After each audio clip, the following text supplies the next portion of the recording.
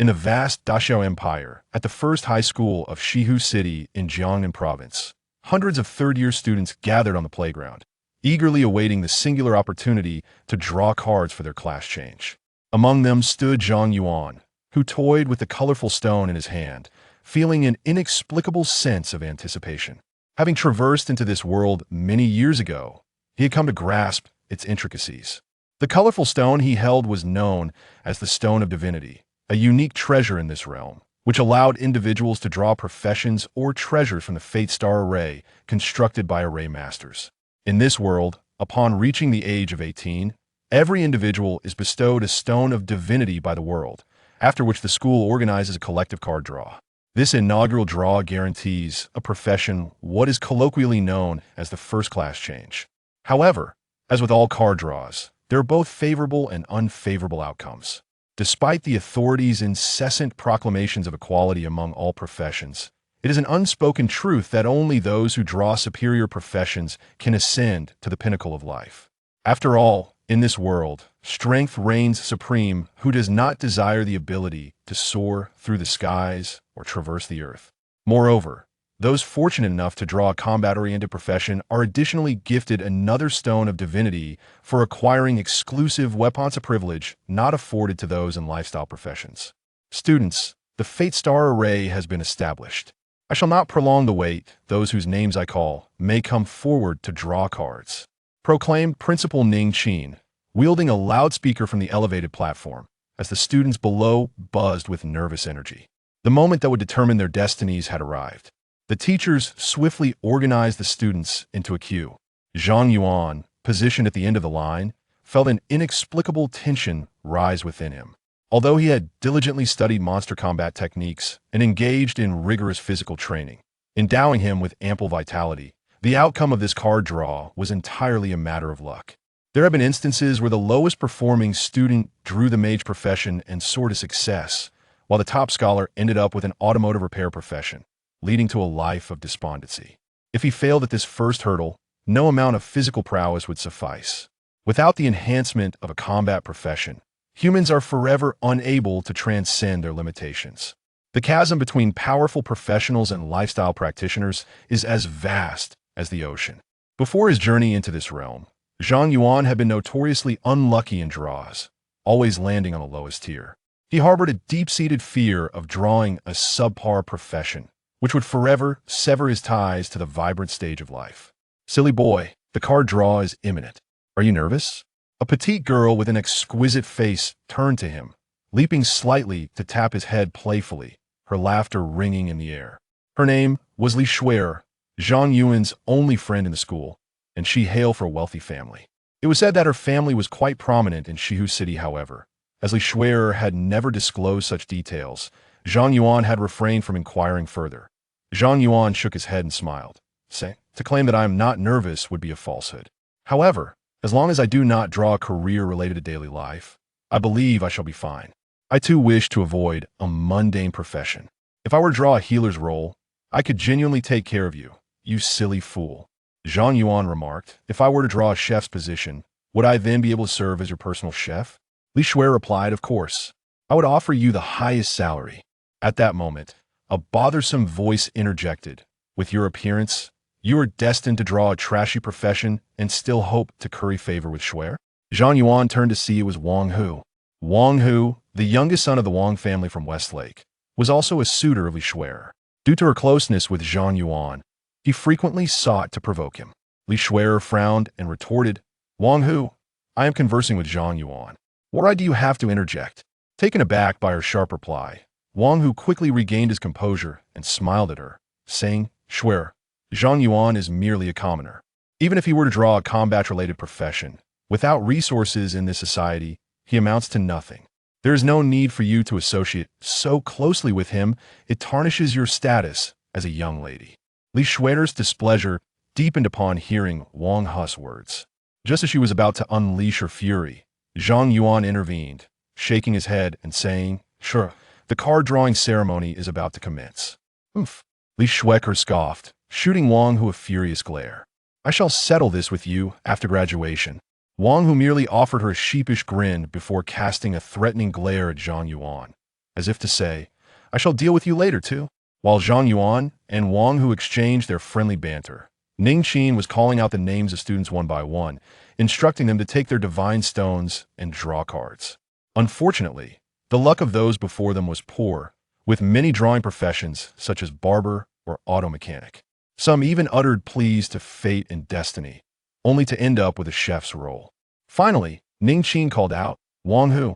Wang Hu shot Zhang Yuan a provocative glance before stepping forward to draw his card, placing his divine stone into the Fate Star array. As a multitude of cards spun within the array, one golden card soared forth, depicting a wizard wielding a staff, flames erupting around it. Fire Mage. As the card transformed into light and entered Wang Hu's being, a second divine stone coalesced in his hand, inciting a wave of astonishment across the school. He had drawn gold, the first to do so, and it was a high-damage Fire Mage. Haha, I am a chosen one. Wang Hu laughed heartily as he tossed the second divine stone gifted by the world into the Fate Star array. Upon drawing a profession, the Fate Star array would cease to offer class transitions and instead present items related to the chosen profession. However, Wang Hu's stroke of good fortune did not persist. His second draw yielded nothing of value, merely a white staff. For Wang Hu, this was inconsequential given his family's wealth. He could procure a top-tier staff at any moment. All he needed was to secure a profession, for the weapons drawn from the Fate Star array were of little significance. With an air of triumph, Wang Hu exited the array, deliberately passing by Zhang Yuan and making a mocking gesture across his throat. Li Shuer, visibly indignant, remarked to Zhang Yuan, Don't be afraid. That was merely a stroke of luck. Zhang Yuan responded with a bitter smile. I just have bad luck. Li Shuer thumped her chest, declaring, Fear not. If that guy dares to trouble you, I will protect you. Li Shui. At that moment, Ning Qin called out her name. I'm off. Wish me luck. Li Shuer winked at Zhang Yuan and dashed towards the array to draw a card. A flash of golden light erupted, and a multitude of golden willow branches emerged around the array.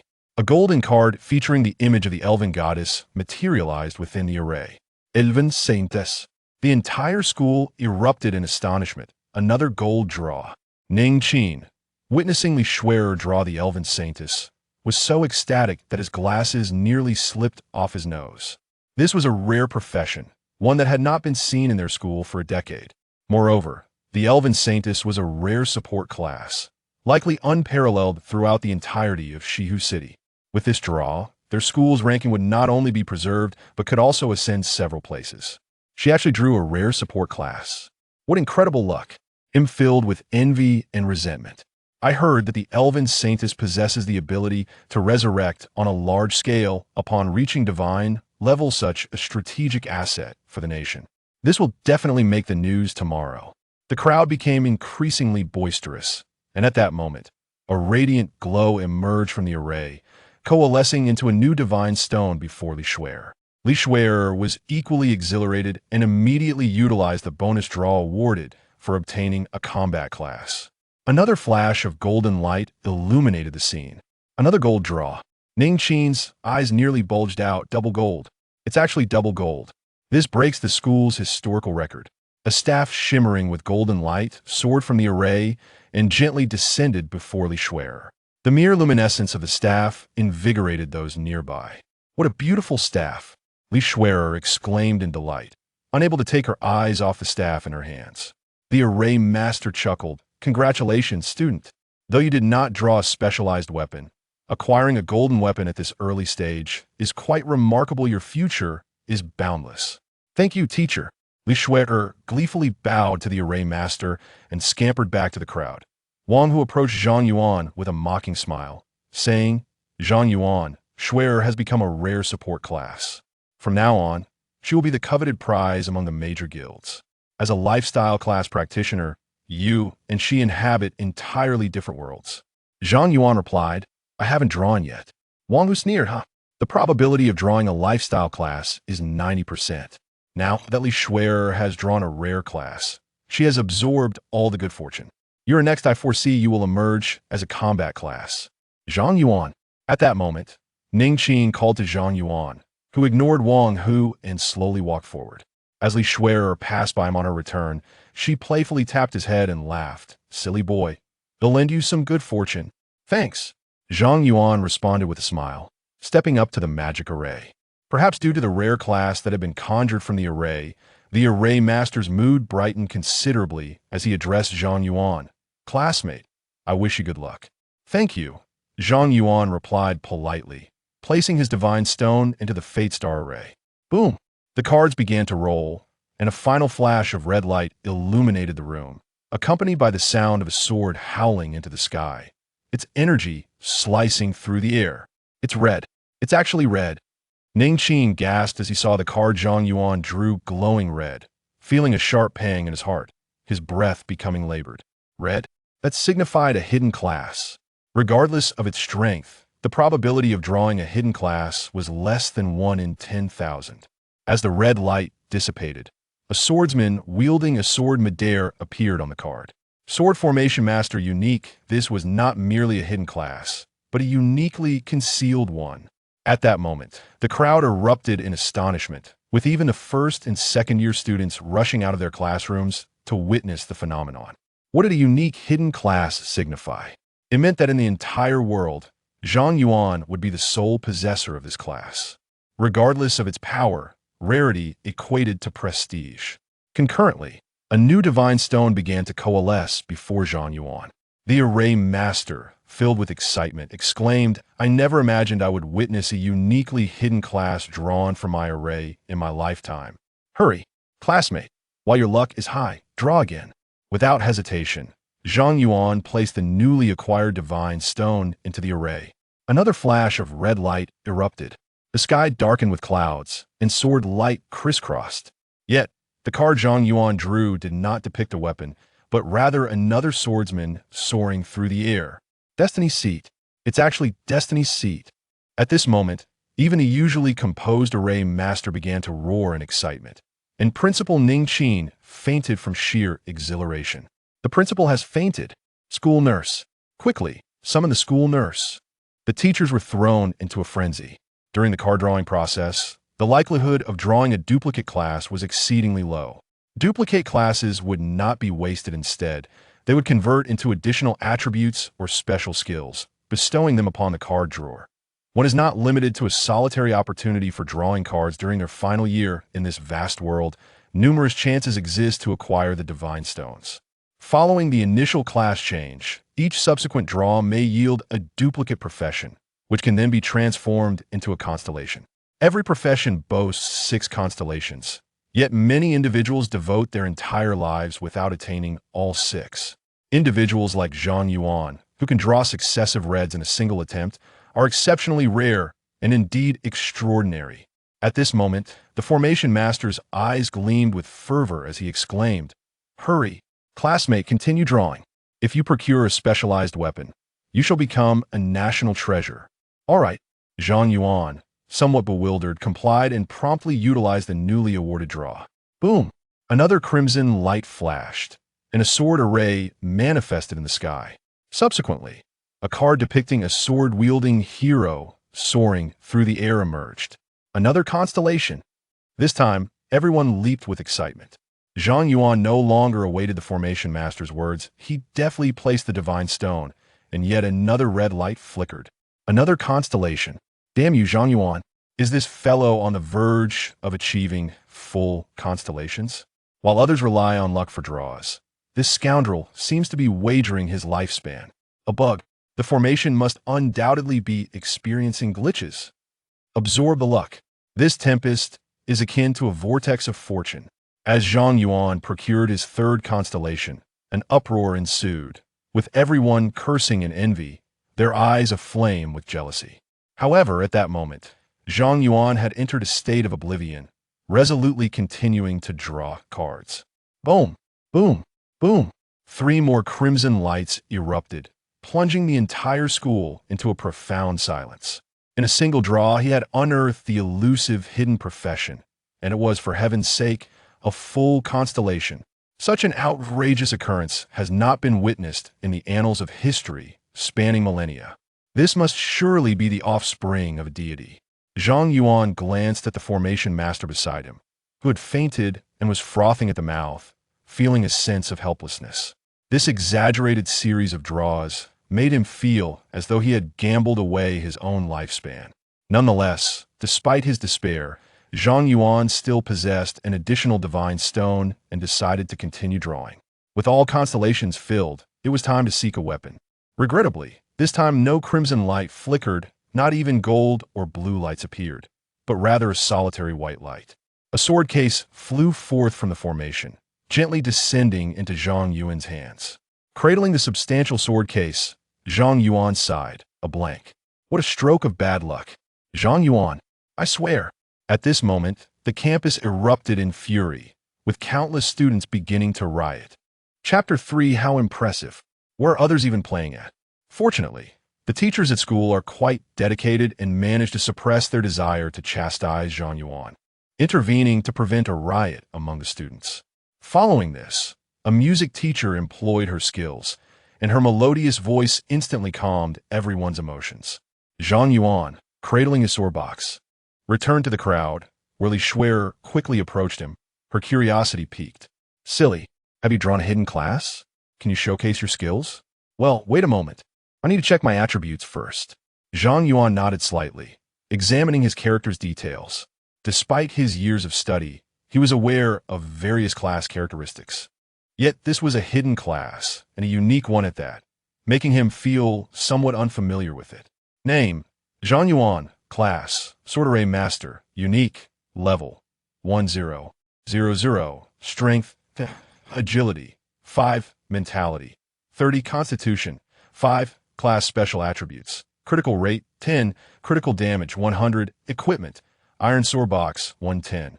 Skills, Sword Array, level 1. Deploys the Sword Array, continuously consuming mental energy, radius of 10 meters. Critical damage increased by 100. Control Sword, level 1, manipulates flying swords for aerial attacks. Power determined by sword quality, personal mentality, and skill level. Sword Monarch, Destiny Seat 1, the effective radius of the sword array increases tenfold. Sword Intent, Destiny Seat 2, deploying sword array and controlling swords no longer consumes mental energy. Sword Bone, Destiny Seat 3, continuously restores personal stamina within the sword array. Sword Embryo, Destiny Seat 4, within the sword array, each time an enemy is attacked. Other enemies within the array suffer 10 splash damage. Sword Heart, Destiny Seat 5, within the sword array, attacks are guaranteed to be critical, with critical rates converted to double critical damage, and critical damage increased by an additional 100. Sword Immortal, Destiny Seat 6, within the sword array. All attacks ignore the enemy's defense. Upon reviewing his attributes, Zhang Yuan couldn't help but gasp in astonishment.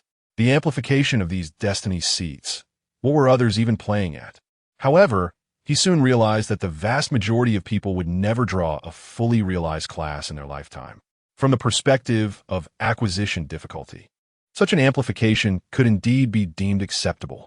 Examining the class attributes, it was clear that his mentality significantly surpassed the other attributes, indicating that the Sword Array Master leans towards a magical class, yet also possesses some strength, resembling a melee class to some extent. The unique class special attributes should indeed be exclusive to the Sword Array Master. After all, he had studied for years and had never encountered a class that inherently possessed critical rate and critical damage. From a skill perspective, the core of the Sword Array Master was evidently the Sword Array, and all his future strategies would revolve around it. After a brief contemplation, Zhang Yuan chose not to deploy the sword array immediately. Instead, he activated the control sword skill. The iron sword box opened, and a long iron sword soared forth, eliciting waves of astonishment from the crowd. Wow, a sword immortal. It's not fair. This class is unbelievably cool. Mom, I want to be a sword array master too. Instantly, the playground erupted once more, and Zhang Yuan could now discern the attributes of his sword equipment. The ordinary iron long sword possesses an attack power of 10. It is a commonplace item, ubiquitous on the streets. As the iron sword soared forth, the attribute bar of the sword box altered from Iron Sword Box 110 to Iron Sword Box 010. This indicates that the Iron Sword Box can accommodate up to 10 flying swords, allowing him to wield a maximum of 10 simultaneously. Logically, the more flying swords one commands at once, the the greater the expenditure of mental energy. A swordsman lacking a destiny seat would typically be limited to controlling only a single flying sword in the initial stages. Hence, the box contained merely one iron sword. However, his destiny seat, too, eliminated the energy cost associated with initiating sword formations and sword manipulation, signifying that this singular aspect of his destiny seat amplified his combat prowess tenfold in the early stages. Contemplating this, Zhang Yuan couldn't help but inwardly exclaim at the absurdity of it all. "Simpleton, why are you in a daze? Quickly tell me, can you control the flying sword?" At that moment, Li Shui's voice interrupted Zhang Yuan's musings. With a mere thought, the flying sword began to whirl in the air at a remarkable speed, rendering it completely impossible for an ordinary person to evade. Moreover, the flying sword moved as if it were an extension of his own hands, exhibiting no delay in control, flowing with utmost grace. Subsequently, Zhang Yuan tested the limits of his sword manipulation, discovering that the radius of the sword formation remained consistent. Upon reaching 100 meters, he nearly lost connection with the iron longsword. After a thorough examination, Zhang Yuan, ignoring the envious gazes of those around him, nodded at Li Shui, affirming, "Yes, I can control it." Li Shui rolled her eyes and retorted, "I've already witnessed your entire sword manipulation performance. Do you really need to confirm it?" "Apologies. There was an abundance of professional information, and I was overly focused." All right. Simpleton, quickly retract your abilities. Don't reveal too much." "Understood." Zhang Yuan shared her concern, retracting the iron sword into the sword box and subsequently strapping the box to his back. Perhaps due to his attribute of 10 in strength, he felt no burden at all while carrying the sword box, finding it remarkably effortless. Once the sword box was secured, Zhang Yuan recalled the extraordinary scene he witnessed upon selecting the swordsman profession. A million-strong abyssal army marched through the wilderness, only to be obliterated in an instant by a rain of swords descending from the heavens. That moment made Zhang Yuan realize that, in the later stages, he too could wield the power to challenge an entire nation single-handedly. Following Zhang Yuan's card draw, the subsequent students drew numerous combat-oriented professions. However, with Zhang Yuan and Li Shui having raised the collective expectations, the reactions to drawing combat professions were rather muted, leading to a swift conclusion of the card-drawing ceremony. Out of 300 students, 35 secured combat professions while 265 obtained lifestyle professions, maintaining an approximate ratio of 1:9 as anticipated.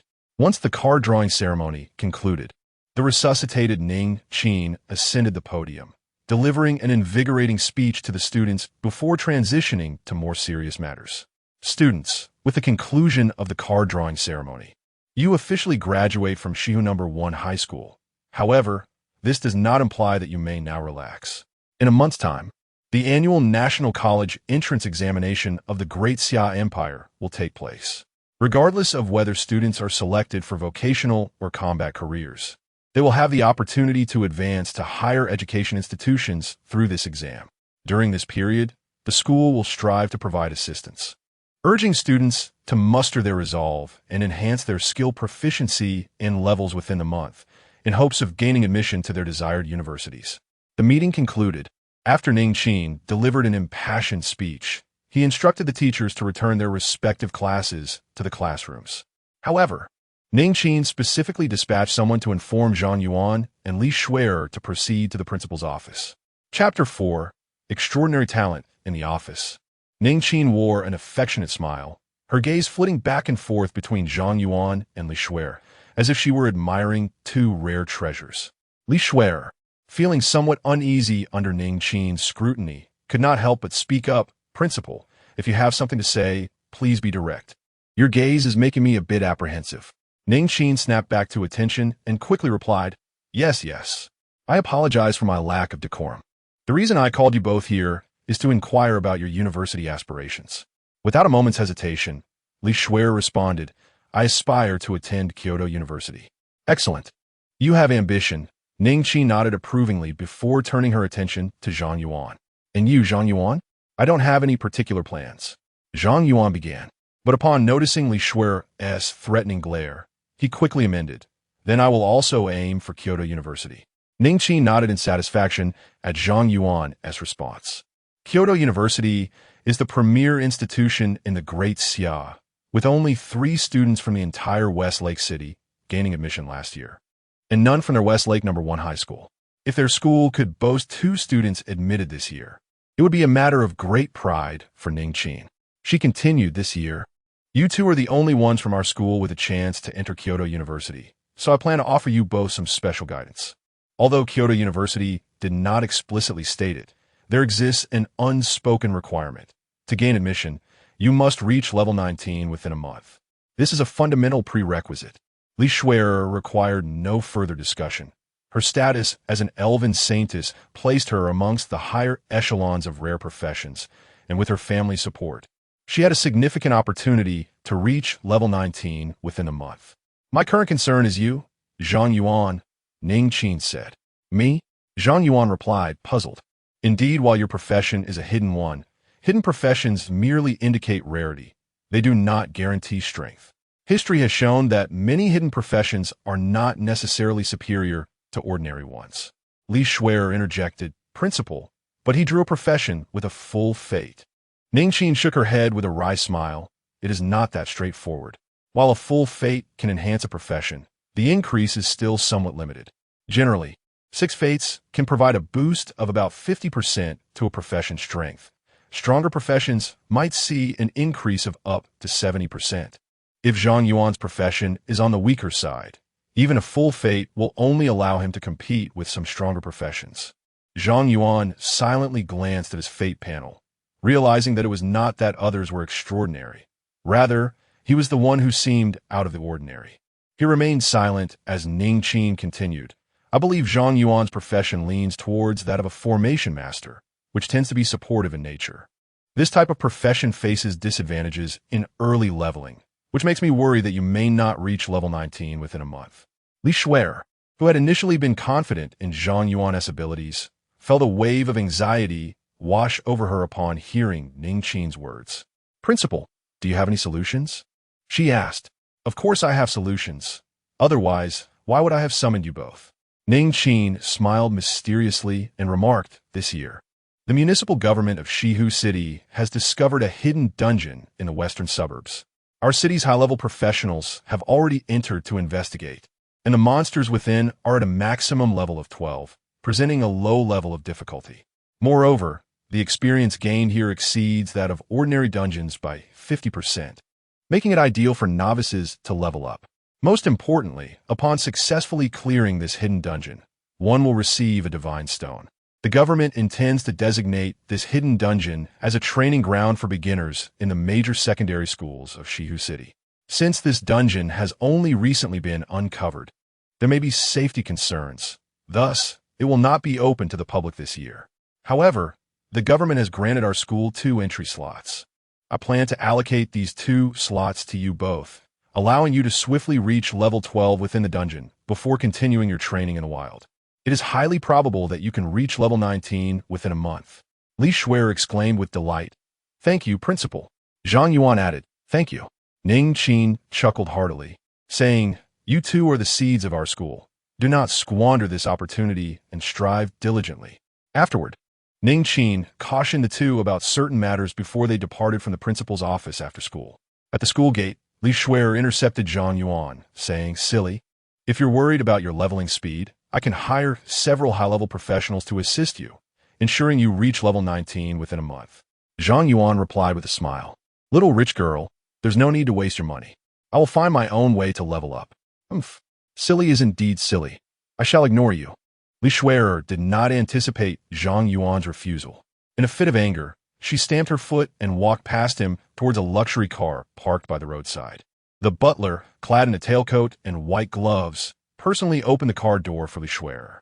She got in and shot Zhang Yuan an angry glare before instructing Sue, "Take me home." "Yes." Sue, the butler, seemed accustomed to such matters, offering Zhang Yuan an apologetic smile before driving away. Zhang Yuan watched the car disappear, feeling unconcerned.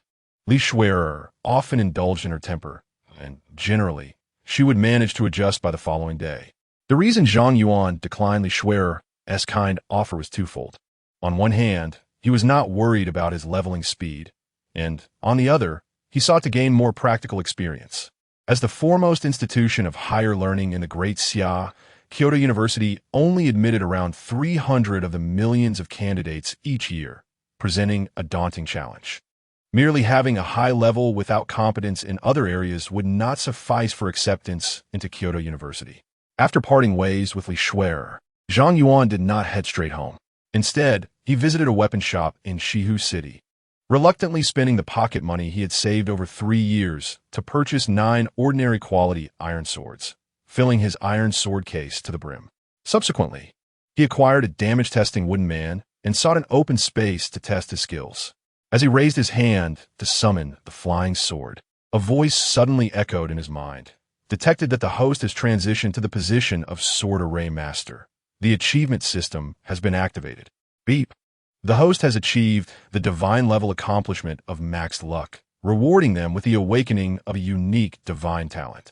Congratulations to the host for awakening the unique divine talent. Absolute luck, level 1. Ding. The host has achieved the divine level accomplishment of Sword Immortal, rewarding them with the awakening of a unique divine talent. Congratulations to the host for awakening the unique divine talent. I am the Sword Immortal, level 1.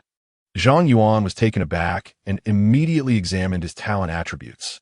Absolute luck, level 1 maximum luck during draws, limited to 10 times per month. I am the Sword Immortal, level 1, all damage is increased by 10-fold. Zhang Yuan couldn't help but exclaim in astonishment upon seeing these 2 talents. The prowess of being the Sword Immortal speaks for itself. With this talent, even someone 10 levels higher would struggle to withstand a single strike from him. Absolute luck, on the other hand, was utterly outrageous. In this world, drawing cards is of paramount importance, as nearly all precious items, be it wealth, skills, or equipment, can be acquired through this mechanism. Having 10 opportunities each month for maximum luck and draws means that once he obtains the Divine Stone, he can immediately acquire his legendary red weapon. With just 5 draws, he could fully refine his legendary weapon, although the Divine Stone is scarce. Managing to secure one within a month is still feasible. In this world of card draws, aside from the initial guaranteed profession, there are no safety nets thereafter, and the probability of obtaining items of golden quality or higher is alarmingly low.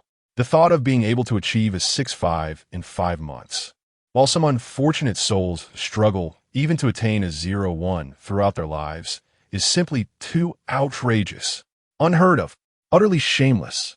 Chapter 5.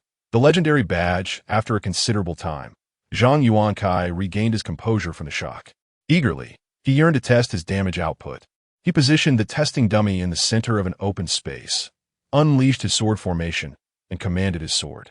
A flying sword surged forth from its sheath, striking the dummy with precision.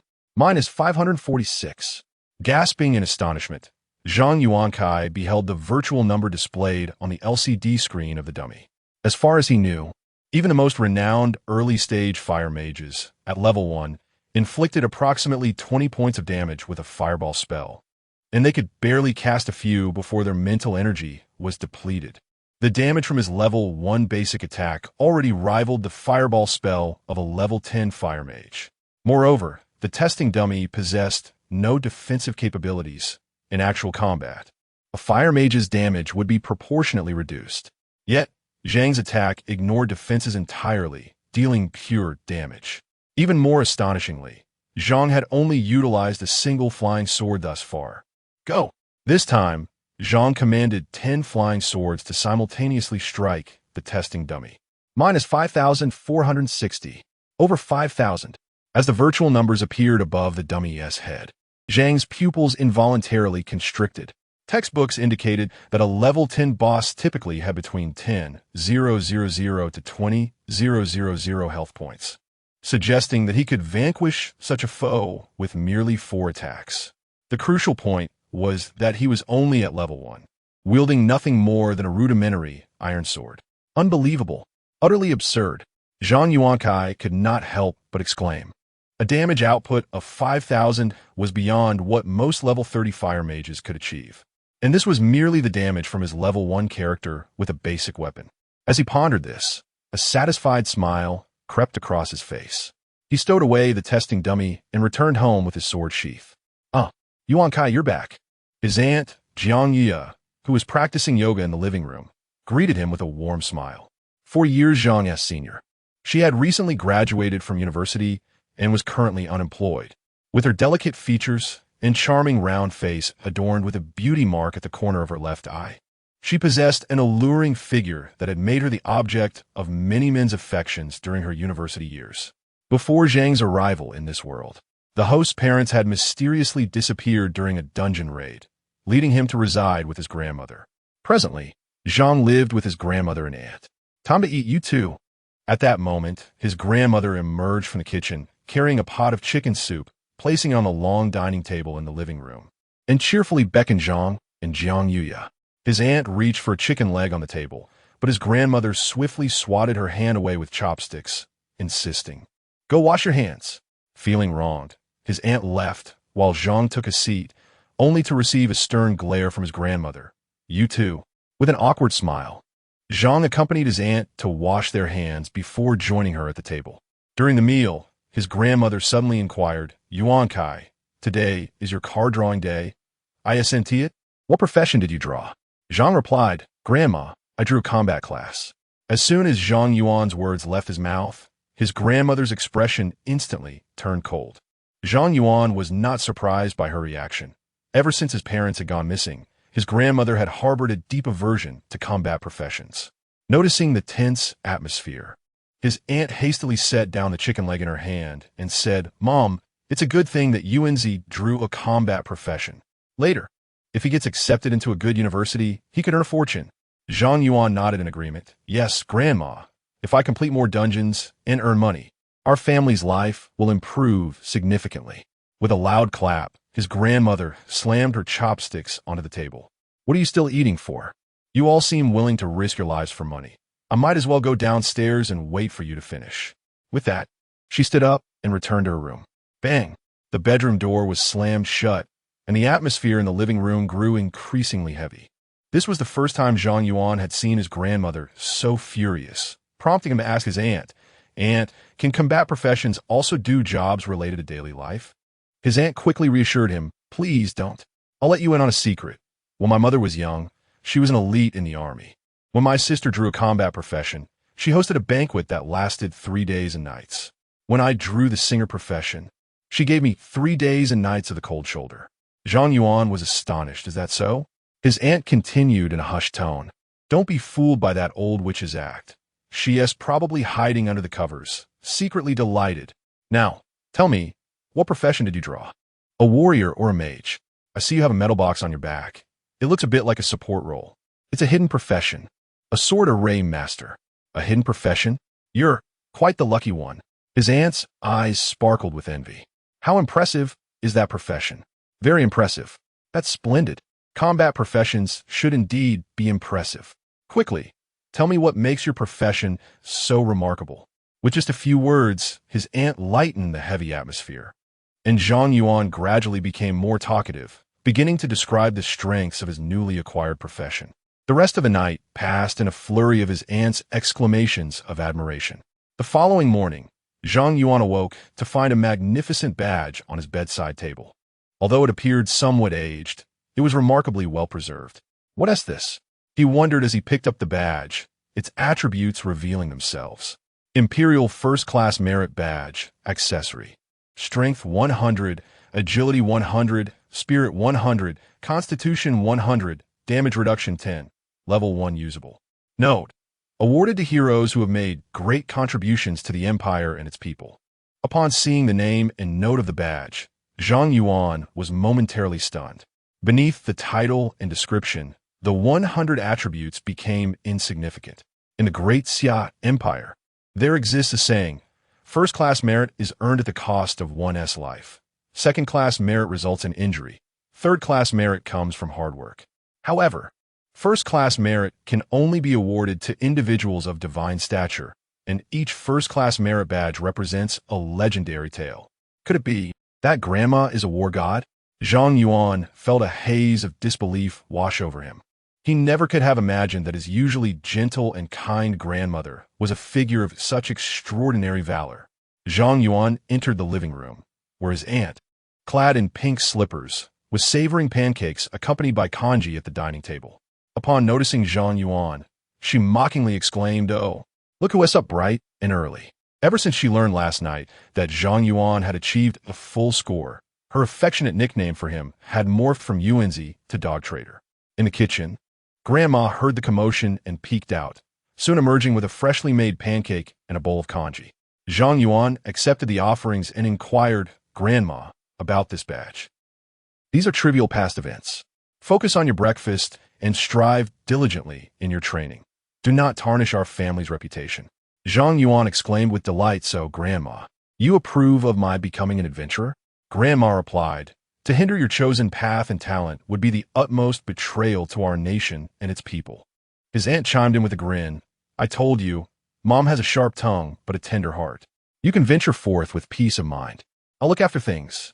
Grandma shot a fierce glance at his aunt before turning to Zhang Yuan. "The bus from school is waiting for you outside. Finish your breakfast promptly and be on your way. If you pursue this profession and fail to gain admission to the capital university, I shall break your legs." Zhang Yuan stood at attention, declaring, "Yes, ma'am. At your command. Chapter 6, Commencing Solo Adventure." After stepping out with his sword box slung over his shoulder, Zhang Yuan examined his current attributes. Name, Zhang Yuan. Occupation, Sword Array Master. Unique, Level, 1000. Strength, 110. Agility, 105. Mentality, 130. Constitution, 105. Special occupational attributes. Critical hit rate, 10. Critical hit damage, 100. Talent, Absolute Luck, Level 1. I am the Sword Immortal, Level 1. Equipment, Iron Sword Box, 1010. Imperial Medal of Honor. Skills, Sword Array, Level 1. Sword Control, Level 1. Destiny Seat, 6 Destiny. Wearing the Imperial Medal of Honor, his 4 primary attributes surged by 100, equivalent to the attribute increase of a typical profession at level 16 in the early stages. Though this medal may prove less useful in the later game, in the initial phase, it bestows an astonishingly superior attribute. Indeed, a grandmother's love for her grandson knows no bounds. With joy, Zhang Yuan securely tucked away the medal and boarded the school bus heading towards the hidden dungeon in the western suburbs. Westlake City boasts 8 secondary schools, each granting 2 to 3 slots for students to enter hidden dungeons for leveling purposes. Upon arriving at the dungeon's entrance, he discovered over 40 individuals, comprising both teachers and students, among whom was Li Schwerer. Perhaps still miffed, Li Schwerer averted her gaze when their eyes met, crossing her arms defiantly as if she wished to avoid any interaction with Zhang Yuan. Unfazed, he approached her, "Greeting, Schwerer, good morning." "Humph," Li Schwerer retorted. "I don't want to talk to you." Zhang Yuan produced a pancake, wrapped in oiled paper, from his pocket and offered it to her. "This is a pancake my grandmother made. You surely haven't had breakfast yet, so here." Li Schwerer remained silent. "Forget it. I'm not that hungry anyway." "Simpleton. Who said I didn't want it?" Li Schwerer snatched the pancake from Zhang Yuan's hand, then continued, "The dungeon has opened. The teacher mentioned that it's best to form a 5-person team for this dungeon to ensure safety and maintain leveling efficiency. I've already assembled your team. 2 fire mages, 1 warrior, plus myself as the healer. You can join us directly in the dungeon. Given the experience from this dungeon, we should reach level 12 within a week, which is quite efficient." Zhang Yuan replied, "Silly girl, why do you need so many people? The experience for monsters is divided among the group." Li Schwerer shot him an exasperated glance. "What? You still want to go solo?" Zhang Yuan responded, "I could bring you along." Li Schwerer widened her eyes. "Are you really going to attempt a solo run? Are you out of your mind?" At that moment, Ning Qin approached. "Zhang Yuan, now is not the time for bravado. Although this hidden dungeon is considered a beginner-esque dungeon, entering alone poses a considerable risk of death." Li Schwerer added, "The principal is right. While experience may be divided among the group, the efficiency of defeating monsters increases, and safety is paramount. Simpleton, if you attempt to tackle the dungeon alone without a healer, it's likely to end in disaster." Zhang Yuan chuckled. "Rest assured, I am not a complete fool. I can withdraw when faced with danger. Moreover, gaining admission to Kyoto University is no simple feat if I cannot conquer a dungeon of this caliber solo. I doubt I would qualify for Kyoto University. Ningqi nodded slightly. You make a valid point. Those who gain entry to Kyoto University are the CR me de la CR me. If you believe that leveling up through solo runs is more efficient, I grant you permission to proceed alone. Li Shui'er interjected with dissatisfaction. Principal, why are you indulging this fool? Ningqin explained, after all, Zhang Yuan possesses a hidden class with full potential. This novice dungeon should pose little threat to him. Should he manage to clear it solo, his chances of being accepted into Kyoto University will certainly increase. If he truly cannot manage it alone, we can always form a team later. There's no rush. With this, Li Shui'er seized her opposition. Zhang Yuan smiled. Shui'er, if it were you, I might make an exception and take you along. Nevertheless, your class as a fairy saint lacks offensive capabilities in the early stages, making solo runs impractical. I'm not interested. If you want to team up with me, I'll find other allies. Li Shui'er huffed playfully, clutching a piece of pancake from Zhang Yuan as she walked toward her prearranged teammates, entering the dungeon with them. Youth truly is a blessing. Ningqin watched her retreating figure with a smile, then turned to Zhang Yuan gravely. Zhang Yuan, I can see that girl has feelings for you. However, her background is beyond your imagination. If you wish to be with her, you must strive diligently. Thank you, Principal. Zhang Yuan replied flatly before entering the dungeon alone. Ah, old Ning, is that child Zhang Yuan? Is he attempting a solo run? The principals from other schools gathered around upon seeing Zhang Yuan enter the dungeon alone. Your school has struck gold, a rare support class and a fully realized hidden profession. This year, you might produce 2 students for Kyoto University. Why does our school lack such fortune? In response to their flattery, Ningqin beamed. Haha, it's all about luck. In truth, Zhang Yuan's class strength is still an unknown. His acceptance into Kyoto University is not guaranteed. Even if he cannot enter Kyoto University, he is likely to secure a place in one of the top 3 universities. Besides, your school has produced a fairy saint. That alone ensures at least one spot at Kyoto University, doesn't it? I heard that the fairy saint is the daughter of the Li family. The Li family's fortune is remarkable. They produced a legendary class just a few years ago, and now another rare class. By the way, have you seen a newspaper? A level 70 boss has emerged from the abyss, and our vanguard team has suffered significant losses. Alas, in recent years, the abyss has become increasingly restless. The world seems to be in turmoil. The principals engaged in lively conversation, their topics drifting further afield. The hidden dungeon lay within a dense forest, surrounded by towering trees, with numerous monsters lurking among the underbrush. This novice hidden dungeon is indeed a reflection of the world's dungeons. It bears little distinction from the outside. Zhang Yuan found himself in this world for the first time, filled with a profound curiosity towards his surroundings. Suddenly, a rabbit leaped forth from the thicket. Without hesitation, Zhang Yuan unleashed a formation of swords, and a steel sword from his sword box promptly pierced the frenzied rabbit. Minus 996. Successfully slain the frenzied rabbit. Experience 2. Successfully slain the frenzied rabbit. Experience 2. Successfully slain the frenzied rabbit. Experience 2 as Zhang Yuan dispatched the rabbit. A flurry of notifications erupted before him, momentarily rendering him bewildered, until he realized it was due to the splatter effect of his Constellation 4. Sword Birth. Constellation 4-4. Each enemy attacked within the sword formation, other enemies within the formation will suffer 10 splatter damage. His damage output had far exceeded expectations. As soon as one rabbit fell within the formation, the others would inevitably follow suit in their demise. Glancing at his experience bar, he noted an increase of 1%. Quite impressive, gaining 1% upon entry. At this rate, he would surely reach level 12 by the end of the day. Zhang Yuan summoned all his flying swords, embarking on a rampage through the forest. Successfully slain the frenzied rabbit. Experience 2. Successfully slain the frenzied rabbit. Experience 2. A multitude of notifications flooded the screen, and Zhang Yuan's experience bar surged upwards. This leveling speed was astonishingly audacious. Half an hour later, Zhang Yuan encountered his first upgrade. Name: Zhang Yuan, class, sword formation master, unique, level 2100, strength 120, agility 110, mentality 160, constitution 110, class special attributes, critical rate 11, critical damage 110, talent, absolute luck, level 1. I'm the sword immortal, level 1. Equipment, iron sword box 1010, imperial special merit badge, skills, sword formation, level 1. Sword control, level 1. Constellation, 6 constellations, with a level increase. All attributes saw corresponding enhancements. For each level gained, strength increased by 10, agility by 5, mentality by 30, and constitution by 5, totaling an increase of 50 attribute points.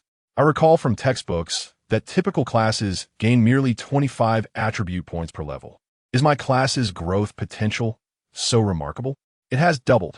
Zhang Yuan marveled at the growth of his attributes.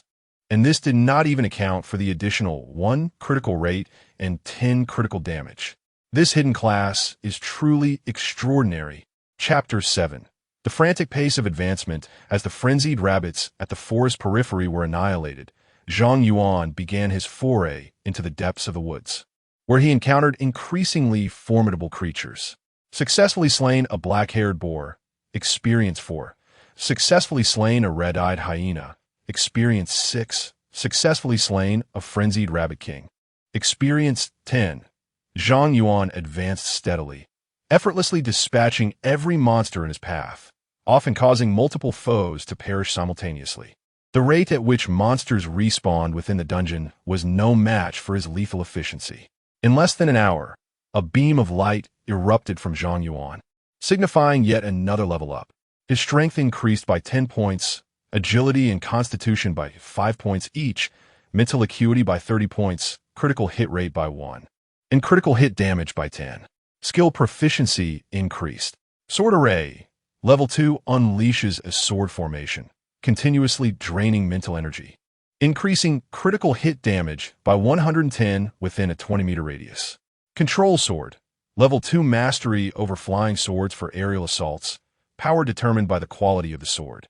Personal mental energy and skill level. Can skill proficiency still improve? Zhang Yuan noted the enhancement of his sword array and control sword skills, promptly targeting a nearby level 5 frenzied rabbit king. A flying sword pierced the frenzied rabbit king's body in an instant. Minus 1,579. Successfully slain the frenzied rabbit king. Experience 10. Successfully slain a frenzied rabbit. Experience 1. Successfully slain a black-haired boar. Experience 4. A flurry of kill notifications flooded the screen, and Zhang Yuan scarcely registered where the monsters had fallen, with a single flying sword dealing 1579 damage. A volley of 10 would yield an astonishing 15,790 damage. Could he truly possess the capability to annihilate a level 10 boss in an instant? Upon witnessing his damage output, Zhang Yuan's brow furrowed. He was merely at level 3, wielding a basic weapon, and his skill levels were low, yet his damage already rivaled that of a level 40 fire mage. Even without the tenfold enhancement from his sword immortal aptitude, the potency of his class was undeniably outrageous. Unbalanced. This class is excessively skewed. Fortunately, it is a unique profession, allowing only him to bear such inequity. Zhang Yuan couldn't help but lament for other classes, tearfully dispatching another frenzied rabbit king in sight, watching his experience bar rise yet again. At the current rate of advancement, he would reach level 12 within a day, conquering this dungeon. Most critically, due to the enhancement from Destiny Seat 2 and Destiny Seat 3, Zhang Yuan's control sword did not consume mental energy, and while within the sword array, his stamina would continuously regenerate. He could entirely forego external supplies, conserving a substantial amount of leveling time. While others might require a week to attain level 12, contingent upon a well-coordinated team, Zhang Yuan could single-handedly clear the dungeon in a day, a staggering disparity.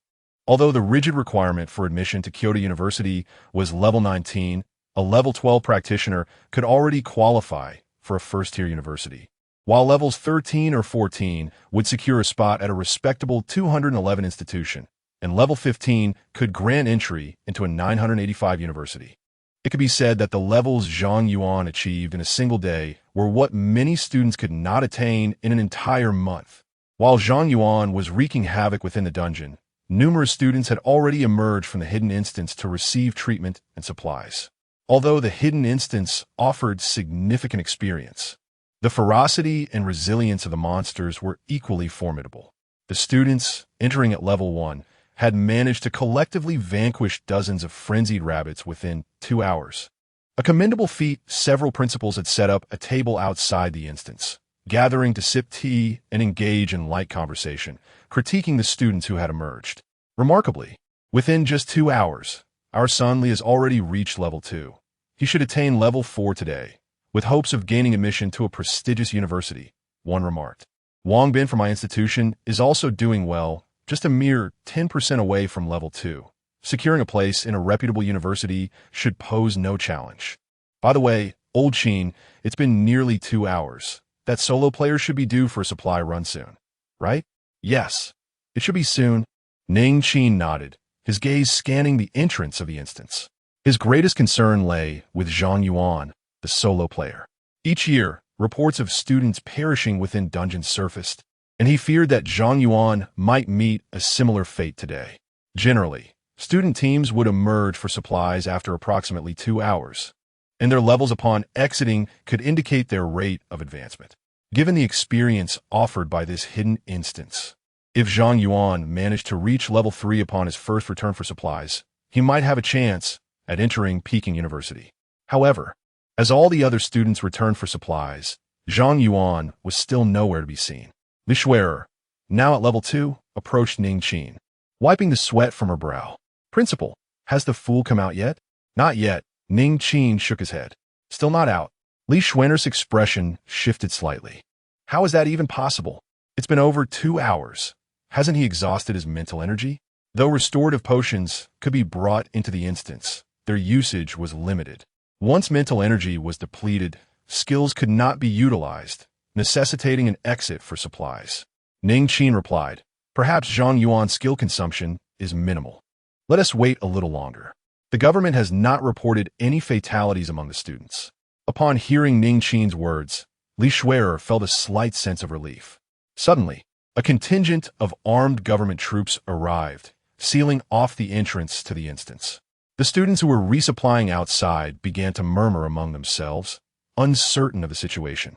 The principals, witnessing this development, exchanged worried glances and quickly rose to their feet. This is bad. Captain Xia Chuyang stepped forward to salute the principals. I apologize, but our forces have detected unusual fluctuations in the energy index of this instance. We must close it to investigate potential hazards. The training activities of your institutions will have to be temporarily suspended. I must ask you to take your students back for now. Ning Qin quickly interjected, Captain Xia, I still have a student inside the instance. Can we wait for him to emerge? Another student? Xia Chaiyang furrowed his brow, glancing at his watch. These energy fluctuations may be caused by abyssal contamination. If not addressed promptly, this instance could become fully corrupted, leading to incalculable losses for the public. Therefore, I can only grant you half an hour. Ning Qin nodded, acknowledging that enough time had passed. His student had been inside for over 2 hours, under any circumstance. He should be emerging within half an hour. Li Shui'er, sensing the precarious situation, clenched her small hands and cast a worried glance towards the instance sealed off by the military. Come on, you need to hurry out. At that moment, Zhang Yuan, the one on everyone's mind, had already fought his way to the heart of the forest, reaching level 4. Zhang Yuan glanced at his attribute panel. Name, Zhang Yuan, class, Sword Array Master, unique, level 4300, strength 140, agility 120, mentality 220, constitution 120, class special attributes, critical hit rate 13, critical damage 130, talent, absolute luck, level 1. I am the Sword Immortal, level 1. Equipment, Iron Sword Chest 1010, Empire First Class Merit Badge, skills, Sword Array, level 2. Sword Control, level 2. Destiny, 6 Fates. Having ascended to level 4 in just over 2 hours, he was quite pleased with his progress. He had initially anticipated a slower advancement rate as he leveled up. However, the cascading damage from his destiny, combined with the true damage that bypassed defenses at level 6, transformed the sword array into a veritable slaughterhouse for monsters. Any creature within a 200-meter radius would perish upon respawning. The only frustration for Zhang Yuan was his inability to command the flying swords to seek out enemies autonomously. He could not afford to be a hands-off manager. The nearby monsters respawned too slowly, compelling him to venture deeper into the instance. With his sword chest slung over his back, he pressed onward, showing no intention of exiting the instance. Meanwhile, deep within this concealed dungeon, a level 12 boss, the Cyclops, lay in a deep slumber upon a stone bed. Suddenly, purple bubbles began to seep from the ground beside its resting place. Chapter 8. Abyss Strategy Mode. Successfully killed the Blue Wolf. Experience 15. Successfully killed the Black Bear. Experience 20. Successfully killed the Fierce Tiger. Experience 25. Even creatures of level 10 could not withstand Zhang Yuan's sword. Unbeknownst to him, he had ventured deep into the forest. A golden light burst forth from Zhang Yuan's body, elevating him to level 5, enhancing his attributes and critical damage. However, he felt a twinge of dissatisfaction regarding the rapidity of his progress. While entering the dungeon had indeed increased the monster levels and experience gained, the density of creatures had significantly diminished. Currently, defeating a fierce tiger yielded a mere 0. 1 of experience. He would need to slay 1,000 tigers to advance a level, yet their numbers were scarce, with a maximum of 5 found in a minute. Considering the other monsters, it would take him an additional 2 hours to reach level 6. Having been in the dungeon for 3 hours, he had only attained level 5. Although others had barely reached level 3, he did not wish to compare himself to them. Zhang Yuan calculated silently. At this rate, achieving level 12 within a day seemed increasingly unlikely. The time spent searching for monsters far exceeded that spent defeating them. Unyielding, he pressed onward into the forest until arriving at the mouth of a cave. This cave likely housed the boss of the hidden dungeon, with monsters inside potentially at level 12, possibly even elite ones. After a moment of contemplation, Zhang Yuan resolutely stepped inside. Although he was merely level 5, his sword damage had already reached 2,000, with 10 flying swords that amounted to 20,000, with an attack frequency of once per second. And considering the splash damage from his constellation, he was confident he could vanquish the hordes of bosses and elite monsters within. Meanwhile, outside the dungeon, Xiaoqiang glanced at the time and addressed Ning Qin. Principal Ning, I regret to inform you that half an hour has elapsed. We must close the dungeon. Ning Qin pleaded, Captain Xia, could we possibly extend time a bit?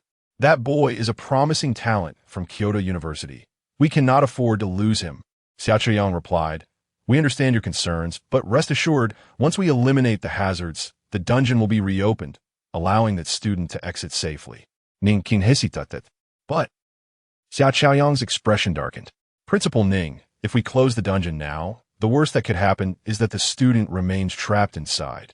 However, if the dungeon becomes abyssal, monsters could escape and threaten not only the students within, but also the citizens of Shihu City. Can you bear that responsibility? Ning Qin's expression shifted slightly before he sighed. I understand now. Let us close the dungeon. At this moment, Li Shui'er grew anxious. Principal, are we really abandoning that fool? Ning Qin reassured her. The fact that he has not emerged thus far indicates that his class likely possesses self-sustaining abilities. He will not return immediately. Closing the dungeon now allows the military to investigate and prevent its descent into the abyss, which is the best course of action for his safety. Captain, at that moment, a soldier rushed over. There has been an incident. Xiaoqiang inquired solemnly, what has happened? The instrument detected an abyssal presence within the dungeon, indicating that the dungeon's boss had succumbed to corruption from the abyss. Shouldn't we promptly seal the dungeon? Reporting to the captain, it cannot be sealed. Cannot be sealed? Xiaoqiang's expression shifted slightly. Merely the boss had been corrupted. Yet the dungeon had not fully succumbed to the abyss. How could it be impossible to seal it? Someone has already ventured into the corrupted boss's territory, and the dungeon has entered the abyssal assault mode. Impossible, Xiaoqiang exclaimed, incredulous. There was only one student inside the dungeon, at most level 3. How could he possibly enter the boss's domain? A soldier wiped the sweat from his brow and said, "But the instruments cannot be mistaken. The abyssal assault mode has indeed commenced." Xia Chuyang's face darkened considerably, and he turned to Ning Qin. "Principal Ning, what on earth is happening with your student?" Ning Qin, equally perplexed, replied, "I have no idea." "You don't know?" Xia Chuyang's expression was as dark as water. Yet he had no time to pursue the matter with Ning Qin. He turned to the soldier and commanded, "Immediately evacuate the surrounding faculty and students, and deploy the city defense army. We must not allow the abyssal corrupted boss to enter the urban area." The soldier stood at attention, responding yes. Li Shuer observed Xia Chuyang and the soldiers hastily departing and quickly turned to Ning Qin, asking, "Principal, what is the abyssal assault mode?" At this moment, Ning Qin's face was clouded with anxiety as he explained, "When the abyssal forces corrupt a dungeon, the boss within becomes the sole corrupted entity, with all attributes increasing at least tenfold. If the corrupted boss is not defeated within a certain time frame, it will escape the dungeon with its minions and invade the real world. Thus, we must dispatch elite professionals to confront the boss within the abyssal dungeon before it breaches our reality. This is known as the abyssal assault mode. Once this mode is activated, the dungeon is no longer open to the public. The assailants must engage in a life-or-death struggle with the corrupted boss. Should they succeed, they will reap substantial rewards. However, if the assailants are defeated, the corrupted boss will become even stronger and immediately invade our world." Li Shuer's expression shifted slightly. The abyssal assault mode. Does that mean that Daegu is going to battle the corrupted boss?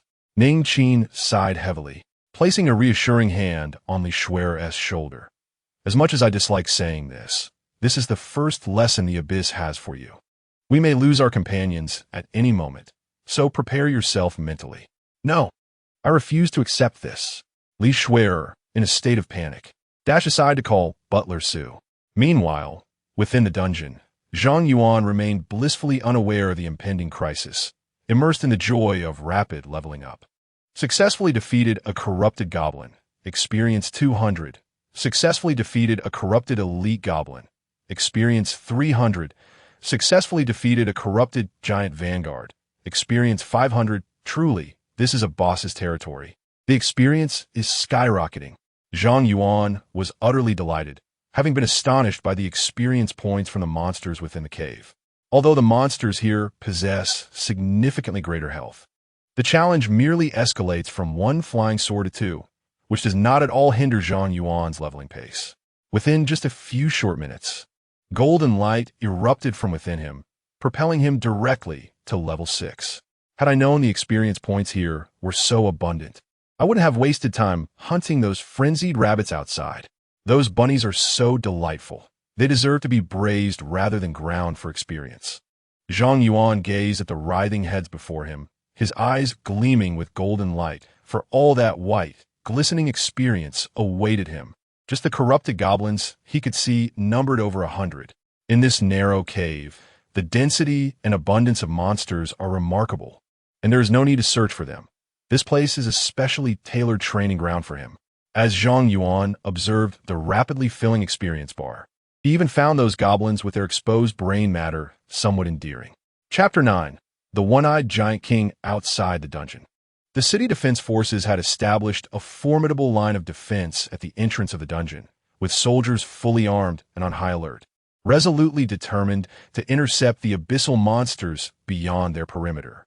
The faculty and students from various schools had been evacuated, yet Ning Qin, through the slender favor of his old principal, had persuaded Xia Chuyang to allow him to remain with Li Shuer at the rear of the defensive formation until the battle concluded.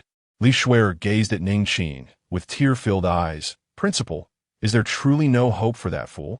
"Absolutely not," Ning Qin replied with unwavering conviction. The boss territory of this dungeon was teeming with monsters above level 10, and once corrupted by the abyss, their attributes would surge tenfold. Zhang Yuan could not even breach their defenses. Furthermore, the progression of abyssal corruption within the dungeon was irreversible until the entire dungeon succumbed to the depths. The abyssal corrupted boss would inevitably launch an assault, leaving Zhang Yuan with no escape. As he spoke, Ning Qin looked towards the crimson-tinged abyssal dungeon in the distance and lamented, "That boy must be terrified right now. He possesses such a brilliant future, yet is destined to perish in a novice dungeon. Fate is indeed cruel." Meanwhile, within the depths of the dungeon, Zhang Yuan, having reached level 9, sat upon a flattened stone, savoring his grandmother's roasted jerky while deftly commanding flying swords to annihilate the cave's monsters. He had lingered in the dungeon for 5 hours. Though leveling up restored his health, hunger remained a pressing concern. While his grandmother's jerky was delicious, it was excessively dry, and he regretted not bringing water. Zhang Yuan muttered to himself as 10 flying swords pierced a distant giant mage casting a spell. Minus 23,985. Successfully killed corrupted giant shaman. Experience 1200. Successfully killed corrupted goblin. Experience 200. Successfully killed corrupted elite goblin. Experience 300. A golden light erupted from Zhang Yuan, signaling his ascent to level 10. At last, I've reached level 10. Upon witnessing his upgrade, Zhang Yuan promptly wiped the grease from his hands onto the garments of a giant vanguard whose body had yet to disappear. Eager to inspect his attributes. Name: Zhang Yuan. Profession: Sword Array Master. Unique. Level 10-2. 0-0. Strength 200. Agility 150. Mentality 400. Vitality 150. Unique profession attributes: critical hit rate 19. Critical damage 190. Talent: Absolute Luck, level 1. I am the Sword Immortal, level 1. Equipment: Iron Sword Case 1010. Imperial First Class Merit Badge. Skills: Sword Array, level 3. Deploys a sword array. Continuously consumes mental energy. Increases critical damage by 120 within a 30-meter radius. Control Sword. Level 3 manipulates flying swords for aerial strikes. Power determined by sword quality, personal mentality, and skill level. Destiny. 6 lives. Both the sword array and control sword skills had reached level 3. My damage output should have significantly increased. Zhang Yuan noted the simultaneous elevation of his sword array and control sword levels and promptly directed a flying sword to pierce a corrupted goblin. Minus 3,836. Successfully defeated the corrupted goblin. Experience 200. Indeed, the damage has increased by approximately 30. Zhang Yuan was not surprised by the current damage he inflicted. He had estimated that with a 1-level increase in his swordsmanship, the damage bonus would be around 20. Adding the enhancements from his level up in mental strength and critical hit damage, a 30 increase was hardly excessive. Now that he had reached level 10, it was time to confront that boss. Zhang Yuan cast his gaze deeper into the cave, where he often heard chilling roars resonating from the depths, accompanied by tremors that instilled a profound sense of oppression. As this was not merely a game, and death held real consequences, Zhang Yuan had refrained from challenging the boss at levels 6 or 7. However, having now attained level 10, with an average damage output nearing 40,000, he felt confident that he could overcome not just a level 12 boss, but even a level 41, provided he executed his maneuvers proficiently. After all, he possessed the formidable ability of Destiny Seat 6, which allowed him to ignore enemy defenses. The boss's defense was non-existent. Venturing deeper into the cave, Zhang Yuan beheld an exceptionally imposing figure. The cyclopean giant towered at 10 meters, its skin a deep violet hue, muscles bulging, and its body covered in hard, rock-like warts resembling a demonic exoskeleton. An unsettling aura radiated from the giant, and merely gazing into its single eye evoked an indescribable terror within Zhang Yuan. The corrupted cyclopean giant king. Was this truly the visage befitting a level 12 boss? Zhang Yuan suddenly felt he had stumbled onto the wrong set. However, at that moment, the cyclopean giant king had already detected Zhang Yuan, its eye igniting with malicious fire, brimming with boundless rage and brutality, and it roared thunderously. The deafening sound washed over him, nearly knocking Zhang Yuan off his feet. Something was amiss. Absolutely amiss. Regrettably, Zhang Yuan had not learned the detection technique and was unaware of the boss's specific attributes. He could only attempt to attack with 10 flying swords. The 10 swords pierced the cyclopean giant's chest armor. Minus 38,360. Remarkably, it did not perish. This boss's health was abnormal. This was Zhang Yuan's first encounter with a creature that could withstand 10 flying swords and still survive, leaving him utterly astonished. Nevertheless, the Cyclopean Giant King appeared gravely wounded. Its chest armor shattered, blood gushing forth. Roar! The Cyclopean Giant howled in fury, seizing a massive spiked mace nearby and charging wildly towards Zhang Yuan. Its footsteps shaking the ground. Zhang Yuan dared not be careless, once again commanding the 10 flying swords to attack. -38, 360. Still not dead. Zhang Yuan furrowed his brow, retreating while extracting the sword from the Cyclopean Giant King's body with his mind. Despite its profuse bleeding, the Cyclopean Giant King's speed remained astonishingly swift, closing the distance in just a few strides before it swung its mace down with tremendous force. Boom! Zhang Yuan sidestepped to evade the mace. Although he dodged the blow, he was still propelled backward by the shockwave, losing a substantial portion of his health in an instant. Such formidable attack power. If I had approached at level 6 or 7, I fear that the splash damage alone could have claimed my life. Indeed, the Sword Formation Master is truly a fragile class. Yet, I refuse to believe that you can withstand another 10 strikes.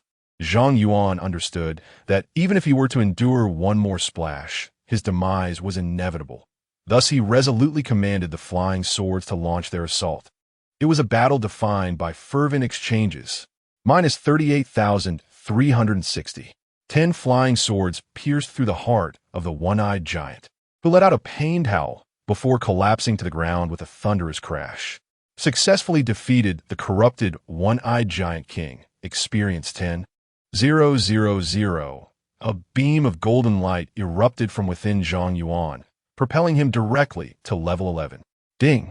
Achievement first encounter with the abyss detected. Reward, awakening of advanced talent. Congratulations! You have awakened the advanced talent. Eye of the Abyss. Eye of the Abyss can detect objects no higher than 50 levels above oneself. Before Zhang Yuan could examine his attributes, a treasure chest materialized upon the stone bed of the one-eyed giant king. A treasure chest! Zhang Yuan's eyes sparkled with excitement as he dashed forward to open it. Acquired Intermediate Skill Scroll X1. Acquired Divine Stone X1. Acquired Class-Specific Skill Scroll X1, Chapter 10. Defeating the Abyss Boss? Unbelievable. 2 skill scrolls. In this realm, skill scrolls are exceptionally valuable treasures. Even a basic skill scroll can fetch a staggering price of 100,000 at the marketplace. As for class-specific skill scrolls, Zhang Yuan had never heard of them, but it was evident that their worth would be astronomical. Without hesitation, Zhang Yuan promptly utilized a basic skill scroll. The scroll transformed into a sphere of light, enveloping him. Acquired skill, Poison Resistance, Level 1. Poison Resistance, Level 1 grants 10 resistance to toxins. Poison Resistance is quite commendable. Zhang Yuan nodded in satisfaction. The skills obtained from scrolls are random, and there exists a chance of failure. Securing a passive skill from a basic scroll is already a significant achievement. Eagerly, Zhang Yuan then employed the class-specific skill scroll. Acquired skill, Sword Array Space, Passive. Sword Array Space. Passive allows the sword box and flying sword to be stored within the sword array space, accessible at any time. Sword array space? What is this? Zhang Yuan gazed at the enigmatic skill with a flicker of confusion, then proceeded to test this passive ability. To his astonishment, he discovered that the sword box and flying swords he carried had vanished, stored away in the sword array space. Is that all? Zhang Yuan felt a twinge of disappointment. While it was indeed convenient to stow the cumbersome sword box within the sword array space, with his current strength, carrying the sword box was hardly a burden. If this skill merely offered convenience, then its value seemed rather diminished. Wait, not quite. Zhang Yuan quickly recognized the skill's deeper implications. The latter part of the description indicated that the swords could be accessed at any time within the array. He promptly activated the sword array, and the flying swords materialized within the array, only to swiftly disappear again. Incredible. A spatiale technique.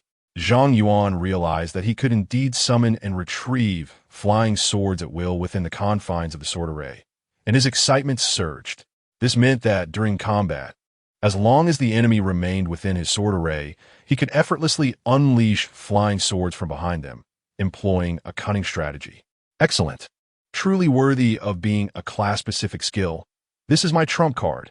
Zhang Yuan's earlier disdain transformed into profound satisfaction with his newfound ability. This venture had yielded bountiful rewards. Content. He tucked the divine stone into his pocket and began to scour the cave for any remaining monsters. The divine stone must be utilized within the Fate Star array, and since Zhang Yuan lacked the funds to purchase a portable fate compass crafted by Grand Mage, he could only venture to the Adventurers Guild to pay a fee and use the communal Fate Star array for card drawing. After Zhang Yuan vanquished the corrupted Cyclops King, no further monsters spawned in the cave. It took him half an hour to eliminate the remaining creatures, just managing to reach level 12. Before exiting the dungeon, Zhang Yuan reviewed his current attributes. Name: Zhang Yuan. Occupation: Sword Array Master. Unique: Level 12-0. Strength: 220. Agility: 160. Spirit: 460. Constitution: 160. Special attributes: Critical hit rate: 21. Critical damage: 210. Talents: Absolute Luck, Level 1. I am the Sword Immortal, Level 1. Eye of the Abyss. Equipment: Iron Sword Box, 1010. Empire Special Merit Badge. Skills: Sword Array, Level 3. Sword Control, Level 3. Sword Array Space, Passive. Poison Resistance, Level 1. Destiny: 6 destinies? Perfect. Utterly perfect. Zhang Yuan gazed at his current attribute panel, unable to suppress his exclamation.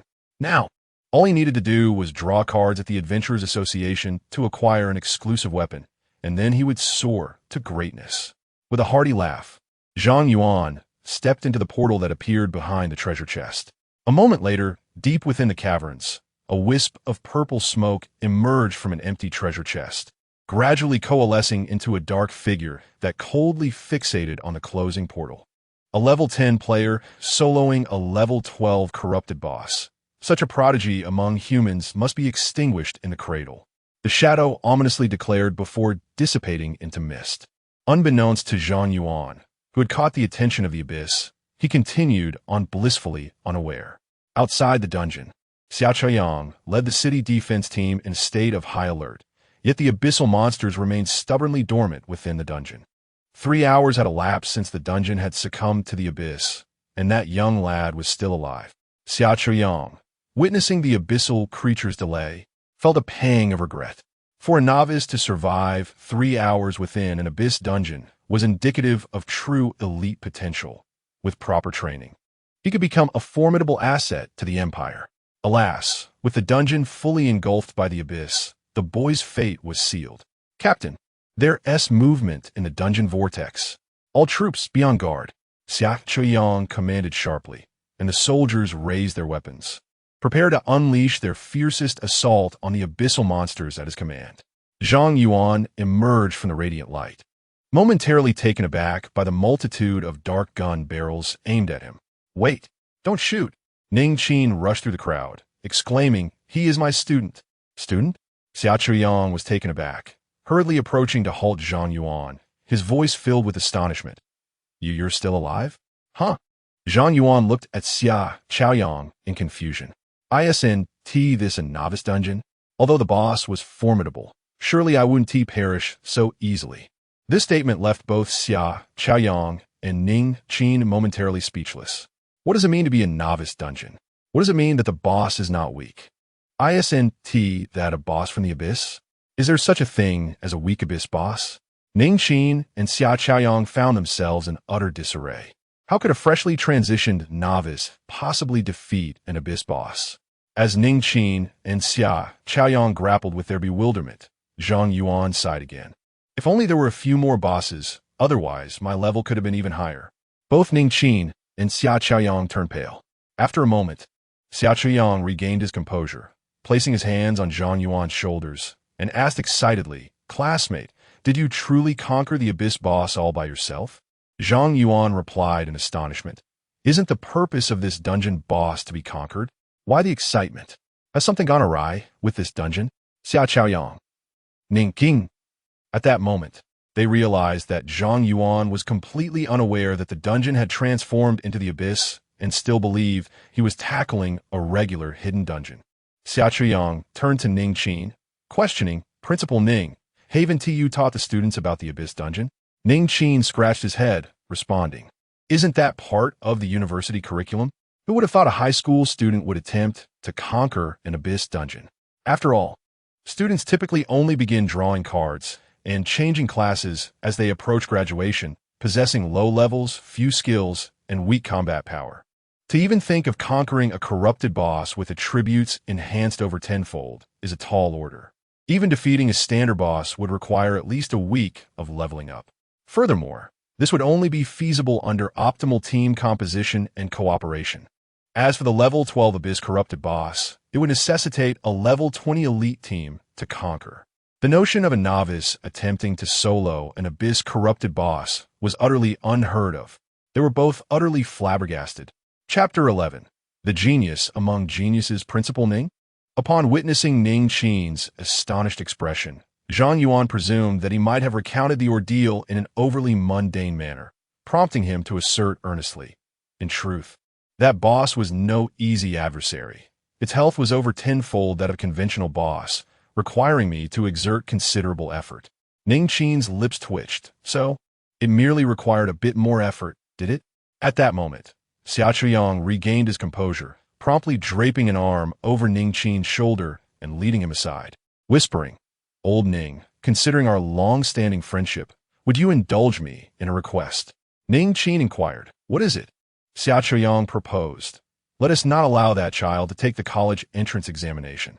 I could write a recommendation letter and send it directly to the military for specialized training, offering him the privilege of a division-level status upon graduation. Surely, this is far superior to attending Kyoto University? Ning Qin immediately bristled, fuming. Xia Chuyang, are you attempting to uproot me after our school has finally nurtured such a talent? With Zhang Yuan's extraordinary aptitude, should he enter the military and receive specialized training, his identity would undoubtedly be classified. Consequently, all of Zhang Yuan's subsequent honors and achievements would not reflect upon Shihu First High School. To put it mildly, this would mean one less student from Shihu First High School gaining admission to Kyoto University this year. More significantly, losing Zhang Yuan as a living testament for promotional purposes would severely impact the school's enrollment. Over time, the ramifications for the school's development would be overwhelmingly detrimental. Xia Chuyang hastily replied, Hey, Old Ning, one must not phrase it thus. Joining the military is a contribution to our nation. You need to adopt a broader perspective. Ning Qin retorted, Spare me your rhetoric. That child gaining admission to Kyoto University, whether he chooses to become an adventurer conquering abyssal dungeons or serves in the military to protect his homeland, is equally a contribution to the nation. Besides, how he chooses is his own freedom. It should not be for us to decide. Seeing Ning Qin's resolute stance, Xia Chuyang smiled awkwardly and replied, Old Ning, immunity ist. Your heart isn't in the best condition. Please don't become overly agitated. You are correct. The choice belongs to that child, and we should not impose our will upon him. Ning Qin pointed to his own eyes and then to Xia Chuyang. Xia Chuyang, these old eyes of mine will be fixated on you. You must refrain from any underhanded maneuvers in the coming days. Xia Chuyang chuckled in response. Rest assured, Old Ning, I would never coerce that child. After speaking, Xia Chuyang turned back to Zhang Yuan, offering him a subtle smile before lowering his guard and departing with the troops. Observing Xia Chuyang's demeanor, Ning Qin surmised that he would indeed engage in some clandestine actions. He hastily turned to Zhang Yuan and asked, Zhang Yuan, you intend to take the entrance exam for Kyoto University, correct? Are you all right? Did you sustain any injuries? Before Zhang Yuan could respond, Li Shuer rushed over, thrusting a bottle of red potion into his hands. This is my healing potion. You must drink it immediately. Advanced healing potion? Zhang Yuan observed the potion Li Shuer had offered, his lips twitching. Dear little affluent lady, this potion is likely too precious for even a level 60 adventurer to squander. Besides, I'm not injured at the moment.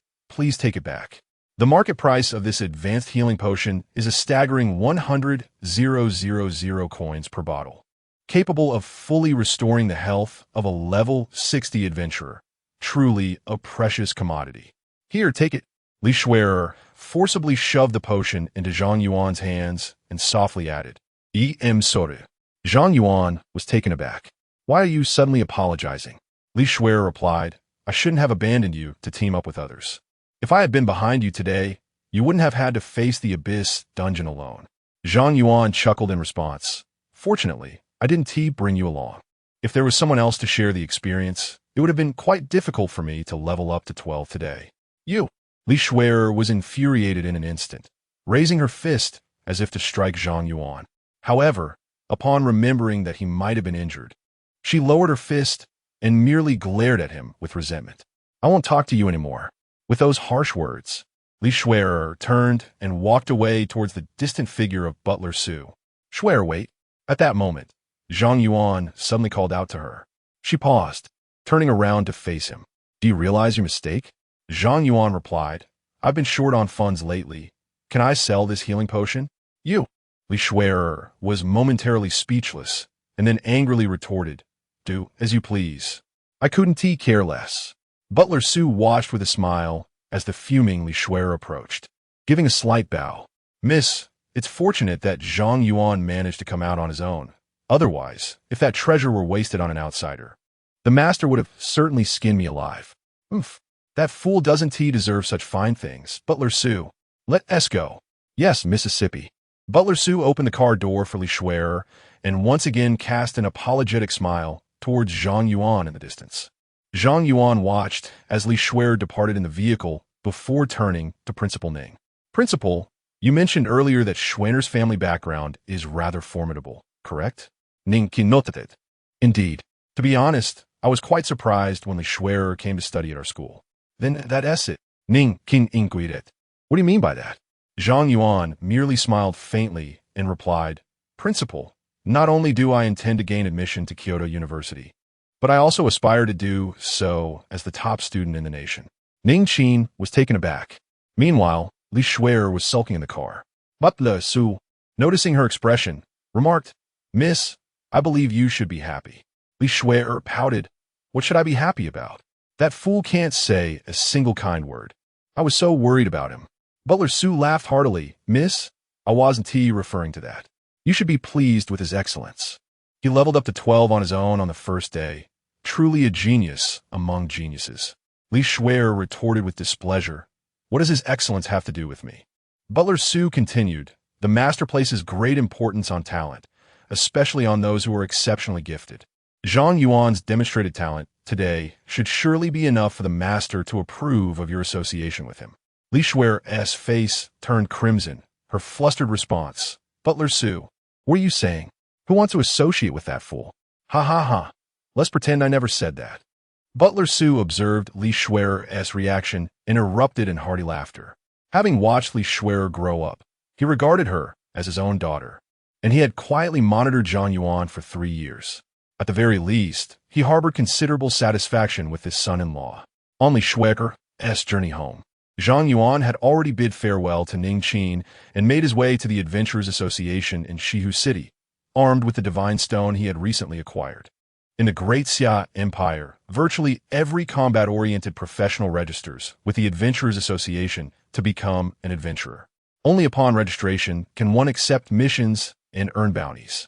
However, Zhang Yuan's purpose for visiting today was not to undertake any tasks. In addition to issuing missions, the Adventurers Association in Great Xia serves a crucial role. It provides a Fate Star array for all registered adventurers to draw cards. Naturally, this service is not complimentary, costing 1,000 coins per draw. Zhang Yuan had come today specifically to draw cards. Chapter 12. The first exclusive weapon. Zhang Yuan entered the Adventurers Association and registered as an adventurer. After conveying his purpose to the reception desk, he was escorted to another room. This chamber contained numerous individual compartments, each housing a Fate Star array. It is said that in the past, the Adventurers Association conducted card draws in a communal hall, devoid of separate compartments. During those times, many adventurers who drew valuable items would attract unwanted attention, and once they exited the association, they risked being robbed. Consequently, to safeguard the privacy and security of their patrons. The association constructed these card-drawing compartments, ensuring that only the adventurers themselves knew what they had drawn from the Fate Star array. Esteemed adventurer, you may now select a compartment to utilize the Fate Star array.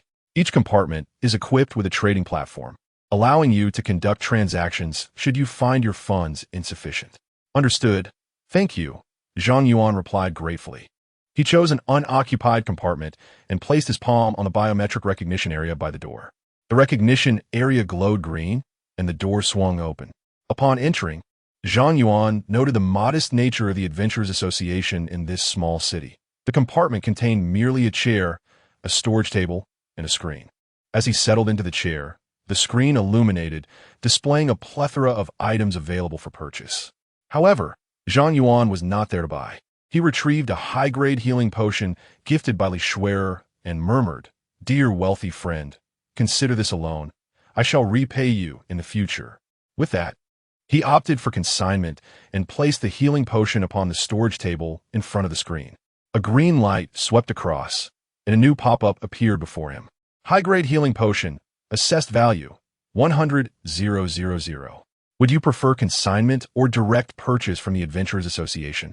Should he choose consignment, the price would be set by Zhang Yuan himself, with the association taking a 5 commission, albeit requiring some time for the sale. Conversely, direct purchase would see the association acquiring it at 80 of the market value, with the advantage of immediate funds. Having spent all his New Year's money on an iron sword, Zhang Yuan found himself unable to afford the commission for utilizing the Fate Star array and thus opted for the direct purchase. In a flash, the healing potion vanished, and Zhang Yuan's account balance with the Adventurers Association increased by 80,000.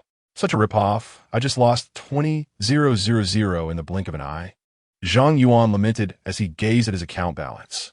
Essential items like healing potions were never hard to sell, had he not been in urgent need of funds. He would not have opted for direct purchase. With newfound wealth, Zhang Yuan promptly spent 1,000 to acquire a single use of the Fate Star array. As the amount was deducted from his account, the storage table before the screen radiated light, and a small Fate Star array materialized. It is said that the array used in portable fate compasses is this very small Fate Star array. The effect of this small Fate Star array card draw is identical to that of a larger Fate Star array, boasting exceptional secrecy and convenience. As long as one carries the Fate Compass, the Divine Stone can be drawn anytime and anywhere. However, the Fate Compass is exorbitantly priced, with even the cheapest variant costing $1 million. It is beyond the financial reach of ordinary combat professionals. This array master is truly capitalizing on the opportunity, and I can only wonder when I will manage to gather enough funds to purchase a Fate Compass. Zhang Yuan sighed sincerely, then produced the Divine Stone and placed it into the Fate Star array. The Divine Stone transformed into shimmering light and dissipated, causing a multitude of cards to swirl within, as the array glowed with a crimson light. Indeed, talent provas invaluable. Absolute luck. Level 1 maximum luck during card draws, limited to 10 times per month. Zhang Yuan's eyes sparkled with anticipation as he gazed intently at the array, fervently eager to discern what he had drawn. A card emblazoned with a scarlet sword soared forth from the array, subsequently vanishing in a burst of red light, illuminating the entire array with a fierce glow. Then, a sword of pure crimson, adorned with dragon patterns, gradually ascended from the array. A surging aura swept outward in all directions. Divine Sword Qi Xiao, exclusive level 1 attack power 1000, critical hit rate 50, critical damage 200, automatically protects the owner. Owner is immune to mental attacks. No equipment level restrictions. Note, one of the top 10 weapons, protects the owner and vanquishes evil, purifying the world. A twisted smile spread across Zhang Yuan's face. This equipment epitomizes sheer brutality and unparalleled power. One can only surmise that the weapons wielded by divine-level professionals pale in comparison, given the explosive effects.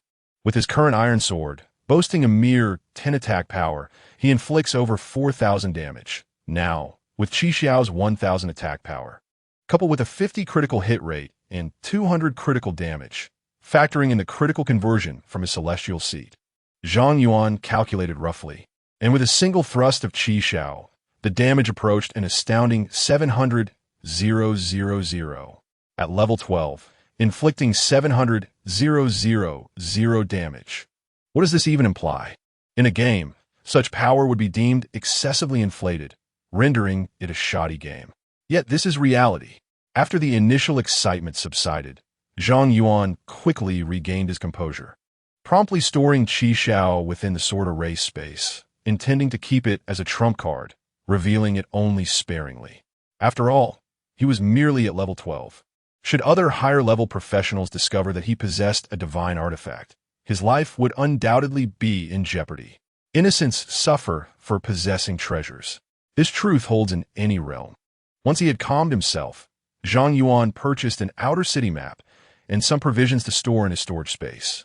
After informing his grandmother and aunt that he would not be returning home tonight, he set off towards the outskirts of the city. The storage space is a special area that individuals acquire after drawing card for their class transition, allowing them to store various items. However, the capacity of the storage space is limited. To enhance its capacity, one must either level up or obtain rare items. Of course, for Zhang Yuan at present, his storage space is more than sufficient. Zhang Yuan has now acquired his first specialized weapon, and he is filled with enthusiasm to level up. He plans to seize the moment and indulge in vigorous training outside the city tonight. Departing from the Adventurers Guild, he traverses the western suburbs and exits through the western city gate, officially stepping into the wilderness.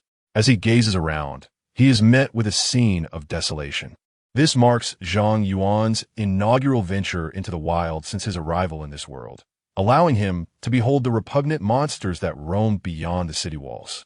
Leaving aside the horrors of his previous world, even in the Great Xia, the wild creatures that wreak havoc outside would be considered monstrous figures from a horror film for the average citizen.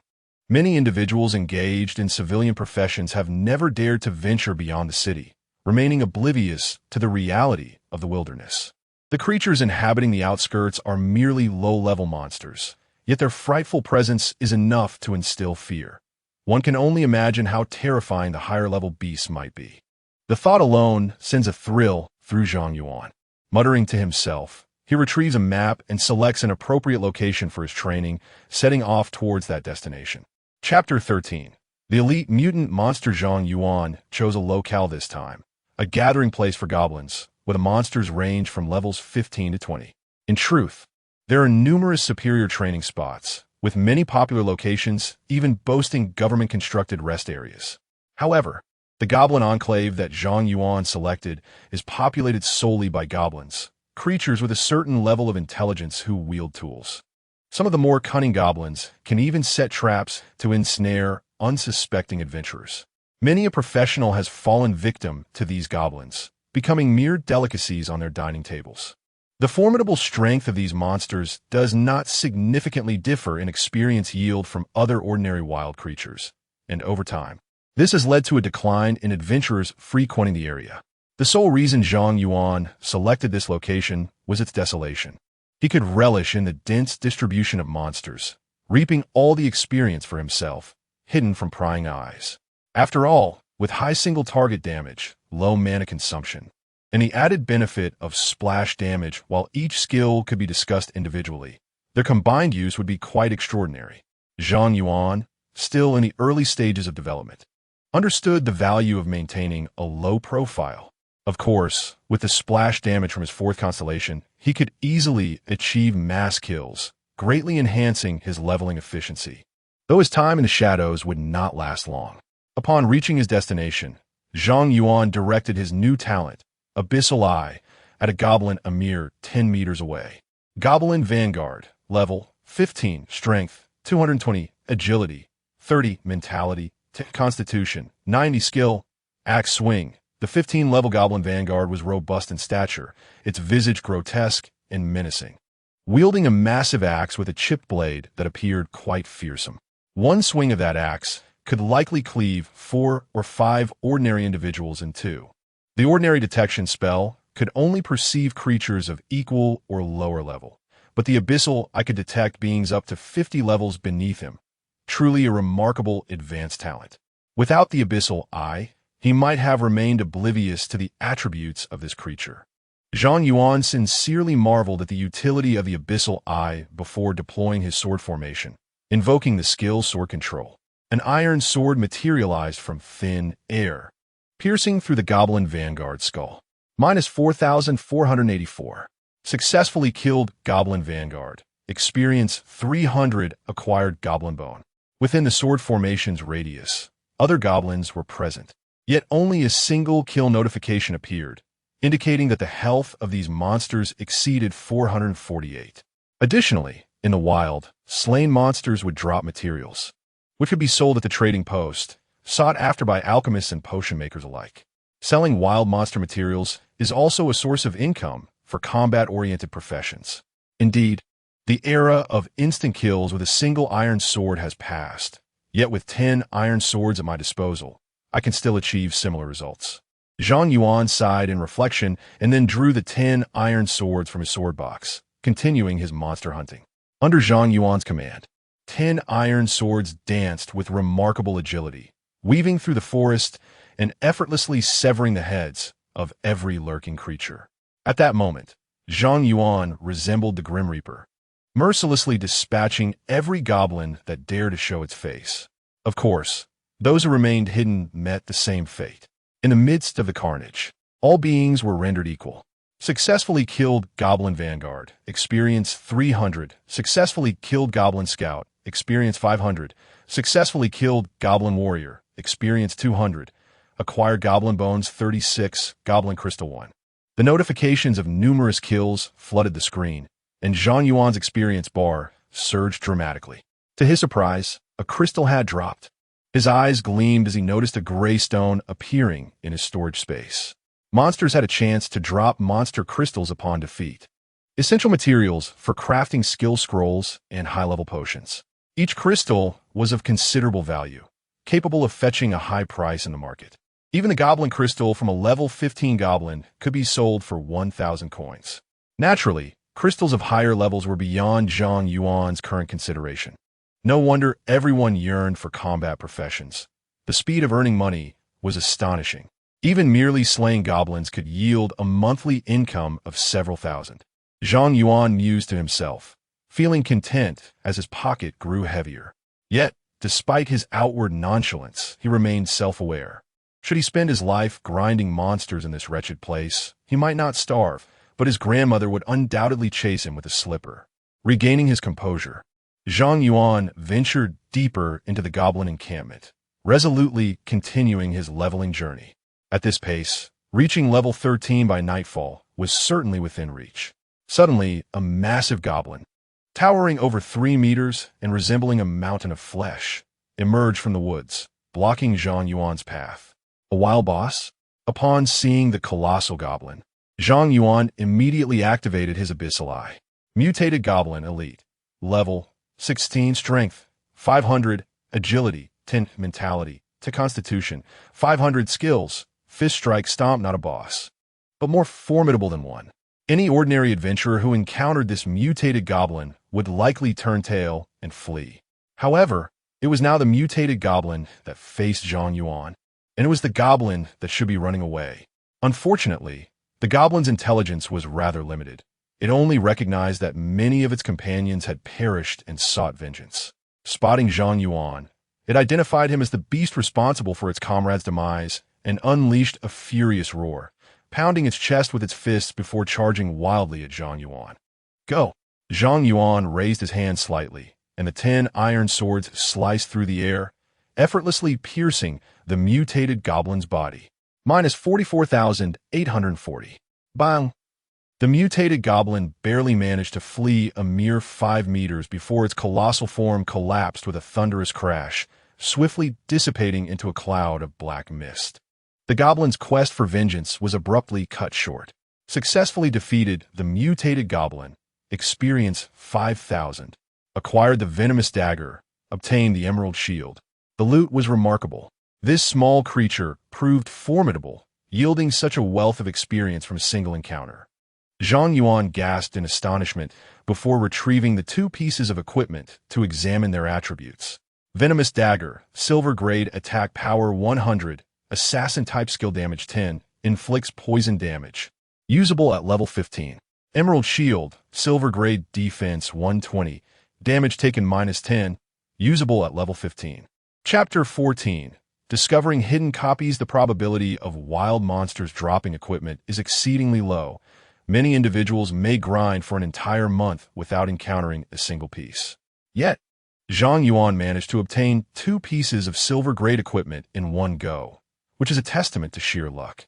In this realm, precious weapons are categorized by grades, ranging from bronze, silver, gold, platinum, epic, legendary, to artifact.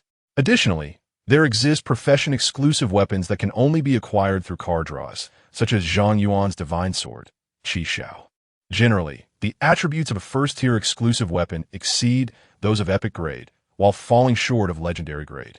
As refinement increases, the equipment's attributes continue to ascend until fully refined, at which point it transforms into an artifact, due to the unique alignment of exclusive weapons with their respective professions. A fully refined, exclusive weapon holds greater value than an ordinary artifact. These 2 pieces of equipment boast commendable attributes, easily worth 100,000, yet regrettably, Zhang Yuan cannot equip them. They are of no use to him, but selling them could alleviate his financial burdens. He stowed the equipment away and ventured deeper into the forest, penetrating the heart of the goblin tribe's territory. Night had fallen, and a thick fog enveloped the surroundings, punctuated by the occasional roar of beasts, filling the air with an ominous aura. The wilderness at night is exponentially more perilous than during the day. Most adventurers opt to establish camps in safe zones or retreat to the city, with the exception of anomalies like Zhang Yuan. Before long, a goblin with a single glowing red eye appeared within Zhang Yuan's line of sight. He activated Abyssal Eye. Goblin Axeman, level 20 strength, 600 agility, 50 spirit, 20 constitution, 220 skills, Axe's Wing Frenzy. Truly, the attributes of nocturnal monsters are significantly elevated compared to standard level 20 creatures.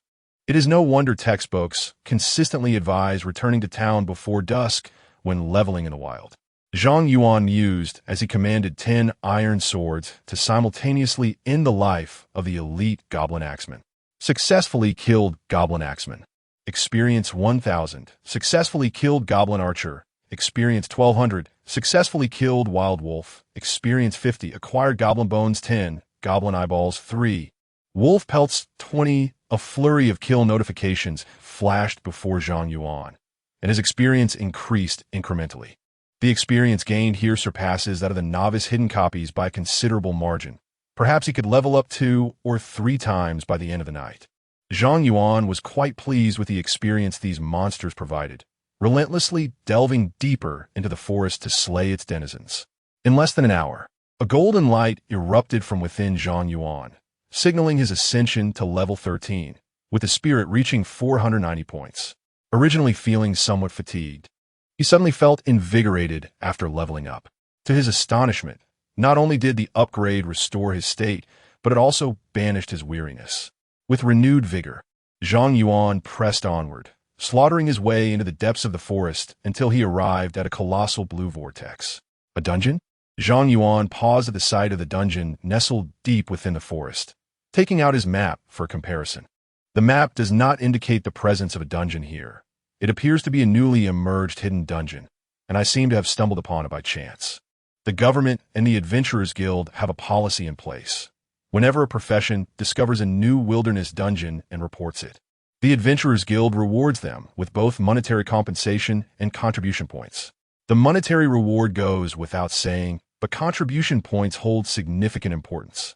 The higher a professional's contribution points, the more privileges they can unlock within the Adventurers Guild.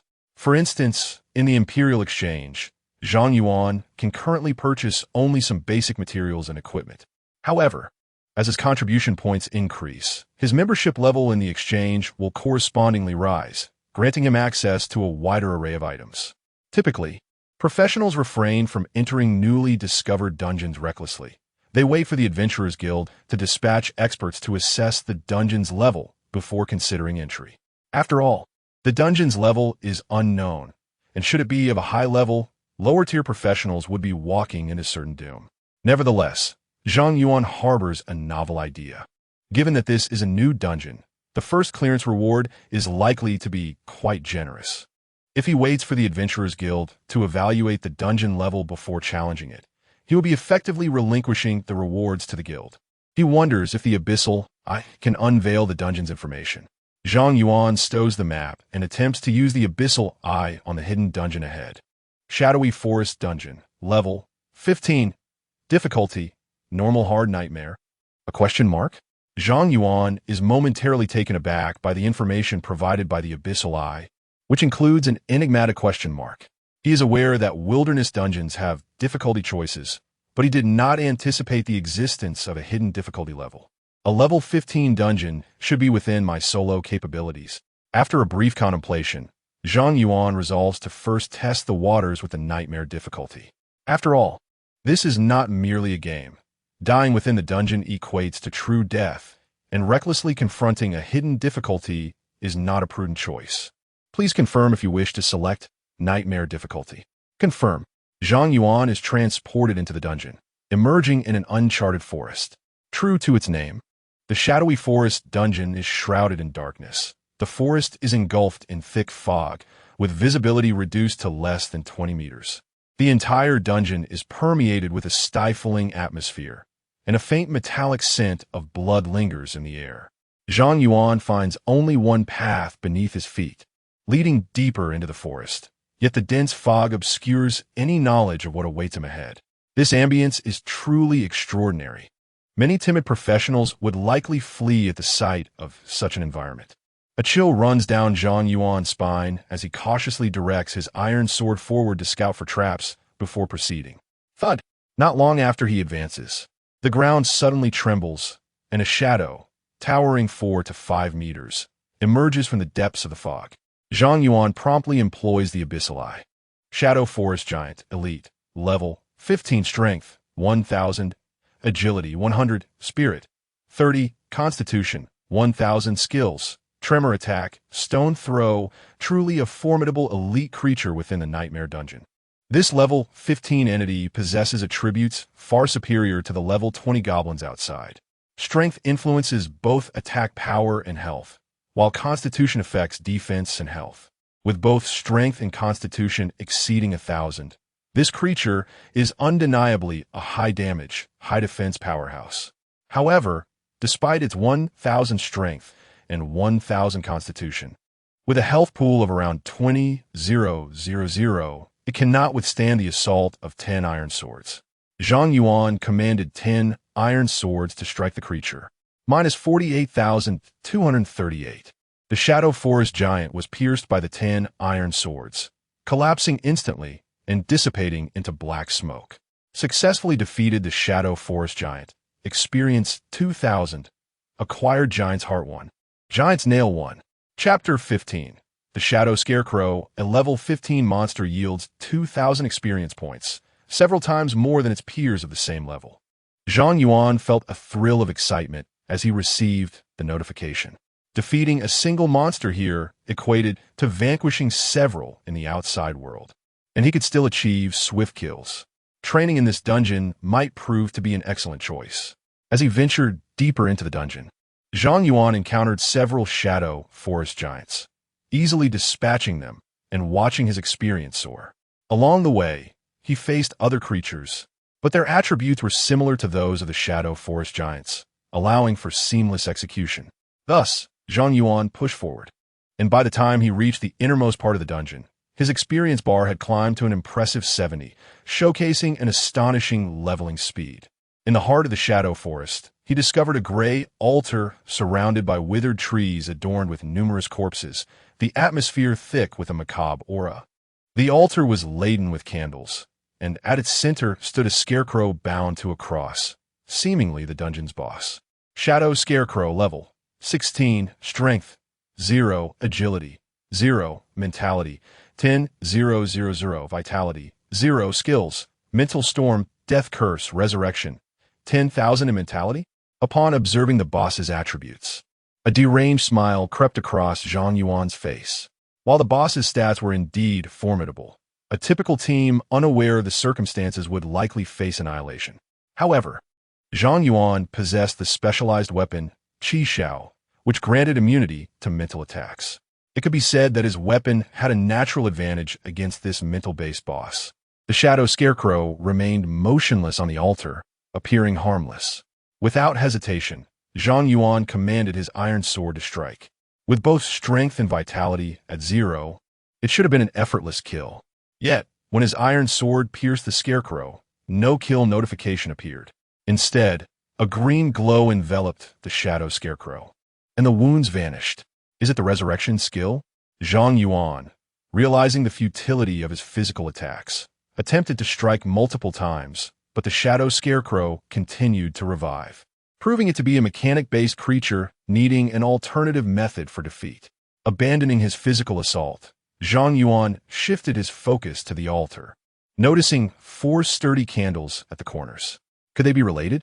He extinguished one candle, and the shadow scarecrow emitted a piercing scream. Skill, Mental Storm.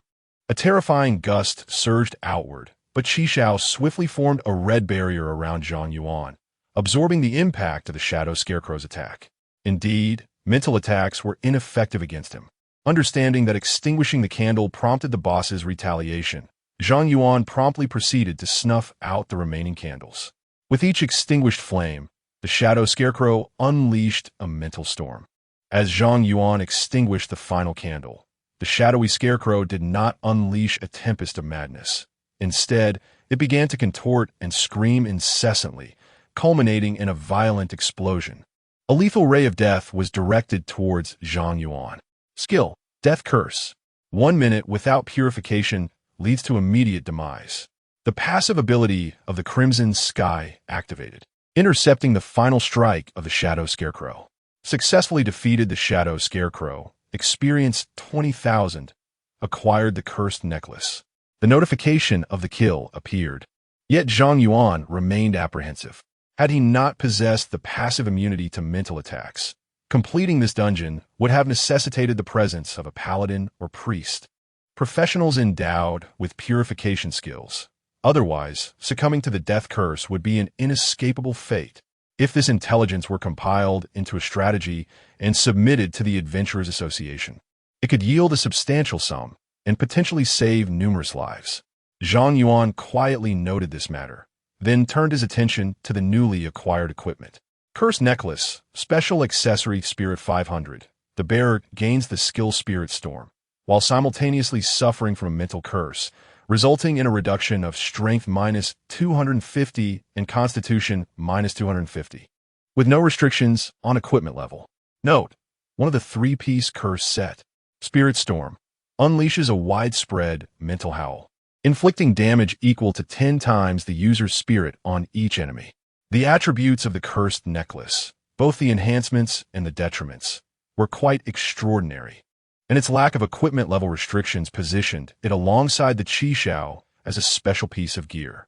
Zhang Yuan contemplated the attributes of the cursed necklace with some ambivalence. His sword damage was directly linked to his spirit. Thus, the addition of 500 spirit equated to an elevation of 17 levels in attributes. Furthermore, the skill Spirit Storm compensated for his deficiency in area damage. Although his constellation level 4 provided splash damage, it was limited to 10, which became insufficient as enemy health increased in later stages. Even now, his single instance of splash damage could no longer eliminate elite monsters. However, area skills differed.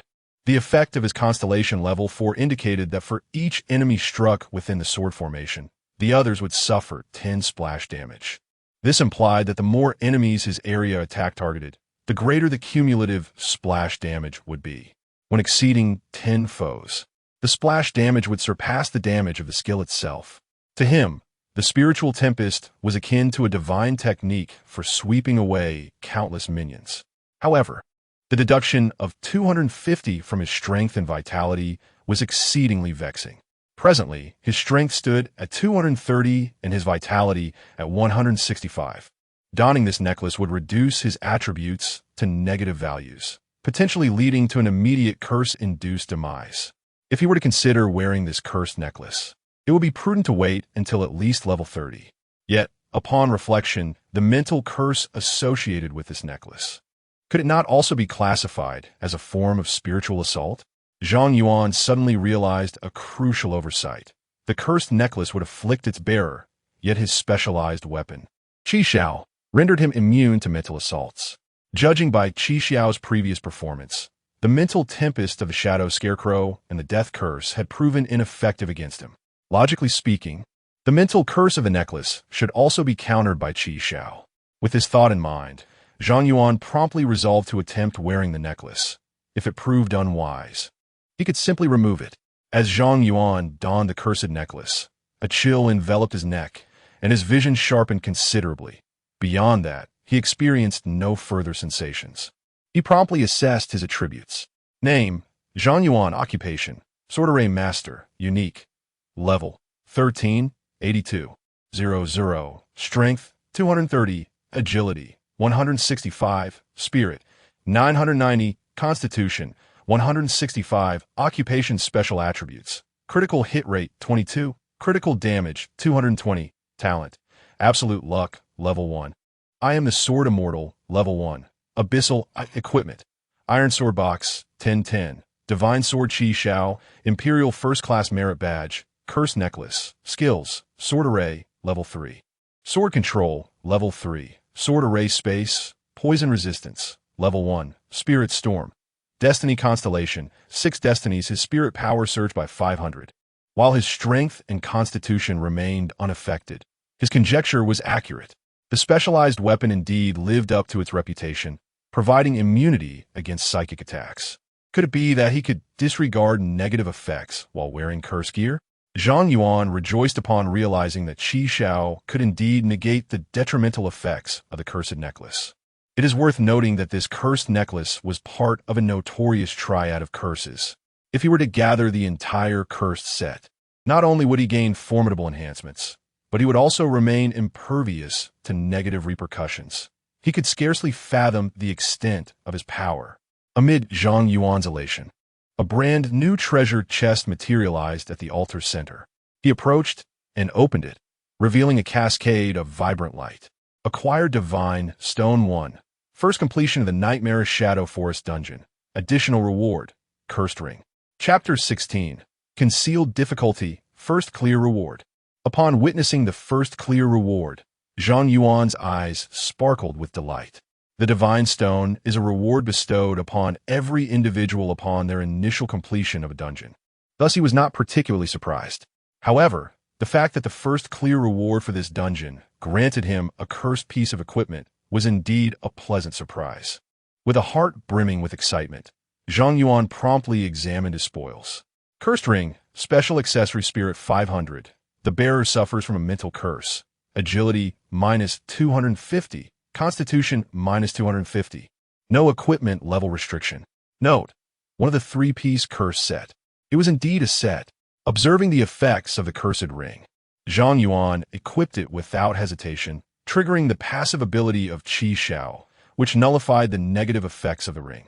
His spirit attribute surged to 1490, a level commensurate with a mage post-level 30 transition. The final piece of the cursed trio must be acquired from the hidden difficulty of this dungeon.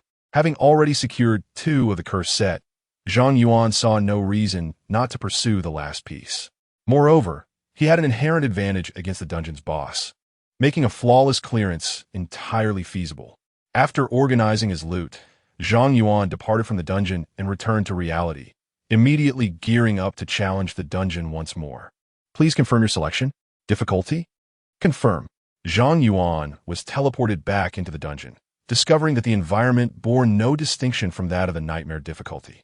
Yet, before he could advance, a piercing scream echoed from deep within the forest, triggering Qi Xiao's passive ability. It was a mental storm of the Shadow Scarecrow. Indeed, the hidden difficulty posed immediate threats, as he was assaulted by the boss's psychic attack right upon entry. But did the Shadow Scarecrow possess such an expansive attack range? Zhang Yuan mused to himself, deploying his sword array to scout ahead as he proceeded cautiously. Although he had previously conquered the nightmare difficulty, he remained vigilant. as new mechanisms might emerge within the hidden difficulty. Before long, Zhang Yuan encountered the first giant, and without a moment's hesitation, he unleashed the abyssal eye upon the creature. Shadow Forest Giant Warrior, Enhanced Elite. Level 15, Strength 2000, Agility 200, Spirit 60, Constitution 2000, Skills, Axe Swing, Stomp. In comparison to the monsters of nightmare difficulty, the attributes of this giant had indeed doubled within the hidden difficulty. This concealed challenge was perilous. A single blow could very well lead to his demise. Nevertheless, he opted to test his newly acquired skill. Zhang Yuan retreated a short distance, maintaining a safe distance from the beast, and then employed his newly obtained ability. Mental Storm. A shrill cry erupted from Zhang Yuan's necklace, instantly consuming 500 points of his spirit as a terrifying mental storm surged outward. 2610480. A series of horrifying damage figures materialized above the Shadow Forest Giant Warrior, causing the giant to bleed profusely from its orifices before collapsing lifelessly to the ground. Successfully defeated the Shadow Forest Giant Warrior. Experience 4000. Successfully defeated the Shadow Forest Giant Vanguard. Experience 5000. Successfully defeated the Shadow Mage. Experience 8000. Acquired Giant's Heart X10, Giant's Claw X12, Giant's Bone X10, Shadow Crystal X1. In an instant, a flood of kill notifications filled the screen, and a golden light erupted from within Zhang Yuan, propelling him to level 14. Hiss! Zhang Yuan gasped in astonishment as he witnessed his experience soar like a rocket. The area of effect for the mental storm was astonishingly identical to that of his sword array, and akin to the sword control skill, it benefited from critical damage bonuses, compounded by a tenfold increase from his talent, along with damage stacking from his fourth constellation. Once this skill was unleashed, not a single foe would remain alive within a 300-meter radius of the sword array. For other mages, the mental storm might be a formidable area of effect attack. It would scarcely rival their own forbidden spells. However, when wielded by Zhang Yuan, augmented by the damage stacking from his fourth constellation, this ability transformed into a nuclear explosion. Not only the mental storm, but any area attack in Zhang Yuan's hands would ascend to the level of a strategic forbidden spell. Imagine, as time progresses, if the radius of the sword array expanded to kilometers or even tens of kilometers. One mental storm would cause an additional 10 damage for each enemy within the area. Within the sword array, even divine beings would be swept away by the tempest. The sole drawback of this skill lay in its consumption of mental energy. Currently, Zhang Yuan possessed 15-20 points of mental energy, allowing him to utilize it 3 times, unless the enemy density was exceedingly high.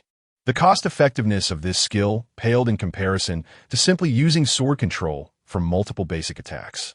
Having witnessed the power and consumption of the mental storm, Zhang Yuan decided against using it further in this dungeon, opting instead to forge ahead with his flying swords. Although the hidden difficulty had significantly enhanced the attributes of the monsters, under Zhang Yuan's ability to disregard enemy defenses, those creatures still could not withstand a few of his strikes and could not approach him at all.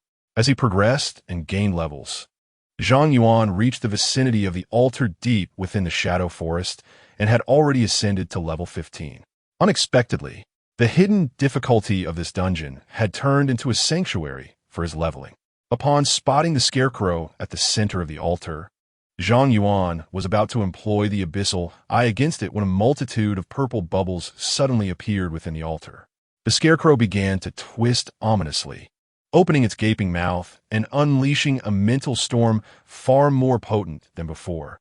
The scarecrow's piercing scream unleashed a terrifying sound wave, uprooting the ground around the altar. Despite Zhang Yuan's protection from the red sky, he was still pushed back several steps by the force of the sound wave. Without hesitation, Zhang Yuan activated the abyssal eye on the scarecrow. Corrupted Abyssal Scarecrow, Lord.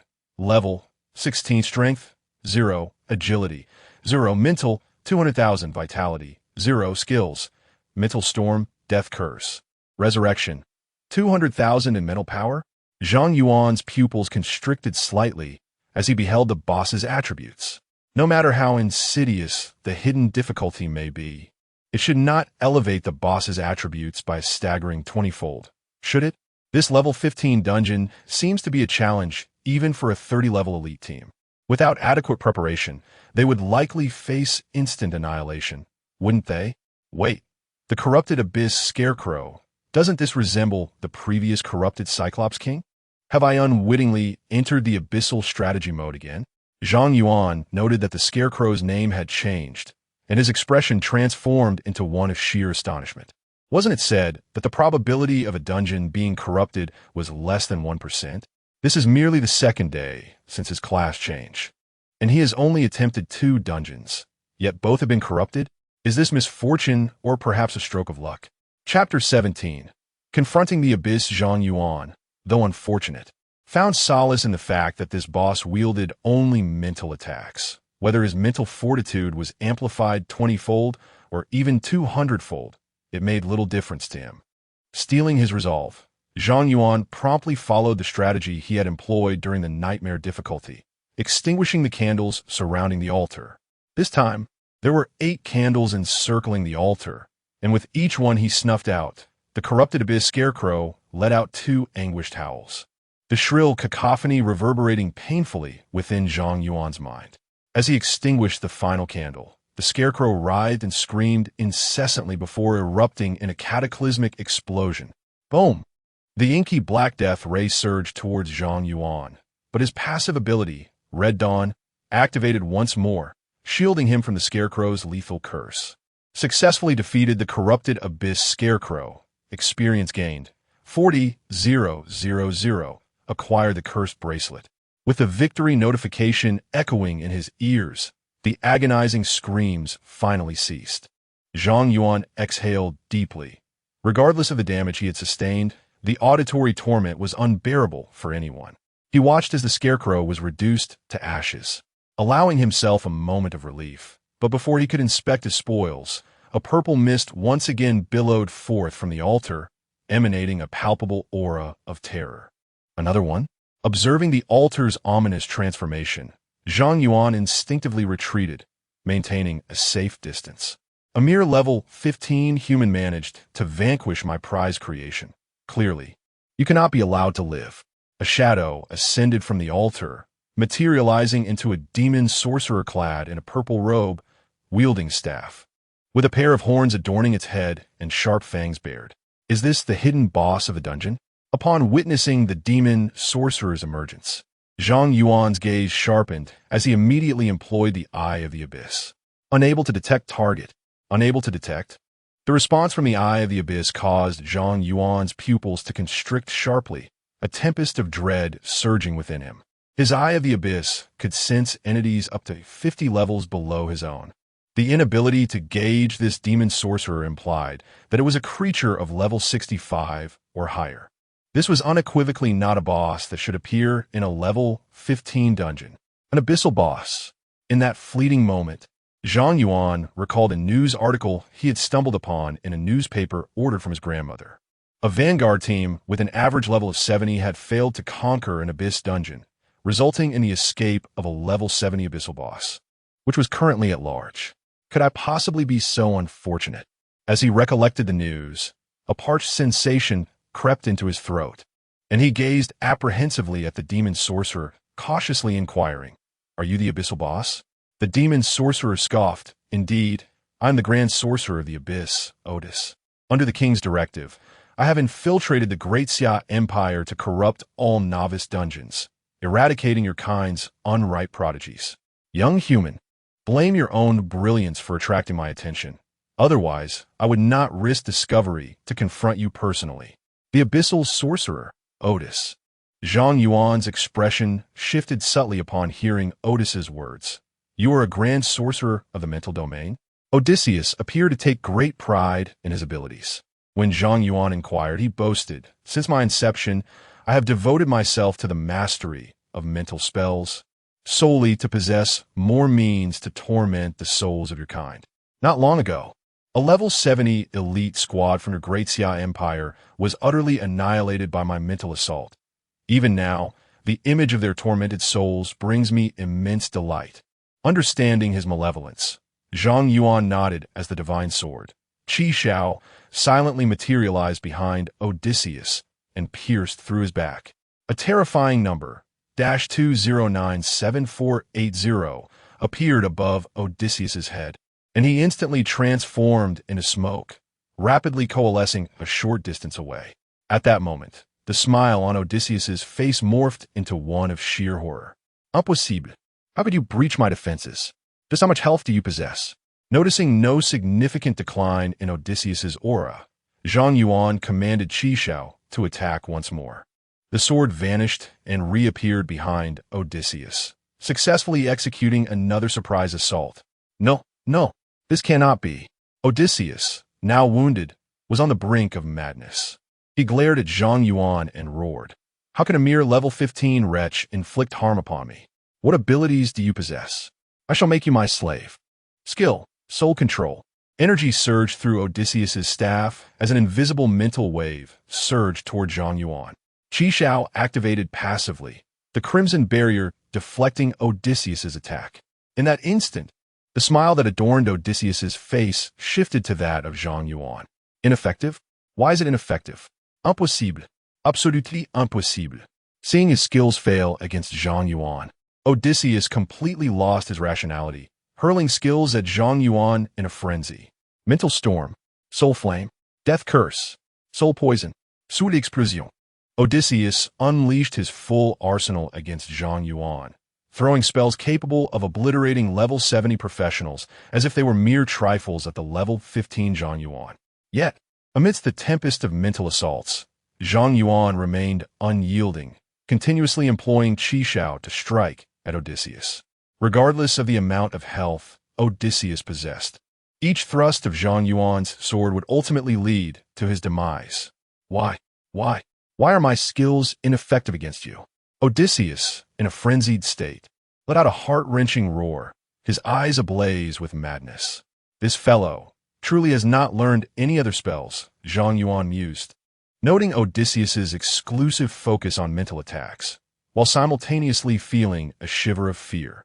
It was fortunate that he was faced with a master of mental magic. Had any other abyssal demon approached, he would likely not have known how he met his end.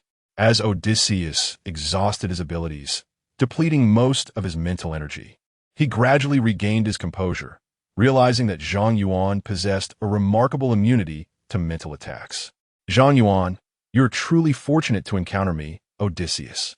Had any other abyssal demon discovered you, you would undoubtedly not survive this day. As Odysseus' demeanor turned icy and devoid of the earlier hysteria, he calmly stated, "You may linger a while longer, but once the other abyssal demons breach the barriers, your demise will be inevitable. Are you attempting to flee?" Zhang Yuan raised an eyebrow. Intrigued, as a level 70 abyssal demon, can you truly survive after being routed by a mere level 15 human? Odysseus' previously quelled emotions surged once more. He forcefully suppressed his rage and cast a deep glance at Zhang Yuan, warning, "Zhang Yuan, wait for me." Zhang Yuan chuckled softly, "I shall await your return." The crimson spear pierced Odysseus' chest, and he dissipated into a cloud of black smoke. Successfully repelled the abyssal demon Odysseus, experienced 200,000. Beep. Achievement confronting the abyss unlocked. Reward, awakening of a high-level talent. Congratulations, you have awakened the high-level talent, fearless physique. Simultaneously, a treasure chest appeared at the center of the altar, automatically opening to reveal a dazzling golden light. Obtained Godstone X1. Obtained Basic Skill Scroll X10. Obtained Class-Specific Skill Scroll X1. Successfully completed the hidden difficulty of the Shadow Forest Dungeon. Additional reward, Cursed Heart Equipment. Chapter 18. Bountiful Harvest. A series of messages appeared on Zhang Yuan's panel, leaving him somewhat bewildered, prompting a closer examination of his attributes. Name, Zhang Yuan. Class, Sword Array Master. Unique. Level, 16, 2300. Strength, 270. Agility, 190. Mental Power, 1590. Constitution, 190. Class Special Attributes. Critical Hit Rate, 25. Critical Hit Damage, 250. Talents. Absolute Luck, Level 1. I'm the Sword Immortal, Level 1. Eye of the Abyss, Fearless Body Equipment. Iron Sword Box, 1010. Divine Sword Chi Shao, Imperial First Class Merit Badge, Cursed Necklace, Cursed Ring. Skills, Sword Array, Level 3. Sword Control, Level 3. Sword Array Space, Poison Resistance, Level 1. Mental Storm, Destiny, 6 Fate. His mental prowess was truly unparalleled. Upon gazing at his attributes, Zhang Yuan could not help but exclaim. He now surpassed even the most formidable mages. After examining his attribute panel, Zhang Yuan's attention was drawn to his new talent, Fearless Body. Fearless Body. Damage reduction 80 what? Zhang Yuan gasped in astonishment at the talent's description. What does an 80 damage reduction signify? Coupled with the 10 reduction from his grandmother's Imperial First Class Merit Badge, his total damage mitigation soared to an astounding 90. The difference this made was monumental. Initially, the inherent fragility of the Sword Array Masterclass was its greatest weakness. Now, with the Fearless Body, he had effectively transformed into a tank, devoid of any vulnerabilities. It was utterly extraordinary. After reviewing his talents, Zhang Yuan turned his attention to the items within his storage space. Cursed Ring, Special Accessory Mental Power 500. Holder suffers from a mental curse, Strength minus 250, Agility minus 250, no equipment level restriction. Note, one of the 3-piece curse set. As anticipated, it also granted an additional 500 mental power. With this, his mental attributes would exceed 2,000. Other mages of the same level likely boasted mental power of merely 300 or 400. This was simply astonishing. Upon donning the Cursed Ring, Zhang Yuan's focus shifted to another item in his storage space. It was the reward for completing a hidden difficulty dungeon, the Cursed Heart. Cursed Heart converts self-inflicted curse effects into beneficial effects. Gasping in disbelief, Zhang Yuan was taken aback. The transformation of curse effects into positive outcomes?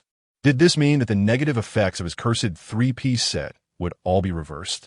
To validate his hypothesis, Zhang Yuan retrieved the Cursed Heart from his storage. As he did so, the Cursed Heart transformed into a beam of light that entered his chest cavity, vanishing from sight. Subsequently, Zhang Yuan felt a significant enhancement in his physical capabilities. He immediately checked his 4-dimensional attributes and discovered that his strength, agility, and constitution had each increased by 500 points. Now, he was truly more resilient than a knight, swifter than an assassin, dealt greater damage than a mage, and possessed greater strength than a warrior, all while enjoying a remarkable 90 damage reduction. Zhang Yuan gazed at his level 16 attributes, eager to exclaim, "What does it mean to be invincible among peers? This is what it signifies." After inspecting his talents and equipment, he began to organize his other spoils. Among them were 2 divine stones, equivalent to 2 exclusive weapons, their worth surpassing that of all his other acquisitions combined today. He then retrieved 10 basic skill scrolls, using them without hesitation. However, employing these scrolls carried a risk of failure, resulting in no skills being acquired, and there was also a possibility of obtaining duplicate skills. Should the proficiency of the duplicate skills be insufficient, the scroll would convert into proficiency points instead. Yet if the proficiency was maxed out, the scroll would be rendered a waste. Zhang Yuan activated the 10 basic skill scrolls, and aside from the failures, he did not gain any new skills. Instead, he enhanced his poison resistance skill to level 5. Poison resistance, level 5 grants 50 resistance to poison. Although he did not acquire new abilities, securing a 50 passive resistance to poison was still fortuitous. Zhang Yuan felt little disappointment. After all, these basic scrolls could only awaken skills below level 20, and exclusively public skills, with resistance awakenings being largely probabilistic. Naturally, there existed a chance for them to awaken profession-specific skills, but that relied heavily on luck. Evidently, Zhang Yuan's extraordinary luck talent had no bearing on the skill scrolls. After utilizing the basic skill scrolls, Zhang Yuan shifted his focus entirely to the profession-specific skill scrolls. The last time he had used one, he awakened the Sword Array Space, which fundamentally transformed his offensive capabilities. Although the Sword Array Space skill did not enhance any attributes, its actual contribution to Zhang Yuan's combat power was immeasurable. He silently wished for another powerful skill and proceeded to use the profession-specific skill scroll. Acquired skill. Attribute conversion. Attribute conversion. Level 1 within the sword array. Mental energy can be transformed into strength, agility, and constitution attributes, with a conversion enhancement of 1x. Attribute conversion. Zhang Yuan was momentarily taken aback by his new skill. Why were the sword array master's skills so convoluted? Merely reading the textual description was not particularly illuminating. He promptly attempted to use the sword array attribute conversion, aiming to transform his mental attribute into strength. To his astonishment, his strength surged from 760 to 2840, and he felt as if he could obliterate a bull with a single punch. Next, he converted mental energy into agility, watching as his agility soared from 680 to 2760, leaving him with the sensation that he could outrun an automobile. Finally, he transformed mental energy into constitution, increasing his constitution from 680 to 2760, and he felt as though he had become an indomitable wall. Impressive. Indeed, within the sword array, a mere thought allows for the seamless conversion of mental attributes into others, a veritable godly skill in practical combat. Zhang Yuan was immensely pleased with his newly awakened profession-specific skills, particularly regarding the latter part of the attribute conversion. The amplification would be doubled. This was no trivial matter. It signified that as his skill levels increased, so too would the multiplicative enhancement. With his already high mental attribute, converting it into strength at a tenfold rate was simply astonishing. One could hardly imagine the spectacle. Although this excursion into the dungeon was fraught with challenges and he had attracted the attention of a malevolent abyss demon, the outcome was nonetheless a significant bounty. Zhang Yuan left the dungeon with a heart full of satisfaction, only to realize that dawn had broken. At this point, the hidden difficulty of the dungeon had vanished, leaving him unable to make further selections. It seemed that the concealed challenge had been meticulously arranged by the abyssal mage specifically for him. What a tremendous effort it was to counter him. Zhang Yuan muttered a complaint about Odysseus, opting not to delve deeper into leveling up, but instead making his way back to the city, heading straight for the Adventurers Guild. After a day and night of relentless battles, his storage space was nearly brimming with various monster materials, necessitating a trip to the trading post to convert them into gold. Additionally, he needed to promptly report the findings from the Phantom Forest dungeon to accrue contribution points with the Adventurers Guild, lest other adventurers intercept his claims. Most importantly, he possessed 2 divine stones, granting him the opportunity for 2 more draws. Chapter 19. The shocking information bomb. Upon returning to the Adventurers Association, Zhang Yuan approached the reception desk. A sweet-looking young lady greeted him with a professional smile and a melodious voice, inquiring, "Hello, how may I assist you today?" Zhang Yuan cut to the chase. "I have discovered a new dungeon in the wild." "Very well." The young lady promptly began to log the information on her computer. "Please enter your details here. The Adventurers Association will verify the dungeon information within 1 business day and issue your rewards." Zhang Yuan added, "By the way, I heard that the first person to conquer the nightmare difficulty of a newly discovered dungeon and submit can receive additional rewards. Correct?" "Indeed, sir. Once the Adventurers Association assesses the dungeon's level, if your rank is appropriate, you may attempt to conquer it. I have already completed the nightmare difficulty of that dungeon. May I submit my directly?" "Excuse me, what did you say?" The young lady instinctively responded, then paused in disbelief, staring at Zhang Yuan. "You have already cleared the nightmare difficulty of the new dungeon?" In this day and age, while many discover new dungeons, few dare to challenge the nightmare difficulty before the Adventurers Association has assessed its level, especially to return alive. Such a feat is truly remarkable. After all, everything about new dungeons is shrouded in uncertainty, and no one wishes to tempt fate. "Indeed," Zhang Yuan confirmed, causing the young lady to momentarily lose her train of thought. She quickly regained her composure and exclaimed, "Please hold on a moment. I shall notify the manager." Given the circumstances, this was beyond her capacity to handle alone. Shortly after the young lady departed from the reception area, a middle-aged man dressed in a black suit, complemented by a white shirt and black waistcoat, with slick back hair and stubble, emerged. "Hello, my name is Li Onping, and I am the manager of the West Lake branch of the Adventurers Association. Li Yonping discreetly cast a detection spell on Zhang Yuan. Zhang Yuan, Sword Array Master, level 16. A level 16 Sword Array Master? Li Yonping was taken aback. Although he had never heard of this profession, a practitioner of such a level should typically be able to clear nightmare dungeons at a level around 8 to 12. If such a dungeon were located within the city walls, it could serve as a novice dungeon to train students. However, if it were in the wild, it held little value. After all, novices would not venture into the wilderness, and those who could would not require dungeons below level 12. Nevertheless, dungeons are still dungeons. According to association regulations, even a level 1 dungeon must be recorded and its energy index monitored at all times to prevent it from descending into the abyss. A series of thoughts flashed through Li Yonping's mind, and he soon wore a smile as he addressed Zhang Yuan politely. Shall we discuss this further inside? Certainly. Zhang Yuan replied with a smile, subtly employing Abyssal Source on Li Yonping. Li Yonping, Fire Mage, level 40.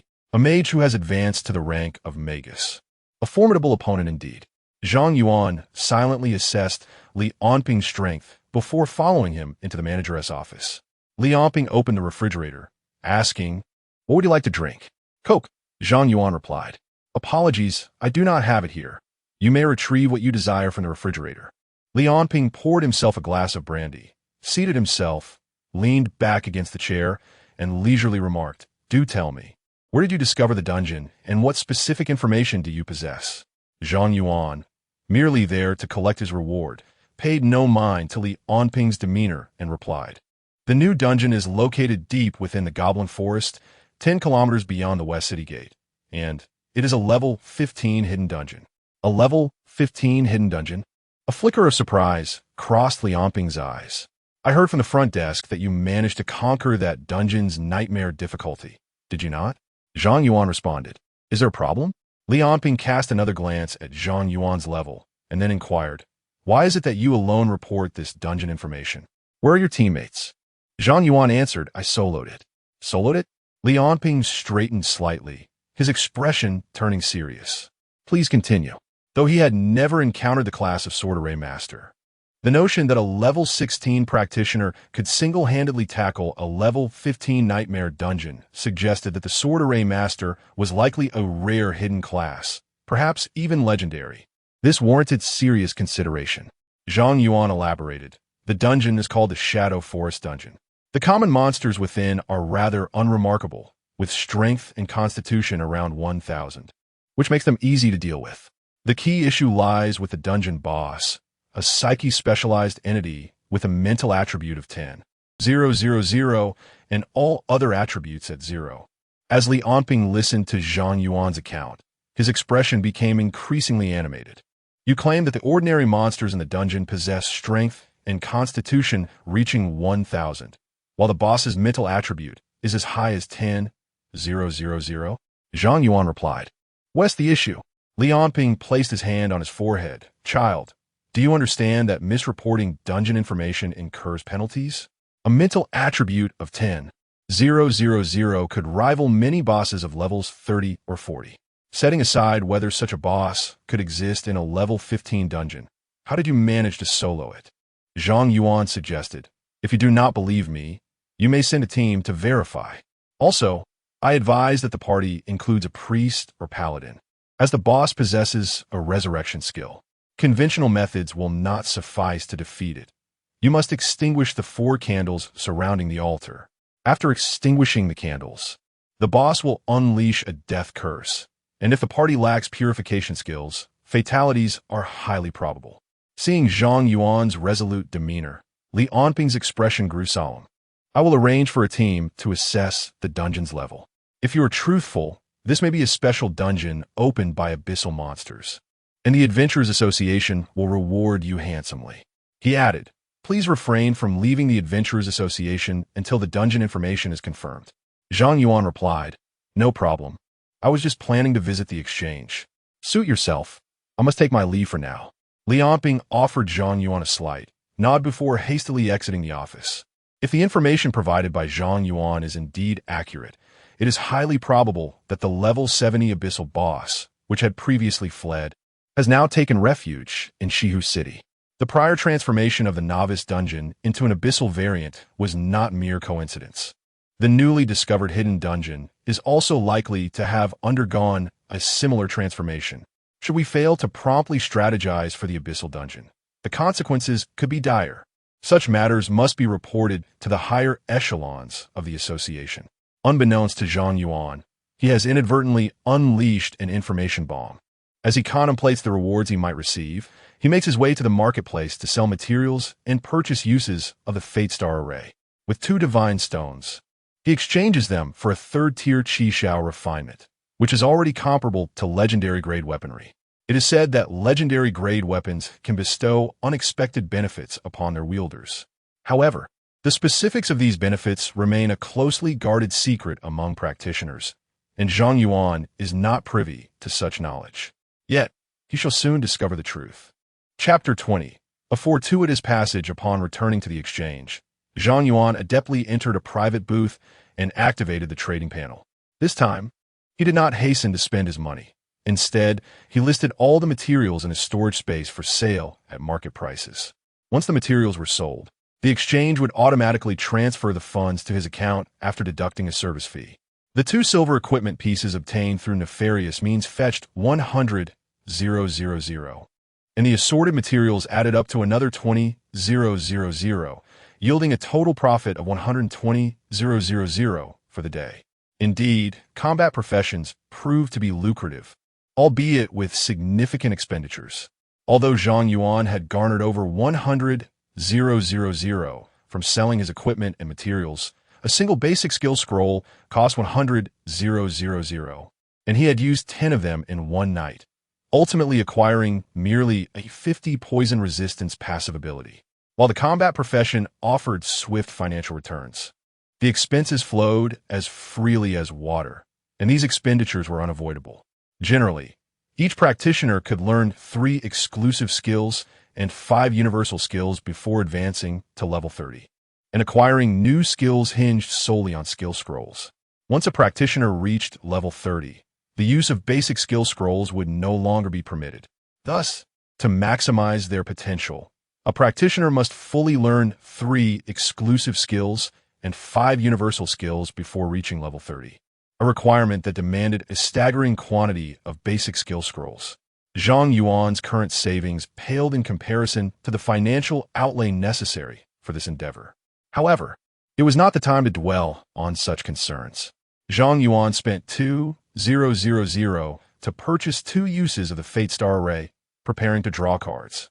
The anticipation of refining the third-tier Qi Xiao was palpable. As Zhang Yuan beheld the array glowing on the display table, excitement flickered in his eyes. He promptly retrieved 2 divine stones and placed them into the array. Double draw. As the 2 divine stones transformed into glowing particles within the Fate Star Array, a multitude of cards began to swirl, and the array radiated a crimson light. 2 red cards emblazoned with a scarlet sword emerged, ultimately transmuting into 2 divine swords. Xiao.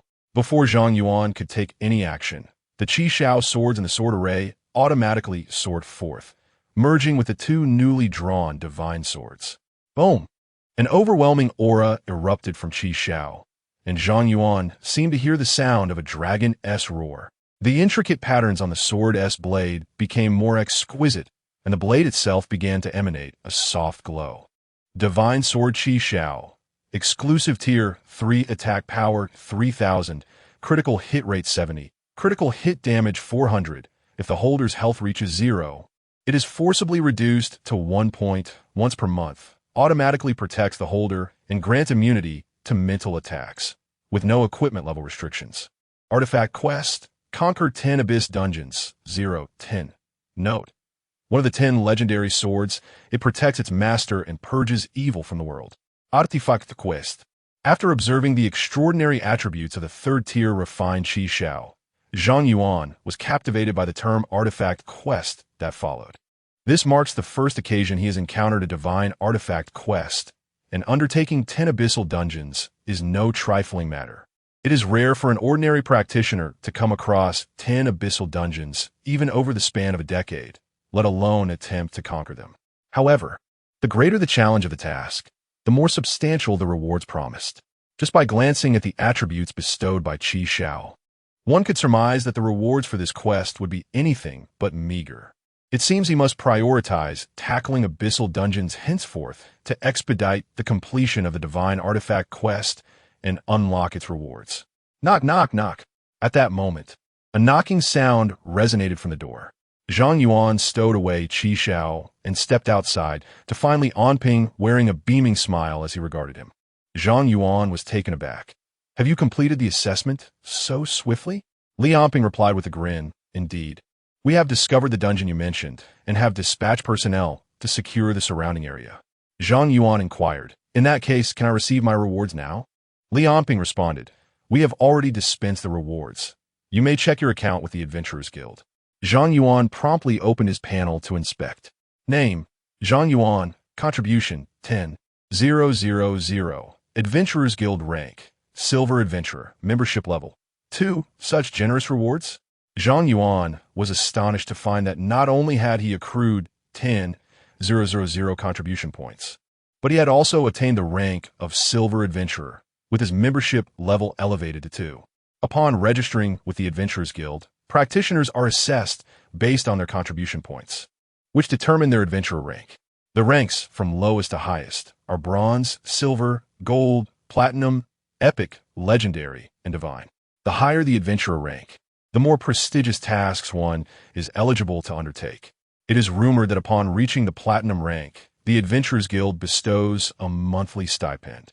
The membership level at the trading post is equally significant. At level 2, one is already permitted to purchase a fate compass.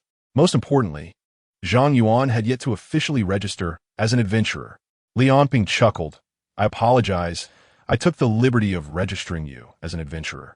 This way, you can claim all your rewards. Zhang Yuan replied, I have no qualms about you registering me. I intended to do so anyway. However, I am quite curious as to why the rewards are so substantial. To my knowledge, a level 15 dungeon typically yields about 1,000 contribution points. Even with additional bonuses for conquering it, how could it amount to 10,000? In the Adventurers Guild, many items cannot be purchased with mere currency.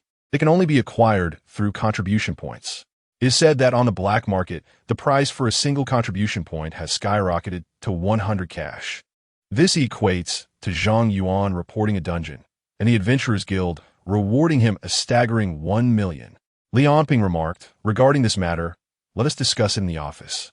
In fact, your reward could extend even beyond this. Even more, Zhang Yuan's interest was piqued as he followed Li Anping back to the manager's office. Upon entering, Li Anping retrieved a chilled bottle of cola from the refrigerator and placed it before Zhang Yuan, saying with a smile, help yourself. There are plenty more in the fridge. If you need more, I can send someone to fetch some. Zhang Yuan gazed at the ice-cold cola before him and could not help but inquire of Li Anping, please, feel free to speak your mind. Your current demeanor is somewhat disconcerting. Very well, I shall be forthright, Li Anping replied with a smile. We have discovered that the Shadow Forest dungeon has undergone abyssal transformation, and it has indeed been successfully cleared by someone. I heard that you previously managed to conquer the abyssal novice hidden dungeon solo. Is it possible that you were also the one to clear the abyssal Shadow Forest dungeon? Zhang Yuan wore a perplexed expression and retorted, could it not have been accomplished by someone else? Li Anping, observing Zhang Yuan's earnest yet nonsensical response, could not suppress a smirk and reminded him, dungeons maintain a record of completion. Currently, there is only one record for the Shadow Forest dungeon, and it belongs solely to you. Is that so? Zhang Yuan replied nonchalantly, oh, I must have forgotten to mention that the dungeon indeed transformed into an abyssal state, and the corrupted scarecrows were formidable. I merely managed to clear it by chance. By chance, you say? Li Anping's lips twitched slightly as he continued. In fact, we also detected traces left by the abyssal Grand Sorcerer Otis within the dungeon. That level 70 abyssal boss seems to have taken the role of the final boss after the dungeon's transformation. Cough. Zhang Yuan cleared his throat and added, I was actually going to mention that Otis is quite powerful as well, and I happened to defeat him by mere fortune. Not so, my friend. Li Onping could no longer contain himself, springing to his feet and fixing an intense gaze upon Zhang Yuan, his voice urgent. That is a level 70 boss. The very creature that annihilated our entire Daxia Vanguard team. How did you manage to achieve such a feat at level 16? Zhang Yuan replied, strictly speaking, I was level 15. Chapter 21. President of the Adventure Association, Li Onping opened his mouth, seemingly on the verge of uttering some impolite remarks. However, ultimately, he restrained himself, mindful of his position, and swallowed back those words. Regaining his composure, Li Onping forced a smile onto his face and inquired of Zhang Yuan. Could you share how you managed to defeat that abyssal boss? Please do not misunderstand. I harbor no intention of prying into the secrets of your profession, nor do I mean any malice. It is simply that the Great Xia Empire and our association urgently require intelligence regarding that abyssal boss. Rest assured, should you provide any valuable information about Odysseus, both the Great Xia Empire and the Adventurers Association will offer you a most generous reward. After pondering for a moment, Zhang Yuan decided to divulge some information about Odysseus, although this would expose his immunity to mental attacks. He believed that sharing the intelligence on Odysseus would alleviate much of the pressure on him from both the nation and the Adventurers Association. It was evident that Odysseus was a highly intelligent being. His previous defeat stemmed from his hubris regarding mental spells, which led him to rely solely on them. Should Odysseus return and acquire skills of other attributes, Zhang Yuan felt it would be exceedingly difficult for him to survive alone. Ideally, the nation would eliminate Odysseus before he could make a comeback. With these thoughts in mind, Zhang Yuan stated, I possess a skill that grants me immunity to mental attacks. And at that time, Odysseus could only wield mental spells, rendering him powerless against me. Li Onping nodded. Indeed, your information corroborates the higher-up suspicions regarding that abyssal boss. Our Vanguard team was annihilated precisely because they lacked mental defense equipment. Zhang Yuan, your intelligence is invaluable. Do you have any further information about Odysseus? Zhang Yuan replied, Odysseus infiltrated the Great Xia Empire under the orders of the king. He aims to corrupt all novice dungeons into abyssal versions, seeking to eradicate all unripe talents of the human race. Upon hearing this, Li Onping's expression shifted slightly, and he exclaimed, Are you certain? Zhang Yuan affirmed. Odysseus himself stated that he intended to eliminate me because I single-handedly conquered an abyssal dungeon, wishing to kill me before I could fully develop. Li Onping's pupils constricted as he gasped, I see. No wonder the probability of novice dungeons becoming abyssal has surged. It appears that the creatures from the abyss intend to uproot our Great Xia. This matter must be reported without delay. Seemingly struck by a thought, he disregarded Zhang Yuan and dashed out of the office. After a considerable time, Li Onping rushed back in, visibly excited, and exclaimed to Zhang Yuan, Child, you have achieved a tremendous feat. Elder Bai wishes to see you and personally reward you. Elder Bai? Zhang Yuan was taken aback. Surely you mean the legendary Archmage. Bai Zhenghua, the president of the Adventurers Association?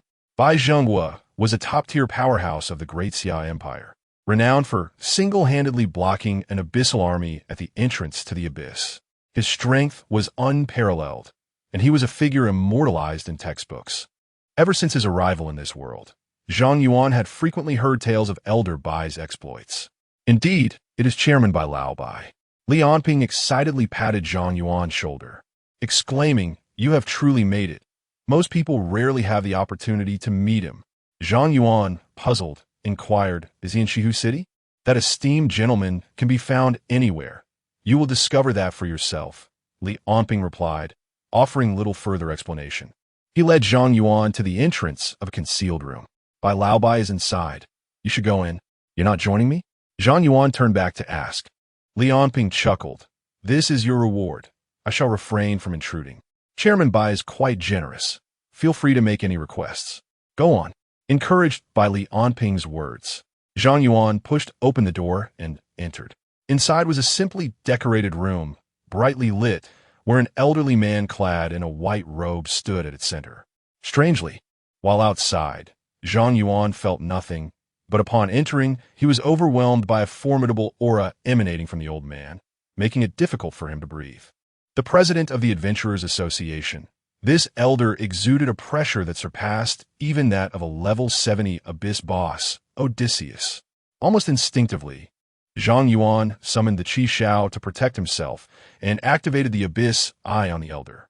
Unable to detect target, as expected, Zhang Yuan could glean no information about the elder. Quite a commendable reaction, Bai Zhenghua remarked with a satisfied smile. It is rare to find such vigilance among the youth today. Noticing Bai Zhenghua retract his imposing presence, Zhang Yuan also sheathed the Qi Shao and bowed respectfully. It is an honor to meet you, Chairman Bai. That sword you wielded earlier, it's your personal weapon, I presume?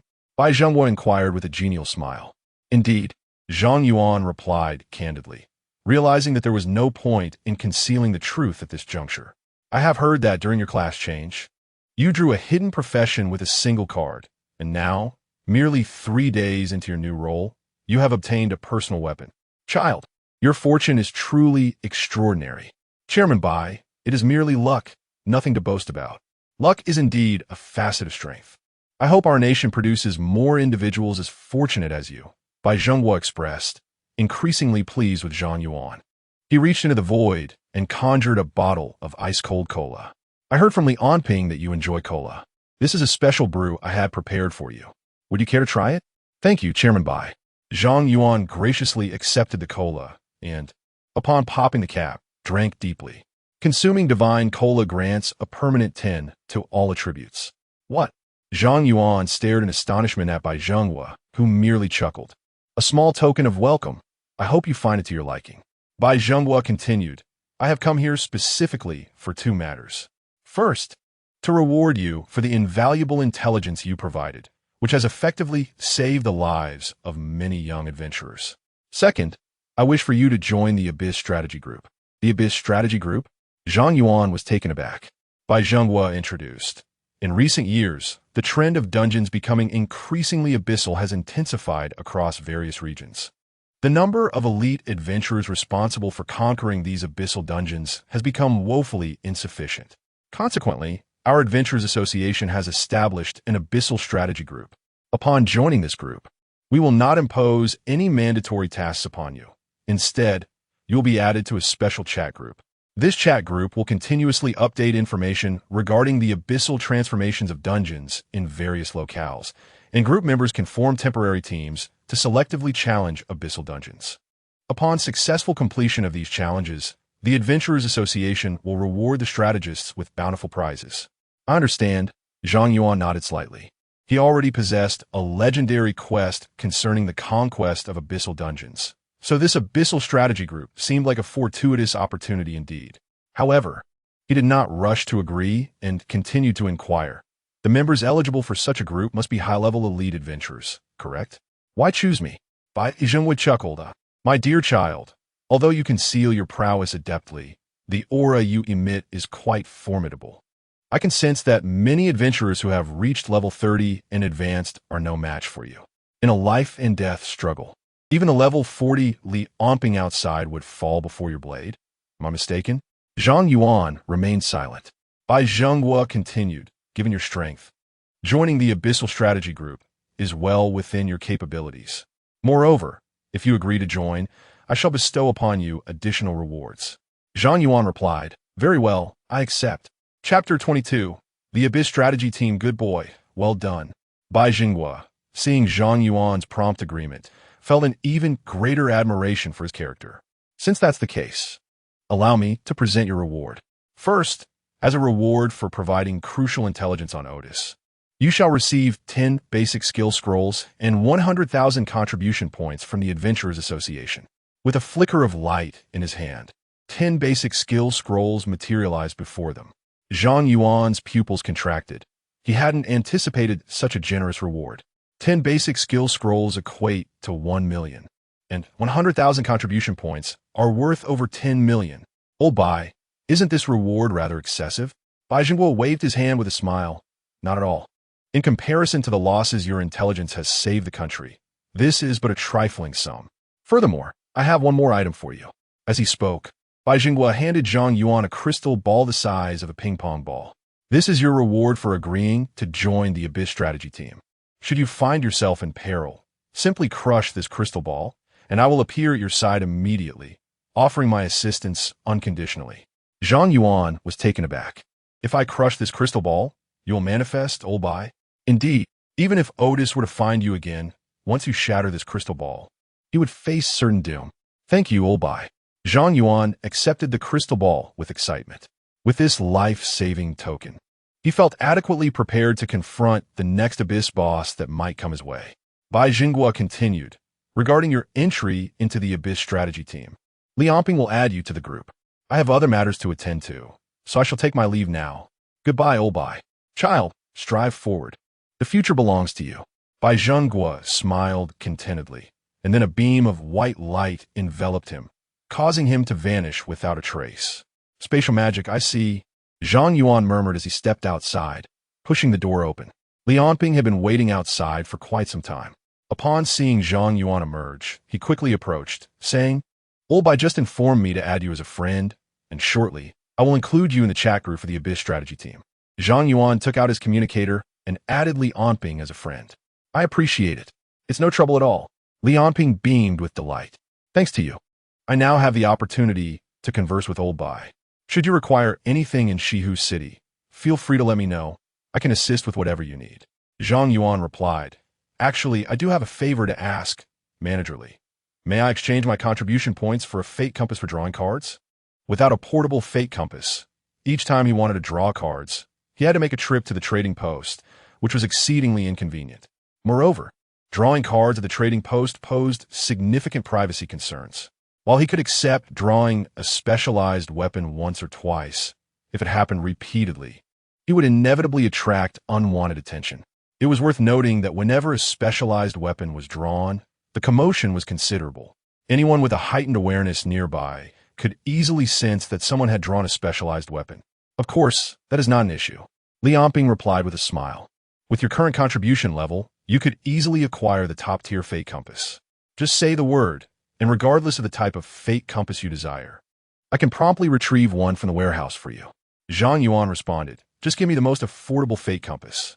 He regarded those so-called high-end fate compasses as mere trinkets, embellished with ornate craftsmanship, and often blessed by monks or Taoists, creating the illusion that using such an extravagant compass would enhance the luck of the card draw. Zhang Yuan had no need for such superstitious embellishments. He was, in essence, the epitome of metaphysics himself. Seeing that Zhang Yuan only wanted the cheapest fate compass, Liamping refrained from further persuasion and chuckled. That makes sense. You are still in the novice phase, and it is prudent to invest your contributions wisely, avoiding unnecessary extravagances.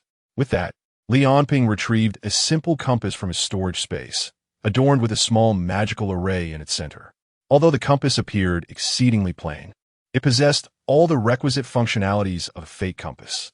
This is the most economical fate compass, priced at 1 million, which translates to 10,000 contribution points. I'll give you a discount, so it'll be 8,000 contribution points. Thank you. Zhang Yuan was indifferent to whether the fate compass was secondhand. After transferring 8,000 contribution points to Liamping, he bid him farewell and left the Adventurers Association, content with his new acquisition. As soon as he stepped out of the association, Zhang Yuan received an invitation from Liamping. Upon confirming, he entered the Abyss strategy group chat and was instantly bombarded with messages. A 45-level healer is needed for the Abyss dungeon in the western mines of Luocheng. Interested parties nearby, please respond. The Abyss dungeon in the eastern suburbs of Shun City requires a 50-level destructive mage.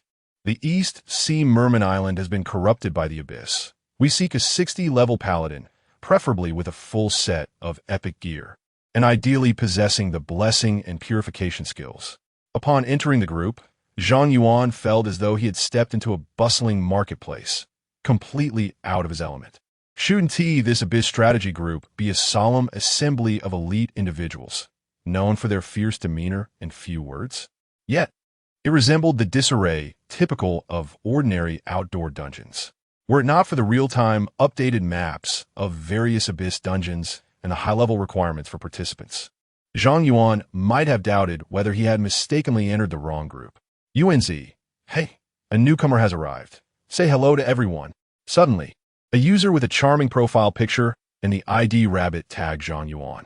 UNZ was the nickname associated with Zhang Yuan's social account. In this Abyss strategy group, the identities of members remained confidential. Unless they met in person, no one truly knew who anyone was. Zhang Yuan had little desire to engage with these strangers. He promptly set his status to invisible and clicked on the map to check for suitable Abyss dungeons near Shihu City. Unfortunately, the only 2 Abyss dungeons nearby were already marked as cleared, both of which he had previously conquered. It seemed that he would have to focus on leveling up for the time being and aim for admission to Kyoto University instead. Zhang Yuan could not find a suitable Abyss dungeon near Shihu City. As he exited the group chat, he received a private message from Rabbit. Little brother, I see your IP address is in Shihu City. I happen to be nearby as well. Why don't we meet offline? I have a surprise waiting for you. Zhang Yuan glanced at the private message and promptly blocked Rabbit. The Abyss strategy group was filled with an assortment of individuals, and he harbored no trust for any of them. Even if he were to tackle the Abyss dungeon, he would rather risk undertaking it solo than entrust his back to a stranger. One could never know if a teammate might strike from behind. Dismissing Rabbit's message from his mind, Zhang Yuan ventured out of the city once more. However, this time he did not head toward the western city gate, but made his way to the eastern gate instead. To the east of Shihu City lies the Roshacha River, where a level 20 outdoor dungeon is located. This spot serves as a treasure trove for professionals seeking to farm equipment materials and is currently Zhang Yuan's optimal leveling location, where he could potentially reach level 19 directly in that dungeon, if all goes as planned. Chapter 23.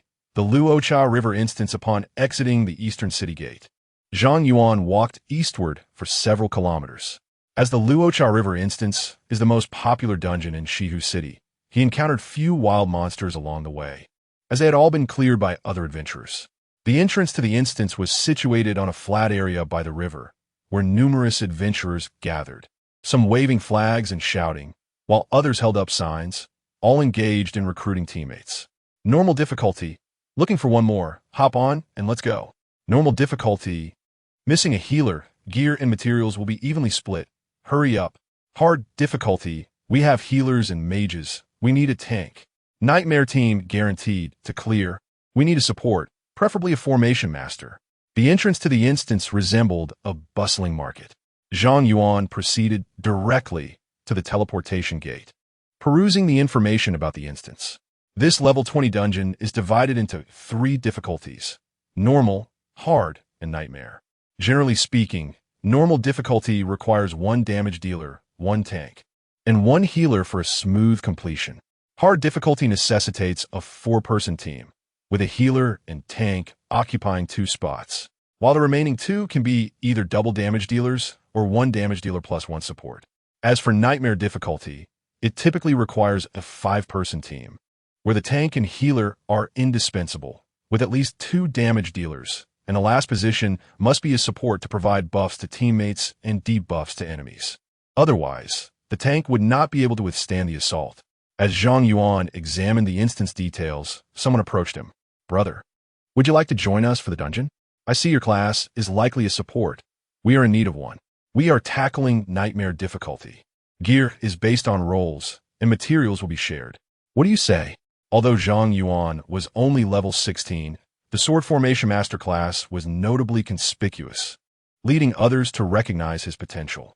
After all, one wouldn't venture to the Luocha River instance at level 16 without skill. No, I prefer to go solo. Zhang Yuan decisively declined the invitation and chose nightmare difficulty, teleporting directly inside. He entered the dungeon alone. At level 16, was he truly so arrogant? Even for a normal difficulty instance, he was courting disaster, wasn't he?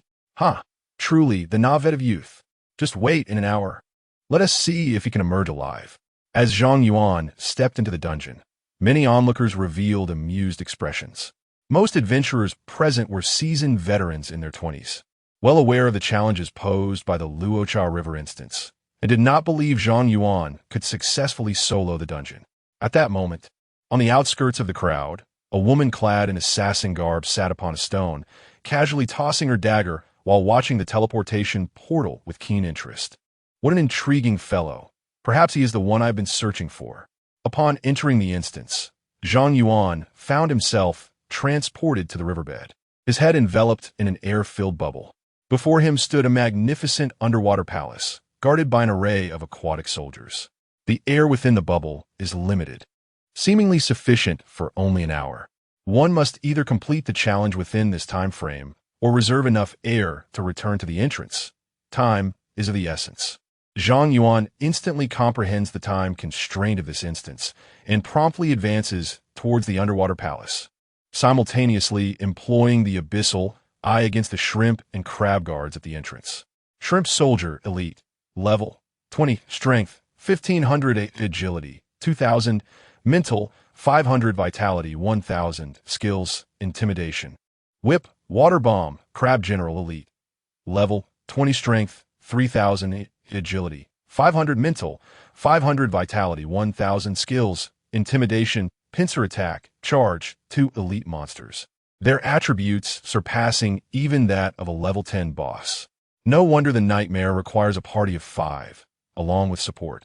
Otherwise, the sheer power of these shrimp and crab guards would easily overpower even a level 20 knight with a single strike. Aware of the urgency, Zhang Yuan does not squander time, but rather swiftly executes a sword formation, dispatching both elite creatures with his sword, Qi Shao. Successfully killed Shrimp Soldier. Experience 3000. Successfully killed Crab General. Experience 3000. Obtained Shrimp Tail 1. Obtained Crab Claw 1. Having effortlessly vanquished the guarding shrimp and crab, Zhang Yuan enters the palace, only to discover an even greater number of shrimp and crab guards within. Skill Mental Storm. Upon observing the multitude of monsters congregated in the hall, Zhang Yuan immediately unleashes Mental Storm, resulting in the instant demise of all shrimp and crab guards in the palace hall.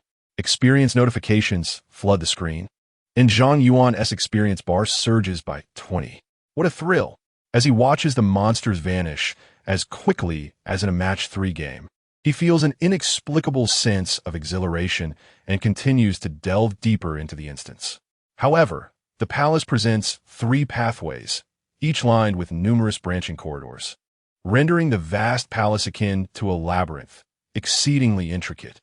After half an hour of navigating, Zhang Yuan has slain numerous shrimp and crab guards, elevating his level to 17. Yet he still has not located the boss room. This cannot continue. Should the air run out before I find the boss, I fear I shall suffocate. This instance has existed for many years. Complete maps should be available on the market. I shall procure a map and return to challenge it again. To be prudent, Zhang Yuan decides against further exploration and retraces his steps back to the instance entrance. Do you wish to abandon the challenge? Yes.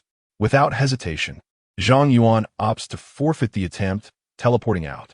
As he materializes at the instance's teleportation point, he immediately attracts the attention of several onlookers. This fellow has actually emerged alive. Could it be that he truly soloed the instance? He's been inside for barely over 40 minutes. How could he possibly have cleared it? I suspect he could not even defeat the shrimp and crab guards at the entrance. He must have lingered there for the sake of appearance, only to emerge after such a long wait. What a facade. Wait a moment. Behold his level. He has already reached level 17. This undoubtedly implies he has vanquished numerous foes, likely having lost his way within the palace and only retreating out of necessity. Indeed, this fellow possesses genuine prowess in solo dungeon raids.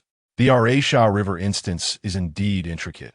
I too became disoriented during my inaugural descent years ago, but with repeated attempts, one becomes familiar with it.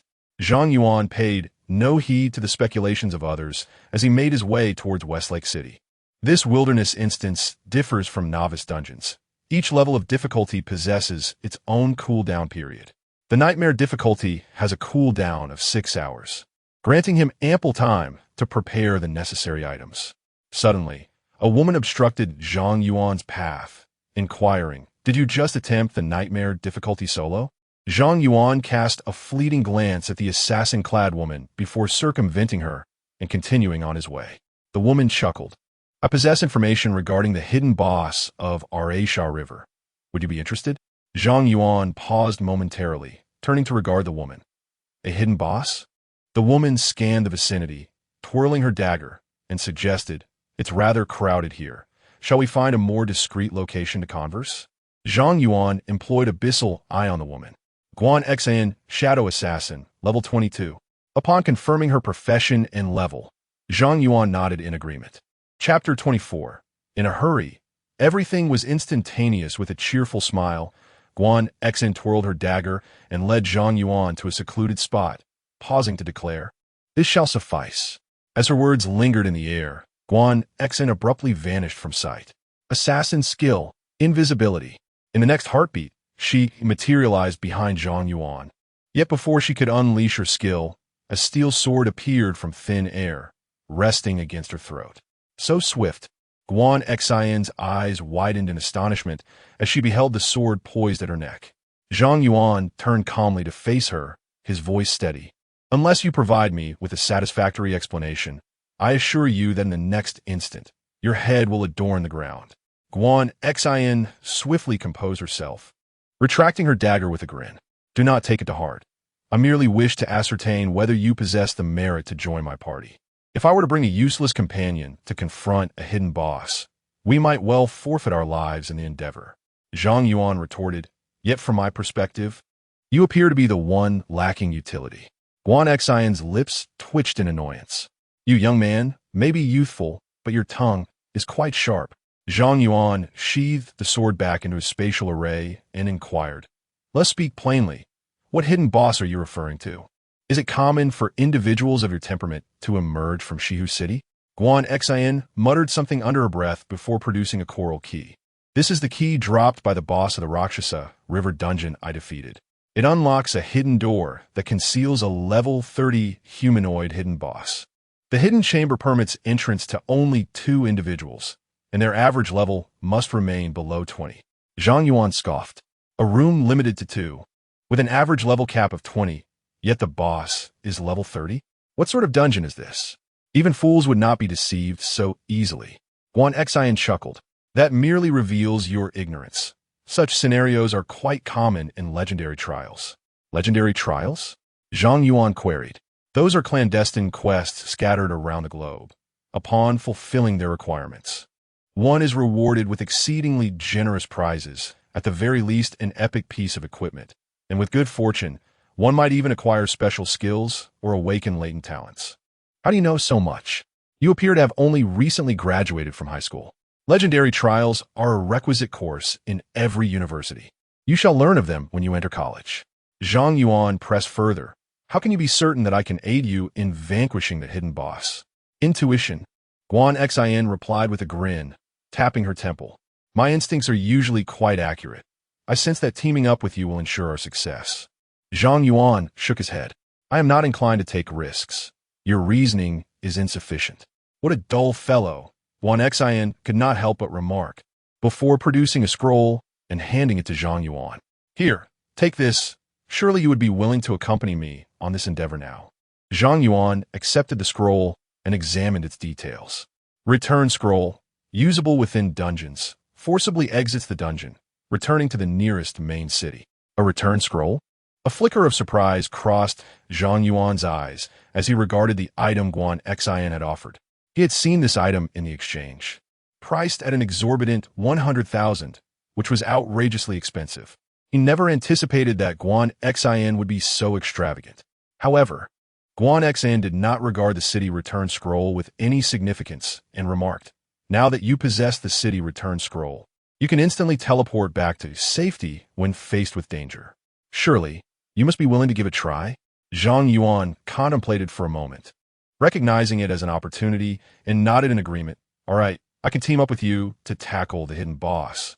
But I've just emerged from a nightmare difficulty and need to wait 6 hours. That's of no concern. I possess an item to eliminate the dungeon cooldown." Guan Xian replied. She sent a team invitation to Zhang Yuan, reassuring him, "Don't worry, even though you're only level 17, we will split the loot evenly." Upon hearing Guan Xian's words, Zhang Yuan ceased his protests, accepted the team invitation, and accompanied her back to the teleportation point of the Luosha dungeon. Guan Xian stood at the dungeon teleportation point and took out an amulet-like object. As the amulet emitted a radiant light, Zhang Yuan received the confirmation for the dungeon. The leader will challenge the Luosha River dungeon at nightmare difficulty. Do you confirm? Confirmed. Without hesitation, Zhang Yuan teleported into the dungeon alongside Guan Xin. Guan Xin turned to Zhang Yuan and said, "Defeating these elite monsters will take us a lot of time. I know a shortcut that can help us avoid most of the elite monsters and lead directly to the boss room. No need. Let us break through head-on.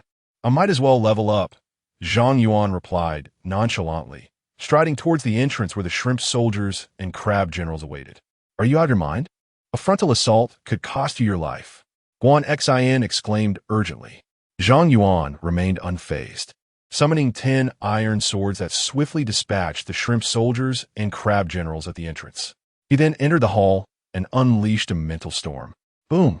A terrifying tempest surged in all directions, and Guan Xin was immediately inundated with a multitude of kill notifications, leaving her utterly dazed. "But what is this?" she murmured, stepping into the palace and gazing at the empty hall, her mind blank. "Where are the monsters?" Guan Xin bit her lip and asked Zhang Yuan, "What did you do?" "I'm just spawning monsters," Zhang Yuan replied matter-of-factly, leaving Guan Xin with an overwhelming urge to retort, yet finding no grounds for her frustration. Zhang Yuan turned and urged, "What are you standing there for? Lead the way. I don't have a map." Oh, Guan Xin regained her senses and hurried to the front, selecting the central door of the hall. As they made their way to the boss room, Guan Xin felt numb, witnessing that every elite monster she encountered was swiftly eliminated by Zhang Yuan. Is this truly the level of attack power one would expect from a level 17? Guan Xin found it incomprehensible. Even with her highest single-target damage skill, she could not achieve a one-hit kill against those elite monsters. Yet, Zhang Yuan seemed to be using basic attacks, and the most terrifying part was that his basic attacks appeared to carry splash damage. Suddenly, Guan Xin felt as though her rare class paled in comparison to Zhang Yuan's sword formation master, making her feel like a beggar in comparison. With Guan Xin leading the way and Zhang Yuan dispatching foes, the pair arrived at the boss room in less than 10 minutes. Guan Xin paused outside the door to the boss's chamber and cautioned Zhang Yuan, "I am aware of your formidable attack power. Yet this is ultimately the final boss of a level 20 nightmare difficulty dungeon. I know its vulnerabilities. If you could distract it from me, I shall maneuver around." Zhang Yuan interrupted her, boldly pushing open the grand door. Inside lay a colossal serpent exceeding 10 meters in length. Utilizing the abyssal eye, he observed, Rakshasa King Serpent Boss, level 20, strength 3,200, agility 4,200, spirit 2,000, constitution 6,000, skills, whip bite, venomous entanglement, venom attack. Zhang Yuan murmured, a constitution of 6,000. Guan Xin hurriedly caught up to him, exclaiming, "I warned you not to act recklessly. This boss possesses high attack power and an exceptionally thick health pool. Your frail frame cannot withstand even a single blow." Qi Shao. Zhang Yuan raised his hand, and Qi Shao materialized, transforming into a streak of crimson light that pierced the Rakshasa King Serpent's head. The serpent barely had time to react before emitting a mournful cry and crashing to the ground. Successfully defeated Rakshasa King Serpent. Experience 42,000. Guan Xin received equipment: Rakshasa King Serpent Leather Armor, Rakshasa King Serpent Venom Blade, Rakshasa King Serpent Crystal Core. Upon witnessing the kill notification on her interface, Guan Xin's lips twitched in disbelief. It was defeated in an instant? Chapter 25. The Rakshasa King Guan Xin stood in a daze, her gaze fixated on the desolate boss room, as if caught in a dream. Zhang Yuan turned back and said, "The equipment and materials from the dungeon are in the captain's storage space. According to our agreement, we shall divide them equally, correct?" "Yes, yes." Guan Xin instinctively nodded, retrieving the equipment and materials dropped by the boss. Rakshasa King's Serpent Skin Armor, Golden Grade Defense 200, Agility 200, Poison Damage 20. Usable at level 20. Rakshasa King's Serpent Tooth Poison Blade, Golden Grade Attack 200, inflicts poison damage. Assassin Damage Skills 20, usable at level 20. Rakshasa King's Serpent Crystal Core, Poison Attribute Material. After reviewing the equipment information, Zhang Yuan shook his head, These items hold no value for me. Guan Xian suggested, since I contributed nothing in this dungeon, it would be fair for you to receive all the equipment. However, I genuinely desire these items. How about I purchase them from you at the market price for golden equipment? Zhang Yuan raised an eyebrow. How much? Guan Xian replied, the market price for a piece of golden equipment starts at 1 million. These two appear to form a set, thus their value is higher. The crystal core is also a costly material. If I package it all together, would 5 million suffice? 5 million? Zhang Yuan was taken aback. That's quite a sum. Noticing Zhang Yuan's hesitation, Guan Xian thought he found the offer too low and added, I didn't bring much cash this time. If you find it insufficient, we can add each other as friends, and I can transfer an additional 2 million later. Zhang Yuan regained his composure and shook his head. As I said, splitting means splitting. One piece of equipment belongs to me, one to you, and we shall divide the crystal core equally. Just give me 250,000 in cash. Guan Xian chuckled. You truly are an oddity, refusing extra payment. Zhang Yuan replied flatly, it's a matter of principle. Besides, when we agreed to share the spoils, I never expected you to contribute. Can't you say something nice for once? Guan Xian retorted, her annoyance evident. 250,000 sounds unappealing. Once we exit the dungeon, I'll transfer you 3 million. All right. Once the two reached an agreement, Guan Xian took out the coral key and approached the dungeon's teleportation exit, parting the water plants that covered the wall. A coral door came into view. Inserting the key into the coral door, it slowly creaked open with a click. Strangely, although they were at the riverbed, no water seeped through the door. An invisible force kept it at bay, revealing what seemed to be another realm inside. As the coral door swung open, Zhang Yuan received a prompt. Ahead lies the domain of the Rakshasa King. The dungeon restricts individual maximum levels to no more than 25, and the average team level must not exceed 20. Will you challenge it? Guan Xian turned and asked, the hidden boss is inside. Are you ready? Let us go in, he replied. Zhang Yuan nodded slightly, and Guan Xian confirmed the challenge. The two were instantly transported to a vast dojo. At the center of the dojo sat a humanoid creature adorned in a fearsome demon mask and clad in resplendent red armor. Beside it lay a sheathed sword, silent and still, noble, proud, and solemn. This creature emanated an aura befitting a king. Resetsu King. Zhang Yuan employed the abyssal eye. Resetsu King, hidden boss, level 30, strength 10,000, agility 10,000, spirit 10,000, constitution 10,000, skills, flash of the sword, royal pressure, indomitable will hiss. Upon glimpsing the attributes of the Resetsu King, Zhang Yuan could not suppress a gasp of astonishment. Not only were its 4 core attributes staggeringly high, but the skills it possessed also appeared exceedingly formidable. Zhang Yuan turned to Guan Xian and inquired, have you faced this boss before? Any intelligence to share? Guan Xian replied, I have only challenged it once, and I managed to survive its first phase. In the initial phase, it does not wield a weapon.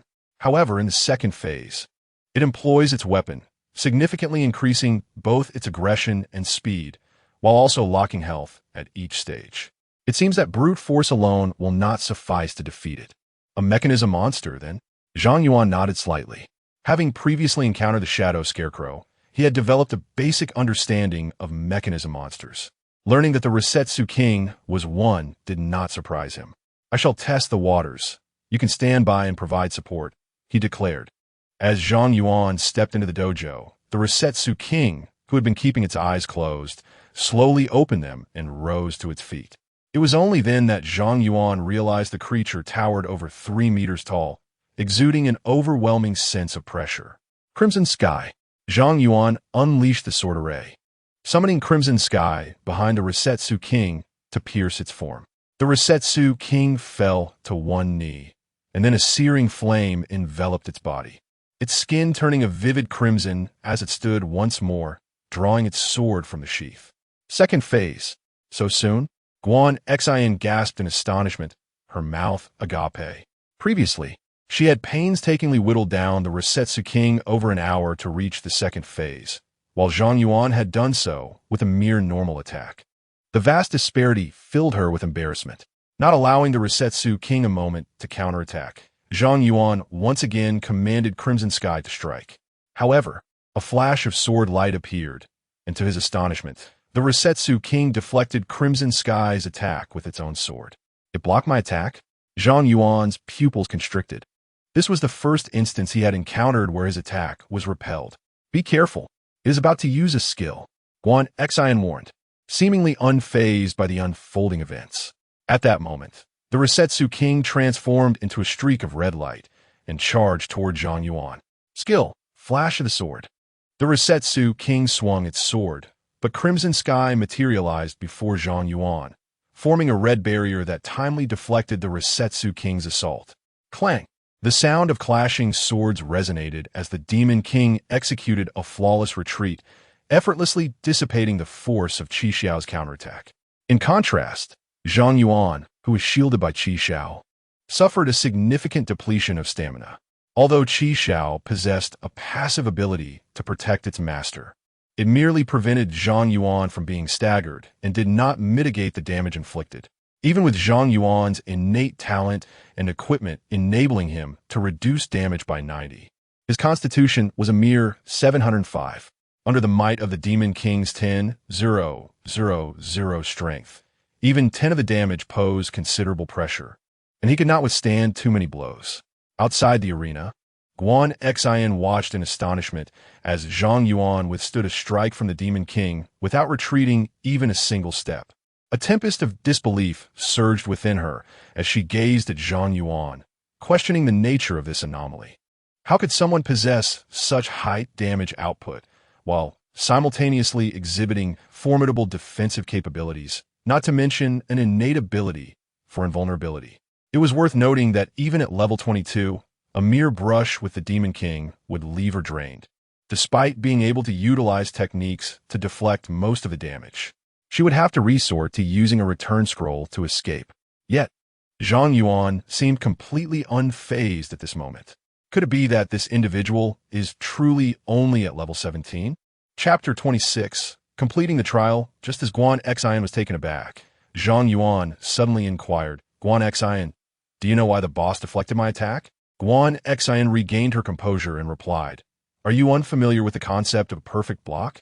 A perfect block? Zhang Yuan echoed.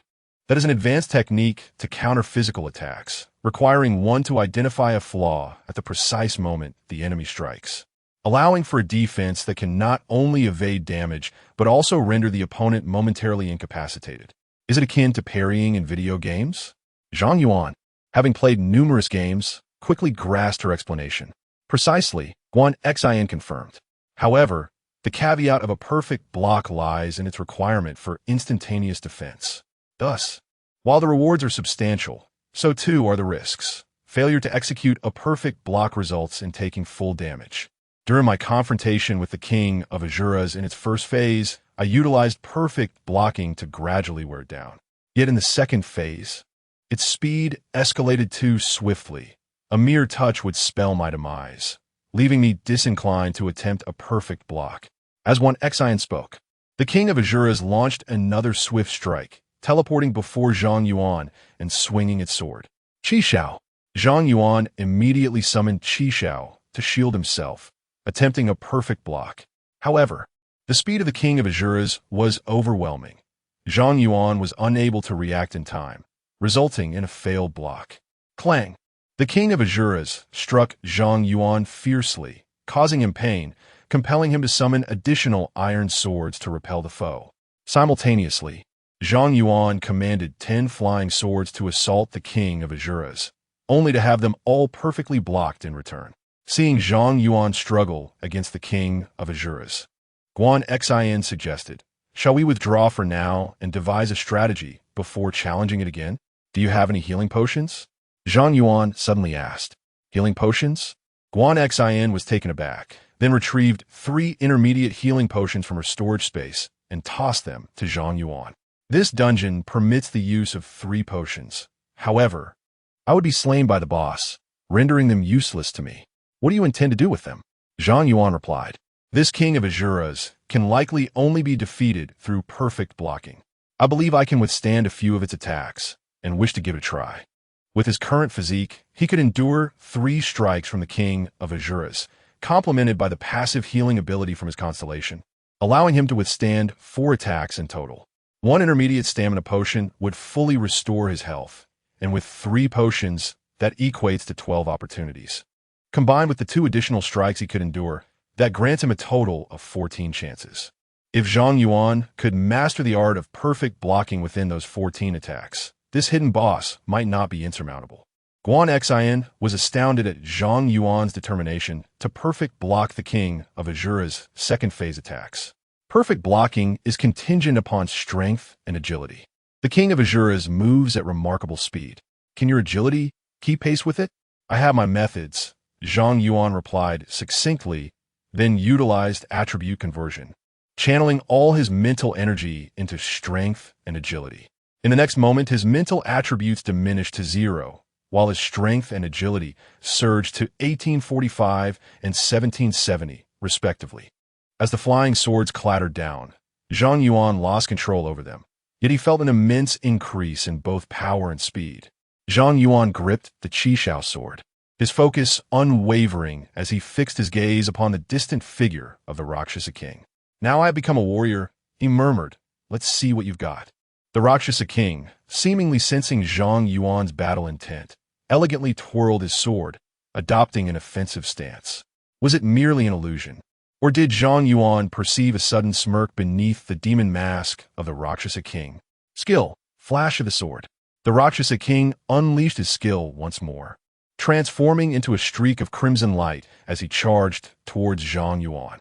He could see it clearly, with a considerable boost in power and speed. Zhang Yuan barely managed to catch sight of the Rakshasa King's movements, attempting a perfect block. Block failed. The Rakshasa King struck with his sword, reducing Zhang Yuan's health to a mere third. The Rakshasa King then gracefully withdrew, creating distance between them. Indeed, it was as he suspected. Zhang Yuan realized that the Rakshasa King's retreat confirmed his theory. This hidden boss was a trial, the essence of which was to achieve a perfect block. Moments later, the Rakshasa King activated his skill again, and Zhang Yuan made another attempt at the perfect block. Still unsuccessful, his health dwindled. Without hesitation, Zhang Yuan retrieved a bottle of intermediate healing potion and drank it, completely restoring his vitality. Here we go again. The Rakshasa King launched his skill once more, and Zhang Yuan braced himself for another attempt at the perfect block. Flash of the sword, block failed. Flash of the sword, block failed. In the arena, the Rakshasa King resembled a stern master, while Zhang Yuan embodied the indomitable disciple, their movements echoing in a relentless cycle of practice. Outside the arena, Guan Xin stood in stunned silence, utterly astonished that the level 17 Zhang Yuan was genuinely using the Rakshasa King to hone his perfect block technique. Clang! With the 3rd bottle of intermediate healing potion consumed, Zhang Yuan finally succeeded in executing a perfect block, deflecting the Rakshasa King's sword away. Seizing the opportunity, he released his attribute transformation, commanding the Qishao sword to pierce through the Rakshasa King's chest. A crimson light surged through the Rakshasa King's form, reducing its health to a critical low as it knelt before him. Had he won? Guan Xin, witnessing Zhang Yuan's successful strike, was momentarily elated. However, before she could congratulate him, the Rakshasa King erupted with an overwhelming pressure that sent Zhang Yuan staggering backward. Skill, indomitable will. Skill, King S pressure. The entire arena began to tremble violently as the Rakshasa King roared and rose once more, shedding his heavy armor to reveal a scarred, muscular torso. He raised his arm, and the massive sword that lay afar swiftly returned to his grasp, igniting in fierce flames. 3 stages still remained. Guan Xin, witnessing the Rakshasa King's resurgence, gasped in horror and urgently shouted to Zhang Yuan, "If it becomes too perilous, use the town return scroll. The number of attempts is limitless. There is no need to risk your life here." Yet, Zhang Yuan remained unresponsive to her plea, his eyes locked onto the Rakshasa King's gaze beneath the demon mask, fully comprehending that this 3rd stage was indeed the final trial of this legendary challenge. Strength, skill, and the courage to embrace death. However, with the Qishao sword's passive ability granting him immunity to death. Zhang Yuan felt no fear. "Come at me," he declared. Zhang Yuan grinned, this time opting not to employ attribute transformation. Instead, he gathered all the flying swords into the erase space. Through extensive practice, he had thoroughly grasped the trajectory of the Rakshasa King's attacks. Even without a clear view of the Rakshasa King's movements, he could perfectly parry by timing his reactions based solely on instinct, guided by the skill interface. At that moment, the Rakshasa King assumed a stance and transformed into a streak of red light, charging towards Zhang Yuan with a sword raised for a downward strike. 9 iron swords flew forth before Zhang Yuan, and one of them precisely struck the Rakshasa King's vulnerability, sending the king's sword flying. With a flash, the crimson light pierced through the heart of the Rakshasa King. Successfully defeated the Rakshasa King. Experience 100,000. Acquired the equipment. Rakshasa King's Mask. Acquired. Rakshasa King's Heart, X1. Completed the legendary trial. Gained the skill, Parrying Intuition. Ding. Achievement First Legendary Trial Detected. Reward, Awaken High-Level Talent. Congratulations, host. On awakening the high-level talent, I am legendary. Simultaneously, a treasure chest appeared in the center of the dojo, marking the completion of the hidden dungeon. Chapter 27. The new special weapon. Is it over? Has it truly ended? Gua Xin gazed at the myriad of notifications flashing across her interface, feeling somewhat dazed. Although the legendary trial was accomplished solely by Zhang Yuan, they had been in a team, and thus Gua Xin too received the foundational experience rewards along with the divine skill, Block Intuition. Moreover, as the team leader, the equipment and materials obtained from defeating the boss were placed in her storage space. Gua Xin gently slapped her face to regain her composure and proceeded to examine the equipment and materials she had acquired. Mask of the Rakshasa King. Epic summons the Rakshasa King to fight alongside you. Upon the Rakshasa King's demise, it will gradually recover within the mask. Heart of the Rakshasa King. Epic grade material. An epic piece of equipment and an epic material. Gua Xin could not help but exclaim upon seeing the 2 items dropped by the Rakshasa King. The value of epic equipment is beyond measure, and epic grade materials are essential for legendary equipment forged by master blacksmiths, often scarce and highly coveted. While Gua Xin was examining her newfound treasures, Zhang Yuan was likewise reviewing his newly acquired talents and skills. Block Intuition. Passive. The first block will invariably be a perfect block. I am legend. If a legendary trial exists within the dungeon, completing the dungeon will guarantee the drop of an item to initiate the trial.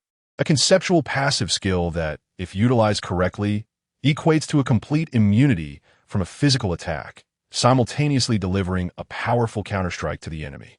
A top-tier talent. Possessing this ability ensures that he will never miss any future legendary trials. What a bountiful harvest! Zhang Yuan beamed with joy at his new skills and talents. At that moment, Gua Xin approached him, presenting the mask of the Rakshasa King and the heart of the Rakshasa King. Zhang Yuan, take these. This battle was entirely won through your efforts, and logically, both epic items should belong to you. Zhang Yuan glanced at the mask of the Rakshasa King and the heart of the Rakshasa King, but ultimately only accepted the mask. I have stated that since we agreed to share equally, everything should indeed be divided equally, rather than distributed based on contribution. Gua Xin was taken aback. Do you have any idea how much epic items are worth? The heart of the Rakshasa King alone is valued at no less than several million. Zhang Yuan shook his head resolutely. Even if it were worth 100 million, it should belong to you. This is a matter of principle, unrelated to monetary value. Moreover, without the hidden key you provided, along with the information on perfect blocking and the 3 healing potions, I would not have been able to defeat the Rakshasa King. I truly underestimated you. Gua Xion's gaze towards Zhang Yuan transformed entirely at that moment. Previously, when Zhang Yuan insisted on equally sharing the golden equipment, she thought it was merely the worth of the golden gear that did not sway his principles. Now, seeing his willingness to equally share even epic items, Gua Xian gained a renewed perception of Zhang Yuan. It is worth noting that even among the closest of friends or couples, disputes may arise over an epic piece of equipment. Pondering this, Gua Xian chuckled softly. returning the heart of the Rakshasa king to her storage space. In that case, I shall graciously accept it. It must be said, although you are somewhat rigid, you are indeed quite dependable. Thank you for the compliment. Zhang Yuan retracted the Rakshasa king mask and approached the treasure chest at the center of the dojo. The previous reward was for defeating the boss, while this chest contained the reward for completing the Rakshasa River instance. The equipment and materials obtained from defeating the boss were directly allocated to the team leader, who then distributed them. But the treasure chest reward for the first successful completion of an instance was unique to each individual. Guan Xin had already completed the Rakshasa River instance, so this treasure chest was exclusively Zhang Yuan's. Opening the chest revealed, acquired Divine Stone 1, acquired Basic Skill Scroll 5. As Zhang Yuan received the rewards, the treasure chest in the dojo vanished, and a teleportation exit appeared for the instance, allowing the two to be transported outside. Upon exiting the instance, Guan Xin took a satisfying breath of the humid, fresh air and promptly transferred 3 million to Zhang Yuan's trading account, smiling as she said, "This has truly been a delightful collaboration. Shall we add each other as friends on our communicators for future opportunities?" "Let us discuss it later," Zhang Yuan replied, declining Guan Xion's suggestion, exiting the team, and leaving without looking back. "Hey, you just received the payment, and you're leaving like this? Is this how you treat women?" Guan Xin was incensed by Zhang Yuan's abrupt departure and was about to chase after him to demand an explanation when she halted, watching him leave. "You must certainly be aiming for Kyoto University, huh? Hee, you won't escape my grasp." With a light chuckle, she twirled her dagger, whistled, and departed in another direction. After parting ways with Guan Xin, Zhang Yuan returned home. On one hand, he had already reached level 18, and it was only the third day since his class advancement. Even if he were to take a leisurely approach to leveling, he could attain level 19 within a month. Leveling up was no longer his most pressing concern. On the other hand, he had been out for several days. Although the rapid leveling made him feel no fatigue, the continuous days of combat had left him unbathed, and he was starting to smell. With his grandmother and aunt absent from home, Zhang Yuan washed up, changed into a fresh and clean outfit, and then sat on the sofa in the living room, taking out the fate compass along with 15 skill scrolls. To his surprise, he had obtained a divine stone so quickly. At this rate, I could acquire a fully upgraded specialized weapon before the college entrance examination, he mused. However, he did not rush to draw cards. Instead, he first decided to utilize the basic skill scrolls. He cast down the 15 skill scrolls. Acquired duplicate skill proficiency increased. Poison resistance, level 10, achieved 100 poison resistance. This, Zhang Yuan observed that after using all 15 basic skill scrolls, he had maxed out his poison resistance, causing his lips to twitch as he pondered just how fearful he was of poison.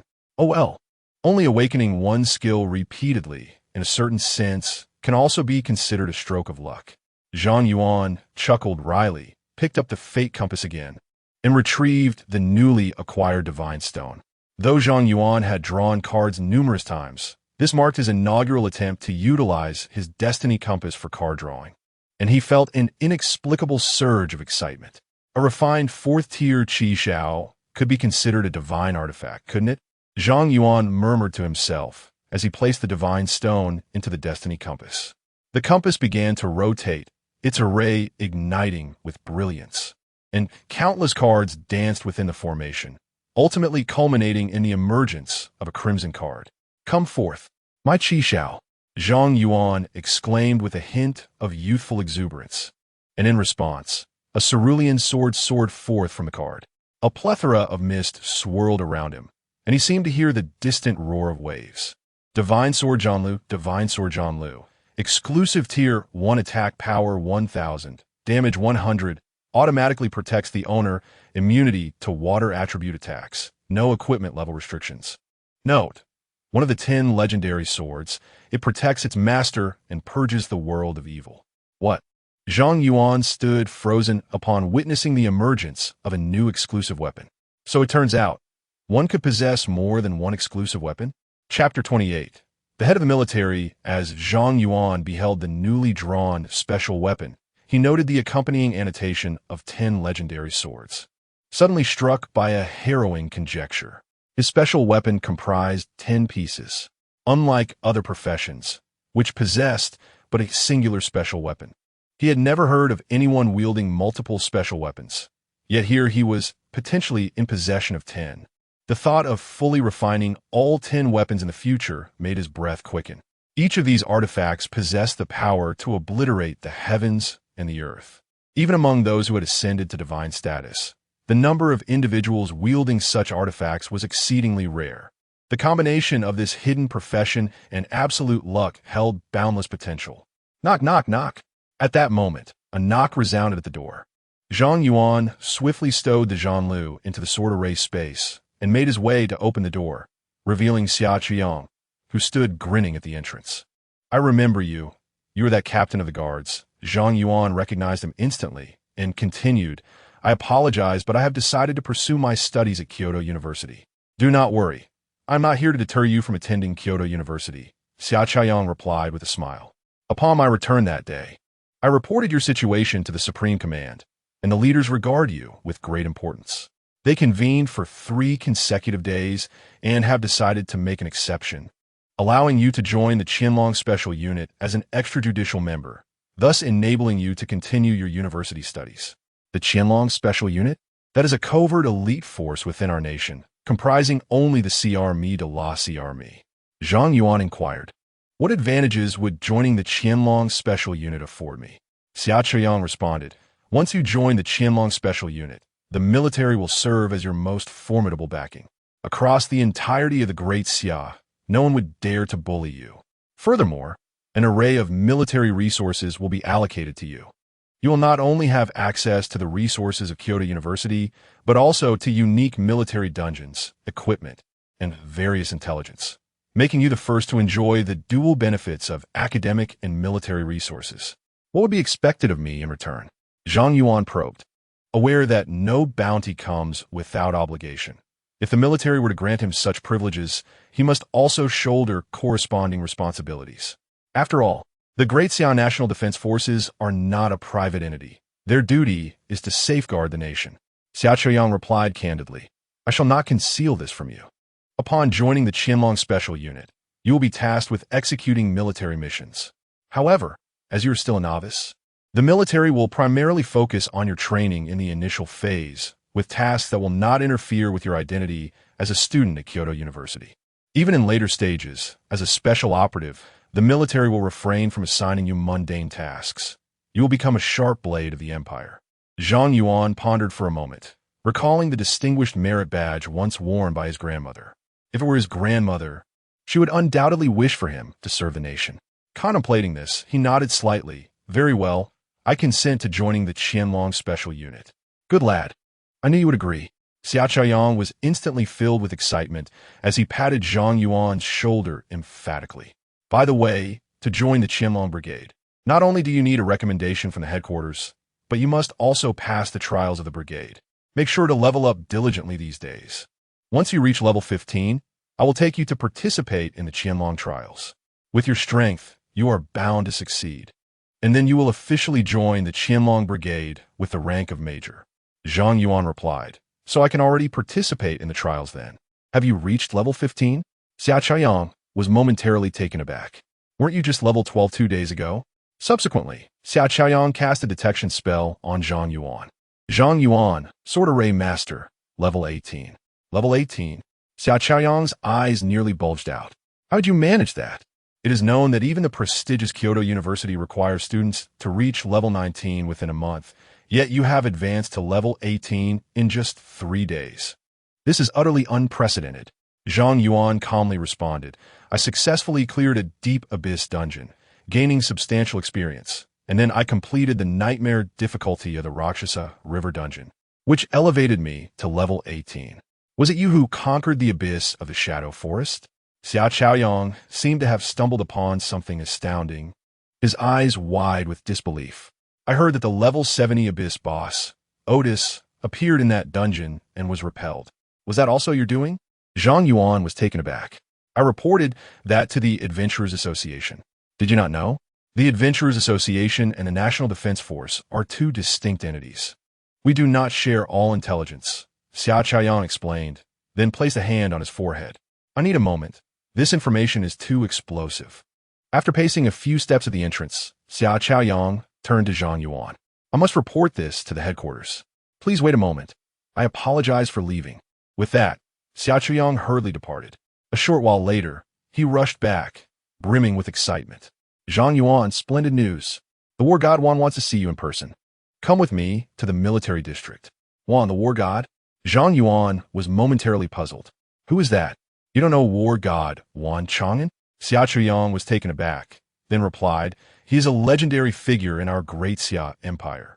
Not only is he the highest leader of our national defense force, but he is also a god-tier warrior. There are no more than 10 individuals in the great Xia Empire who hold a higher status than him. He is certainly a significant figure. Even I have only seen him on the news. He is an idol to all soldiers. Oh, then let us go. Zhang Yuan nodded slightly, unfazed by the news. With his profession as a sword array master, he was confident that he would soon ascend to the pinnacle of the world.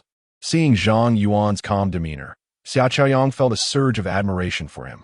Without further ado, he drove Zhang Yuan to the City Defense Force Station in Shihu City. Wan Chang'an had already been teleported from Kyoto to Shihu City and was currently waiting at the City Defense Force headquarters. At this moment, the City Defense Forces were exceptionally vigilant. Xiao Chaoyang led Zhang Yuan through numerous checkpoints to the outside of the command center, where they encountered 2 tall soldiers standing guard at the entrance. Zhang Yuan utilized the Eye of the Abyss to inspect them and discovered that both soldiers were elite practitioners at level 60. What a grand display, Zhang Yuan mused internally.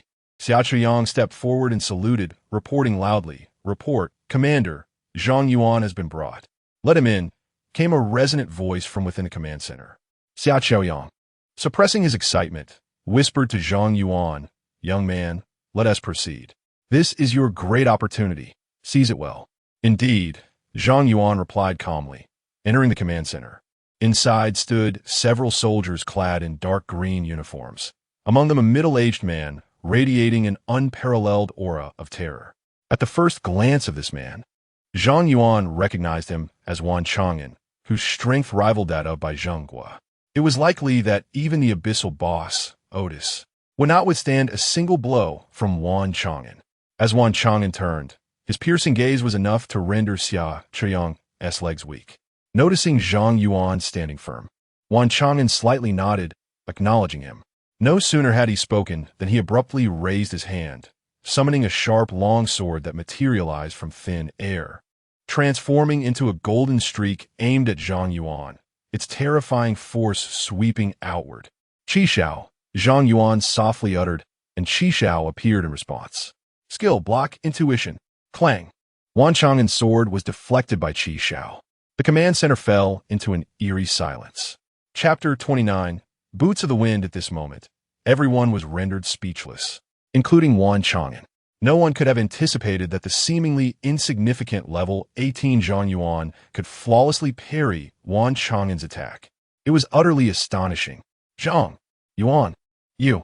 Beside him, Xiao Chaoyang's face turned pale, his gaze fixed on Zhang Yuan, his mind a blank slate. At that moment, Wan Chang'an also found it difficult to maintain his composure. Initially, he had intended to gauge Zhang Yuan's reaction. Had Zhang Yuan remained unflinching in the face of adversity, he would have praised him and offered a reward, thereby enhancing Zhang Yuan's favorability. However, he never expected that his sword strike would be so effortlessly deflected by Zhang Yuan. Though Wan Chang'an realized that Zhang Yuan must have employed a skill that guaranteed a perfect block, with so many subordinates observing, he could not afford to salvage his pride. Cough, cough. Wan Chang'an cleared his throat to alleviate the awkwardness and nodded at Zhang Yuan, saying, "Well done, young man. You truly exceeded my expectations by blocking my strike. No wonder old Bai holds you in such high regard. I merely utilized a skill that guarantees a successful block. It was merely luck, nothing more," Zhang Yuan replied, bowing slightly, maintaining a dignified demeanor. "I see." Upon hearing Zhang Yuan's words, Xiao Chaoyang breathed a sigh of relief. The majestic image of Wan Chang'an in his mind nearly crumbled. At that moment, the others in the command center also wore expressions of sudden enlightenment. Indeed, without the aid of skill, Zhang Yuan would never have been able to withstand Wan Chang'an's sword.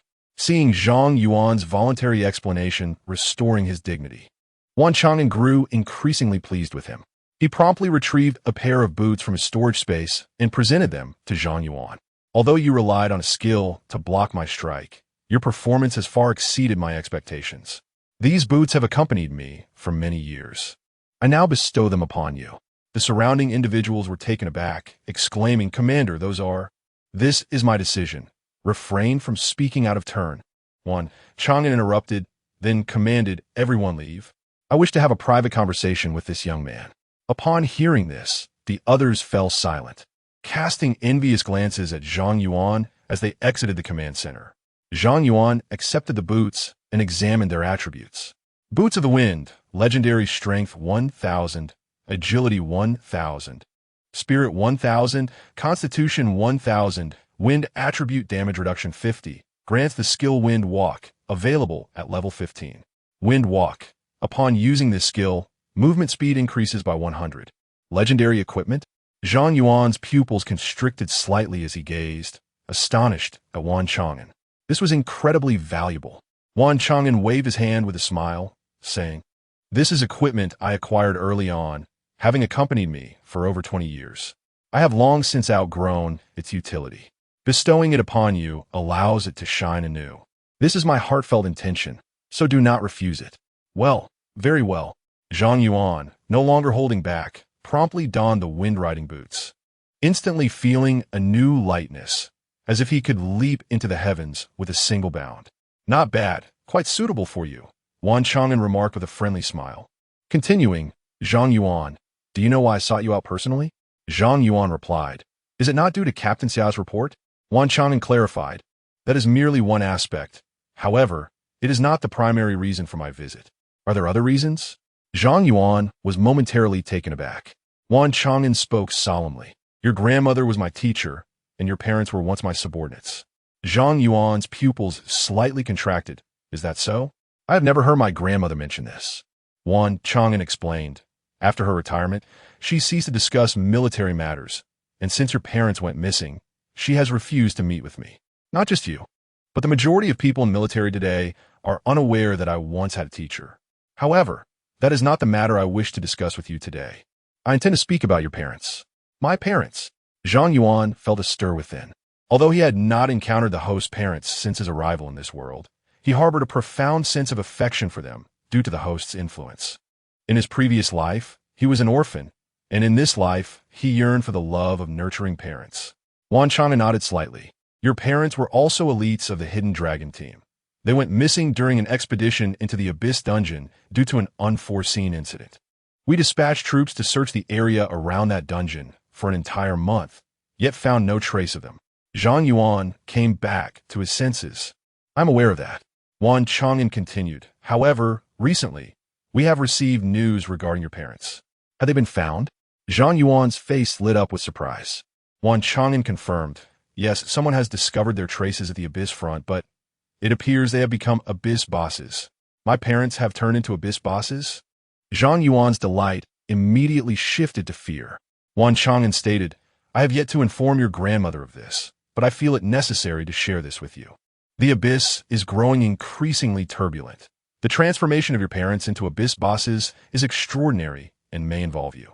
Zhang Yuan fell into contemplation, then addressed Wan Chang'an. "Sir, may I request a favor? If there are any updates regarding my parents, please inform me at the earliest opportunity."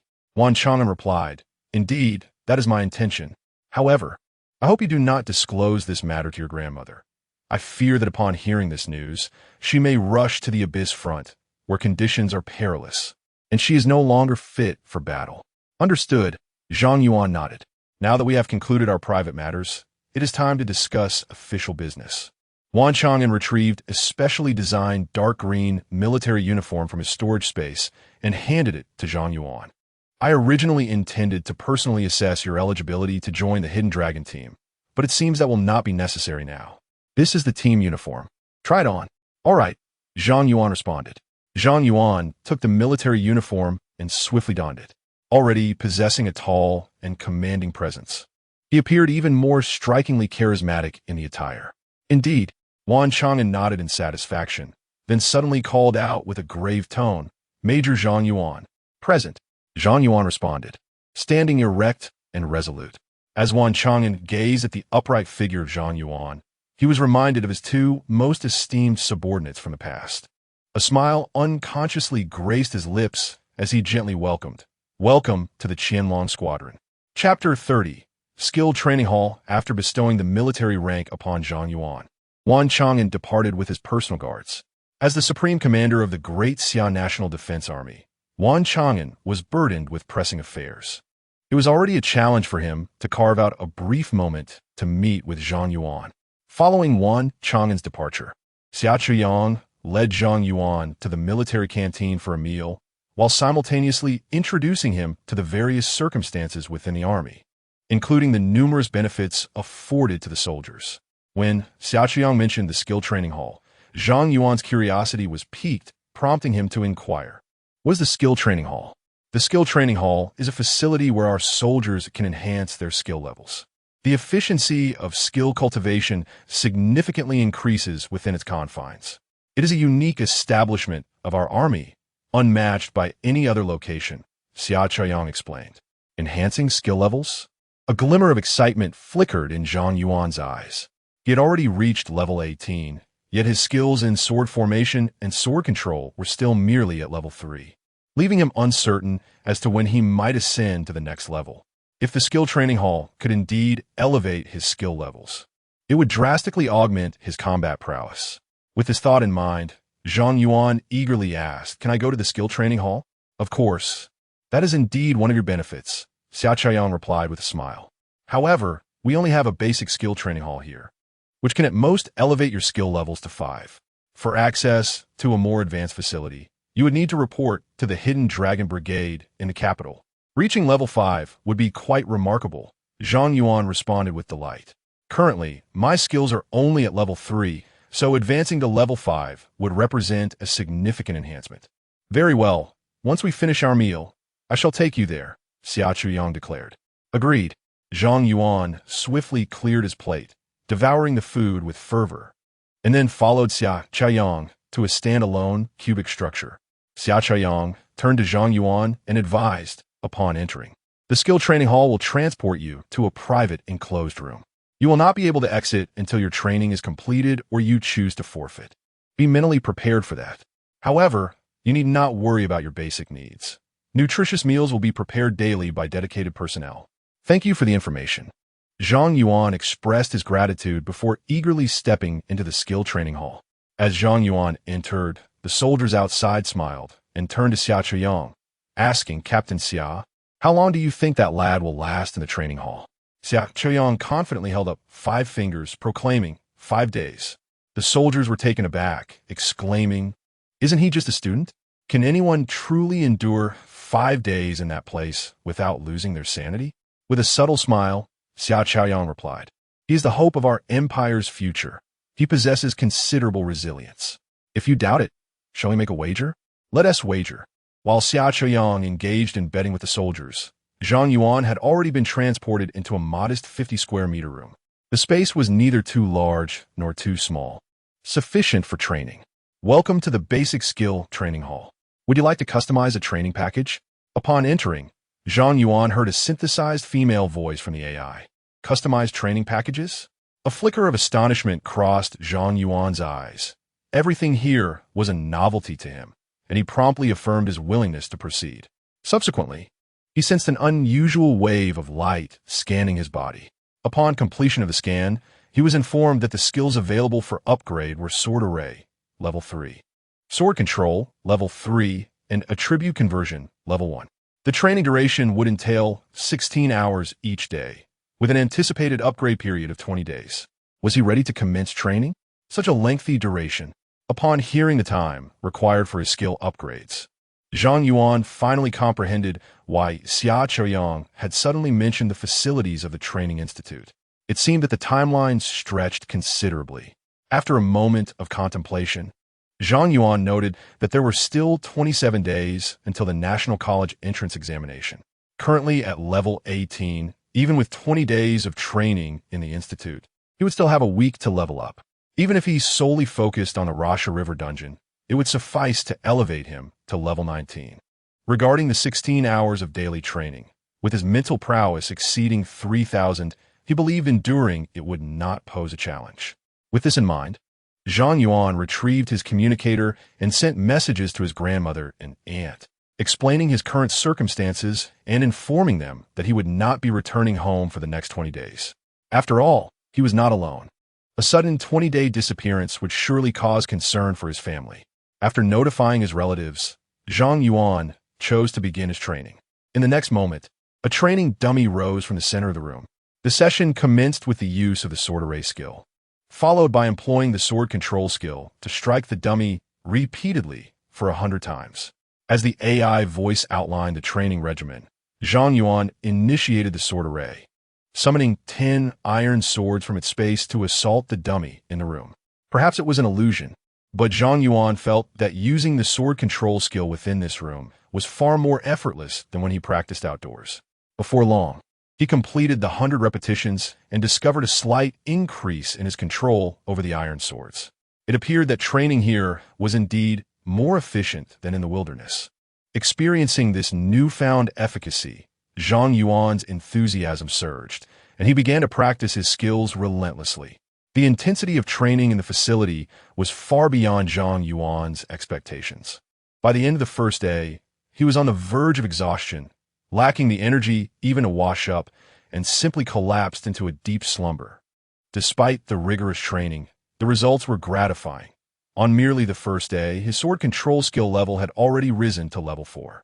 The following morning, while still ensconced in a delightful dream, Zhang Yuan was abruptly awakened by a splash of cold water. To his astonishment, he beheld a mechanical arm extending from the ceiling of the training facility, clutching a basin of water. The second day of training commenced with an order to strike the dummy 1,000 times using the sword control skill.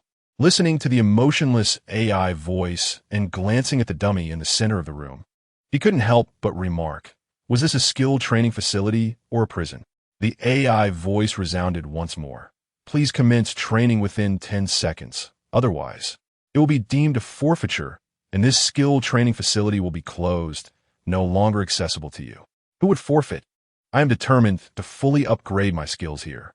Zhang Yuan's competitive spirit was ignited, prompting him to summon his flying swords and engage in high-intensity repetitive training.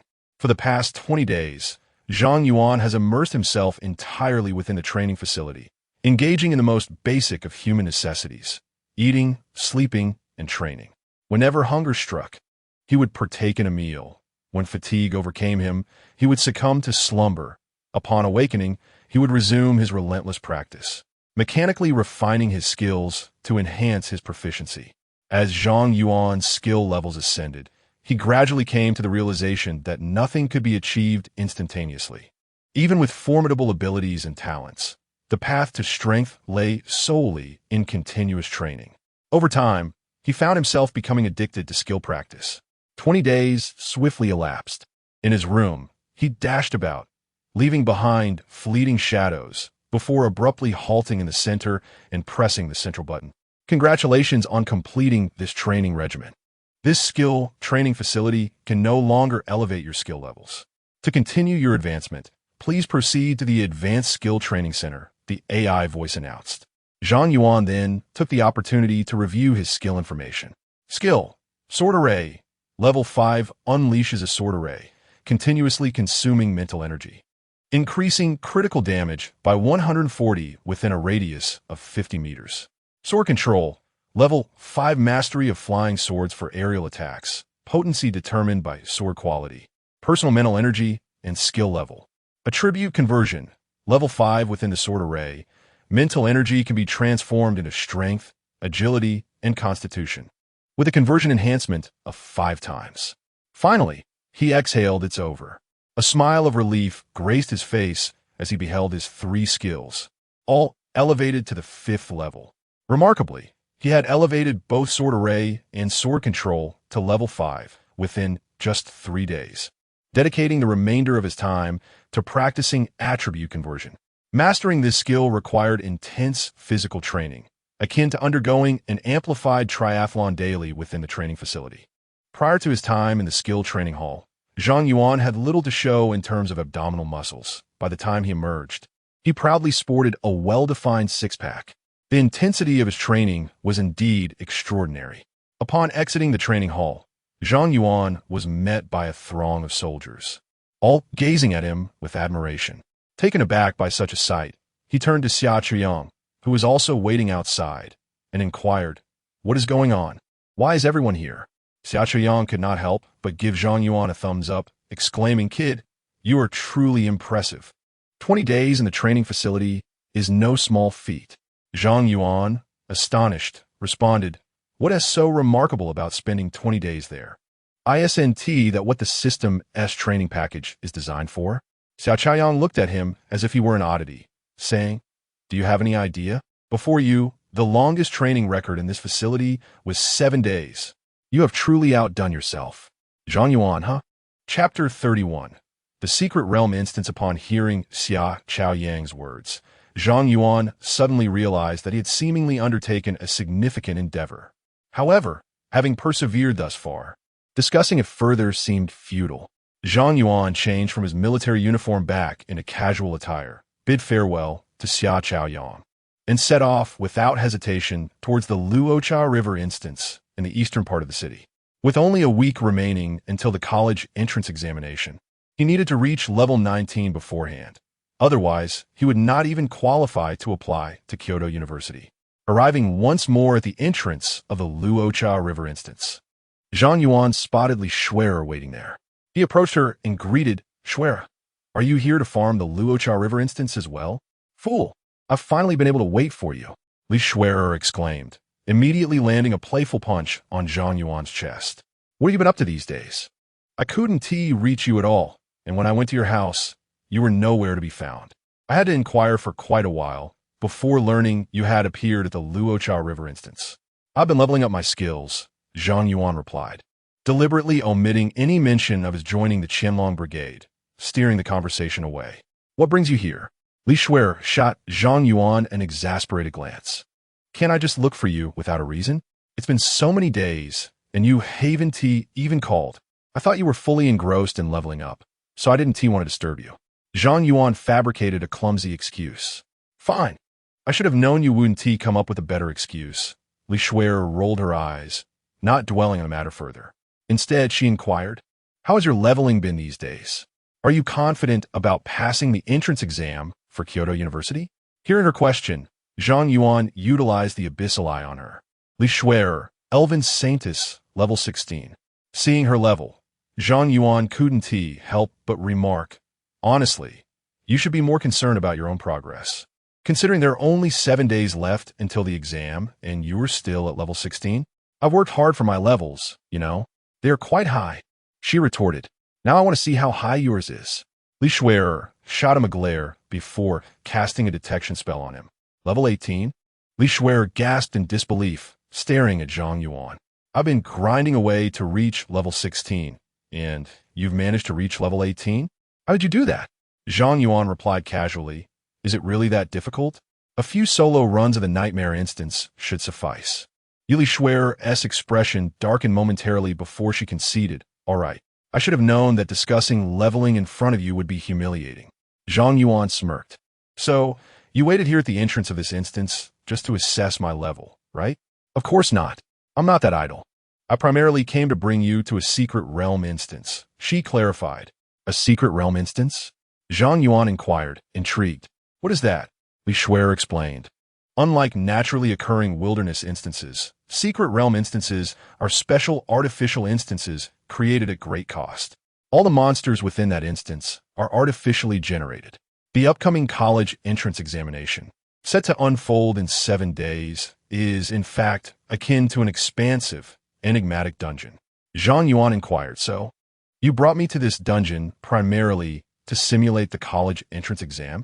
Li Shuer patiently elucidated, "That is one of the reasons. However, there exists a more significant motive. Recently, the military announced a new policy allowing our cohort of students to join the special forces while concurrently preparing for college, thus gaining access to military resources for training. It is worth noting that the military possesses resources that even prestigious institutions like Peking University lack. If we can secure military training, our future prospects will be boundless. This dungeon serves as an assessment by the military, aimed at identifying outstanding students. It is rumored that those who perform exceptionally well may even have the opportunity to join the legendary Qianlong unit. Families are fiercely competing for a chance to participate in this examination, and I exerted considerable effort to secure your entry into the dungeon. Upon hearing Li Shuer's words, Zhang Yuan couldn't help but twitch his lips. So, this dungeon is essentially a trial for the Qianlong unit? Li Shuer patted Zhang Yuan on the shoulder, reassuring him. Do not feel overly pressured. Although gaining entry into the Qianlong unit is challenging, I firmly believe you can do it. Zhang Yuan met Li Shuer's encouraging gaze. Reluctant to disappoint her, he replied, while the military's policy is enticing, our primary focus should be on leveling up to level 19, right?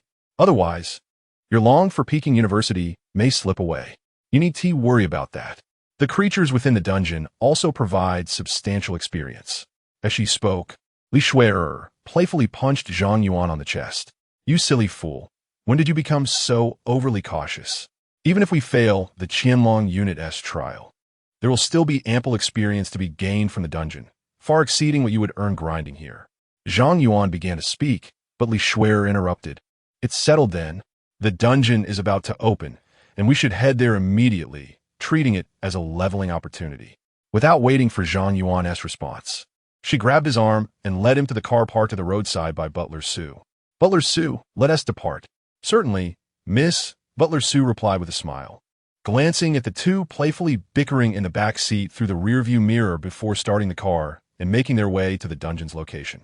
The entrance to this dungeon is situated at the summit of Yunheim Mountain, to the north of Shihu City, specifically at Yunheim Manor. Upon their arrival, Butler Su noted that the parking lot outside Yunheim Manor was already filled with several luxury vehicles, as nearly all the prominent families in Shihu City, with children taking the college entrance exam this year, had gathered there. Zhang Yuan surveyed the array of opulent cars and asked, Isn't the military's policy nationwide? Why are there only vehicles from Shihu City here? Li Shuer replied, the dungeon comprises numerous independent spaces. This is merely the entrance for the Shihu City branch. Other cities have their respective entrances to the dungeon. In simpler terms, upon entering, we find ourselves in different spaces of the same instance, akin to a multi-layered cake. The colossal secret realm used for the college entrance examination operates similarly, with each province possessing its own independent space. Although the spaces differ, the assessment content remains consistent. Thus, we should focus solely on conquering our own instance. Zhang Yuan nodded, acknowledging the explanation. Upon hearing Zhang Yuan's remark, Li Shuer proudly puffed out her chest, asserting, I possess much more knowledge. Feel free to inquire if you have any uncertainties. Steward Su interjected, Miss, the secret realm will soon commence. We mustn't be tardy. All right, we are running out of time. Li Shuer regained her focus, promptly pulling Zhang Yuan from the carriage. After verifying their identities at the entrance of the estate, they stepped into the expansive courtyard. In the center of the courtyard stood a blue vortex, resembling the entrance to an outdoor instance. A number of students were already gathered outside the instance.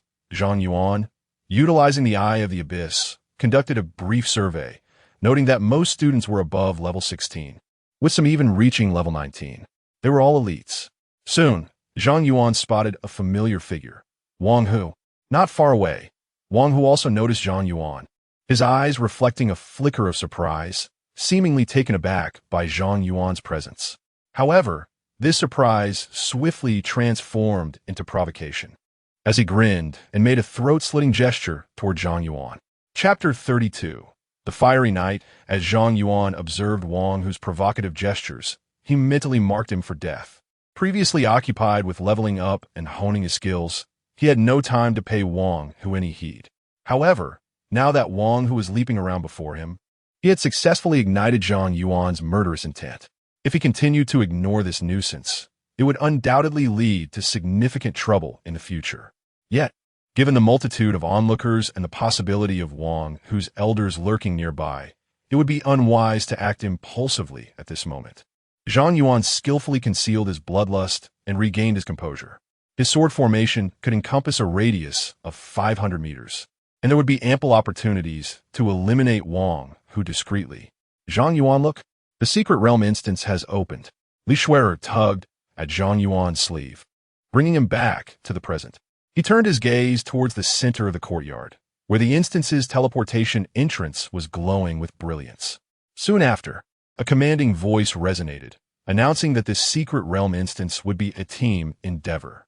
The participants would be randomly grouped according to their respective professions, forming four-member teams consisting of damage dealers, tanks, healers, and support roles. Notably, while participants could utilize their own equipment, no items, including potions and buffs, would be permitted. Their performance within the instance would be evaluated, and those rated S or above would join the elite dragon support team as auxiliary members. The instance could be exited at any time, and safety was paramount. Best of luck to everyone. As the voice faded, the light from the teleportation entrance grew ever more radiant, enveloping all present in the courtyard.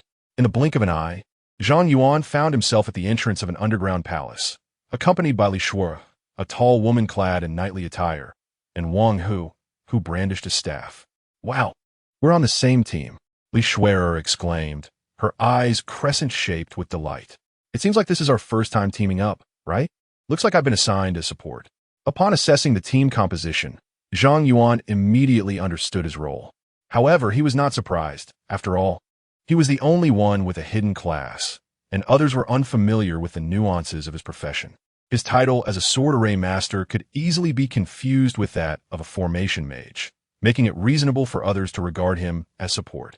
At that moment, the tall woman stepped forward, appearing somewhat bashful, and softly introduced herself.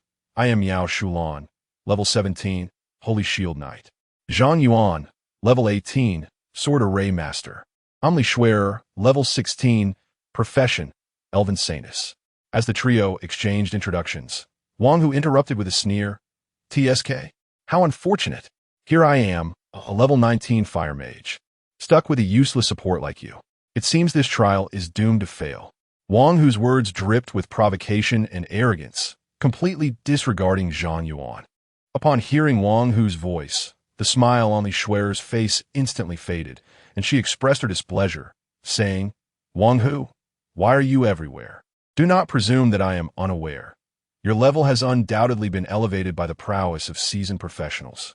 You are, in fact, the one holding us back. Wang Hu scoffed, asserting that a strong family background is a form of power as well. Have you not heard the rules? A team can only have one damage dealer. Without me, you would struggle to defeat even a single monster.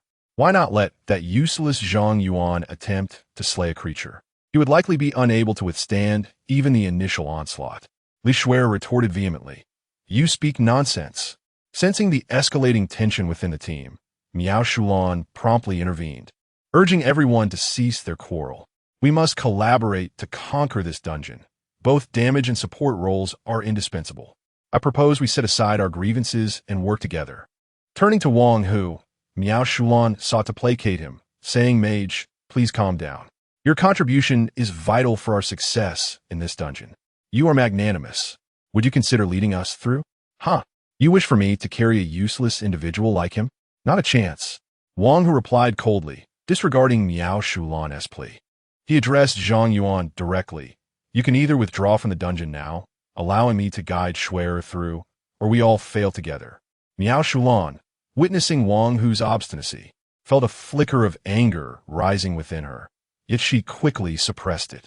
Having journeyed alone from a remote county, traversing treacherous terrain filled with level 30 beasts, she had finally arrived in Shihu City, eager to showcase her skills in this dungeon trial. Little did she expect to encounter such a repugnant individual before she had even begun. She held Wang Hu in disdain for his insatiable greed. Yet he was the only damage dealer in the group.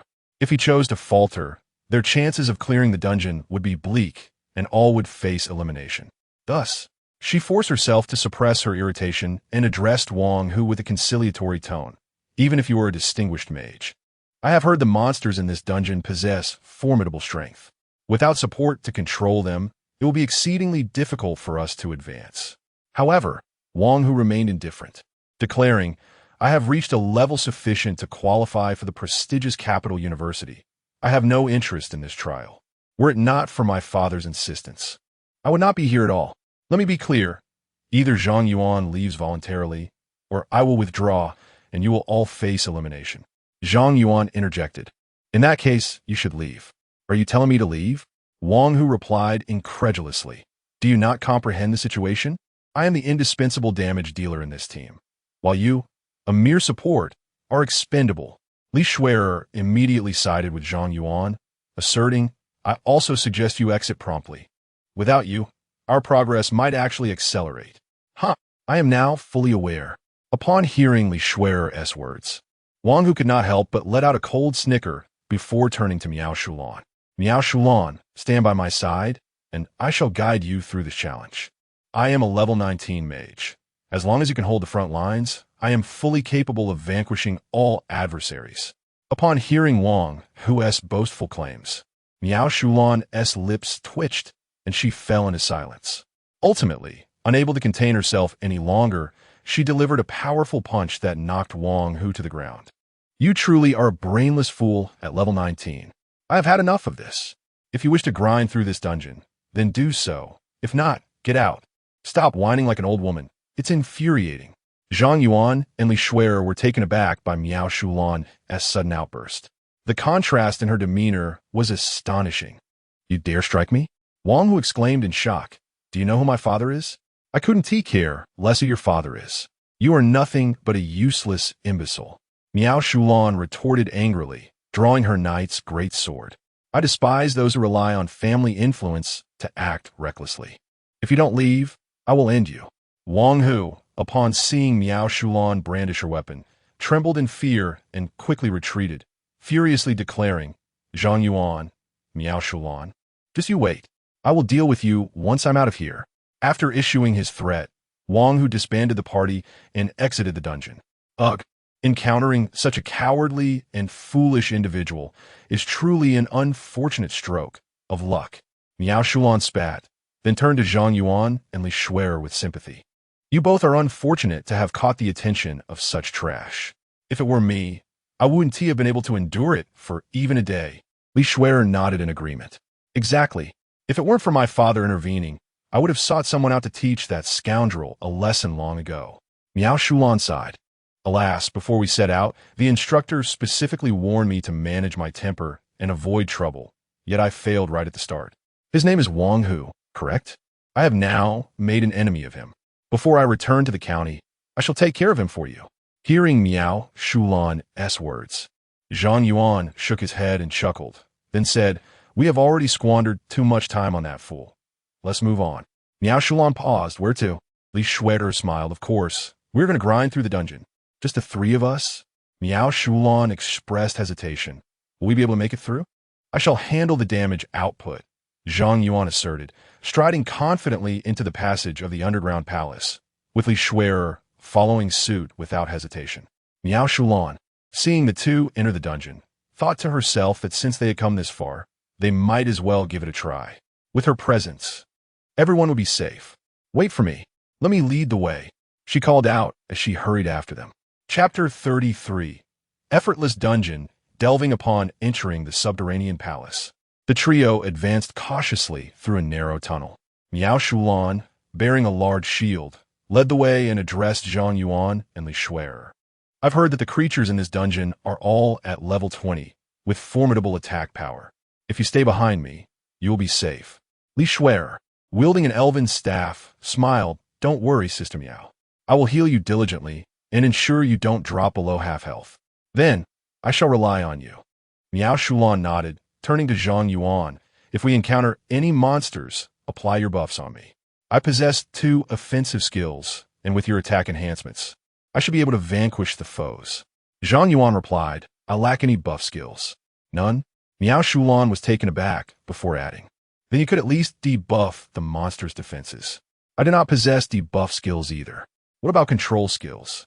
None of those either. Miao Shulan was bewildered, looking at Zhang Yuan in disbelief. Then what are your support skills? I mentioned it before. I am an output class. Impossible. This dungeon has a rule that a team can only have 1 output class, and that fire dog has already been dispatched. Perhaps my hidden class led the examiners to misjudge my role. Such a thing exists. A glimmer of surprise flickered in Miao Shulan's eyes. Although the absence of support made advancement challenging, at least they had an attacker. Li Shuer chimed in. It's all right. I count as a half support and can deal damage.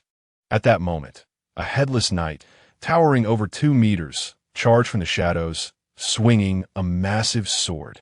Be careful. Miao Shulan's eyes sparkled with determination as she immediately taunted the creature. Bang! The knight's sword struck Miao Shulan's shield, and she remained unmovable. Li Shuer, now alert. Prepare to heal Miao Shulan. But Miao Shulan interjected, no need to heal right now. Conserve your energy. Zhang Yuan targeted the monster with Abyssal Eye. Headless Knight Elite. Level 20. Strength 1800. Agility 1200. Mentality 800. Vitality 1000. Skills. Charge Mighty Slash, a level 20 elite monster with 1800 strength. It was astonishing that Miao Shulan, at level 16, could withstand such a powerful foe without taking damage, showcasing her exceptional defense. With a thought, a steel sword flew from the sword array space, piercing towards the Headless Knight. Minus 38,963. A terrifying cascade of damage numbers erupted, and the Headless Knight collapsed instantly. Successfully killed Headless Knight, experienced 2,000, obtained Armor Fragment X1. Miao Shulan, still in the process of buffing herself, was startled by the kill notification. What just happened? Li Shuer, her eyes widened in disbelief, gazed at Zhang Yuan. Wow, you're that powerful? Although she was aware of Zhang Yuan's strength, this was the first time she witnessed his attack prowess firsthand. Just basic skills. Let us continue forward. Zhang Yuan replied with a smile, revealing that his spirit had reached an impressive 3160, and both his sword array and sword control skills had attained level 5, resulting in a significant transformation in damage output. Should he equip the 3rd-tier Qi Xiao and 1st-tier Zhang Lu, his damage could even soar beyond 20 million. However, given that this secret realm dungeon was a trial, the ratings of the trial participants were directly tied to their performance within the dungeon, compelling Zhang Yuan to exercise restraint. Otherwise, relying solely on the splatter effect of his constellation could easily eradicate all the monsters within the palace, thereby depriving Li Shuer and Miao Shulan of any opportunity to showcase their capabilities, leading to disappointingly low scores. Upon witnessing Zhang Yuan's monstrous attack power, Miao Shulan's previously disheartened spirits were instantly lifted. How wonderful! Zhang Yuan, your output is sufficient, and Shuer's healing capacity is ample. With the 3 of us, we can certainly conquer this secret realm dungeon. Zhang Yuan chuckled. Let us quicken our pace and make up for the time we lost earlier. All right. The 2 girls responded in unison, hastening their steps. Miao Shulan led the charge, with Li Shuer maintaining her supportive role in the middle, while Zhang Yuan trailed behind, dispatching the smaller monsters. Together, they pushed through the underground palace with remarkable force. Regardless of whether they faced elite knights, gargoyle statues, or elemental mages, all monsters fell before them with ease. Had it not been for Zhang Yuan deliberately allowing the monsters to approach and attack to highlight the importance of Miao Shulan and Li Shuer, the 2 girls might not have even glimpsed the shadows of their foes. Li Shuer was astonished by how effortlessly they cleared the dungeon. When she previously formed a random party, the pressure of healing was immense, requiring her to remain constantly vigilant to prevent any player from being slain by monsters. After one such attempt, she had barely survived. Yet now, she only needed to provide minimal healing to keep Miao Shulan's health above a safe threshold. At that moment, Miao Shulan shared a similar sentiment, having never encountered anyone as formidable as Zhang Yuan. Before long, the trio reached the deepest part of the underground palace, standing before the boss room. After their relentless journey, Li Shuer had leveled up to 17, Miao Shulan had reached 18, and Zhang Yuan was less than 10 away from attaining level 19. This is exhilarating, Miao Shulan exclaimed, her face alight with excitement. So this is what it feels like to be led by a powerhouse. It's absolutely heavenly. Li Shuer chimed in, you silly. Had I known you were this strong, I wouldn't have labored so hard to level up. You could have simply taken me along. Zhang Yuan offered a rueful smile. You two must not forget that this dungeon is a trial. Although I've been trying to hold back, I fear that if this continues, your scores may not be particularly high. Upon hearing Zhang Yuan's words, Miao Shulan suddenly realized, oh right, we're being tested, not just leveling up. So what should we do? Zhang Yuan proposed, I have an idea. The boss room lies ahead. I will refrain from attacking. You two should withstand the boss's assaults for half an hour to gather data, and then I will take care of the boss. Right? Miao Shulan exclaimed, enlightenment dawning upon her as she gave Zhang Yuan a thumbs up. You are truly clever. I can't believe you thought of this strategy. Li Shuer also perked up, declaring, since that is the case, you simpleton, just watch attentively from the side. We are far from mere decorations. With that, Li Shuer and Miao Shulan joined forces to push open the heavy door, entering the boss's chamber. In the center of the room stood a colossal knight statue, towering over 10 meters high, accompanied by an enormous stone sword. As the three of them stepped into the room, the eyes of the giant knight statue suddenly ignited with a crimson glow, and the massive figure began to stir. Using the abyssal eye, Knight King statue boss. Level 21, strength 5,000, agility 3,000, mentality 1,000, vitality 6,000, skills, stomp, earthquake, self-heal. The immense statue, with its terrifying attributes, instilled an unparalleled sense of pressure in Li Shuer and Miao Shulan the moment the Night King began to move. Chapter 34. The King of Leisure. The statue of the Night King charged forward, and without hesitation, Miao Shulan stepped up, raising her great shield. I'll take the hit. Shuer, grant me your support. All right. Li Shuer began to chant, and waves of radiant light cascaded over Miao Shulan, enhancing her physical constitution by an impressive 50. In that instant, Miao Shulan activated her taunt skill. Bang! The Night King statue swung its colossal stone sword, crashing down upon Miao Shulan's shield. The ground beneath her feet shattered instantly, yet Miao Shulan stood firm as a mountain, unwavering. Li Shuer promptly cast a continuous healing spell on Miao Shulan, swiftly restoring her vitality. Great job, Shuer! Miao Shulan praised her loudly before unleashing her skill, Divine Charge. A brilliant golden light enveloped her, transforming her into a rampaging bull as she collided with a Night King statue, toppling it to the ground. Thud! The massive Night King statue fell heavily, causing the entire boss chamber to tremble several times. Both the Holy Shield Knight and the Elven Saintess were rare classes, and Miao Shulan's shield appeared far from ordinary. Together, they could likely withstand even a level 30 boss. This adversary posed no threat to them. Zhang Yuan watched the two women's performance with complete relief, content to remain a passive observer, enjoying his leisure. Meanwhile, in a special room within the secret dungeon, several middle-aged men with imposing demeanor stood, all clad in the uniforms of the instructors, each above level 70. They were the examiners responsible for this trial of the Come quickly and see. There's an intriguing team over in Shihu City.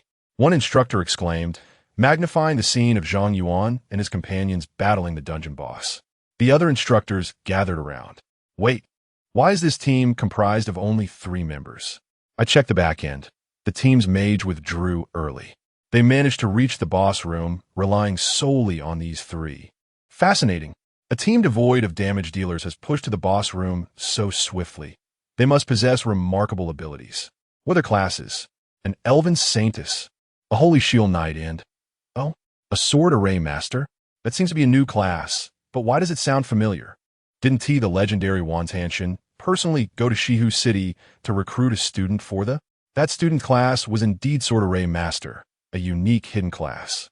I didn't expect this fellow to participate in the secret dungeon trial as well. I heard he soloed 2 Abyss dungeons.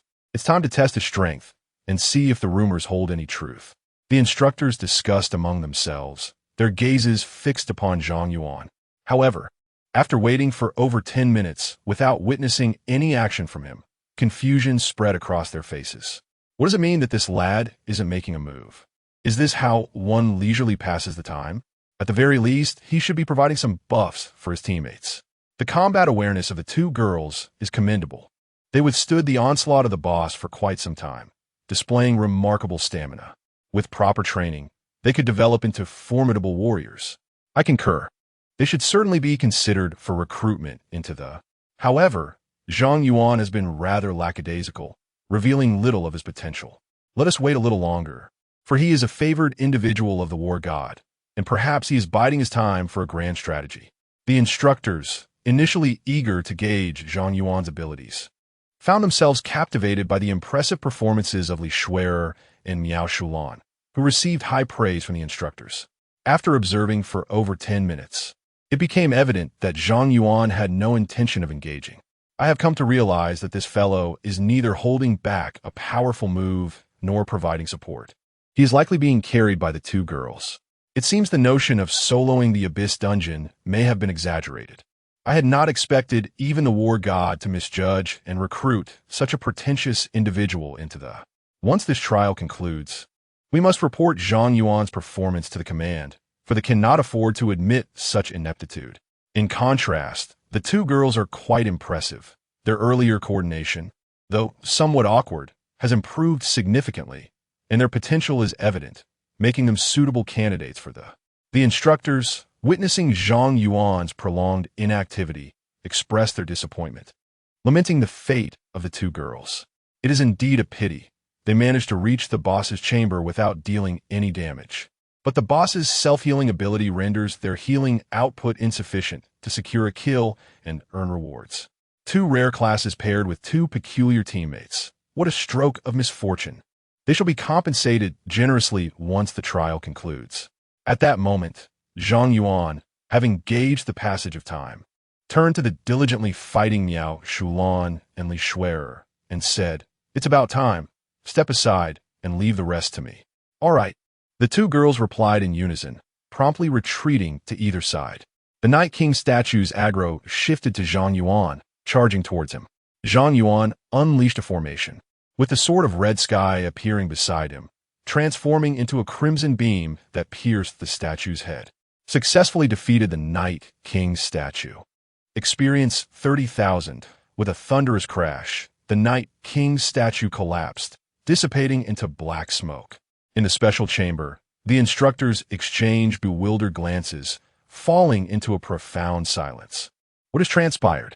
One instructor broke the silence, and everyone's gaze fell upon a middle-aged man, a formation master. Zhang Yuan had clearly employed a formation-type skill. Perhaps the formation master could discern some details.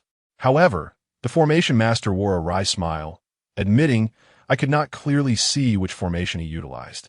It appeared he employed a standard attack within the formation, a basic attack that annihilated the boss. Could it be that he was not gathering strength during those 20 minutes?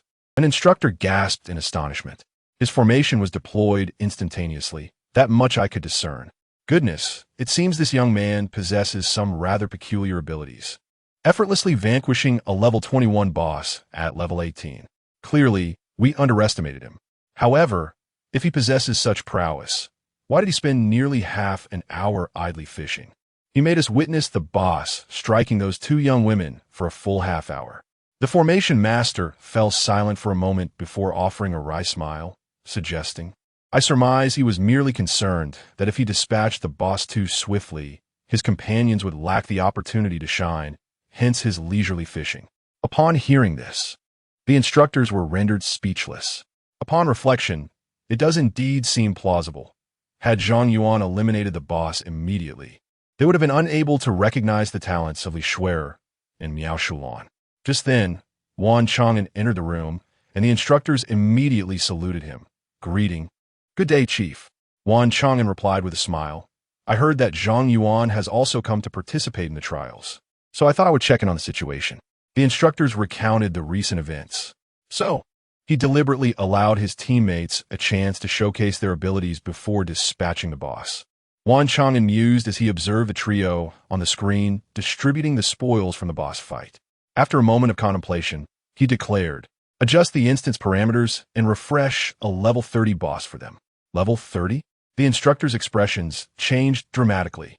Chapter 35, 3S Class. A concerned instructor spoke, "Commander, is the level 30 boss too perilous for them?" It is essential to note that the difficulty of this secret realm dungeon is set at the default nightmare level. Generally, a level 30 nightmare boss requires a 5-member team with an average level of 35 to conquer. Zhang Yuan's team currently comprises only 3 members, with Zhang Yuan being the highest at level 18. Even though the Sword Array Master, a hidden class, parallels legendary professions in strength, it is improbable that they could decisively triumph over a level 30 boss. However, Wan Chang'an chuckled, "Do not fret. That young lad Zhang Yuan has not only repelled the Abyss boss, Otis, but he can even perfectly parry my sword strikes. In fact, I believe a level 30 boss seems somewhat inadequate." The crowd was astonished, incredulous that Zhang Yuan could withstand the Commander-S sword. Even they could not endure Wan Chang'an's strike. What kind of anomaly was Zhang Yuan? Proceed as I stated. Summon a level 30 boss to challenge them. Understood. We shall add a level 30 boss for Zhang Yuan's team. As Zhang Yuan and his companions were distributing the dungeon rewards, a radiant curtain of light suddenly emerged in the boss chamber, through which a boss identical to the Night King's statue materialized. Warning: a formidable foe approaches. Do not underestimate. A warning flashed on the trio's interfaces. Zhang Yuan's eyes widened in surprise. A new boss had appeared? Miao Shulan promptly raised her large shield, positioning herself in front of her companions. No matter how many bosses there are, with your output, Zhang Yuan, we shall vanquish them all. As her words fell, Miao Shulan immediately employed a taunt skill against the new boss. The newly summoned boss swung its stone sword, striking Miao Shulan's shield. Boom! A terrifying shockwave radiated outward, causing Miao Shulan to stagger back several steps, her health plummeting below half. This intensity is alarming. Miao Shulan's expression shifted as she noticed her health dwindling. Just then, a green glow enveloped her, instantly replenishing her nearly depleted vitality. Miao Shulan turned to see Li Shuer wielding her staff, immediately giving her a thumbs up. "Shuer, well done." Li Shuer smiled. "Don't worry, Sister Miao. My healing capacity is substantial. You'll be just fine." At that moment, the new boss's aggro abruptly shifted to Li Shuer, who was caught off guard as the colossal sword swung in her direction, leaving her no time to dodge. Her face turned pale. "You shall not pass." Miao Shulan roared, employing the skill Divine Charge, using her shield to deflect the new boss's strike, then taunting the boss once more. Bang! The boss's stone sword struck Miao Shulan's shield again, but this time she activated a certain invulnerability skill, bracing herself against the boss's blow. "Shuer, do not be afraid. With me here, heal me." Li Shuer quickly regained her composure, hastily casting healing spells on Miao Shulan while continuously applying buffs to enhance her defense and resilience. This boss is indeed unusual. At the rear, Zhang Yuan observed Miao Shulan and Li Shuer struggling against their foe, and without hesitation, he activated the Eye of the Abyss against the new boss. Night King Statue Boss. Level 30. Strength 10,000. Agility 5,000. Spirit 2,000. Stamina 12,000. Skills: Stomp, Earthquake, Self-Heal. A level 30 boss. Upon seeing the Night King statue's level rise to 30 and recognizing its attributes as nightmarish difficulty, Zhang Yuan immediately thought of the abyssal invasion. "You two step aside," he commanded sharply, promptly unleashing the Qi Shao towards the Night King statue. The crimson light pierced through the statue's chest, successfully killed the Night King statue. Experience 70,000. A golden light surged from within Zhang Yuan, elevating him to level 19. Instant kill. Another instant kill. The instructors watched in astonishment as a level 30 nightmarish difficulty boss fell victim to Zhang Yuan's basic attack, their jaws nearly dropping to the ground. Such strength. It seemed unlikely that even legendary classes could achieve this. The sword wielded by that youth must be a specialized weapon, for its attack power was utterly monstrous. Even with a specialized weapon, it shouldn't be capable of annihilating a level 30 boss. Could it be that he has awakened his talent? That appears to be the only explanation. The instructors' perceptions of Zhang Yuan underwent a complete transformation, and they turned their gazes toward Wan Chang'an, inquiring if the intensity should be increased further. Now, they were all eager to discover the true limits of Zhang Yuan. However, Wan Chang'an shook his head. No need. Regardless of how high the boss's level may rise, those two young ladies would be at risk. If you wish to further assess Zhang Yuan, you may do so once he reports to the Qianlong team. This trial could conclude now, and all three received an S-rank evaluation, elevating Zhang Yuan's rank to major. With that, Wan Chang'an vanished into thin air, exiting the instance.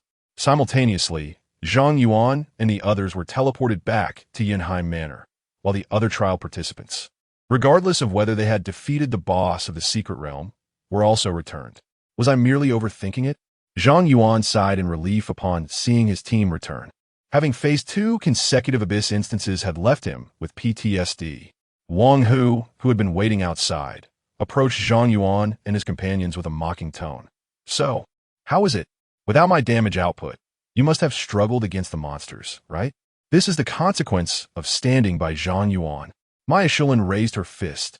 You still want a beating, don't you? Wang Hu's expression shifted, and he quickly took a few steps back. My bodyguard is watching outside. Dare you lay a finger on me? At that moment, Li Shui'er could hardly be bothered with Wang Hu. She linked arms with Maya Shilin. Sister Mia, don't stoop to the level of that fool. It's not worth it to fight here. After experiencing a setback against the 2 women, Wang Hu turned his ire toward Zhang Yuan, exclaiming, Zhang Yuan, it's all because of you that they treat me this way. If it weren't for you, I would have already led them through the instance. I want to let this go, just wait. Did I just hear a dog barking? Zhang Yuan scratched his ear and said to Li Shui'er and Miao Shulan, there's a rabid dog nearby. Let us change our location. The 2 women chuckled in response. Sure, let's not stoop to the level of a dog. The trio departed together, infuriating Wang Hu, whose face turned crimson as he stomped his feet in frustration, muttering curses under his breath. Damn it! How dare they? Why do both of them revolve around that worthless fool? Just wait. I will have my revenge. At that moment, a commanding voice resonated once more, announcing, the trial has concluded. We will now reveal the results for the Shihu district. Zhang Yuan received a grade of S, securing first place. Miao Shulan also achieved an S rating, placing second. Li Shui'er followed closely with an S rating in third. Zui Yu earned an A grade, coming in fourth. As the scores were revealed, Wang Hu's eyes nearly bulged out of their sockets. Impossible. How can they have S ratings? There must be some mistake. They must have cheated. I demand a thorough investigation. Wang Hu shouted in the courtyard, but the other participants regarded him with expressions of incredulity. The trial was organized by the military, monitored throughout by instructors of level 70 and above. Who would dare to cheat? Furthermore, Wang Hu's outburst was tantamount to slapping the military in the face. If the military decided to pursue this matter, not only Wang Hu, but even the Wang family behind him would face dire consequences. At that moment, a bystander mocked, I just remembered, this fool named Wang who was on the same team as the top 3, right? He withdrew from a dungeon at the very beginning and ended up with no support. What a laugh. Huh? Is that so? Why did he withdraw? Another asked. I left early and heard this idiot boasting about being a fire mage, dismissing the support as useless and refusing to help them clear the trial. In the end, he turned out to be the jester. They managed to secure S ratings without any damage output. Ha ha ha. I can't believe it. What a clown. If I were in his position, I would definitely cling to the strong. Even if I couldn't achieve an S rating, at least getting an A would earn some rewards. The participants capable of entering this trial were either elite individuals with rare professions or, like Wang Hu, those with profound family backgrounds. None of them feared Wang Hu. Being young and impassioned, they openly ridiculed him upon witnessing such folly. In an instant, Wang Hu became the target of derision, feeling the weight of countless mocking gazes upon him. Damn it, Wang Hu wished he could burrow into the ground. Ultimately, he could only glare at Zhang Yuan with resentment before fleeing the manor in disgrace, provoking another round of laughter. Chapter 36. The S-Class reward Zhang Yuan observed as Wang Hu departed, casting a menacing glance his way, his eyes narrowing, and a growing intent to kill brewing within him. Allowing Wang Hu to continue living would undoubtedly attract assassins, placing even his grandmother and aunt in peril. Contemplating this, Zhang Yuan turned to Li Shui'er and said, I need to use the restroom. Make it quick. The results will be announced soon, and the rewards will follow immediately, she urged. Without delay, Zhang Yuan sprinted towards the restroom, ensuring the vicinity was clear before retrieving the Rakshasa King mask. "I hope you prove useful," he muttered. Upon donning the mask, it illuminated with a crimson glow, and the Rakshasa King emerged, promptly kneeling before Zhang Yuan. Unlike the version encountered in the dungeon, this summoned Rakshasa King bore a humanoid form, making it difficult to discern whether he was a mere human or a summoned entity without employing detection methods. Zhang Yuan took a moment to examine the Rakshasa King's attributes. Rakshasa King, summoned entity, level 30, strength 10,000, agility 10,000, mentality 10,000, constitution 10,000, skills, blade of the flash, royal pressure, indomitable will. To his astonishment, the attributes displayed no signs of degradation, truly a testament to its epic quality. Zhang Yuan had anticipated a diluted version of the Rakshasa King, weaker than its original boss form, yet the mask's efficacy exceeded his expectations. This was certainly a boon. He promptly commanded the Rakshasa King, "Track Wang Hu, but be discreet." The Rakshasa King nodded slightly and transformed into a fleeting shadow, vanishing from the restroom in the blink of an eye. Such remarkable agility, 10,000 in speed, was indeed impressive. Zhang Yuan, witnessing the Rakshasa King's swift departure, couldn't help but marvel before turning his attention back to the mask in his hand. After the Rakshasa King left, he could establish a unique connection through the mask, gaining insight into the Rakshasa King's perspective and even control over its movements. Before long, through the Rakshasa King's eyes, Zhang Yuan saw Wang Hu cursing as he entered a luxurious vehicle, driving down the mountain. He hadn't anticipated the mask would be so effective. In future ventures into perilous territories, he could certainly let the Rakshasa King scout ahead. Zhang Yuan stowed the Rakshasa King mask away and returned to the courtyard after allowing the Rakshasa King to act independently. At that moment, a level 70 instructor stood at the entrance of the Secret Realm dungeon, while those trial participants whose scores had not reached an A had already departed. The once bustling courtyard was now home to only 7 or 8 individuals. "Zhang Yuan, come over here," Li Shuer called out, waving him over.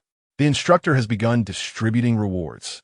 Feigning nonchalance, Zhang Yuan approached Li Shuer and Miao Shulan. "So soon?" he inquired. Li Shuer exclaimed with excitement. "This reward is quite substantial. Even A-level trial participants will receive an upgrade elixir." "An upgrade elixir?" Zhang Yuan was taken aback. "What is that?" Li Shuer explained it. "It is a particularly precious elixir that allows practitioners below level 20 to directly advance one level. I am about to reach level 18. And once I take the elixir at that level, I can ascend straight to level 19. Then, admission to Kyoto University will be assured." Zhang Yuan expressed his astonishment. "Such a thing exists?" Li Shuer continued. "I have heard that this leveling elixir was concocted by the military's chief alchemist, making it a unique resource exclusive to the armed forces. There are even higher-grade elixirs, but those are classified as strategic resources rarely seen by the general populace. Even the elixirs distributed today are said to fetch 5 million each on the black market, and despite the exorbitant price, they are still scarce. Is it truly that expensive?" Zhang Yuan felt a slight shock, but quickly grasped the elixir's worth. During times of war, should the military suffer significant losses, the elixir could rapidly yield a formidable fighting force for the Xia Empire. Such treasures would undoubtedly be coveted by enemy spies. After distributing the leveling elixirs to the students rated A, the instructor cautioned, "Each elixir you receive possesses a unique code. Please consume it promptly. Should your elixir end up in someone else's possession for any reason, you will face a military tribunal, and the consequences will be dire." Upon hearing this, the students erupted in disbelief, and one level 16 student promptly swallowed his elixir. A golden light burst forth from within him, propelling him to level 17. Observing this, the instructor chuckled. "In truth, there is no need for such haste. Consuming it at level 19 offers the highest value. Before then, simply store it in your space. No one can steal it." My previous remarks were merely to remind you to refrain from trading the elixirs. The student who had consumed the elixir immediately regretted his impulsiveness, while the others gratefully secured their elixirs in their storage spaces, relieved they had not acted so rashly. Very well. Those who have received rewards may leave now. The instructor dismissed the A-rated students and approached Zhang Yuan and his companions. Li Shui'er and Miao Shulan grew tense as the instructor approached, standing at attention. The instructor smiled and said, "Congratulations. You have achieved an S rating, qualifying you for entry into the Qianlong support team. Before bestowing your special rewards, I must ask, do you wish to join the Qianlong support team?" Miao Shulan responded without hesitation, "I do." Li Shui'er nodded in agreement. "I also wish to join." The instructor, satisfied, nodded approvingly. "Excellent. I am Ning Wuwei, and from this day forth, I shall be your instructor." Noticing that Ning Wuwei did not wait for Zhang Yuan's response, Li Shui'er remarked, "Instructor Ning, Zhang Yuan hasn't answered yet." Ning Wuwei glanced at Zhang Yuan and then smiled. "The reason our military has initiated this recruitment policy for external members is precisely because of this young man. He has already joined the Qianlong support team." "What? He has already joined the Qianlong support team?" Li Shui'er was momentarily taken aback, then turned to Zhang Yuan in shock. "You silly boy. Why didn't you tell me?" Zhang Yuan chuckled bitterly. "At that time, you were so encouraging, I wouldn't want to discourage you." Li Shui'er recalled her previous words of encouragement to Zhang Yuan. Her cheeks instantly flushed with embarrassment. She playfully punched her chest, exclaiming, "You silly fool. Scoundrel. Youth truly has its advantages." Ning Wuwei looked on with a smile as the two exchanged playful banter, then clapped his hands. "All right, children, it's time to distribute the rewards." Upon hearing Ning Wuwei's words, Li Shui'er immediately abandoned her teasing of Zhang Yuan and eagerly turned to Ning Wuwei, asking, "Instructor, what is our reward?" "You shall not be disappointed," Ning Wuwei replied with a slight smile, retrieving 3 upgrade pills and 3 gilded black cards from his storage space. Li Shui'er recognized the gilded black cards at a glance, exclaiming, "Sky Tower entry tickets?" Seeing her immediate recognition, Ning Wuwei's eyes flickered with surprise before he confirmed, "Indeed. These are entry tickets to the Sky Tower. You may use these cards to challenge the Sky Tower once." Zhang Yuan and Miao Shulan asked in unison, "What is the Sky Tower?" Before Ning Wuwei could respond, Li Shui'er interjected, "It is the most precious dungeon in the Great Xia Empire. With only 1,000 entrants allowed each year, the qualifications to enter are extremely valuable." "Little girl, you seem to know quite a bit." Ning Wuwei complimented Li Shui'er, then added, "Inside the Sky Tower, there are extraordinarily precious treasures, and there is even a possibility of obtaining divine artifacts. Moreover, there are additional rewards for challenging the Sky Tower for the first time, so make sure to cherish this opportunity." Understood. Chapter 37. Confrontation with the level 48 Water Sorcerer. After Ning Wuwei distributed the rewards, Zhang Yuan did not immediately consume the experience potion. He stored both prizes in his inventory, added Miao Shulan as a friend, and then gracefully declined Li Shui'er and Miao Shulan's invitation to dine, descending the Yunheim mountain alone. With a transformation of attributes, he surged forward like the wind. Zhang Yuan quintupled his mental attribute into agility, then activated the skill of the Windwalker boots, enhancing his movement speed by a remarkable 100. At that moment, he resembled a swift breeze, quickly catching up to the Rakshasa king, who was tailing Wang Hu. After suffering a setback at the Yunheim Mountain Manor, Wang Hu did not return to town. Instead, he vented his frustrations on the low-level monsters in the wilderness. "Zhang Yuan, I will annihilate your entire family. I will surely slay your entire family." Wang Hu incessantly hurled fireballs at wildcats and rabbits, sending a multitude of creatures to their demise. Beside Wang Hu stood a middle-aged man in formal attire. Zhang Yuan employed the abyssal eye on the man. Jiang Yeqing, Water Sorcerer, level 48. Upon seeing Jiang Yeqing's level, Zhang Yuan's gaze sharpened slightly. He had not anticipated that Wang Hu's bodyguard would possess such high stature. The situation was somewhat precarious. Yet fortunately, Jiang Yeqing was a water mage. With Zhang Lu at his side, Zhang Yuan still had a fighting chance. Jiang Yeqing advised Wang Hu, "Young master, it is not worth your health to be enraged over a lowly commoner." "Uncle Jiang, I am furious. I am truly infuriated." Wang Hu glared at Jiang Yeqing, his eyes ablaze. "That scoundrel is merely a commoner. How does he deserve an S-rank evaluation? And Li Shui'er, why does she specifically favor that commoner?" Those things should have belonged to me. He has taken everything from me. Uncle Jiang, I must kill him. I will definitely eradicate his entire family." Wang Hu howled in desperation, while Jiang Yeqing appeared troubled. "Young master, Zhang Yuan has received an S-rank evaluation and is highly likely to join the Qianlong team. Thereafter, he will be affiliated with the military.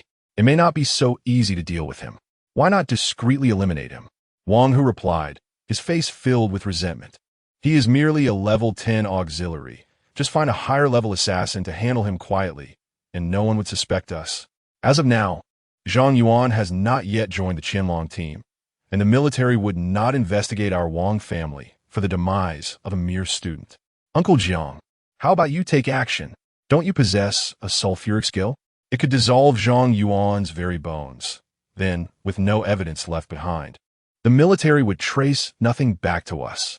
Indeed, I know where Zhang Yuan lives. Let's first go to his home and eliminate his grandmother and aunt. Only by exterminating his entire family can I quell the hatred in my heart." Seeing Wang Hu's murderous intent intensifying, Jiang Yeqing hesitated briefly before nodding. "I understand. I shall handle Zhang Yuan's family."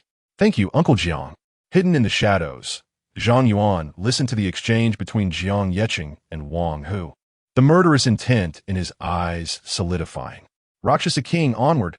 As Zhang Yuan issued his command, the Rakshasa King transformed into a fleeting shadow and charged forth.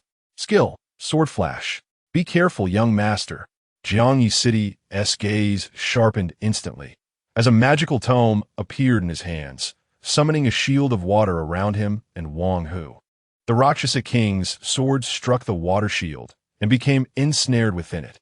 Wang Hu, witnessing the sword that nearly severed his head, fell to the ground in sheer terror, his complexion as pale as death. A wild boss, Jiangyi City sensed the aura of the Rakshasa King, his expression shifting slightly. This was no ordinary foe, but a summoned creature who was ambushing us. "Your summoned creature has initiated an attack." Jiangyi City and Wang Hu had become enemies. Upon seeing this notification, Zhang Yuan swiftly employed an attribute conversion, transforming his mental attributes into agility, and began to lure nearby monsters. Jiangyi City, a level 48 water mage, did not believe the Rakshasa King could eliminate Wang Hu under his protection. Furthermore, the water shield appeared to have a disarming effect. Any attack from Zhang Yuan's flying sword might be neutralized before it reached them. Thus, he needed an infallible method to secure a kill. While Zhang Yuan drew the monsters, the magical tome in front of Jiangyi City flipped its pages rapidly. Water Dragon Bullet. A water dragon burst forth from the tome, colliding forcefully with the Rakshasa King. Water Prison. After the water dragon propelled the Rakshasa King into the air, Jiangyi City unleashed another instant spell, gathering a torrent of water elements around the Rakshasa King, forming a colossal water cage that imprisoned him. The Rakshasa King found himself utterly immobilized. Acid Arrow. A stream of acid surged from Jiangyi City's tome, piercing through the Rakshasa King's chest and transforming the entire water prison into acid, incessantly corroding him. The Rakshasa King's vitality plummeted rapidly. "Where's the summoner?" Jiangyi City's eyes turned cold, and he shouted, unleashing a terrifying sound wave that rippled through the surroundings. Truly, as a level 48 water mage, he effortlessly subdued my summoned creature. At that moment, Zhang Yuan emerged from the shadows, retrieving the Rakshasa King's mask to reclaim him. Zhang Yuan? Jiangyi City was taken aback to discover that the assailant was Zhang Yuan. Meanwhile, Wang Hu's fear morphed into hatred upon seeing Zhang Yuan. He sneered, "Ah, Zhang Yuan, I hadn't sought you out, yet you come knocking on my door. Uncle Jiang, eliminate him." With Wang Hu's command, Jiangyi City unhesitatingly launched several acid projectiles towards Zhang Yuan. Suddenly, Zhang Lu materialized, conjuring a blue barrier in front of Zhang Yuan, blocking Jiangyi City's attack. A specialized weapon? Jiangyi City was taken aback as he witnessed Zhang Yuan's sword intercepting his assault, his mind racing with tumultuous thoughts. He had heard of Zhang Yuan's exaggerated fortune during the card-drawing ceremony at school. It had barely been a moment since then, and Zhang Yuan had acquired a specialized weapon? What extraordinary luck was this? Could it be he possessed a divine talent that increased the odds of drawing cards? As this thought crossed his mind, the murderous intent in Jiangyi City's eyes intensified immensely. This individual must not be spared. Otherwise, the Wang family shall surely perish. Water prison. Jiang Yeqing unhesitatingly employed the water prison technique against Zhang Yuan. However, as the water elements approached Zhang Yuan, they were entirely absorbed by the nearby Zhang Lu. Water attribute immunity? Jiang Yeqing's countenance shifted dramatically at this sight. Undeterred, he attempted several water attribute skills against Zhang Yuan, only to have them similarly absorbed by Zhang Lu. Indeed, water attribute immunity, a natural counter to his vocation. Are you done yet? Zhang Yuan inquired with a faint smile as he unfurled his sword array, directly conjuring a sword space in front of Wang Hu, from which a steel sword emerged. Yet, just as the sword was about to strike Wang Hu's head, a water shield materialized around him, enveloping the sword and thwarting Zhang Yuan's assault. As expected, that water shield possesses a disarmament function, effectively countering my regular attacks. Observing the water shield neutralize his steel sword validated Zhang Yuan's suspicions, leaving him silently grateful that he had refrained from an initial ambush with Qi Xiao. Otherwise, his specialized weapon could have been snatched away by Jiang Yeqing. It was evident that high-level practitioners were anything but ordinary. Upon witnessing Zhang Yuan's elusive attack style, Jiang Yeqing felt a surge of dread. Had he momentarily lost focus, Wang Hu might truly have perished. Was this truly something a level 19 student could accomplish? Meanwhile, Wang Hu, realizing he had narrowly escaped death at Zhang Yuan's hands, immediately bellowed at Jiang Yeqing. Uncle Jiang, what on earth is going on? Why is it so exhausting to kill a mere auxiliary of over 10 levels? Hurry and dispose of him. Young master, this individual is formidable. His specialized weapon renders him immune to water attribute attacks. My skills cannot harm him. Jiang Yeqing remained far more composed than Wang Hu, fully aware that he lacked the ability to eliminate Zhang Yuan at present. He promptly cast a water shield around Wang Hu and levitated him, declaring, "Young master, we must retreat and seek others to confront him. You think you can leave now?" A glimmer of mockery flickered in Zhang Yuan's eyes. "Isn't it a bit late for that?" Feeling a chill at Zhang Yuan's gaze, Jiang Yeqing regained his composure and coldly responded, "Zhang Yuan, I acknowledge the strength of your vocation and the countering nature of your specialized weapon, but my water shield technique has a disarmament effect, rendering you incapable of harming us." Zhang Yuan chuckled lightly. "Is that so? Then what do you see around you?" "Around?" Jiang Yeqing was taken aback, swiftly scanning his surroundings. To his astonishment, a multitude of low-level monsters had gathered nearby, numbering in the hundreds. Upon seeing these creatures, Jiang Yeqing chuckled derisively, taunting Zhang Yuan, "Just some low-level monsters. Do you truly believe you can rely on these to defeat us?" However, this time, Zhang Yuan offered no reply. He merely expanded the range of his sword array to its maximum, enveloping a radius of 500 meters, before unleashing his skill, Mental Storm. Chapter 38. Alibi at Constellation Level 4. Within the sword formation, each attack on an enemy causes other enemies within the formation to suffer 10 splash damage. At Constellation Level 5, attacks within the formation are guaranteed critical hits, with the critical hit rate doubling as critical damage, and the critical damage increasing by an additional 100. At Constellation Level 6, the formation ignores the enemy's defense. Qi Xiao grants an attack bonus of 3,000, a critical hit rate of 70, and critical damage of 400. Zhang Lu provides an attack bonus of 1,000 and an additional damage increase of 100. When Zhang Yuan unleashed the Spirit Storm, he activated all constellations and equipped both Qi Xiao and Zhang Lu.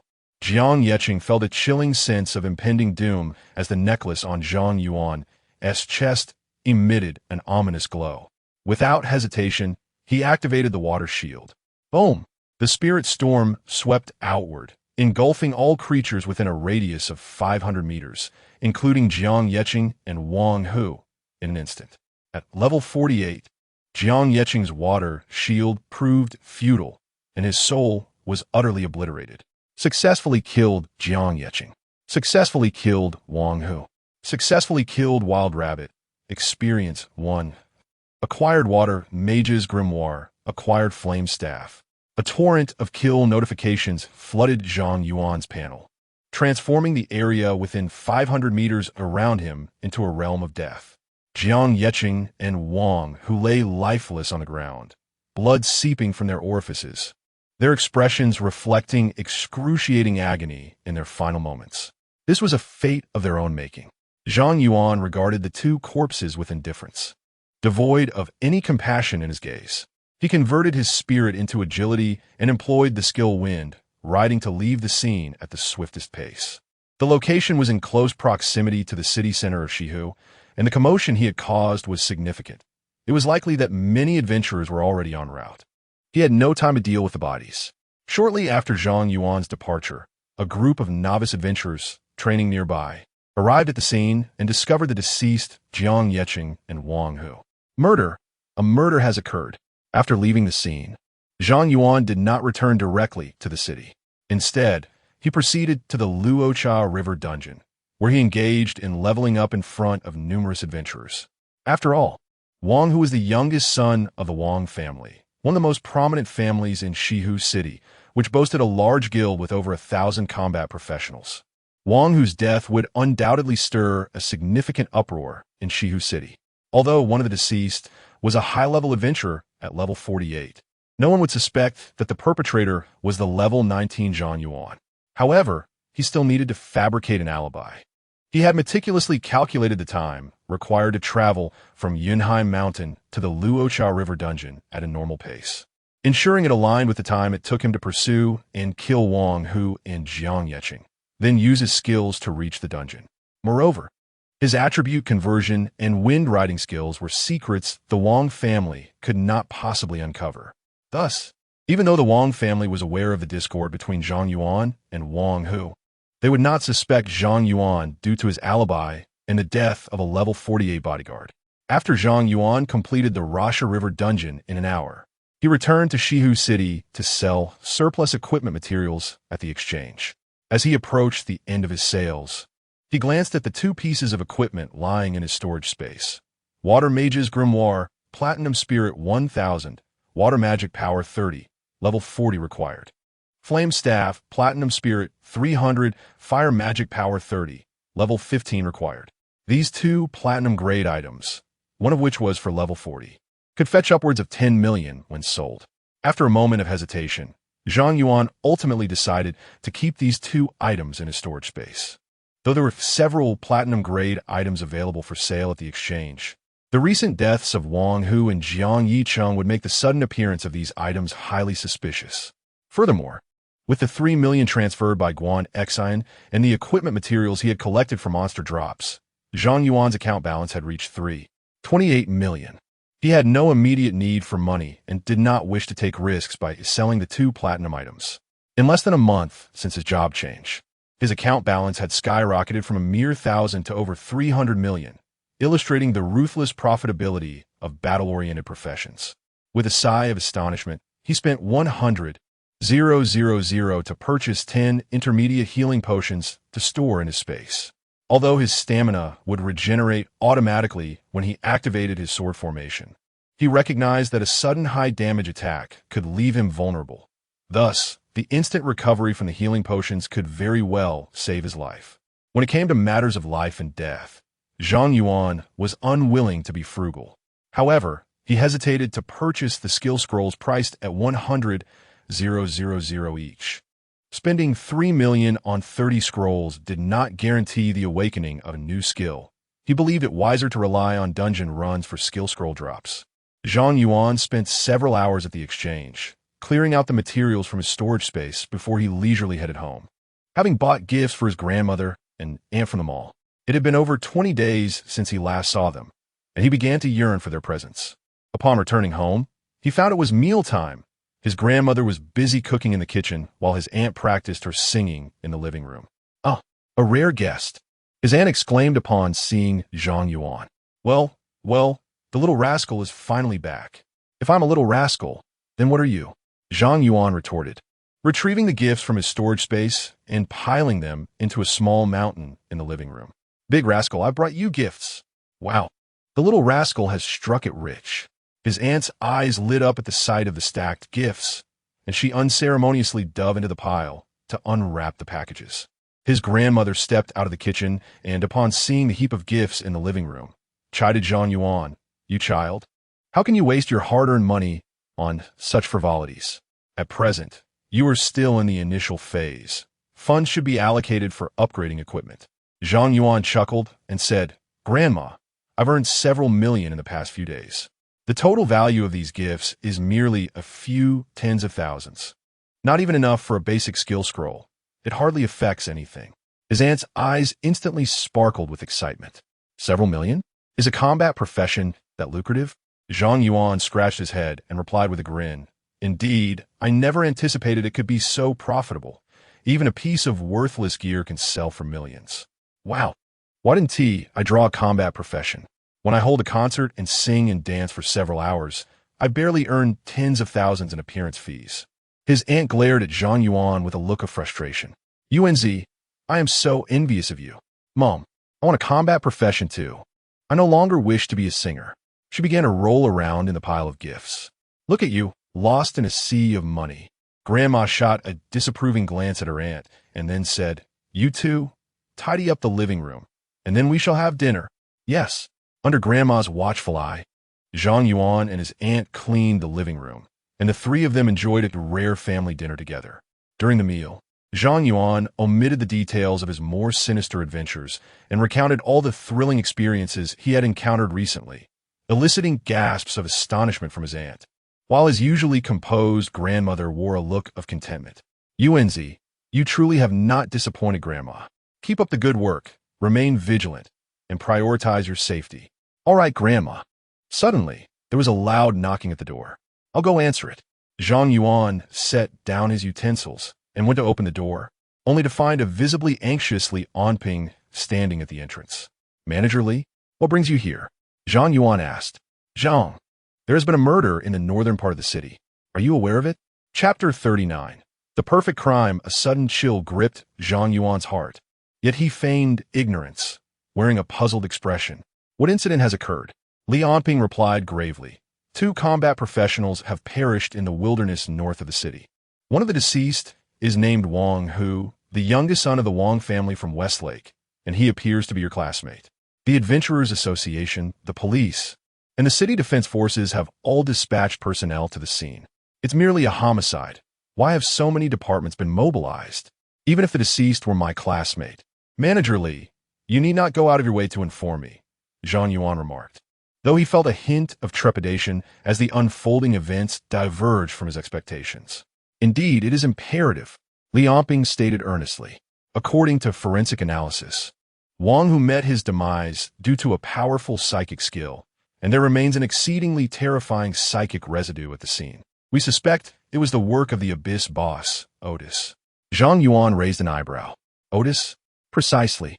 The very Abyss boss you previously repelled," Li Onping confirmed. "Among the deceased, one was a level 48 water mage who bore no external wounds.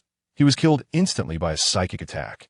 Only a high-level psychic mage possesses the capability to achieve such a feat currently. Otis is the only entity in Westlake City that meets this criterion for murder. It appears Otis is not yet satisfied, continuing to roam the vicinity of Westlake City, eliminating gifted youths. Zhang Yuan, you have defeated him once, and he is certain to return. Exercise utmost caution." Zhang Yuan was taken aback to learn that Otis had unwittingly become the scapegoat for his troubles, and he could not help but chuckle inwardly. He then expressed his gratitude. "Thank you. I did not anticipate that Manager Li would come to warn me about this matter. I will be vigilant." Li Onping continued. "Due to Otis, the government has sealed off all dungeons near Westlake City. The Adventurers Association will screen each dungeon to prevent the threat of abyssal infiltration. Currently, there are no safe training grounds in the wilderness. It would be best for you to remain at home. The city is protected by a defensive array, and Otis cannot enter. You will be safe within the city." "Understood."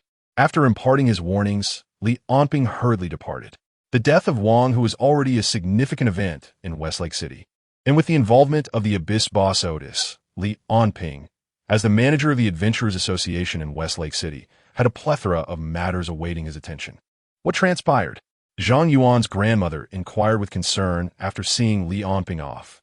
Zhang Yuan replied, "An Abyss boss has killed my classmate." And Manager Li from the Adventurers Association came specifically to advise me to be cautious. His aunt quipped, "That Abyss boss is truly vile, to spare no student. Indeed, it is utterly despicable." Zhang Yuan concurred. "That Abyss boss has been hunting our kind's prodigies. Fortunately, I was skilled enough to repel him in the dungeon. Otherwise, I too would have fallen victim." His aunt expressed her fears. "I had no idea that combat professions were so perilous, having to confront such terrifying foes. I suddenly no longer envy you, Yuanzi." At this moment, Grandma wore a serious expression and cautioned Zhang Yuan, "Yuanzi, although you have triumphed over the Abyss boss, those creatures are inherently brutal and cunning. Your parents fell victim to the Abyss. You must not let your guard down when facing it. Do you understand?" Zhang Yuan nodded. "I understand, Grandma. I will be careful. I plan to stay home and avoid trouble for a while." Instantly, his aunt's face lit up with joy. "Yuanzi, does this mean you have time to accompany me for shopping, dining, and gaming?" Grandma sharply reprimanded her with a flick to her forehead. "You've fallen into depravity. Do not drag Yuanzi down with you." His aunt replied, somewhat aggrieved, "Understood, Mom." In the following week, the city of Shihu was in an uproar due to Wang Hu's death. However, Zhang Yuan carried on as if nothing had happened, leisurely accompanying his aunt and Li Schwerer for shopping, dining, and gaming throughout the week. Meanwhile, the government failed to locate the whereabouts of Otis in the surrounding dungeons, ultimately opening all nearby outdoor dungeons, allowing the Wang family to retrieve Wang Hu and Jiang Yicheng's bodies. The case of a northern city murder was thus left unresolved. It is said that after Wang Hu's body was brought back to the Wang family, the head of the family wept for 2 whole hours before placing a bounty of 5 billion on the Abyss boss, Otis. Of course, there were no results. Thus, the true culprit passed through this week unscathed, even attending Wang Hu's funeral and expressing profound sorrow to his parents. Following this, the National College entrance examination was on the horizon. On the eve of the exam, Li Schwerer arranged to meet Zhang Yuan at the school playground, where the two engaged in a night run around the track under the moonlight. Bathed in the silvery glow, only Zhang Yuan and Li Schwerer were present, perspiring on the playground. Meanwhile, in an unlit classroom building, Principal Ning Qin observed them discreetly. Since Wang Hu's unfortunate incident, Ning Qin had been exceedingly worried about Zhang Yuan and Li Schwerer, fearing they might encounter similar dangers, and thus he had been silently watching over them. Fortunately, aside from Wang Hu's tragedy, Zhang Yuan and Li Schwerer had not faced any attacks from abyssal demons during this time. Ning Qin could only lament in silence about Wang Hu's misfortune. Despite his lack of talent, he had been targeted by the abyssal demons, losing his life in vain. Ning Qin secretly felt relieved that only Wang Hu had suffered, though he would never express such thoughts openly. At this moment on the playground, Li Schwerer, panting after completing 10 laps, suddenly turned to Zhang Yuan and asked, "Dunce, do you feel confident about tomorrow's exams?" Over the past 3 years, they had shared countless nights like this, running under the stars, discussing their hearts, the entrance exams, and their futures. Now, the moment they had spoken of most, the National College entrance examination, was about to arrive. The mere thought of the exam made Li Schwerer inexplicably anxious. This week, she had brushed through several secret dungeons, and with the aid of leveling potions, she had reached level 19, yet Zhang Yuan could still sense her tension. It was understandable. Kyoto University was the premier institution in Daxia, with countless talents vying for a single admission spot each year. Although Li Schwerer's profession is indeed rare, it does not stand out significantly across the province. Zhang Yuan replied with a smile, "Rest assured, we shall certainly meet at Kyoto University." Li Xue chuckled, surprised that this simpleton could utter such words. "All right, we will meet at Kyoto University. This is our promise." Pinky swear. Zhang Yuan gazed at Li Xue's outstretched pinky, which gleamed like jade under the moonlight. He extended his own pinky to intertwine with hers. The following day, the National College entrance examination officially commenced. Chapter 40 of The Bug. It must be a bug. The following day, all combat-oriented professionals preparing for the National College entrance examination gathered before the government square of Shihu City. The examination center for Jiangnan Province was not located in Shihu City, but rather in the provincial capital, Donghai City. On the day of the examination, governments across various cities would establish a large-scale teleportation array to transport their candidates to the provincial capital for a unified examination. Ning Qin beamed with satisfaction as he observed Zhang Yuan and Li Shuer, both having reached level 19. To think that two prodigies had emerged from my school. Truly, my ancestors must be smiling down upon the Ning family. You two needn't feel anxious. Maintain a calm demeanor during the exam. And I believe you will gain admission to Kyoto University. Yes, we will remain composed. Thank you, Principal. Li Shuer expressed her gratitude. After Ning Qin moved on to encourage other students, she poked Zhang Yuan and asked, "Why are you still at level 19? Did you not consume that experience-enhancing elixir?" She recalled that Zhang Yuan had already reached level 19 after their completion of the Secret Realm dungeon. "I intend to save it for unforeseen circumstances. The elixir becomes ineffective after reaching level 20, and since it cannot be traded, what use is it to keep?" Zhang Yuan replied. Li Shuer, though confused, accepted his reasoning as he smiled and shook his head. "Regardless, I shall reach level 20 soon enough. Keeping it as a memento is also quite nice." "What a peculiar fellow, refusing to accept free experience," Li Shuer remarked, but she did not pursue the topic further. Once all the students from various schools had assembled, Ning Qin led his 34 students from the first high school into the teleportation array, distributing examination permits one by one. "Students, allow me to reiterate, while the examination is undoubtedly important, you must prioritize your safety above all. I do not wish to see any of our students facing mishaps," he urged. "All right, let us commence the teleportation." Ning Qin signaled the array master, who infused energy into the formation. The teleportation array illuminated, and the students from Shihu First High were transported to the examination hall in Donghai City. The examination hall was exceedingly spacious, accommodating tens of thousands of candidates from numerous cities across Jiangnan Province without feeling cramped. In fact, it felt rather expansive. Suspended in the center of the hall was a luminous tower, beneath which swirled a large blue vortex, resembling the entrance to a significant secret realm dungeon.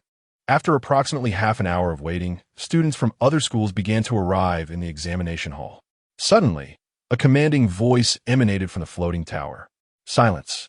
The previously bustling hall fell into an immediate hush. I will now announce the examination rules.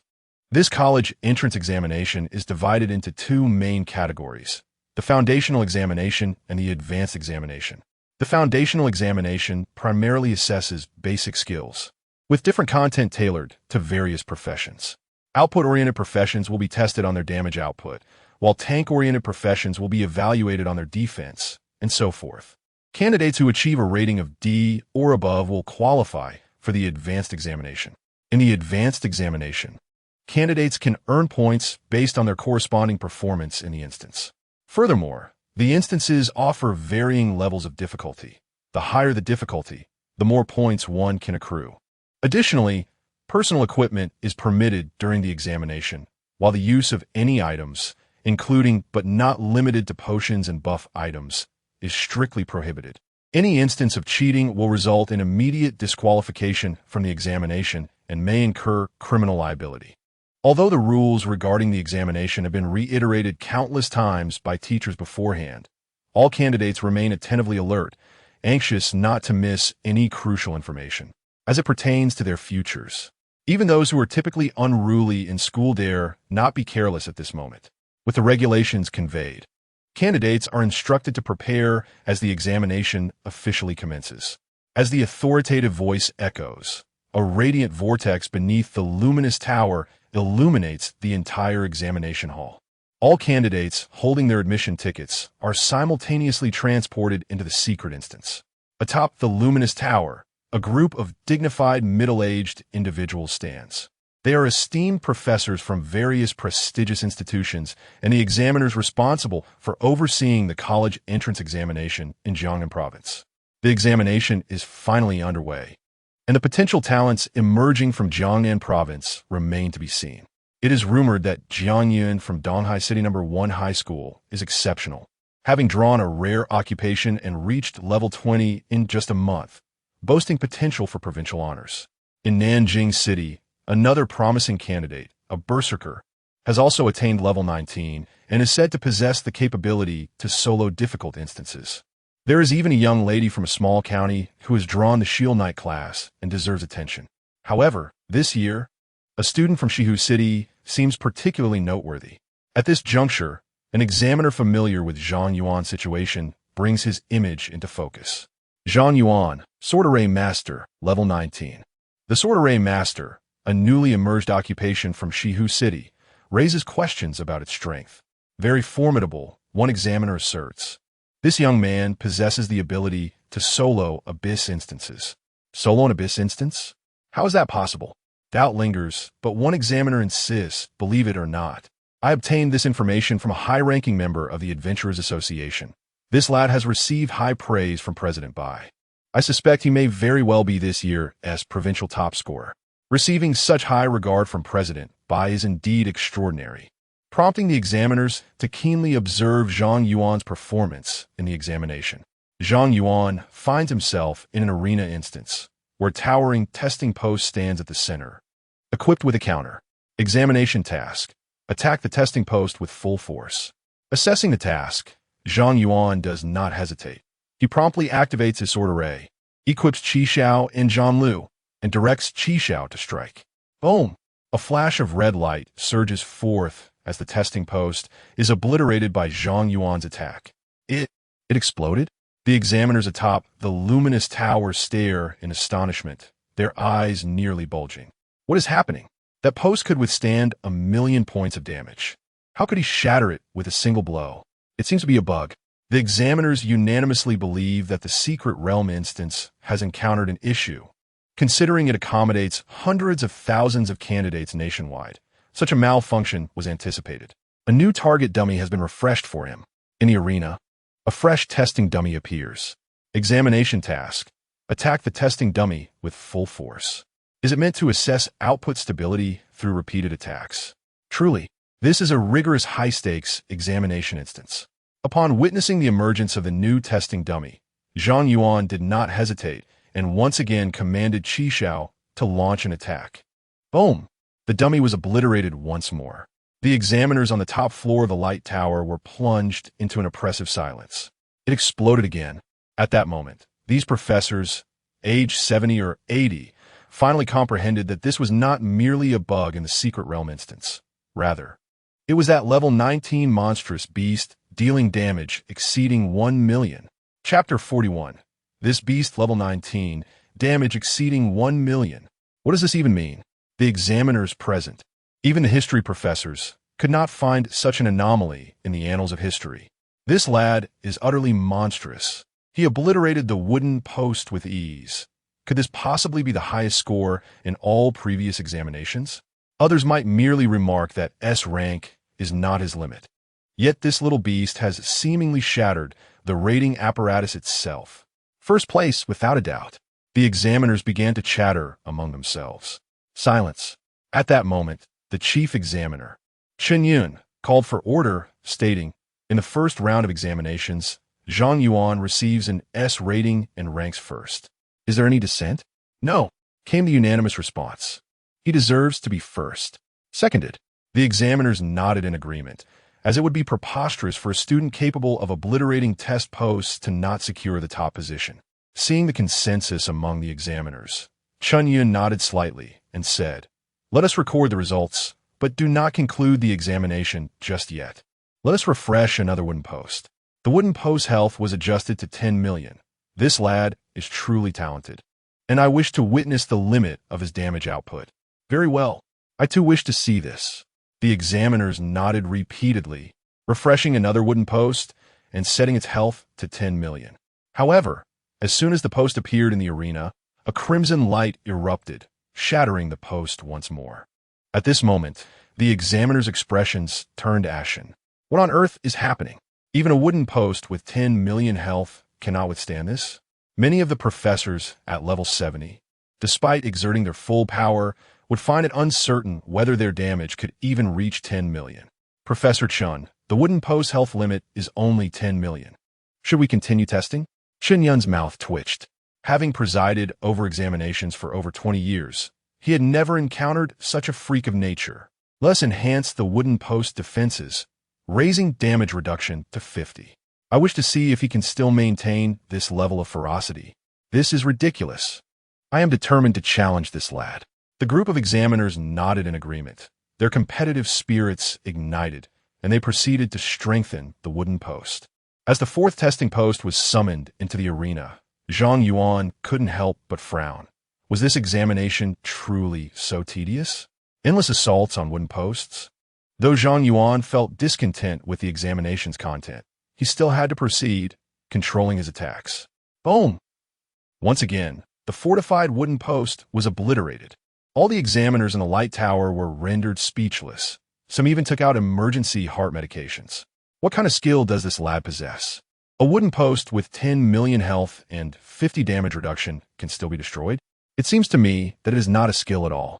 It is merely a basic attack. Have you not noticed that he has no cooldown on his skills whatsoever?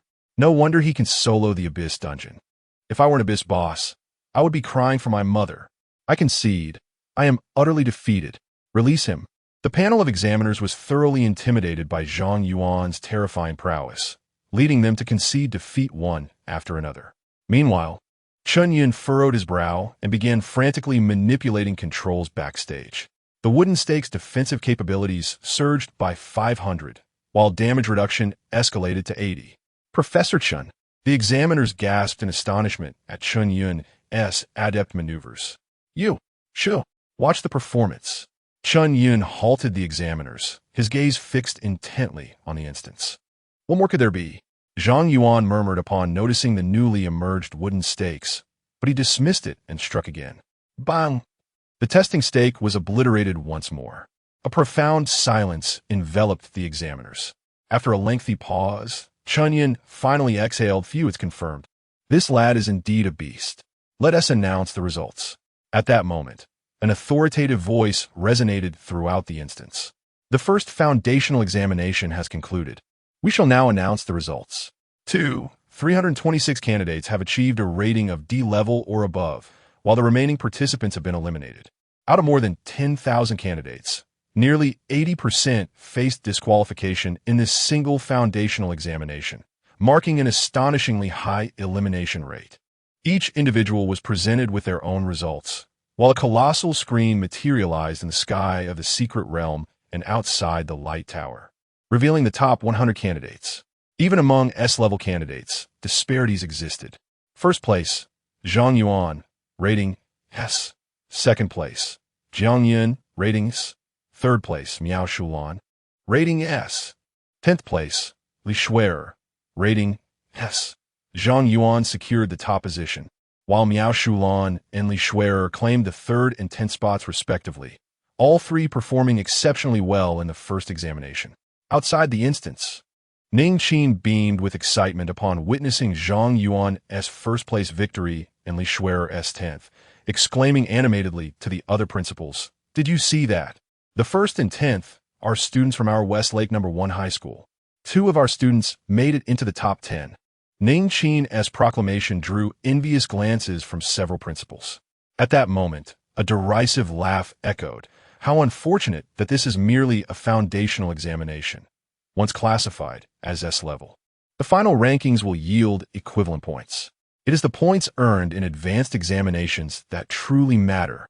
An elderly man with a Mediterranean hairstyle approached, mockingly addressing Ning Qin. Old classmate, after teaching in this rural area for so many years, have you really devolved to the point of celebrating such trivial achievements? Upon recognizing the newcomer, Ning Qin narrowed his eyes slightly. Feng Gaoyuan, are you envious of me? The newcomer, Feng Gaoyuan, was Ning Qin's classmate from both high school and university. Now the principal of EC No. 1 High School, the top-ranked institution among all high schools in Jiangnan Province. Envious of you? Feng Gaoyuan scoffed. Our Jiang Yun is destined to be the provincial champion. Do you dare to wager on it? A wager? Ning Qin raised an eyebrow at Feng Gaoyuan's proposition. What do you wish to bet? Feng Gaoyuan, brimming with confidence, replied, "You can propose any terms. Victory is assured for me." "Is that so?" Ning King Tuklet. "I wager that our school Zhang Yuan is the provincial top scholar. If I win, you shall resign from your position as principal of Donghai First High School and come to teach at Shihu First High School. What do you say? Playing such a high-stakes game?" Feng Gaoyuan's lips twitched. "What's wrong? Wasn't your earlier tone quite bold? Are you afraid? Stop trying to provoke me," Feng Gaoyuan retorted, a dark expression on his face. "Do you really think I fear you? Let us make a bet. If Zhang Yuan is the provincial top scholar, you will come teach at our school. What do you think?" Seeing Feng Gaoyuan take the bait, Ning Qin immediately raised his voice, deliberately allowing the surrounding principals and teachers from other schools to overhear. "All these colleagues are witnesses. Feng Gaoyuan and I have made a bet. The loser must teach at the other school. No cheating allowed." Feng Gaoyuan, stirred by Ning Qin's challenge, declared, "Ning Qin, you might as well start packing your bags. After the summer break, you will be calling me your superior." Ning Qin scoffed, "You're dreaming." While the two principals were engaged in their wager, the candidates in the secret realm began their second round of advanced examinations, the solo instance trial. Chapter 42, what does it mean? Completing at the moment one enters? The so-called solo dungeon trial does not imply that the examinee must conquer the dungeon alone. Instead, the secret realm dungeon provides each candidate with 4 NPCs tailored to their level and attributes, categorized as DPS, tank, healer, and support. Simultaneously, candidates can independently select the difficulty of the dungeon and the number of NPC allies to accompany them. The dungeon difficulty is divided into 3 tiers: normal, hard, and nightmare, with corresponding point multipliers of 1x, 2x, and 5x. For each NPC ally that is not brought along, the point multiplier increases by 1x. For instance, if one selects the nightmare difficulty and brings 3 NPC allies, the point multiplier would thus be 6x. A candidate opting for normal difficulty with all 4 allies would earn 1 point for defeating a monster, while a nightmare difficulty with 3 allies, defeating 1 monster would yield 6 points. This progressive examination not only evaluates the candidate's combat capabilities, but also assesses their strategic acumen.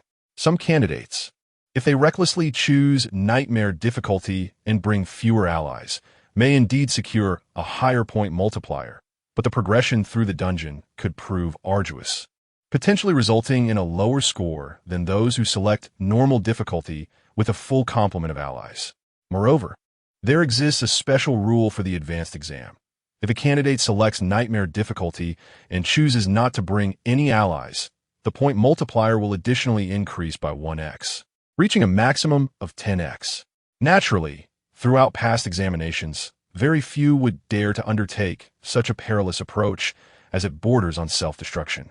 There was once a candidate who, having drawn a legendary profession, arrogantly chose to tackle the nightmare dungeon alone, only to meet his demise within. Zhang Yuan from Donghai No. 1 High School has already entered the dungeon, opting for nightmare difficulty with only a healer, achieving an 8x point multiplier. He is indeed aiming for the provincial top scorer. Miao Shulan from Saihai County No. 2 High School has also chosen nightmare difficulty with 1 DPS ally, based on my assessment of her strength. She is a formidable contender for this year's provincial top scorer. Li Shuer has selected nightmare difficulty with 1 DPS and 1 tank, securing a 7x point multiplier, which should place her among the top 10 in the province. I believe this year's provincial top scorer will emerge from Zhang Yuan, Miao Shulan, and Zhang Yuan. Speaking of which, what choice did Zhang Yuan make? The examiners in a light tower are attentively observing the key candidates of this year, deliberating on their chosen dungeon difficulties. What do you think Zhang Yuan will decide? Given his output capability, conquering the nightmare dungeon should be a simple feat for him. He is likely to opt for nightmare difficulty while bringing along a tank. I concur. His damage output is sufficiently high, yet correspondingly, his defenses must be somewhat frail, necessitating a frontline protector. Nightmare difficulty with 1 ally would yield an 8x point multiplier, making him the most probable candidate for provincial top scorer. Alas, his skills are likely focused on single-target physical attacks, which inherently results in a slower monster clearing speed compared to magic-based classes, potentially hindering his completion time. Otherwise, he might have had a chance to vie for the national top scorer. Look, Zhang Yuan is beginning to select his difficulty within the dungeon. After perusing the rules of the advanced exam, Zhang Yuan resolutely chose nightmare difficulty without any allies. For him, allies would merely be a burden.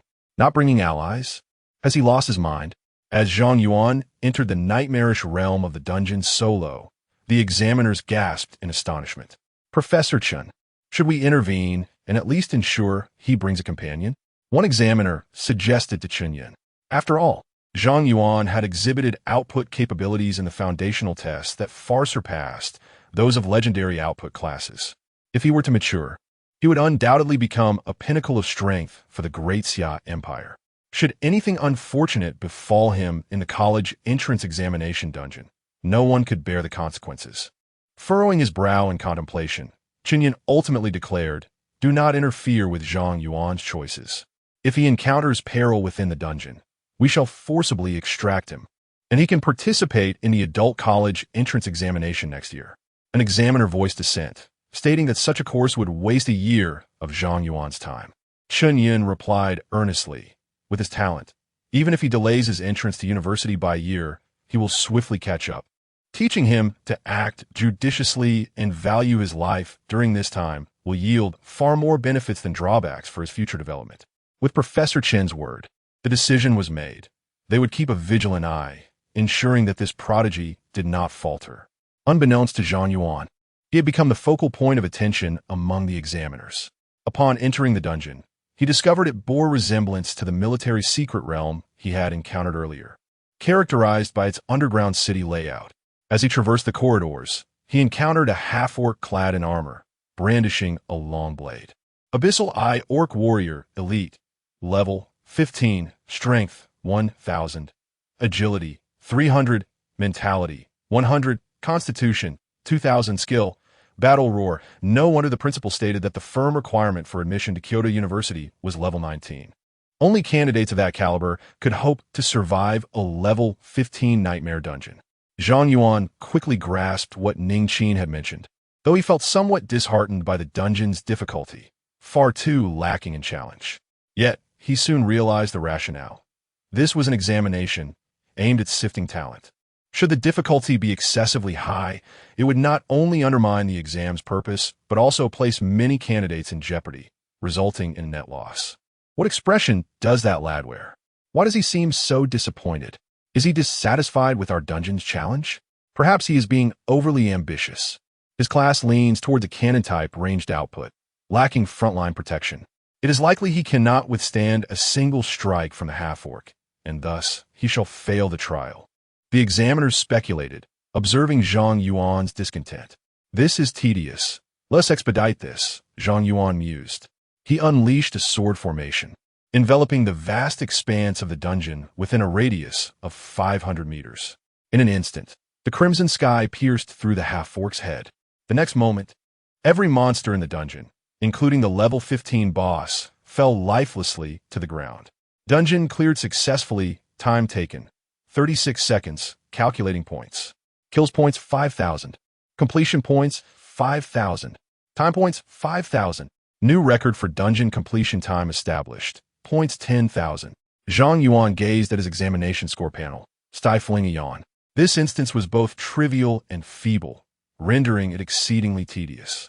Within the luminous tower, all the examiners were ensnared in a profound silence, which was soon shattered by an uproar of astonishment. What had just transpired? Were the monsters, the boss, the instance itself? What extraordinary skill had this young man acquired to clear the entire instance in a single sweep? Had he resorted to deceit? Was he wielding some form of wide-ranging destructive device? Did they perceive the system as merely a decoration? Was there no alert for the use of such items? This was utterly exasperating. Could this individual possibly be more excessive?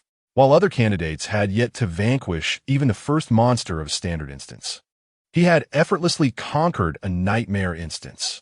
It seemed his earlier disappointment stemmed from the belief that our instance's difficulty was too trivial. A completion time of 36 seconds?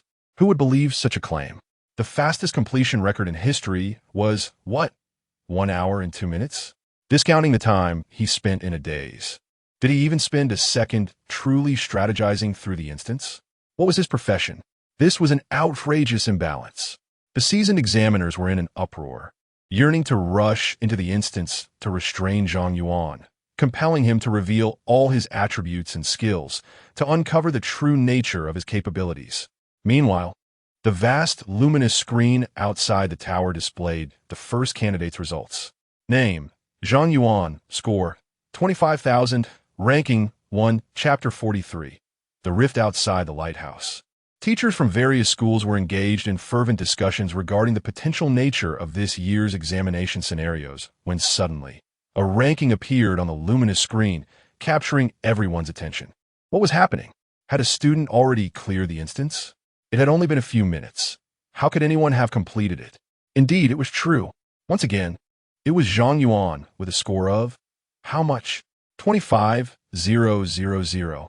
The teachers outside widened their eyes in disbelief, staring at the score on the screen, convinced they were hallucinating.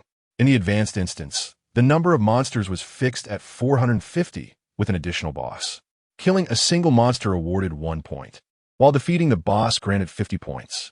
Theoretically, the highest possible score for monster kills alone would be 5,000. The base score for clearing the instance was 500, and if completed within an hour and a half, the time bonus could reach another 500.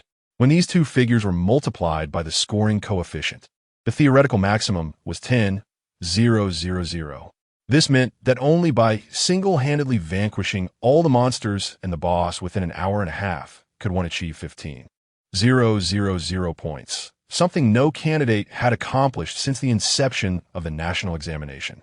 As for the additional 10,000 points, they could only be obtained by breaking the record for the Nightmare difficulty instance.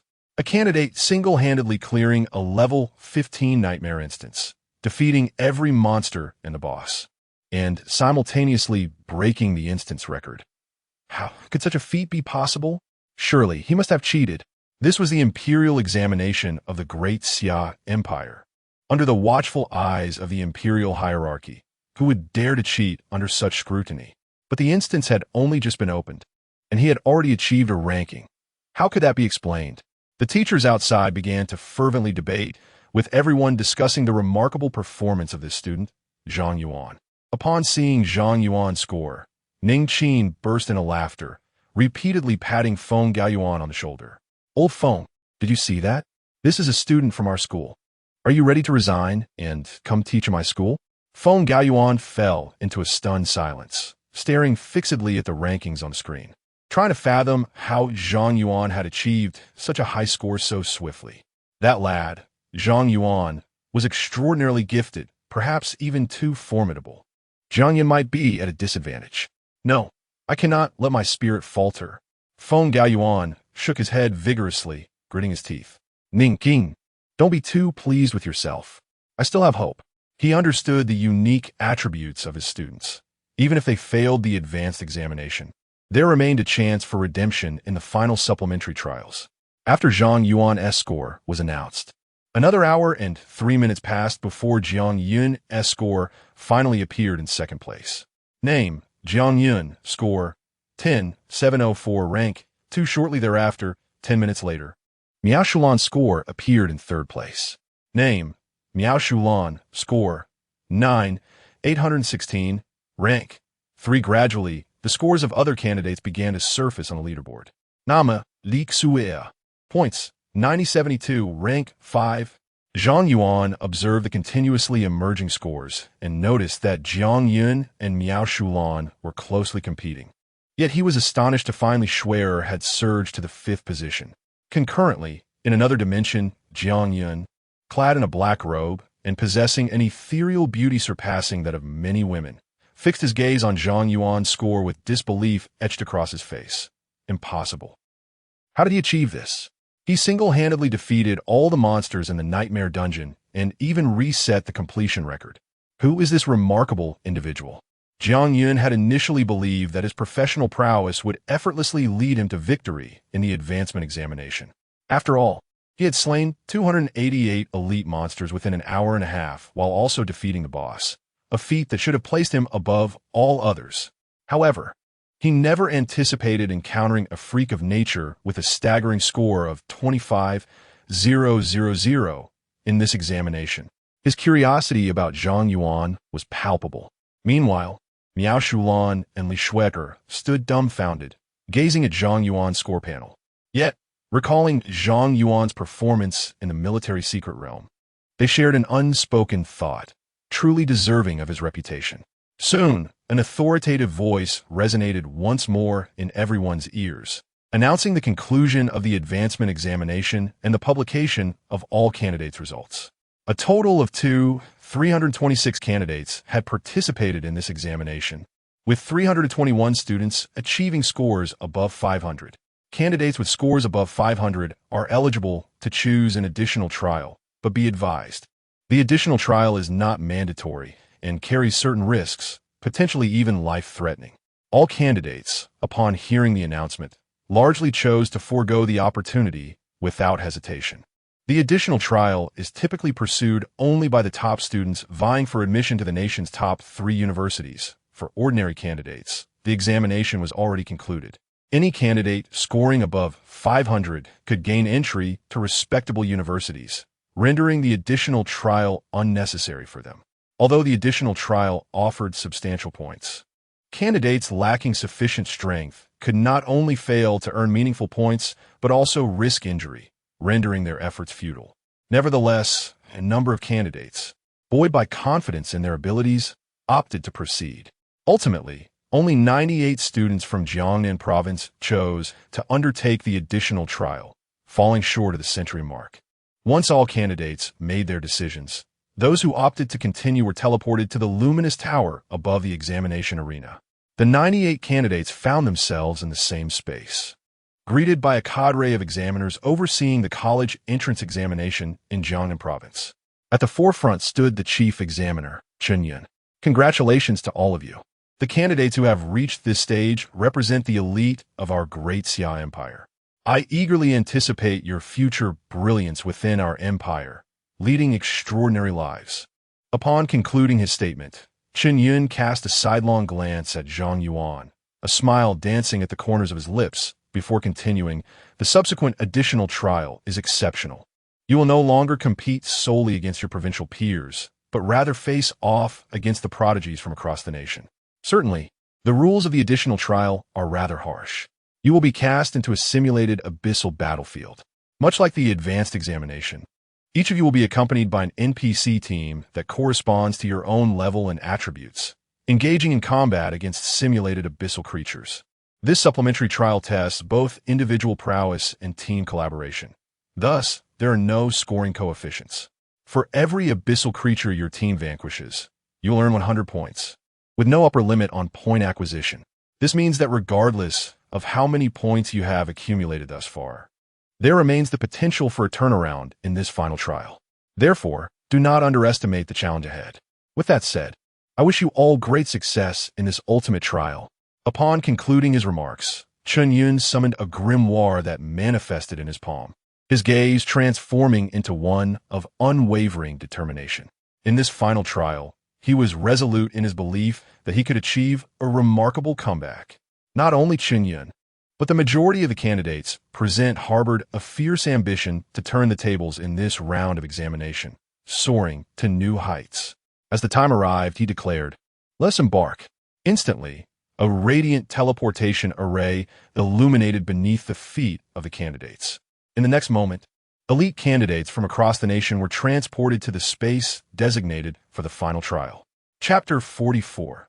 The Abyssal Demon Approaching the Battlefield. It is Ista. Zhang Yuan was transported to a desolate expanse, accompanied by 4 NPCs, each at level 19, embodying the roles of warrior, mage, knight, and priest. Upon examining the attributes of his 4 NPC companions, Zhang Yuan noted that their cumulative stats matched his own, albeit with distinct focal points. The warrior emphasized strength and agility. The mage prioritized intellect. The knight was robust in constitution, and the priest balanced spirit and constitution. In summary, judging solely by the attributes displayed on their panels, these 4 allies were of equal caliber to Zhang Yuan himself. However, They wielded only basic level 19 equipment and possessed rudimentary skills. Each examinee was assigned an NPC team, likely to support non-damage dealing candidates, as it would be exceedingly challenging to vanquish foes without allies. Nonetheless, this NPC ensemble proved to be of little utility to Zhang Yuan. After assessing his companion's attributes, he promptly commanded them to remain stationary and advanced alone. In the light tower, Zhang Yuan and the examiners were not taken aback by Zhang Yuan's approach, having already witnessed his formidable prowess. Despite the NPC's impressive attributes, they were in Zhang Yuan's eyes unearthed. This lad is destined to be a valiant lone wolf. Zhang Yuan mused, beginning to anticipate Zhang Yuan's performance in the abyssal battlefield. Soon, Zhang Yuan encountered a patrol of abyssal creatures traversing the barren land. Before the squad could even react, they were swiftly annihilated by Zhang Yuan's 10 iron swords. His score surged by 50,000 points instantaneously. Although Zhang Yuan had prepared himself mentally, witnessing Zhang Yuan effortlessly obliterate an entire squad of abyssal foes, followed by the immediate demise of all creatures within a 500-meter radius, elicited a twitch at the corner of his mouth. This young man not only possessed immense single-target damage, but also seemed to inflict splash damage with an unfathomable range. The abyssal creatures deployed in the battlefield were swiftly eradicated by him. The Sword Array Masterclass is exceptionally overpowered, perhaps even surpassing legendary classes, likely a new divine class.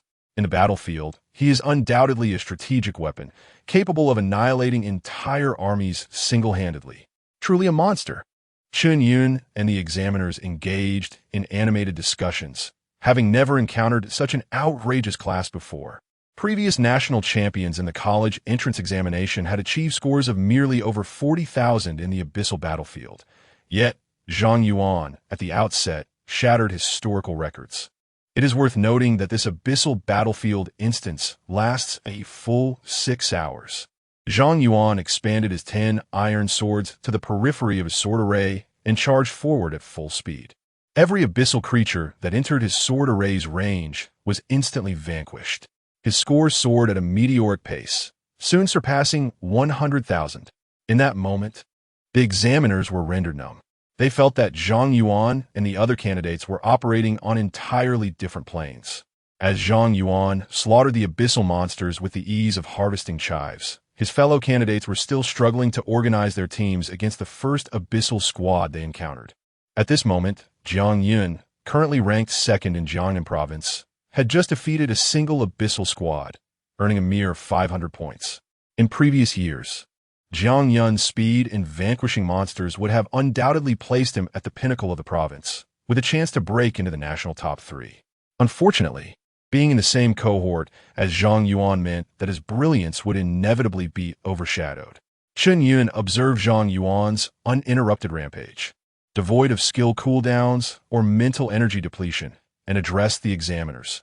This round of examination has lost all suspense. Zhang Yuan is undoubtedly the national top scholar. We should shift our focus to the other candidates, for the Great Xia Empire requires more than one prodigy. The other examiners nodded in agreement, recognizing that with Zhang Yuan now in the realm of idle time, their duty as examiners was to be concerned with each candidate.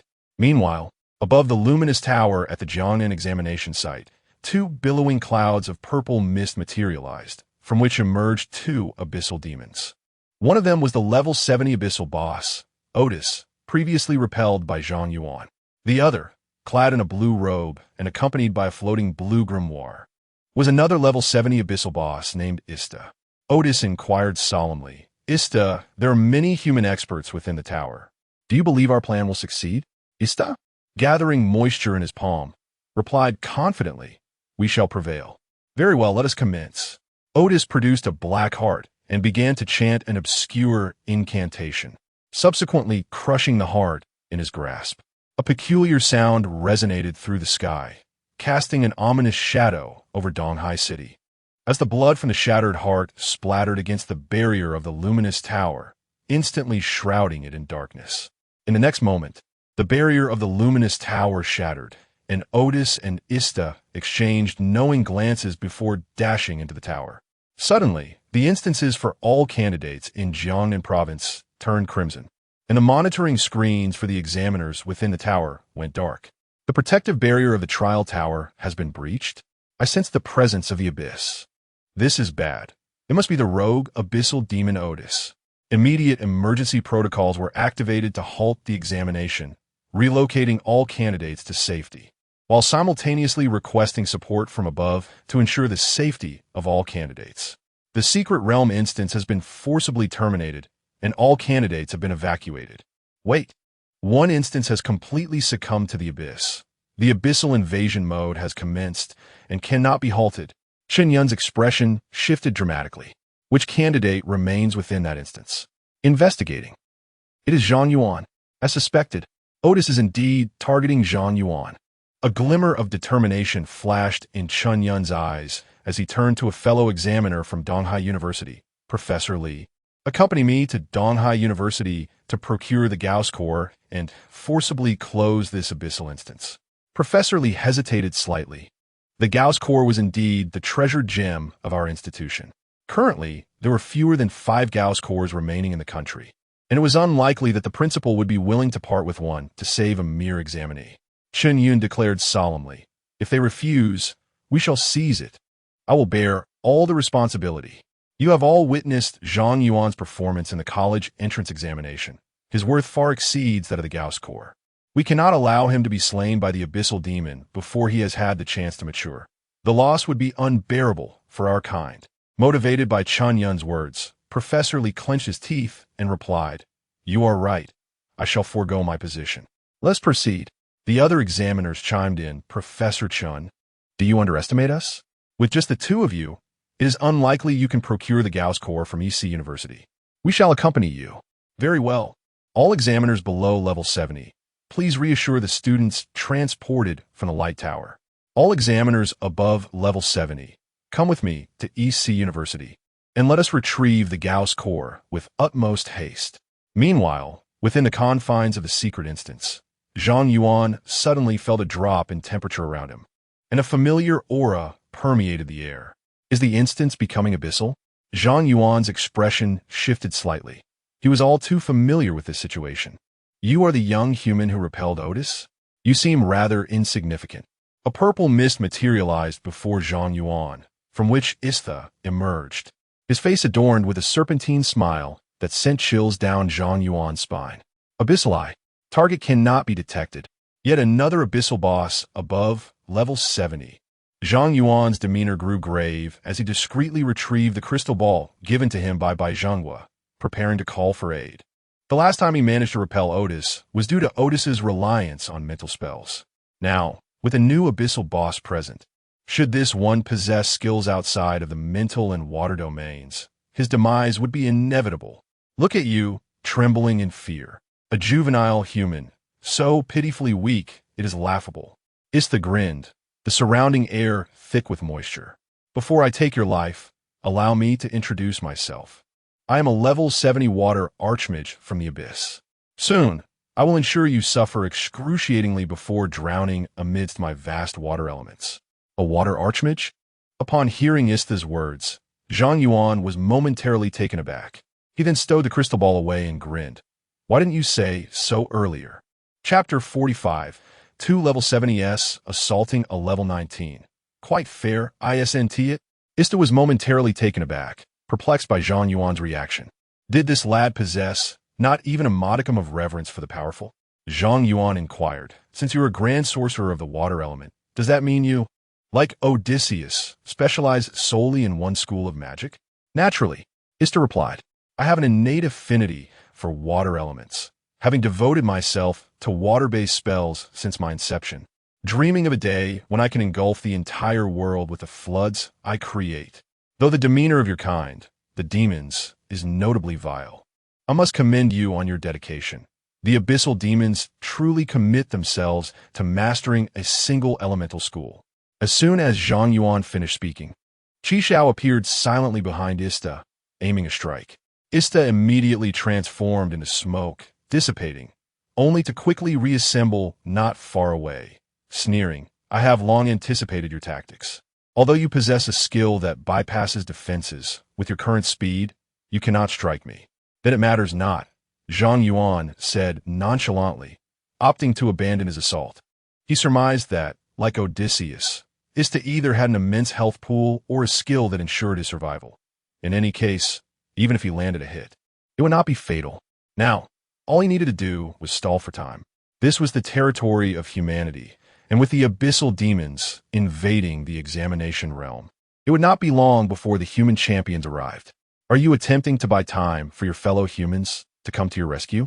Ista discerned Zhang Yuan's intentions and sneered, "Unfortunately, I shall not grant you that luxury." Skill, Sea Dragon's Roar. Ista directly targeted Zhang Yuan with lethal intent.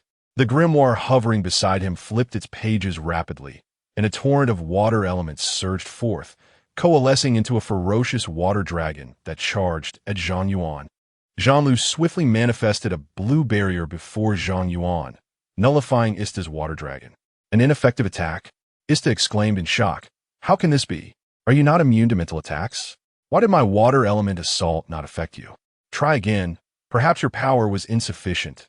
Zhang Yuan replied with a light chuckle, his tone dripping with mockery, seemingly dismissing Ista's abilities entirely.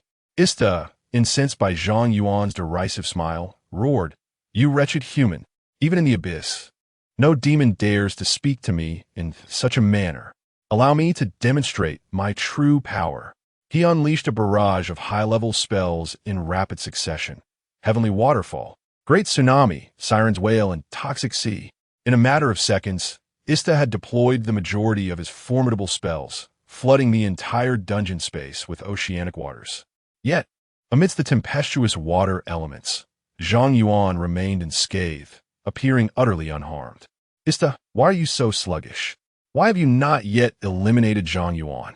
If the human champions arrive, we will have no escape. At that moment, Odysseus's anxious voice echoed throughout the dungeon. Stop playing around. Stop playing? I shall do as I please. Ista roared in fury. Damn Odysseus. Zhang Yuan is clearly immune to water attribute attacks. Yet you still want me to risk my life to eliminate him. You must be intent on sending me to my doom. Immune to water attribute attacks? How could that be? Odysseus exclaimed, as a rift tore open in the dungeon space. He charged into the instance, only to find the entire area submerged in water, with Zhang Yuan swimming effortlessly within. Odysseus, is this the reinforcement you sought? Hardly impressive. Zhang Yuan scoffed mercilessly upon seeing Odysseus appear. You! Infuriated by Zhang Yuan's taunt, Odysseus immediately unleashed Soul Flame, a terrifying spell that ignited the ocean within the dungeon in an instant. Unfortunately, mental-type spells proved ineffective against Zhang Yuan. Your combination technique is quite commendable.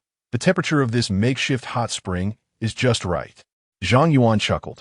Odysseus, incensed by Zhang Yuan's mockery, spat out a mouthful of blood, his eyes turning crimson with rage. Zhang Yuan, if I do not slay you today, I vow never to serve the demons again.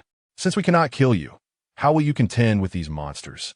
He infused the dungeon with a tremendous amount of his mental energy, causing the water elementals to dissipate, and from the barren earth emerged countless towering, corrupted orcs, as if they were springing up like mushrooms after the rain. Zhang Yuan assessed one of the abyssal creatures with abyssal eye. Corrupted Orc Warrior, Elite, Level 20, Strength 10,000, Agility 10,000, Mental 10,000, Vitality 10,000, Skills, Abyssal War Cry. Damage Sharing. The attributes of this level 20 abyssal corrupted creature matched that of a level 30 hidden boss, the Rakshasa King.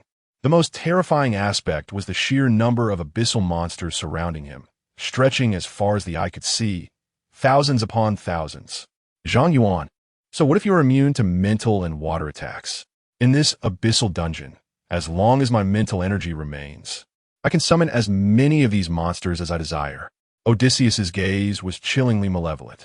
Zhang Yuan, I will ensure your demise today. With a deafening roar, the corrupted orc warriors surged forward, wielding their massive axes in a relentless assault on Zhang Yuan. In response, Zhang Yuan summoned 10 flying swords to shield himself. Suddenly, 10 water ropes materialized out of thin air, ensnaring all of Zhang Yuan's flying swords. disarmed, unable to use weapons. Upon reading the notification on his panel, Zhang Yuan's expression shifted slightly. So, you possess this trick as well? You may be immune to water attacks, but that does not mean you are immune to control. Ista remarked coldly, having regained her composure. Though it may seem unfair for two level 70 demons to target a mere level 19, you must die today. Simultaneously, over 10 corrupted orcs charged toward Zhang Yuan, axes raised to strike. With no other option, Zhang Yuan was compelled to take the risk of being discovered by the Wang family and unleash the skill mental storm. Boom! The terrifying tempest surged outward, engulfing all in its path. No, his skills are awry. Quickly retreat from his sword formation. Odis and Ista both sensed a mortal threat emanating from Zhang Yuan's mental storm, and they swiftly withdrew, escaping the impending engulfment of the storm to a distance of 500 meters. Simultaneously, all the corrupted orcs within a 500-meter radius of Zhang Yuan were reduced to ashes. A single sweep. How monstrous can this youth be? Odis and Ista, the two demons, stood in stunned silence, exchanging glances filled with horror and dread.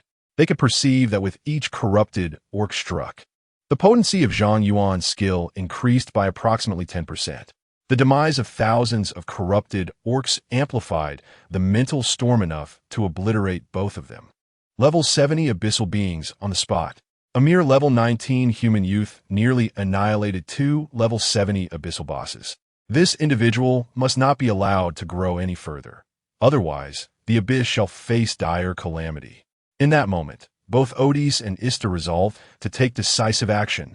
Chapter 46. Come. Fight! The notifications of numerous successful kills of the corrupted orc warriors flooded Zhang Yuan's panel. Yet he found himself deprived of any experience due to the demonic suppression. The dire situation he had dreaded had indeed come to pass. Observing the alerts on his interface, a grave expression settled upon Zhang Yuan's face. The inability to gain experience from slaying abyssal creatures signified that he could not rely on leveling up to restore his mental energy. The use of his psychic storm demanded a significant expenditure of spirit, consuming 500 for each cast, and presently, he possessed enough mental strength for merely 6 uses. Zhang Yuan refrained from utilizing a leveling potion, as he sensed that Odysseus might strike during his examination. Each use of the potion would restore him to full capacity. However, even if he resorted to the potion for replenishment, his psychic storm could only be employed a maximum of 12 times. Should the support from humanity not arrive before his mental energy was depleted, he would have no choice but to place his hopes in the crystal ball of Bai Zhenghua. 500 meters away, Odysseus summoned a multitude of abyssal creatures, expending a significant amount of mental energy. Nevertheless, this time, aware of Zhang Yuan's wide-area attack skills, he refrained from unleashing a horde upon him, opting instead to dispatch merely a few dozen to besiege Zhang Yuan. In this manner, even if Zhang Yuan unleashed his psychic storm to vanquish the abyssal creatures, Odysseus's mental expenditure was kept to a minimum. This boss was rather clever. Seeing that Odysseus had only sent a handful of creatures, Zhang Yuan resolved not to waste his mental energy on them. He swiftly employed attribute conversion to transform his mental strength into 5-fold agility, subsequently activating the skill Windwalker to double his movement speed, allowing him to nimbly evade the assault of the dozen creatures. Drifting Dragon. Ista, witnessing the abyssal creatures failing to land a hit on Zhang Yuan, could not contain his fury and berated Odysseus. Fool, do you think we have ample time? Stop being stingy with your mental energy. Unleash a swarm strategy. Are you, a level 70 psychic grandmaster, truly fearful of exhausting your mental energy against a mere level 19 youth? Close your foul mouth. I am well aware. Odysseus retorted sharply, irritated by Ista's outburst. Nevertheless, he recognized the necessity to cease wasting time and immediately commanded all the abyssal creatures to converge on Zhang Yuan. Thousands of monsters crowded around Zhang Yuan, obstructing his avenues of evasion, compelling him to cancel the attribute conversion and resort to the psychic storm. Boom! The tempest surged outward, obliterating the abyssal creatures within the sword formation. Zhang Yuan, I shall see how many times you can wield such a skill. Odysseus roared. summoning more creatures to encircle and batter Zhang Yuan, perpetuating this cycle of assault. Throughout this ordeal, Ista maintained his control over Zhang Yuan while leveraging his unique abilities to siphon the experience Zhang Yuan garnered from slaying monsters, preventing him from leveling up and restoring his mental energy. After 6 waves of attacks, Zhang Yuan's head throbbed painfully. The repeated usage of Psychic Storm had begun to take its toll. On the other side, Odysseus's complexion had turned somewhat pale. He was not a summoner, and the continuous drain of his mental energy to conjure monsters in the Abyss dungeon was pushing him to his limits. Beside him, Ista, having witnessed the entire ordeal, could not help but exclaim, "This lad has finally exhausted his mental energy. What manner of creature is he? With such a short cooldown and formidable power at this forbidden skill level, he can use it 6 times at level 19. What will happen when his level increases?" Odysseus nodded in profound agreement, pondering that perhaps our king was not as formidable in his youth to obliterate such a future powerhouse in the Abyss. Our adventure is indeed worthwhile. Feeling victory within his grasp, Odysseus succumbed to his old habit and taunted Zhang Yuan. "Zhang Yuan, your mental energy has finally run dry. Yet, I still have enough to summon on a grand scale 2 more times. You stand no chance. Victory belongs to the Abyss. Come forth, my minions." With arms spread wide, Odysseus laughed heartily as thousands of abyssal creatures emerged from the desolate earth. Ista could not help but roll his eyes at Odysseus. Among the abyssal demons, how could there be such a foolish creature who cared not for his own dignity? To expend so much mental energy against a level 19 insect, and still have the audacity to boast. Ista, you have been continuously using skills to extract experience from Zhang Yuan while slaying monsters. Your own mental energy must be waning as well. What right do you have to mock me? Upon hearing the exchange between Odysseus and Ista, Zhang Yuan grinned widely. So it appears that both of you are struggling as well? It seems this victory belongs to me. Victory belongs to you? Odysseus was taken aback, only to be struck with terror as he saw Zhang Yuan retrieve an upgrade potion from his storage and consume it. A golden light erupted from within Zhang Yuan as he ascended to level 20. Restored to full strength, Zhang Yuan raised his middle finger towards the distant Odysseus and Ista. "Come on, you 2 fools. Let's engage in a fierce battle. An upgrade potion? Where did he acquire such a thing?" Odysseus thought in disbelief. This scoundrel Zhang Yuan, even at level 19, did not require an upgrade potion. Was he merely hoarding it? At this moment, both Odysseus and Ista were utterly demoralized, never having anticipated that Zhang Yuan had such a card up his sleeve. With Zhang Yuan fully restored, he still had 6 uses of mental storm at his disposal. Even if they had sufficient mental energy, time was not on their side. They had wasted far too much time in this dungeon. Odysseus could not help but glance at Ista. "Ista, did you not say we would win? What now?" Ista gritted his teeth, realizing the situation had changed. "That lad is far too cunning. The 2 of us cannot defeat him today. We must retreat and summon a more formidable demon to contend with him." "That was your suggestion. I shall make my exit first." Seeing Zhang Yuan utilize the upgrade potion, Odysseus, already contemplating retreat, wasted no time in producing a teleportation device and hastily left Ista behind. "Damn it, Odysseus! You wretched fool!" Ista exclaimed, recognizing that the human's powerful reinforcements were approaching as Odysseus fled faster than a rabbit, realizing that he intended to cover his escape. Before Zhang Yuan could utter any harsh words, Ista swiftly produced a teleportation artifact to escape the scene. Successfully repelled the abyssal demon Otis. Experience 200. 000. Successfully repelled the abyssal demon Ista. Experience 200. 000. Successfully conquered the Abyss dungeon. Progress in the Scarlet Sky Divine Artifact Quest. 110. Ding. Achievement detected. Incredible provocation. Randomly increases 1 talent level. Congratulations, host. The talent Sword Immortal has been elevated. Sword Immortal. Level 2, all damage increased by 20 times. A golden light surged forth from Zhang Yuan's body, elevating him to level 21. Chapter 47. A Tale Beyond Imagination.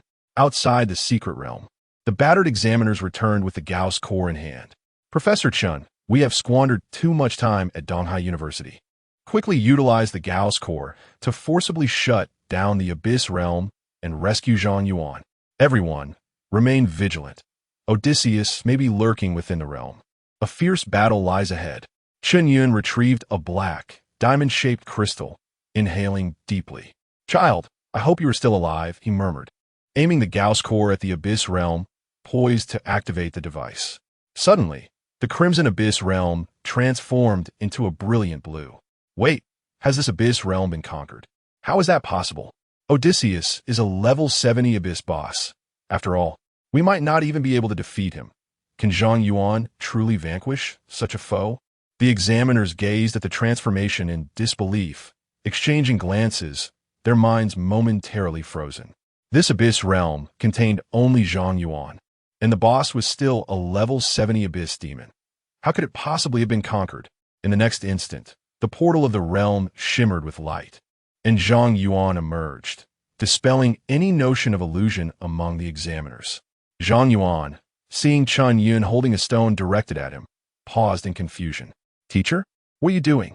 You are unscathed?" Chen Yun exclaimed, astonished to see Zhang Yuan emerge, not only unharmed, but also at level 20. "Aside from some excessive mental fatigue, I'm fine," Zhang Yuan replied, shaking his head. "By the way, teacher, 2 Abyss bosses invaded my realm and disrupted my college entrance examination. Will my results still count, or must I retake the test? At this moment, your concern is your examination results?" Chen Yun's lips twitched as he processed Zhang Yuan's question, the unfolding events far exceeding his expectations. Yet soon, he grasped the crux of the matter and inquired, "What did you just say? 2 Abyss bosses invaded your realm?" "Indeed," Zhang Yuan confessed. "One is a psychic archmage named Odysseus, and the other is a water magic grandmaster called Ister." Having faced 2 Abyss demons simultaneously, Zhang Yuan resolved to relay all the information he had about the Abyss bosses to the authorities, hoping the Great Xia Empire could swiftly eliminate these threats. Otherwise, Odysseus and Ister hung over him like the sword of Damocles, poised to strike at any moment. This time, Odysseus summoned a water demon. Who could predict what attribute he might conjure next? Zhang Yuan could not continuously gamble on whether his future weapon would conveniently grant immunity to the Abyss demon's elemental attacks. Upon hearing that Zhang Yuan single-handedly confronted 2 Abyss bosses and managed to repel them, Chen Yun and the other examiners were left speechless. In that moment, they finally understood why the president of the Adventurer Association, Bai Zhenghua, held such high hopes for Zhang Yuan. This fellow is truly a monstrous anomaly. At level 19, he managed to defeat 2 level 70 abyssal bosses and emerge victorious. Such feats are hardly credible, even in novels. At that moment, the space beside the crowd subtly distorted, and Bai Zhenghua stepped forth, his demeanor serious. "I have received intelligence regarding the abyssal invasion and rushed back from the front lines. What is the situation?" Chen Yun and the other examiners promptly bowed to Bai Zhenghua. "Elder Bai, the matter has been resolved." "Resolved?" Bai Zhenghua paused momentarily, then noticed Zhang Yuan's innocent expression, leading him to chuckle in realization. "So, you managed to repel Otis once again?" Chen Yun quickly added, "Elder Bai, the abyssal demon that attempted to assassinate Zhang Yuan was not only Otis, there was also Ister."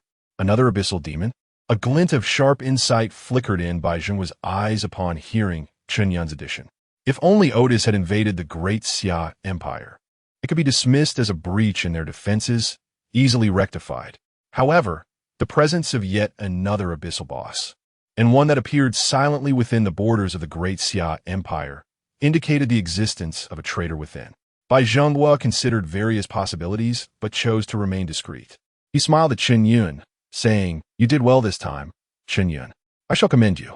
Chen Yun sighed, "Elder Bai, such merit may not be necessary for me." Bai Zhenghua raised an eyebrow in surprise. "Why is that?" Chen Yun produced the Gauss core, explaining, "Previously, after the abyssal demons invaded the secret realm, we banded together to rescue Zhang Yuan from East Sea University, engaging in a brawl with the faculty to seize the Gauss core. Now that Zhang Yuan is safe, East Sea University will likely seek accountability, and we examiners may find ourselves facing imprisonment." "Ah, I see. Bai Zhengwu chuckled at Chun Yun's revelation. You are indeed correct. I will advocate on your behalf with EC University. Provided you return the Gauss core, I assure you they will not pursue any trouble with you. Thank you, Elder Bai. Upon hearing this, the eyes of all the examiners gleamed with hope. Though they had acted out of fervor to achieve something significant, the gravity of potential repercussions had caused some regret, especially as they had not truly aided Zhang Yuan. However, with Bai Zhengwu's assurance, their fears of subsequent accountability dissipated. They may disregard the authority of others, but they could not afford to offend Bai Zhengwu. At this juncture, Zhang Yuan interjected, I am grateful, Elder Bai, and to all the esteemed examiners. However, I have one more question. Bai Zhengwu, with a benevolent expression, prompted, Speak. Zhang Yuan continued, Now that everything has been splendidly resolved, might we address my query? Will my college entrance examination results still hold validity? Young man, Chun Yun remarked, observing Zhang Yuan's lingering distress over his college entrance examination results. He shook his head and smiled gently, adding, Rest assured, although the abyssal demon has disrupted the examination process, leading to the abrupt cessation of the supplementary trials, we have preserved the scores of all candidates prior to the interruption, including yours. In light of the recent invasion by the abyssal demon, we shall publicly announce a technical adjustment to the realm instance. Shortly, we will be able to restart the instance and resume the trials. Zhang Yuan, though the examination is not yet concluded, your scores are unparalleled, rendering you the undisputed top scholar of the nation. I wish to preemptively congratulate you on your anticipated victory. Do look forward to the rewards for being the national champion, as they are indeed quite substantial. Zhang Yuan replied with a smile, Thank you, teacher. I have already begun to anticipate the rewards. Chapter 48. The top scholar Bai Zhengwu gazed at the self-assured Zhang Yuan, his eyes brimming with affection. With a warm smile, he inquired, My child, I have a question for you as well. I provided you with a life-saving artifact. Why did you choose not to utilize it when confronted by two abyssal bosses? Are you not afraid? Faced with the relentless assault of two bosses exceeding level 70, even the examiners present were hesitant to assert their chances of survival. Zhang Yuan, however, candidly replied, There is no particular reason. It simply happens that I possess a natural advantage over those two. They pose no threat to me. Thus, I see no need to squander the life-saving artifact. This rationale left Bai Zhengwu momentarily speechless, unsure how to respond. His intention in giving Zhang Yuan the crystal ball was to ensure that, should Odysseus seek him out again, he could intervene in time to rescue him, while also dealing with the elusive abyssal demons.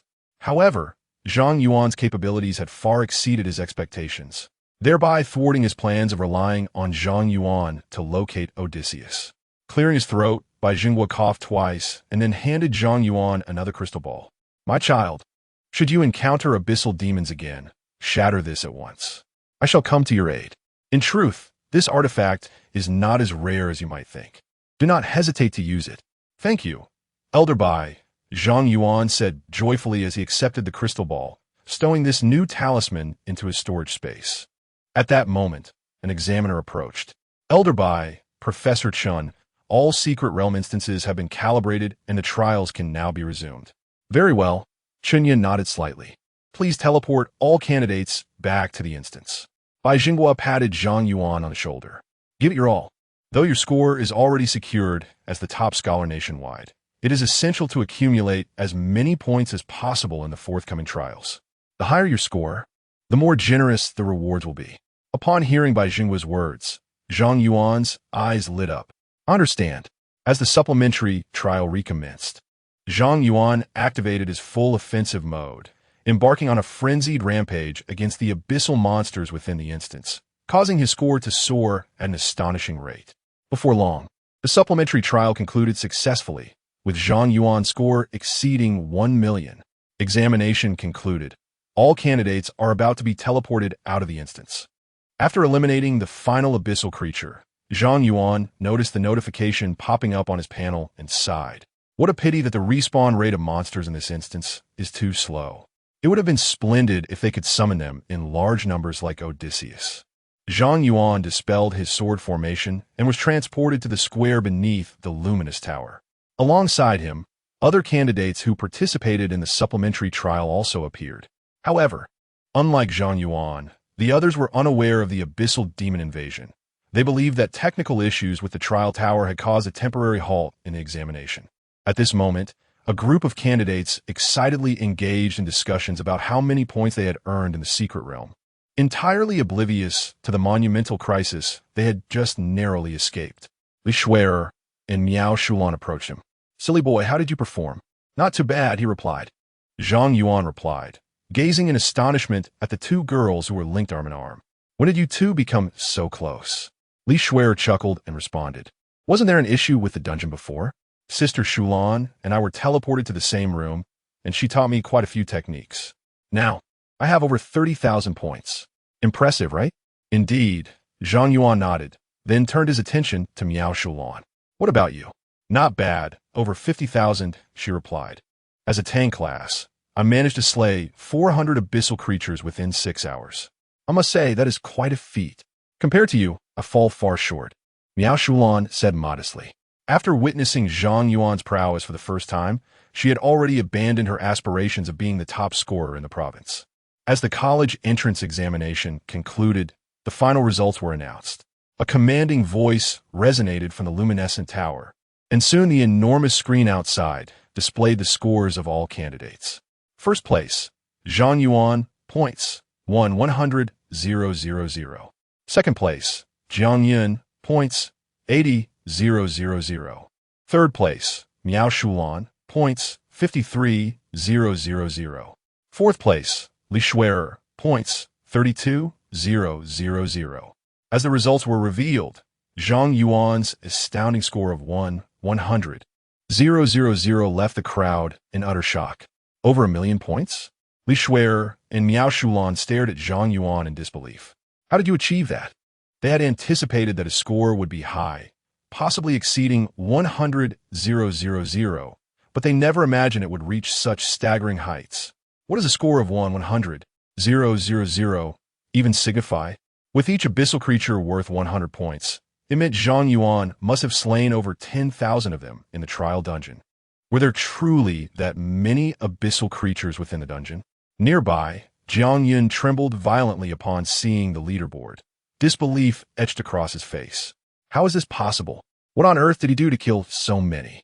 Not only Zhang Yuan, but many candidates and teachers from various schools speculated that there must be an error in the system. The highest record for the college entrance examination had been 100,000. Yet Zhang Yuan had surpassed 1,000,000, which was indeed outrageous. However, given that the college entrance examination was a matter of great importance, closely monitored by the higher-ups of the Great Xia, no one considered the possibility of cheating. Instead, they pondered how Zhang Yuan had managed such an extraordinary feat that Zhang Yuan must be a true prodigy. How did he amass such points? If we could understand it, wouldn't we be geniuses ourselves? Could the earlier system malfunction have been caused by him? That is a possibility. Amidst the speculation, Ning Qin was exuberantly flaunting Zhang Yuan's achievements to Feng Gaoyuan. "Top scorer. Feng Gaoyuan, did you see? My student is the top scorer, and, judging by his score, he is undoubtedly the best in the nation. Feng Gaoyuan, do not forget our bet. You will return to pack your bags and report to Shihuno. One high school this summer." Ning Qin was so thrilled that he was practically dancing with joy, relentlessly taunting Feng Gaoyuan. "Ning Qin, consider yourself lucky to have stumbled upon such a treasure of a student." Although Feng Gaoyuan found it hard to believe, he had no choice but to accept this outcome. "Rest assured, I shall keep my promise and teach at your school." Ning Qin smiled broadly, saying, "Do not wear such a sour expression. With a talent like Zhang Yuan emerging from Shihu No. 1 High School, it is destined to become a prestigious institution in the nation. By then, you may find it difficult to secure a position here." Feng Gaoyuan replied, "Ning Qin, I am currently only curious about how Zhang Yuan managed to amass over 1,000,000 points."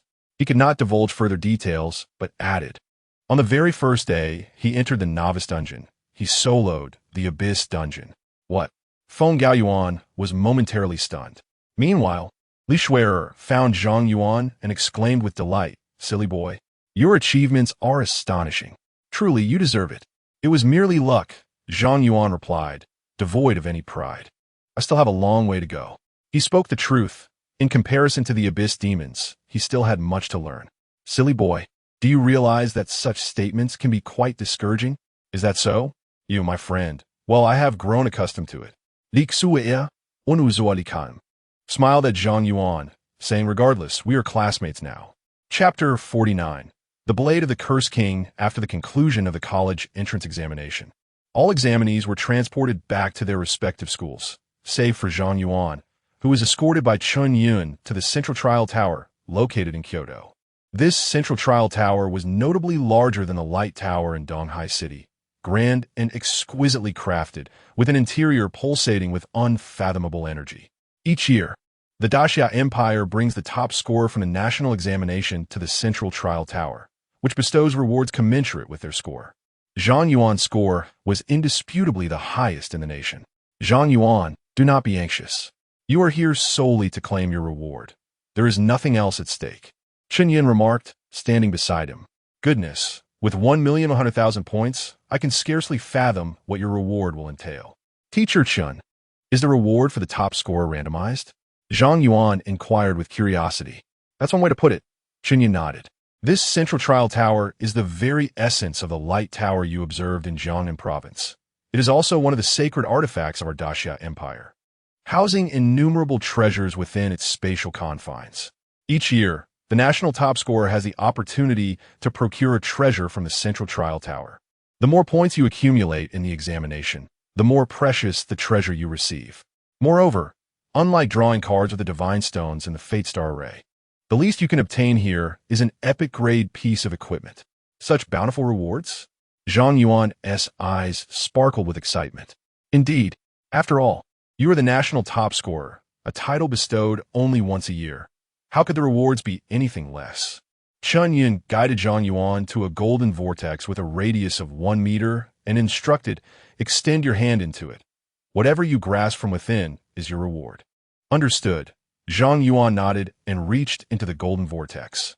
In an instant, as his hand penetrated the vortex, it transformed into a crimson whirlpool, crackling with lightning, and an overwhelming energy surged outward. Zhang Yuan sensed he had encountered something extraordinary and instinctively seized it, attempting to pull it out. At that moment, the entire Central Trial Tower began to tremble violently, and the energies within became tumultuous. What is happening? Chen Yun, sensing the ominous energy surging within the Central Trial Tower, suddenly changed in demeanor and urgently warned, Zhang Yuan, do not extract anything from the vortex. Alas, it was too late. Zhang Yuan had already retrieved a pitch-black dagger, riddled with cracks, from the crimson vortex. Boom! The dagger erupted with a terrifying curse power, instantly propelling Chen Yun away, while simultaneously piercing Zhang Yuan's chest, as an endless stream of cursed energy consumed him. It's over. Witnessing Zhang Yuan engulfed by the curse, despair etched itself across Chen Yun's face. Why? How could that child have drawn forth the blade of the Cursed King? A curse potent enough to suppress divine artifacts? Blade of the Cursed King. Damage the bearer suffers a curse that continuously depletes physical and mental strength until death. It is forcibly equipped, cannot be discarded, and cannot be destroyed. Artifact Quest. Use the Blade of the Cursed King to reap the souls of the weak. 0100000. Note. The weapon of the Cursed King. Imbued with his boundless resentment, only those who can withstand the wrath of the Cursed King may ascend to his throne. Amidst the overwhelming power of curses, Zhang Yuan gazed at the blade of the Cursed King embedded in his chest and could not help but lament, why does this thing only possess negative effects, attributes, and skills? It even comes with an artifact quest. Surely, this cannot be merely a legendary grade piece of equipment? Due to Zhang Yuan's possession of the Heart of the Curse, the detrimental effects of the Blade of the Cursed King transformed into beneficial ones. Now, instead of inflicting harm, the blade continuously restored his stamina and mental fortitude. He felt no pain whatsoever. Observing the equipment's status as damaged, he surmised that the artifact quest must be completed for it to return to normal. However, without the Heart of the Curse, anyone else wielding this weapon would surely meet their demise. After reviewing the effects of the Blade of the Cursed King, Zhang Yuan grimaced and withdrew the blade from his chest, witnessing the wound heal at an astonishing rate. Successfully withdrew the blade of the Cursed King, temporarily gaining the Cursed King's recognition. Upon seeing the notification, the blade in his hand absorbed all the released cursed energy, and the previously tumultuous central trial tower returned to tranquility. Then, Zhang Yuan noticed Chen Yun by Zhenghua Wan Chang'an and a group of formidable yet unfamiliar presences encircling him. He was still alive? How could he have escaped being drained by the blade of the Cursed King? Astonishingly, he had conquered the cursed weapon. The assembly of strong figures looked at Zhang Yuan with expressions of disbelief. Bai Zhenghua and Wan Chang'an rushed forward, their concern evident as they inquired, "Child, are you all right? Do you feel any discomfort?" "I'm perfectly fine," Zhang Yuan replied, his face a mask of confusion. "Elder Bai, God of War Wan, could you enlighten me about the current situation? I merely claimed a top-tier reward. Is this level of commotion really necessary? Even you two have come." Bai Zhenghua, having completed his elemental examination of Zhang Yuan's body, sighed in relief and informed Wan Chang'an he shows no signs of any curse. Wan Chang'an stared at Zhang Yuan, astonished. "Child, what have you done? How is it that after taking the blade of the Cursed King, you remain unaffected by its curse?" Zhang Yuan replied, "Perhaps it is due to my heart of the curse." "What is that?" Bai Zhenghua and Wan Chang'an asked in unison. "You both are unaware?" Zhang Yuan realized that the heart of the curse he obtained from the Shadow Forest dungeon was likely no ordinary item. He promptly sealed his lips and glanced at the powerful figures surrounding him. Bai Zhenghua instantly grasped Zhang Yuan's apprehension and reassured him, "Do not worry, child. All present are trustworthy seniors. No one here would wish you harm." Wan Chang'an nodded in agreement. "Indeed, even if there were traitors within the great Xia Empire, they cannot be among us. Speak freely without fear." With the assurance of Bai Zhenghua and Wan Chang'an, Zhang Yuan no longer hesitated and replied, "The heart of the curse, which I first used to repel Otis, is an artifact obtained from conquering the Abyss dungeon. Its effect transforms the curse, afflicting the user into a beneficial one. Such a treasure exists." Bai Zhenghua exclaimed in astonishment. He then turned to Zhang Yuan, his gaze laden with significance, and remarked, "Your acquisition of the blade of the Cursed King from the Central Trial Tower is truly the will of fate." Zhang Yuan inquired, "Elder Bai, does the blade of the Cursed King have a story behind it?" Bai Zhenghua sank into reminiscence, recounting 30 years ago, a demon king from the Abyss led the forces of darkness to invade the great Xia Empire. After our empire suffered grievous losses, we ultimately slew that demon king and repelled the invading army. The blade of the Cursed King is the divine relic left behind after the fall of that malevolent ruler. Chapter 50. The Awakening Stone Artifact? Zhang Yuan was taken aback, astonished that he had drawn such an item. Bai Zhenghua continued, "Indeed, and this is not merely an ordinary artifact. It seems to be a token of the abyssal demon royal family, holding immense significance to the Abyss. The moment we secured the blade of the Cursed King, the Abyss bore a deep grudge against us, directing the majority of its military forces towards our great Xia Empire, while alleviating the pressure on other nations.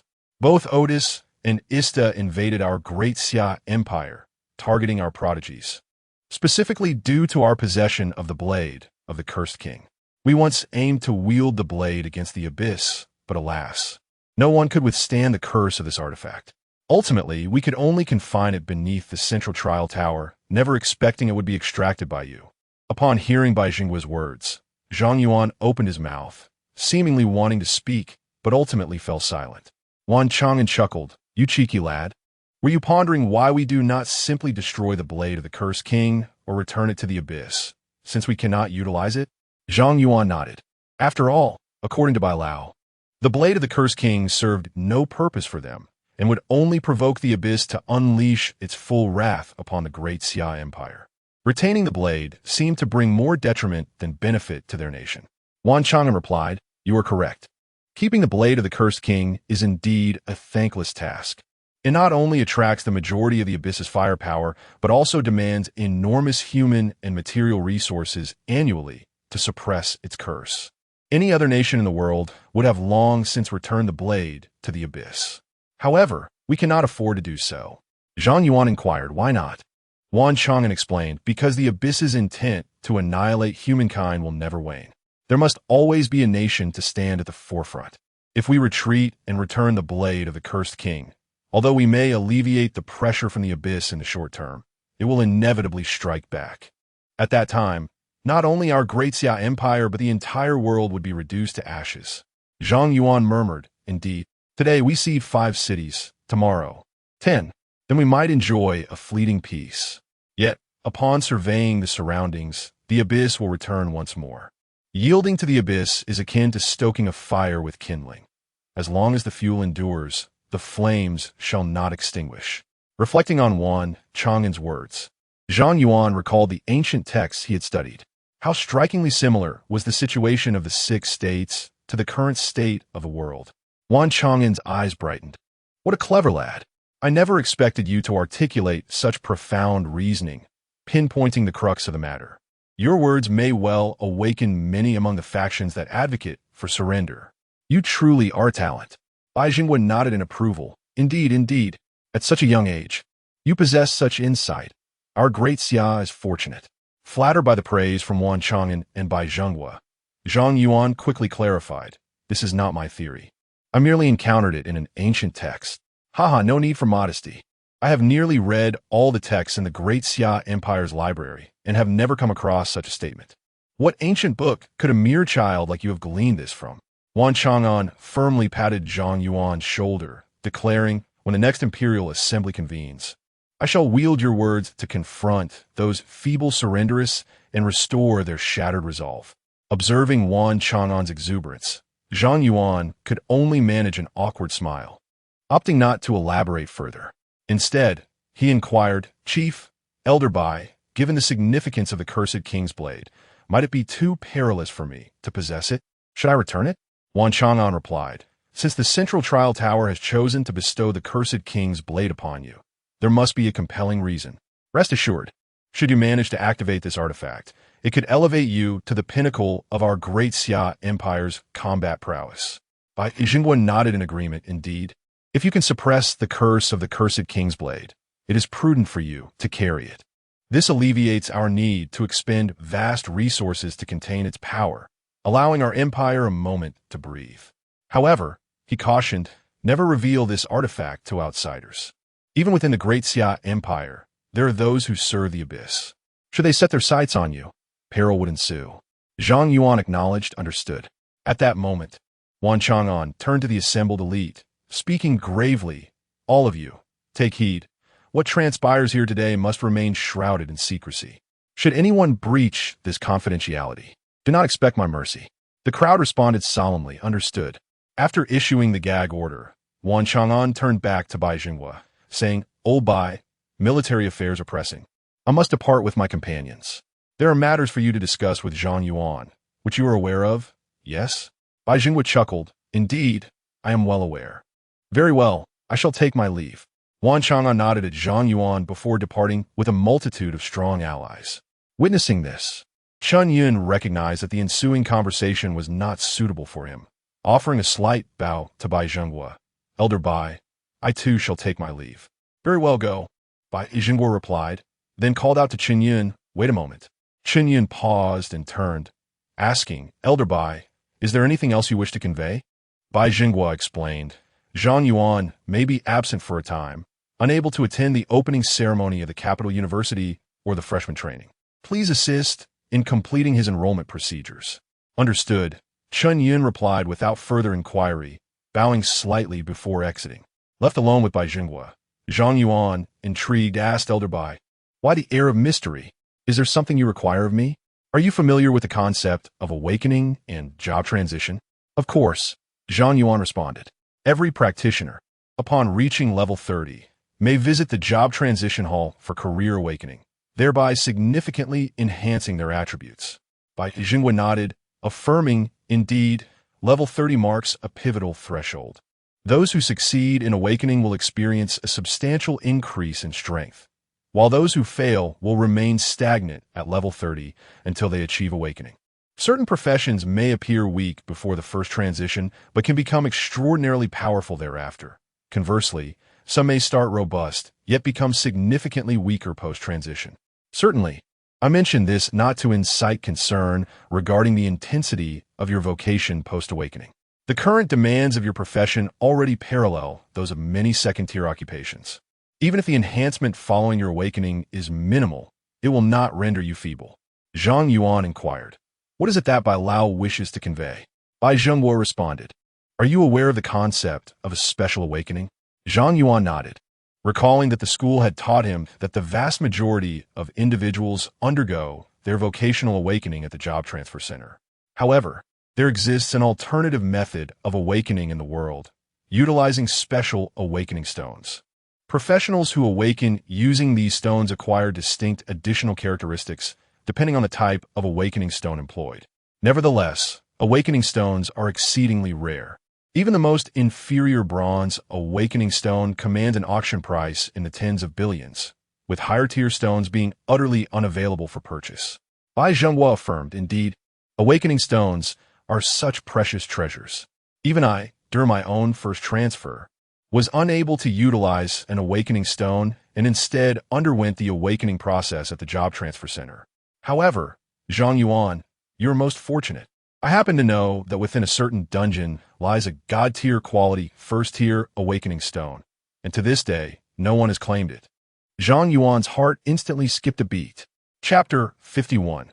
The Burial Ground of the King Divine Awakening Stone? Zhang Yuan could hardly believe his ears. "Old Bai, you cannot be jesting. How could such a precious item remain unclaimed?" Bai Zhengguo chuckled softly. "Perhaps I miscommunicated. It is not that no one has attempted to obtain it. Rather, no one has succeeded, including myself, Wan Chang'an, and the foremost elites of various prominent families within the nation." Zhang Yuan felt a chill wash over him. "If even you cannot acquire it, then I fear it is beyond my reach as well." "No, quite the opposite," Bai Zhengguo replied. "It seems you alone possess the potential to secure it. Why is that?" The dungeon housing the divine awakening stone was birthed after the fall of the Cursed King. It is restricted to those below level 30, devoid of difficulty options, and permits only a single entrant. That indeed sounds formidable. Yet, given the vastness of the great Xia Empire, surely someone must be capable of soloing such a dungeon? "You are correct," Bai Zhengguo acknowledged. "Legendary classes and a select few divine professions possess the ability to solo dungeons, but this one is different. Once you enter, you will be subjected to curses throughout, impervious to purification. Your four-dimensional attributes will diminish by 90, your movement speed will be reduced by 90, skill cooldowns will double, and you will continuously lose health and mana until you succumb to the curse. Even the most robust tank would find their vitality depleted within mere seconds, ultimately compelled to retreat." Zhang Yuan's eyes brightened. "It sounds as though this dungeon was specifically tailored for me." "Indeed," Bai Zhengguo affirmed. "When you mentioned that your cursed heart could convert curse effects into beneficial ones, I realized only you could obtain that divine awakening stone. Presently, within our great Xia Empire, no one has ever achieved a divine awakening after utilizing a legendary awakening stone. If you succeed, the implications are unfathomable." Excitement surged through Zhang Yuan. "This sounds extraordinary. I can hardly wait to tackle that dungeon. I knew you would be exhilarated. Come with me," Bai Zhengguo said with a gentle smile, placing a hand on Zhang Yuan's shoulder. The space around them subtly warped before dissipating into a brilliant light. The cursed dungeon lay at the periphery of the abyssal battlefield, several thousand kilometers from the capital. Even for Bai Zhengguo, a master of spatial magic, the journey required time. Zhang Yuan found himself enveloped in a wondrous space, where streams of light flowed continuously, weaving a bizarre tunnel of distorted imagery. After 10 seconds, he landed on a patch of obsidian earth. "Is this your first long-distance teleportation? How does it feel?" "Not too bad. Just a bit nauseating." That is quite normal. You will acclimate," Bai Zhengguo assured, nodding with a grin. He then gestured ahead. "Look, there lies the cursed dungeon." Zhang Yuan followed his gaze. Beneath the moonlight, a colossal skeleton, towering 100 meters, lay across the scorched earth. At the head of the skeleton swirled a 10-meter radius black vortex, emanating a dreadful aura that instilled trepidation in those who beheld it. "Is that the Cursed King?" Zhang Yuan wondered aloud.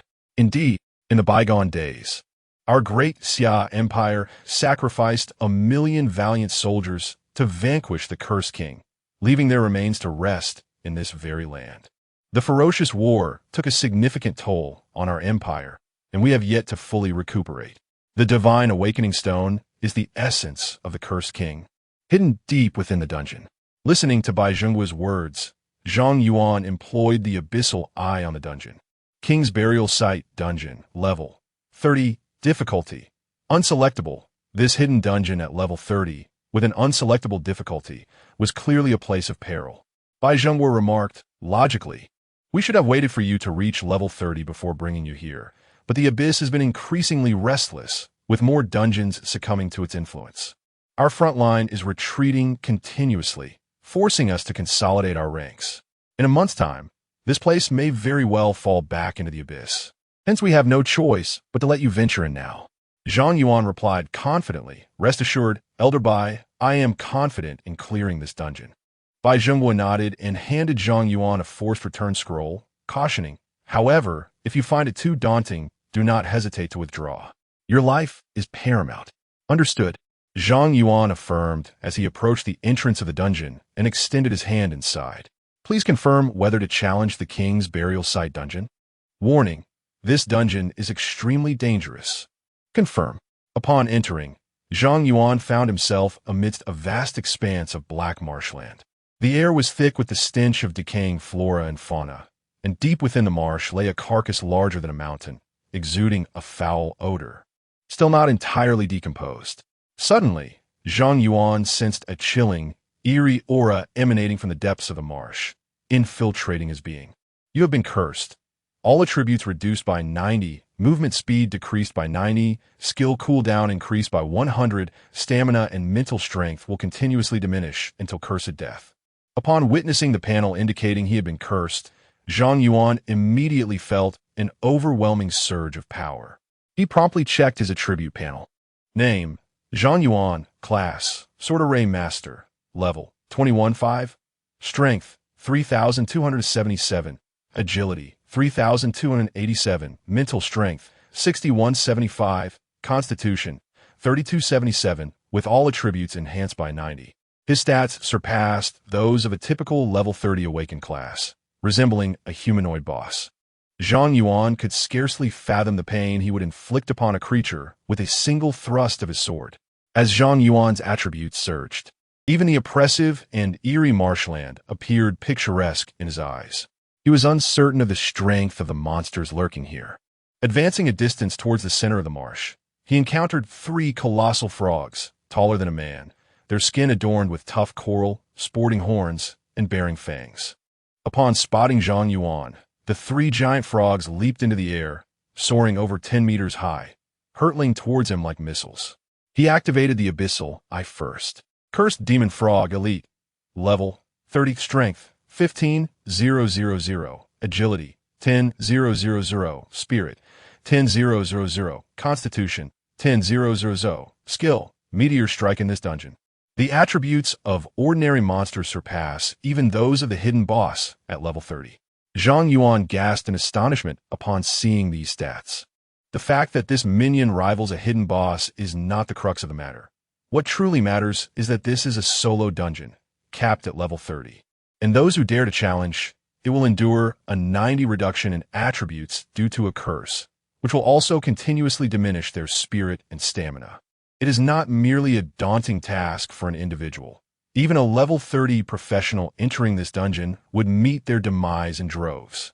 It is no wonder that no one has yet acquired that divine awakening stone. This dungeon was never intended for mortals. With a sigh, Zhang Yuan dispatched 3 large frogs with a single stroke of his sword, though he himself remained unscathed.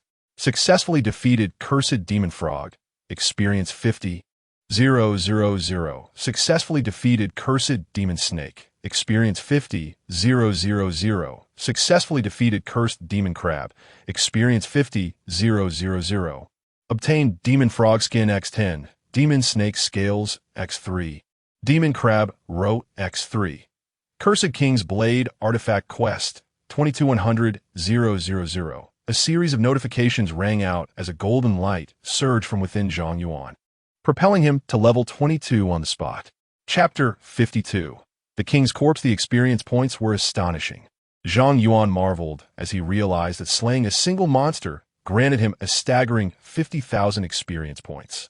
Clearing out all the creatures within a 500-meter radius would elevate him to the next level, prompting an involuntary exclamation of wonder from him. However, upon reflection, it was only to be expected. After all, his level was just above 20, and he was in a hidden difficulty dungeon designed for level 30 players. Such bountiful experience was indeed warranted. Others would not be able to level up at this pace. After eliminating the surrounding monsters, Zhang Yuan advanced a couple of steps, only to suddenly find himself stepping into a void. The ground beneath him morphed into a quagmire, and his entire foot was ensnared. Without a moment's hesitation, he summoned the Rakshasa King, commanding it to pull him to safety. That was a close call. He had momentarily overlooked the fact that he was in a swamp. As he surveyed the expansive mire ahead, beads of cold sweat began to trickle down his brow. Had his reaction been any slower, he might have missed the opportunity to use a forced teleportation scroll. After this narrow escape, Zhang Yuan dared not let his guard down again. He began directing the Rakshasa King to scout ahead cautiously. Whenever the Rakshasa King encountered a swamp trap, he would recall it into the mask and resummon it to continue the reconnaissance. Thus, Zhang Yuan proceeded with the Rakshasa King as his vanguard, advancing steadily deeper into the swamp. However, after traversing 500 meters, the Rakshasa King, which was scouting ahead, suddenly halted, its body twisting grotesquely as its health plummeted rapidly. An attack.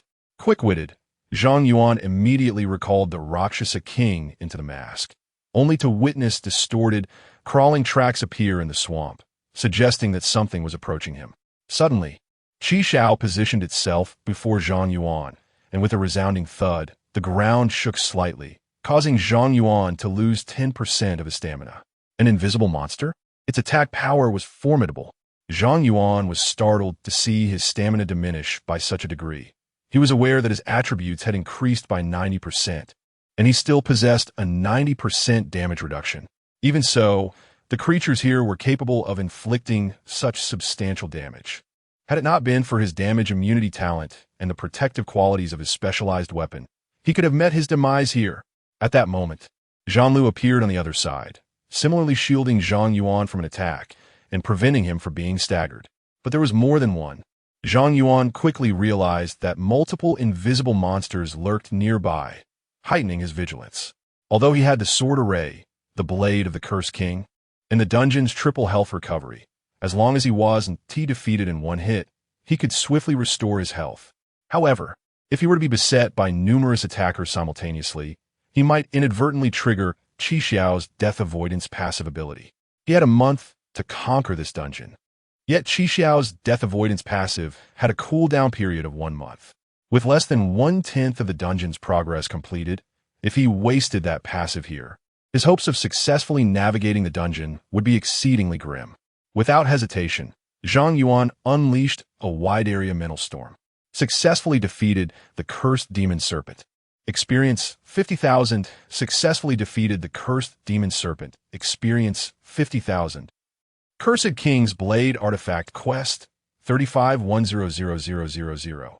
Acquired Demon Serpent Scales X5. Zhang Yuan's interface displayed the notifications of defeating over a dozen Cursed Demon Serpents, significantly boosting his experience. He had previously encountered similar creatures, but he was taken aback to discover they were indeed invisible monsters, making this dungeon exceedingly challenging. Before entering, Zhang Yuan had not anticipated such a grueling battle, finding himself in peril on several occasions. This dungeon challenge was the most formidable he had faced to date. Nevertheless, as the saying goes, the greater the storm, the more valuable the fish. Retreat was not an option for Zhang Yuan. He summoned the Rakshasa King from the spatial mask to lead the way. Outside the dungeon, Bai Zhengguo was observing Zhang Yuan's situation through the dungeon detection talisman. The Grave of Kings dungeon was of high tier, and Bai Zhengguo's talisman could not directly relay the events within, but it allowed him to monitor Zhang Yuan's status. Although Zhang Yuan occasionally lost a fraction of his stamina, it quickly replenished, and overall, his situation was quite secure, prompting Bai Zhengguo to breathe a sigh of relief. He had not misjudged the boy. It seemed only Zhang Yuan could conquer this dungeon. If he had arrived at level 30, it might have been more stable, but unfortunately, time was of the essence. Suddenly, as Bai Zheng pondered, the ground began to tremble, and the distant night sky turned a ghastly crimson. Observing the ominous hue on the horizon, Bai Zheng's expression shifted. The abyss was attacking. It was likely that the abyss had sensed the impending extraction of the cursed king's crystal core and had commenced an assault in advance. Although the front line was adequately fortified, there was a strong possibility that the abyss would unleash bosses of level 80 or above. Bai Zheng's demeanor fluctuated as he deliberated, ultimately deciding to rush to the front line for support. With Zhang Yuan inside the dungeon, his presence outside would be of little assistance. However, should the abyss demons breach the defenses, the Daxiao army would suffer severe losses, and the Grave of Kings dungeon would fall into the hands of the abyss. At that point, Zhang Yuan would be in grave danger.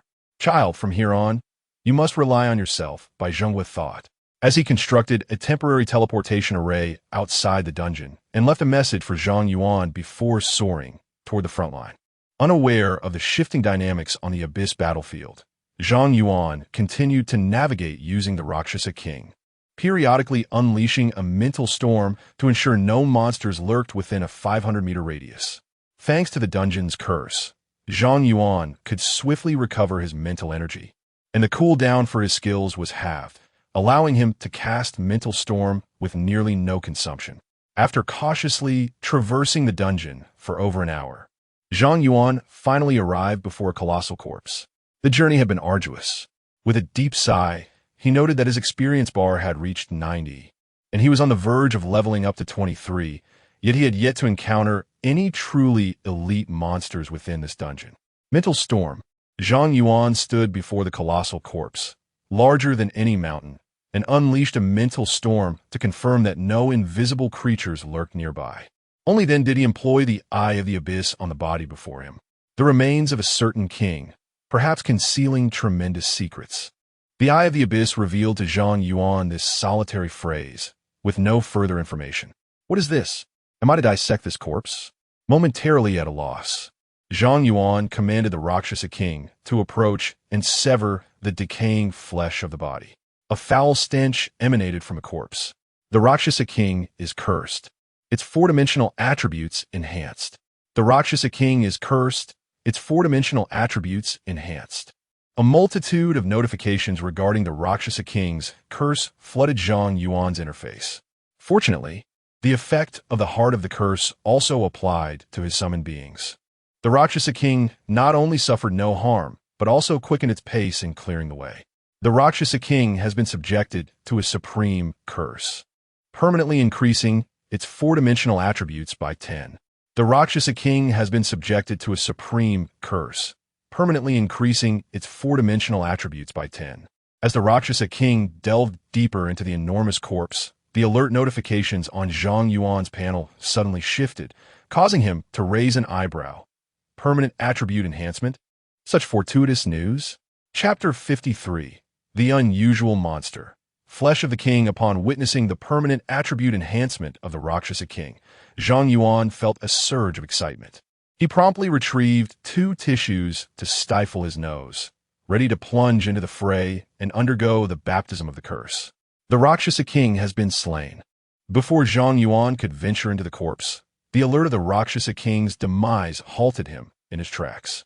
Had I not already used Mental Storm to clear the monsters? How could the Rakshasa King have perished? The sudden demise of the Rakshasa King prompted Zhang Yuan to regain his composure, patiently awaiting its resurrection outside. Under the curse of this dungeon, skill cooldowns were halved, and stamina and mental fortitude replenished rapidly. The Rakshasa King's revival was not unduly delayed. Before long, it regained its combat prowess. This time, Zhang Yuan switched to the perspective of the Rakshasa King, personally guiding it into the corpse, excising the rotting flesh to carve a pathway. The Rakshasa King has been afflicted by a special curse, with a permanent 10 to all attributes. The peculiar curse notification provided a modicum of psychological solace to Zhang Yuan, who was desperately suppressing his nausea. Just endure, and it shall pass. As Zhang Yuan contemplated this, he was suddenly confronted by a grotesque creature composed of flesh that erupted from the decaying remains, latching onto the Rakshasa king and sinking its teeth into its neck. The Rakshasa king's vitality plummeted rapidly, and just before it could be felled, Zhang Yuan cast abyssal eye upon the flesh creature. Flesh of the king, elite, level 30, strength 0, agility 0, mental 0, constitution 0, skills, weaken curse, fatal bloodsucking, undying. This elite monster, at level 30, possessed an attribute panel entirely devoid of values, a most unusual sight for Zhang Yuan. How curious. This attribute panel, all zeros, yet it could move with such swiftness and even dispatch the Rakshasa king with ease. The Rakshasa king's permanent attribute increase was attributed to the weakened curse, while its demise was likely a consequence of the fatal bloodsucking skill. My mental storm failed to eliminate them, suggesting their undying ability. As for their rapid movement, there must be a singular creature orchestrating these flesh monsters, likely the boss. Zhang Yuan gleaned some intelligence from the skill panel of the flesh creature, yet he had yet to fully unravel the mechanics of these monsters. He could not afford to advance recklessly, and thus opted to bide his time until the Rakshasa king revived once more. After a spell of waiting, the Rakshasa king stood before Zhang Yuan anew, and he once again sent it into the massive corpse to carve a path. The Rakshasa king has been afflicted by a special curse, with a permanent 10 to all attributes. At last, Zhang Yuan beheld the curse notification. Holding his breath and focusing intently, he soon noticed a slight bulge in the flesh to the left of the Rakshasa king. Skill, flash of the sword.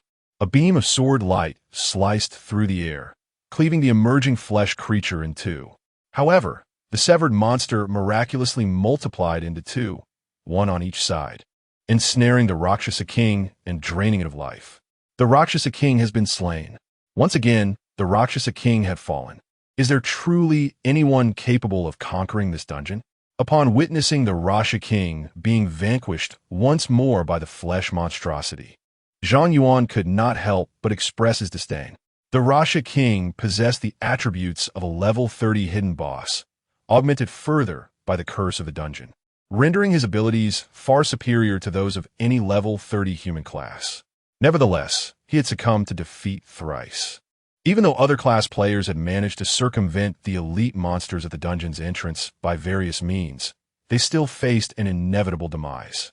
Resolving to forego any desire for attribute enhancements, Zhang Yuan decided to charge forward. Unable to discern the mechanism to slay the flesh monstrosity in the short term, he intended to have the Rakshasa king forge a path for him through sheer sacrifice. After all, there was no time constraint in this dungeon, and the Rakshasa king could respawn infinitely. Inching forward bit by bit was a viable strategy. With his mind set, Zhang Yuan awaited the Rakshasa king's revival, instructing him to plunge into the flesh passage and unleash a flurry of slashes with his colossal sword. Rakshasa king has been afflicted by a supreme curse. All attributes permanently increased by 10. Rakshasa king has perished. The Rakshasa king advanced barely 10 meters before being slain by the flesh monstrosity. Zhang Yuan once again stood by, awaiting the Rakshasa king's resurrection to continue the endeavor. Observing the Rakshasa king labor tirelessly without complaint, Zhang Yuan could not resist reflecting. Rakshasa king, though you have perished, you can resurrect. Death and rebirth, again and again, dancing on the precipice of the afterlife. Your life is boundless. Yet the king's remains yield no further gains. What is the purpose of this toil? Just as the ancient tale of the foolish old man moving mountains. Today we have the Rakshasa digging through corpses. The principle remains unchanged. Upon hearing Zhang Yuan's musings, the freshly revived Rakshasa king seemed to cast him a sidelong glance before hefting his massive sword once more to carve a path ahead. This cycle repeated countless times until the Rakshasa king finally reached the vicinity of the king's cadaver's thoracic cavity, entering an expansive space. Within the cavity, devoid of viscera, the dome was supported by immense rib bones, and at the center floated a black stone. Zhang Yuan utilized the Rakshasa king's abyssal eye. First, awakening stone, divine grade.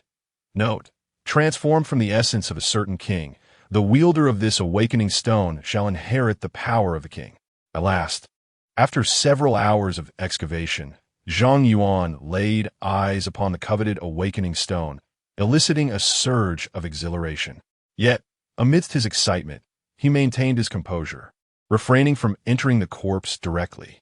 With the boss absent and the flesh monstrosities unresolved, the death of the Rasha king sufficed in this scenario.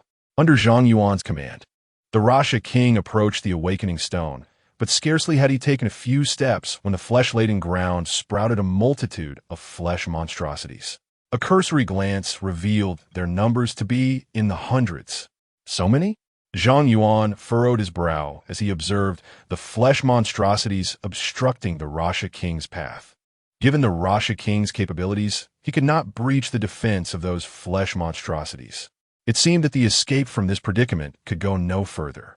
To acquire that awakening stone, he would need to identify the controlling boss of these creatures. Zhang Yuan allowed the Rasha king to be felled by the flesh monstrosities once again, patiently awaiting his resurrection. This time, Zhang Yuan did not allow the Rakshasa king to enter the corpse, but instead instructed him to climb along its surface in search of the boss. Zhang Yuan himself was not idle. He circled the colossal corpse, seeking clues. In this world, there are no insurmountable dungeons, since this dungeon has come into existence. Regardless of its difficulty, there must surely be a way to conquer it.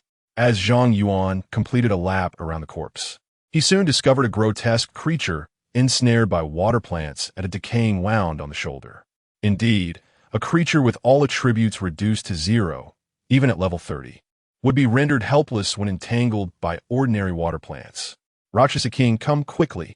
Upon seeing the ensnared creature, an idea struck Zhang Yuan, prompting him to summon the Rakshasa King to his side to examine it. The Rakshasa King promptly obeyed, reaching out to touch the grotesque creature. The Rakshasa King has been afflicted by a supreme curse, permanently increasing all attributes by 10. A notification appeared on the panel, indicating the permanent enhancement of the Rakshasa King's attributes, while the immobile creature remained incapable of retaliating against him. At this moment, an unsettling grin spread across Zhang Yuan's face. Was this not the very place to boost attributes? Chapter 54. The scheme of the cursed king. Zhang Yuan licked his lips, tentatively reaching out to touch the grotesque flesh creature. Subjected to a supreme curse, all four-dimensional attributes permanently increased by 10. A notification appeared on the panel, indicating that Zhang Yuan's attributes had indeed risen by 10 points. It was evident that mere contact with these monsters would invoke a curse. Observing this, Zhang Yuan immediately teamed up with the Rakshasa King, each poking the flesh creature with their fingers, inviting a continuous barrage of curses upon themselves. Subjected to a supreme curse, all four-dimensional attributes permanently increased by 10. Subjected to a supreme curse, all four-dimensional attributes permanently increased by 10. Every 10 seconds, both Zhang Yuan and the Rakshasa King found their attributes permanently augmented by 10. Zhang Yuan remained crouched, engrossed in enhancing his attributes, even forgetting the original purpose of his venture into this dungeon. This attribute enhancement was as addictive as leveling up. Once the Rakshasa King's attributes reached an impressive 1,000, the curses ceased to affect him. It appeared there was a cap set at 1,000 points, which was rather disappointing. Zhang Yuan, witnessing the cessation of the Rakshasa King's attribute growth, felt a flicker of disappointment in his eyes. Soon enough, his own attributes also hit the limit. At this moment, excluding the enhancements from the dungeon's curse, his mental attribute soared to a staggering 4,280 points. With this boost in mental prowess, even wielding a mundane iron sword without relying on the enhancements of Qi Shao and Zhan Lu, his damage output could surpass 100,000. Remarkable. He had not anticipated such gains from this dungeon. Zhang Yuan was thoroughly pleased with his current acquisitions, yet his joy was short-lived as he became troubled once more. He still had not located the boss controlling those flesh creatures. Without finding the boss, he could not eliminate the flesh creatures. Without dispatching the flesh creatures, the coveted divine awakening stone would remain beyond his grasp. The treasure was tantalizingly close, yet utterly unattainable, causing Zhang Yuan great distress. The blood of the king. What manner of aberration was the cursed king? Why could his flesh still manifest as monsters even in death? Indeed, this entity was the cursed king. While Zhang Yuan had initially grumbled about the troublesome flesh creatures, a sudden epiphany struck him. Although the Eye of the Abyss merely indicated that this colossal carcass belonged to a certain king, he understood that the dungeon, the burial ground of kings, had come into existence precisely because of the cursed king's demise. This massive corpse was most likely that of the cursed king. Moreover, Zhang Yuan possessed the cursed king's weapon, the blade of the cursed king. Perhaps this was the singular solution to this dungeon's conundrum. Feeling that his hypothesis was logically sound, Zhang Yuan promptly drew the blade of the cursed king and thrust it toward the immobile flesh creature.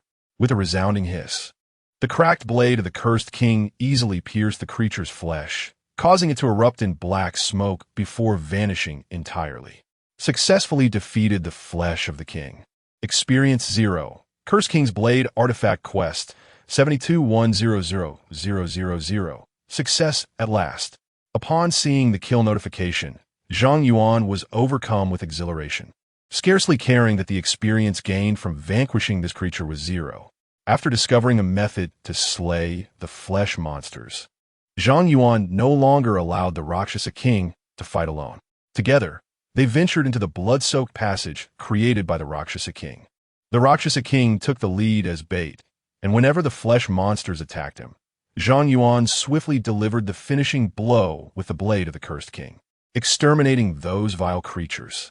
Thus, Zhang Yuan fought his way into the chest cavity of the cursed king, utilizing the Rakshasa king to lure the monsters, systematically eliminating each one that obstructed their path.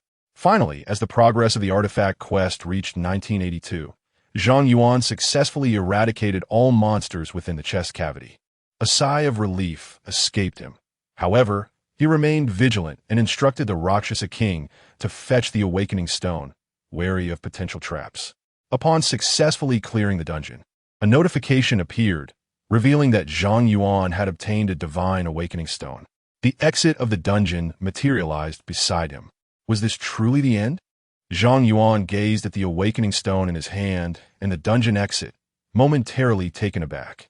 Although the difficulty of this dungeon was quite exaggerated, it fell within Zhang Yuan's threshold of acceptability, and he had not faced a single boss, only minor minions. Even with the assistance of the Heart of the Curse and the Blade of the Cursed King, clearing this dungeon felt exceedingly simple.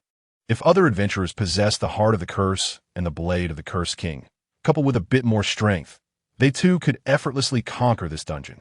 The disparity between the dungeon's rewards and its difficulty piqued Zhang Yuan's suspicion of a hidden scheme. Suddenly, a notification appeared on his interface. Talent I AM Legendary activated, revealing the existence of a mythical trial within the dungeon, compelling the drop of the item to unlock the mythical trial. Instantly, a normal-sized black heart manifested in the spot where the awakening stone had been. The mythical trial. Zhang Yuan's eyes widened in disbelief as his talent triggered the mythical trial, sending a wave of dread surging through him. Indeed, this dungeon concealed a monumental secret, as hinted by the Eye of the Abyss.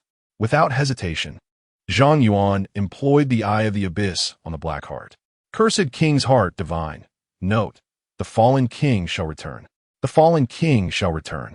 Upon reading the note regarding the Cursed King's Heart, a terrifying thought struck Zhang Yuan.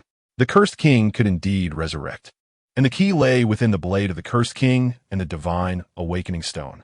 If Zhang Yuan were to awaken with this Divine Awakening Stone, he would inevitably fall victim to the Cursed King's possession. What a nefarious scheme the Cursed King had concocted, designing the dungeon as a solo challenge and using the Divine Awakening Stone as bait. Those capable of clearing this dungeon and claiming the Divine Awakening Stone would be the rarest of geniuses among humanity, destined for the full support of the great Xia Empire. Thus, if the Cursed King were to revive, he might emerge even more formidable than before. As this realization dawned upon Zhang Yuan, he was drenched in a cold sweat. Even in death, the Cursed King continues to scheme against the great Xia Empire. Were it not for his innate ability to forcibly trigger trials, his machinations might have succeeded. Should he emerge from this instance today, it would spell doom for all. While the abyss is indeed populated by foolish beings like Odys and Ista, it also harbors terrifying foes like the Cursed King. Thus, the abyss should never be underestimated. In Zhang Yuan's mind, the points lost by Odys and Ista in the abyss have been reclaimed, even surpassed, by the Cursed King's relentless pursuit of power. Zhang Yuan took a deep breath and grasped the heart of the Cursed King. Do you wish to awaken the soul of the Cursed King and initiate the mythical trial? Warning: this trial is extremely dangerous. A warning in red appeared on Zhang Yuan's interface, indicating that the forthcoming trial would likely exceed all expectations. With a wry smile, Zhang Yuan realized he was already ensnared. Leaving now would only result in becoming a puppet of the Cursed King. The mythical trial is the only chance to fight for his life. There can be no retreat. The trial commences. Chapter 55. My attacks bypass defense and inflict pain. As Zhang Yuan commenced the trial, the black heart in his hand suddenly emanated a dense, ominous mist, which swiftly coalesced into a swirling vortex, engulfing him entirely. When Zhang Yuan regained his senses, he found himself upon a platform suspended amidst a shroud of fog. The King of Curse had vanished, and his storage space was rendered inoperative, leaving him unable to utilize any return scrolls. Right from the start, I find myself in a dire predicament. Zhang Yuan surveyed his surroundings. The platform spanned merely 100 square meters, and beyond it lay an endless expanse of impenetrable mist, obscuring any view of the outside world. Here, there was no avenue for escape. To his astonishment, someone had managed to see through the king's scheme and arrive here. At that moment, a deep and magnetic voice resonated across the platform, followed by the sudden appearance of a strikingly handsome figure clad in a black robe, adorned with an obsidian brooch upon his chest. Were it not for the man's crimson eyes and the goat-like horns protruding from his head, Zhang Yuan would have found it difficult to discern whether he was human or demon. The moment the King of Curse materialized, his overwhelming aura rendered Zhang Yuan breathless. Without hesitation, Zhang Yuan activated the Eye of the Abyss. Unable to detect target, as expected, Zhang Yuan gleaned no information regarding the King of Curse. A mere level 22 human dared to probe the depths of the king's power. Such audacity was commendable. The King of Curse smirked at Zhang Yuan, then proceeded to examine him. A sword array master? An unfamiliar class. Humans truly revel in the creation of fanciful professions, excluding equipment and other enhancements. Possessing such formidable base attributes at level 22 indicates your class is indeed potent. It could pose a significant threat to the abyss as you develop. Alas, today, you shall perish here. The King of Curse extended his slender index finger, gesturing towards Zhang Yuan in the void. Curse heart inactive. All curses transformed into negative effects. The curse heart is inactive. Zhang Yuan's pupils constricted slightly upon seeing the notification. The King of Curse chuckled. Your curse heart was in truth my power. Once I reclaim it, all curses afflicting you will revert to negative effects. There is no need for me to lift a finger within 10 seconds. You shall meet your demise. 10, 9, 8. The King of Curse confidently counted down, but midway through, he sensed something amiss. A flicker of confusion crossed his gaze. Huh? Why are the curses ineffective against you? Zhang Yuan, relieved to find himself unaffected by the curses, realized that Qi Xiao was indeed capable of countering the King of Curse's effects. His decision to enter this mythic trial stemmed from the fact that Qi Xiao possessed a passive ability granting immunity to mental attacks. Curses fall under the category of mental assaults. Thus, Qi Xiao's immunity rendered Zhang Yuan shielded from the majority of the King of Curse's tactics. With this revelation, Zhang Yuan now harbored hope of successfully navigating the mythic trial. So, your specialized weapon can indeed nullify my curses? The Curse King swiftly discerned the reason behind Zhang Yuan's immunity to his curses and chuckled. How amusing. Ordinary equipment cannot withstand my curses. It seems your unique weapon is of divine caliber and possesses a commendable rank. However, if you believe that I solely rely on curses, you are terribly naive. Unperturbed, the Curse King grinned. emanating an overwhelming aura that rendered Zhang Yuan breathless. Instinctively lowering his head, fear surged within him. He was utterly outmatched. Confronted by the terrifying Curse King, both his reason and emotions fervently insisted that he was no match for this formidable foe. Under the immense pressure exerted by the Curse King, Zhang Yuan's limbs trembled, and he could barely steady his sword. The Curse King continued, "Young human, you are indeed remarkable to stand before me under such duress. Were it any other human, they would likely be reduced to a whimpering dog, groveling on the ground. The Curse King, ever an admirer of talent, offered an opportunity. If you are willing to submit to me, I shall bestow upon you the identity of an abyssal demon and grant you a territory in the abyss. What say you?" Initially paralyzed by fear, Zhang Yuan unexpectedly erupted into laughter upon hearing the Curse King's proposition. "What are you laughing at?" The Curse King observed Zhang Yuan, trembling yet smiling, a flicker of confusion crossing his eyes. It was the first time he had encountered someone like Zhang Yuan. Meeting the Curse King's gaze, Zhang Yuan replied, "Curse King, your contradictory actions have revealed to me the key to breaking this deadlock." The Curse King's pupils narrowed slightly, an ominous premonition stirring within him. Zhang Yuan continued, "Since this is a mythological trial, I am the challenger and you the examiner. We are both bound by the rules of this trial. Initially, you unhesitatingly sealed my cursed heart, intent on using various curses to slay me, indicating your strong desire to kill me. Yet, upon discovering that your curses were ineffective, you ought to have employed other means to eliminate me, but you did not. Instead, you chose to exert your aura, attempting to compel my surrender. Curse King, does your contradictory behavior imply that within this mythological trial, you must rely on curses to kill me?" The Curse King fell silent, observing the Curse King's reticence. Zhang Yuan's smile broadened. It appeared he had indeed made the right gamble, for even this Curse King could not defy the rules of the world. A trial is a trial, and even a mythological one must harbor the possibility of success. There exists no scenario of inevitable demise.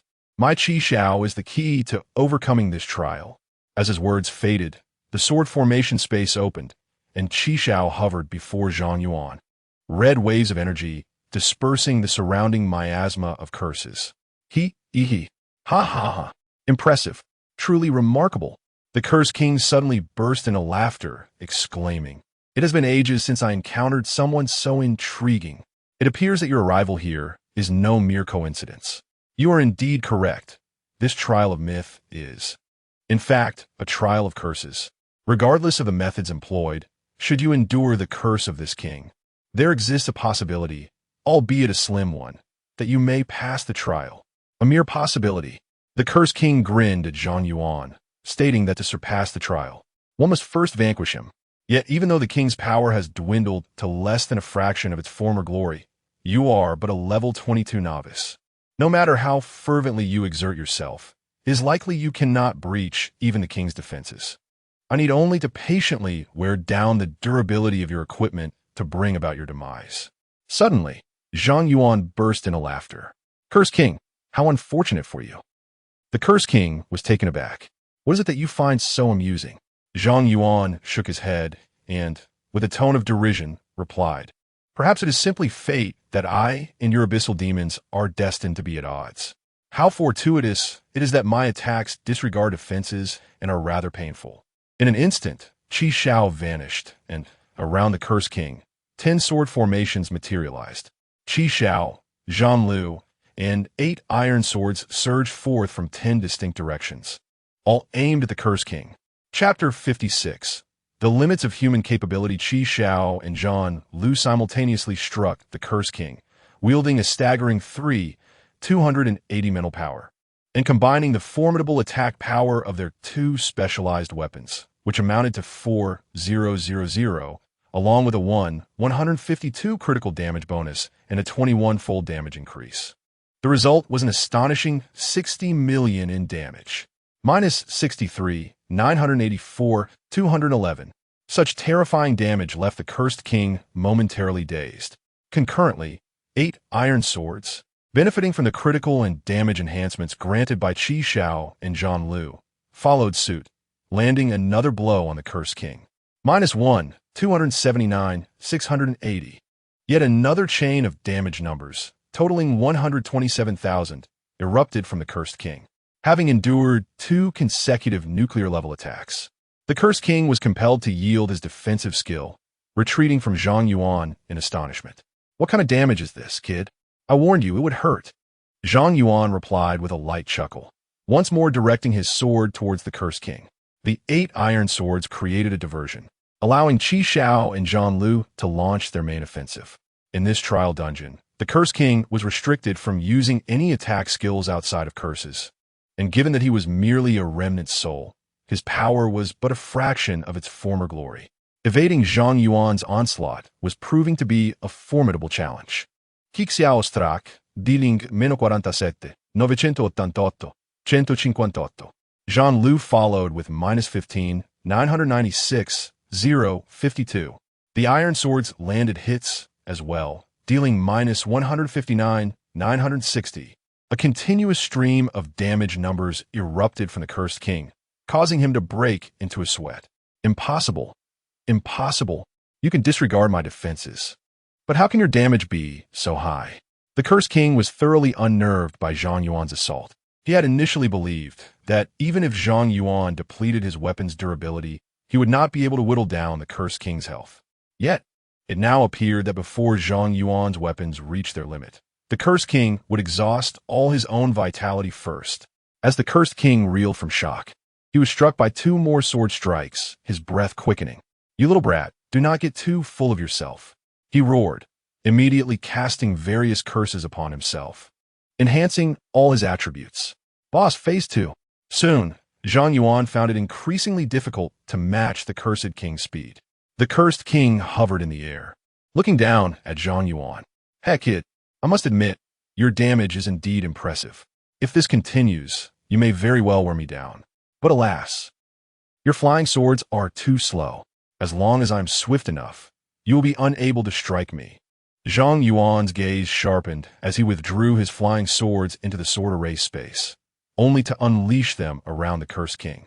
Yet, before the 10 swords could reach their target, the cursed king had already teleported to another location. The cursed king continued to cast various curses upon himself, rapidly regenerating both his vitality and spirit. Observing the smiling cursed king, Zhang Yuan recognized for the first time the limitations of his own offensive methods. The speed of his flying swords was more than sufficient against lower-tier monsters, none of which could evade them. However, once the enemy increased their speed, and his swords could no longer keep pace, he was rendered incapable of inflicting any damage. Regrettably, Zhang Yuan currently lacks the skill to ensure his sword strikes true. Even if he recognizes his shortcomings, he cannot alter the present circumstances. "My dear boy, have you exhausted all your tricks?" The cursed king scoffed. "Though you may be immune to my curses, should you fail to vanquish me, you will remain trapped in this place. In no more than half a month, you shall starve to death. Humans are such fragile beings." Faced with the taunts of the cursed king, Zhang Yuan fell silent. Indeed, he had no other means to confront the cursed king at this moment. Although equipped with the Red Sky and Zhang Lu, he could inflict millions of damage with his mental storm against a single target. Without the enhancement of the curse heart, he could not restore his mental energy through curses. Clearly, he could not defeat the cursed king with just a few uses of mental storm. Is it truly insurmountable? Zhang Yuan felt a pang of regret. Yet, the reality was undeniable. His capabilities had their limits. After all, he was merely at level 22, while his opponent was a king of the abyss. Even in defeat, he remained a king. This was not a foe Zhang Yuan could hope to overcome at his current stage. The mythical trial. Truly, it was an extreme danger worthy of an exclamation mark. Contemplating this, Zhang Yuan could not help but chuckle. In such dire straits, one could only find joy amid suffering.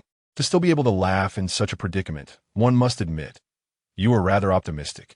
The cursed king smiled at Zhang Yuan and reiterated, "Should you be willing to serve me, I will grant you freedom. Moreover, I shall bestow upon you the powers of the abyss, elevating you to level 70. With your talent, a level 70, you would be capable of sweeping away all of humanity." Zhang Yuan retorted with a cold laugh. "Even if I were to starve here, I would refuse to partake of the abyss's offerings. Ah, then I shall await your demise. The cursed king sneered, ceasing his attempts to persuade Zhang Yuan and maintaining his distance. During this time, Zhang Yuan had attempted to launch a surprise attack, yet the cursed king remained ever vigilant, causing all of Zhang Yuan's ambushes to end in failure. Thus, 5 days elapsed.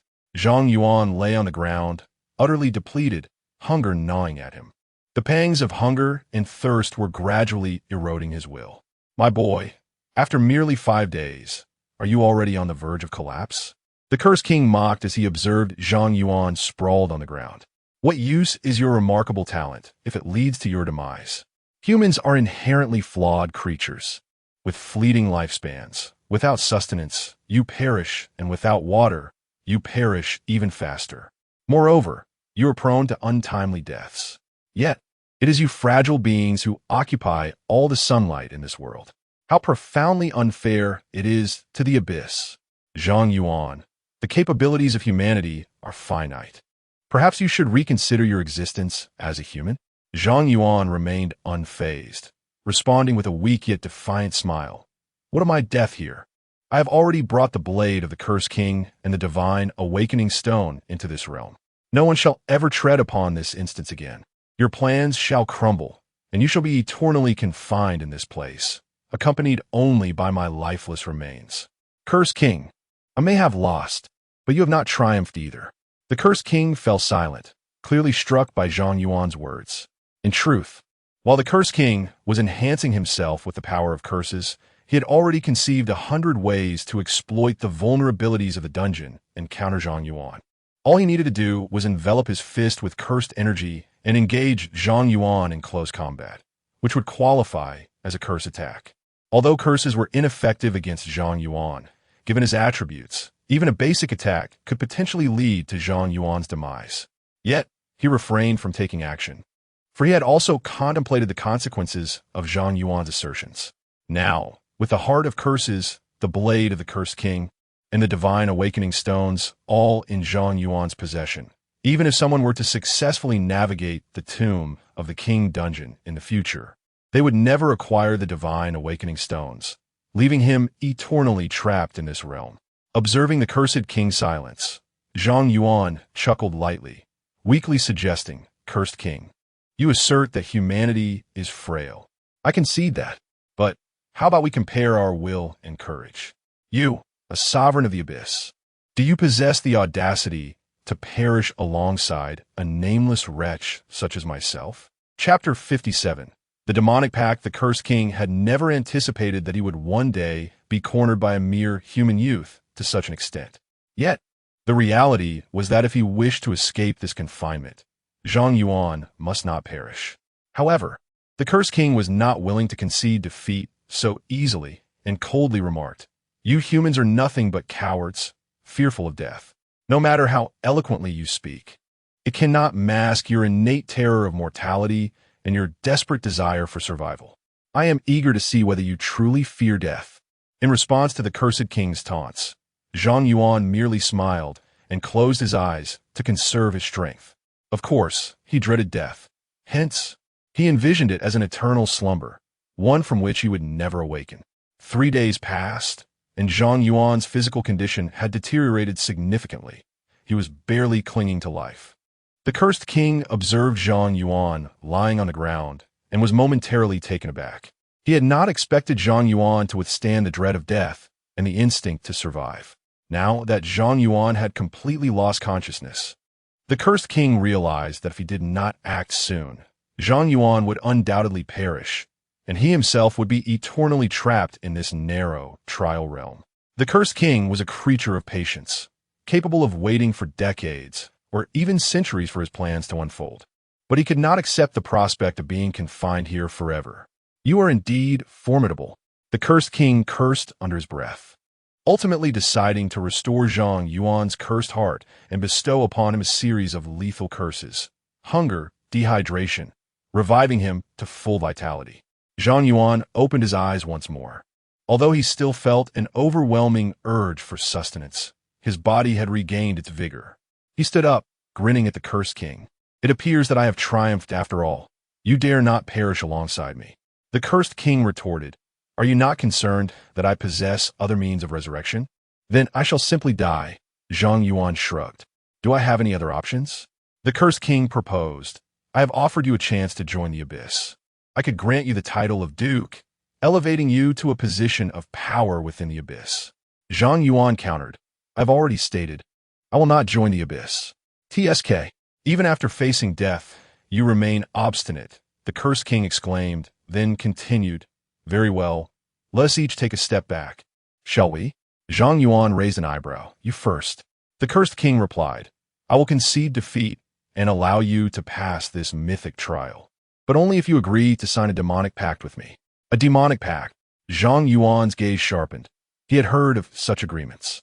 A small faction among humanity would forge pacts with abyssal demons to gain immense power, often at a grave cost, sometimes even sacrificing their own souls. Once, a high-ranking official in the Great Xia Empire, desperate to prolong his life, had made a pact with an abyssal demon, gaining longevity through the demon's power, but at the price of becoming a traitor, betraying the Great Xia Empire. Ultimately, that traitor inflicted immeasurable damage upon the empire. The cursed king observed Zhang Yuan's expression of resistance with indifference and chuckled. Zhang Yuan, this is the greatest concession I can offer. Perhaps your kind harbors misunderstandings about demonic contracts. Yet in truth, a demonic contract is the most equitable agreement in this world. Gaining benefits necessitates a price, as is only just. Once a demonic contract is signed, both parties must adhere to its terms, and none can defy it. Zhang Yuan paused in silence for a moment before inquiring, Were the terms of the demonic contract?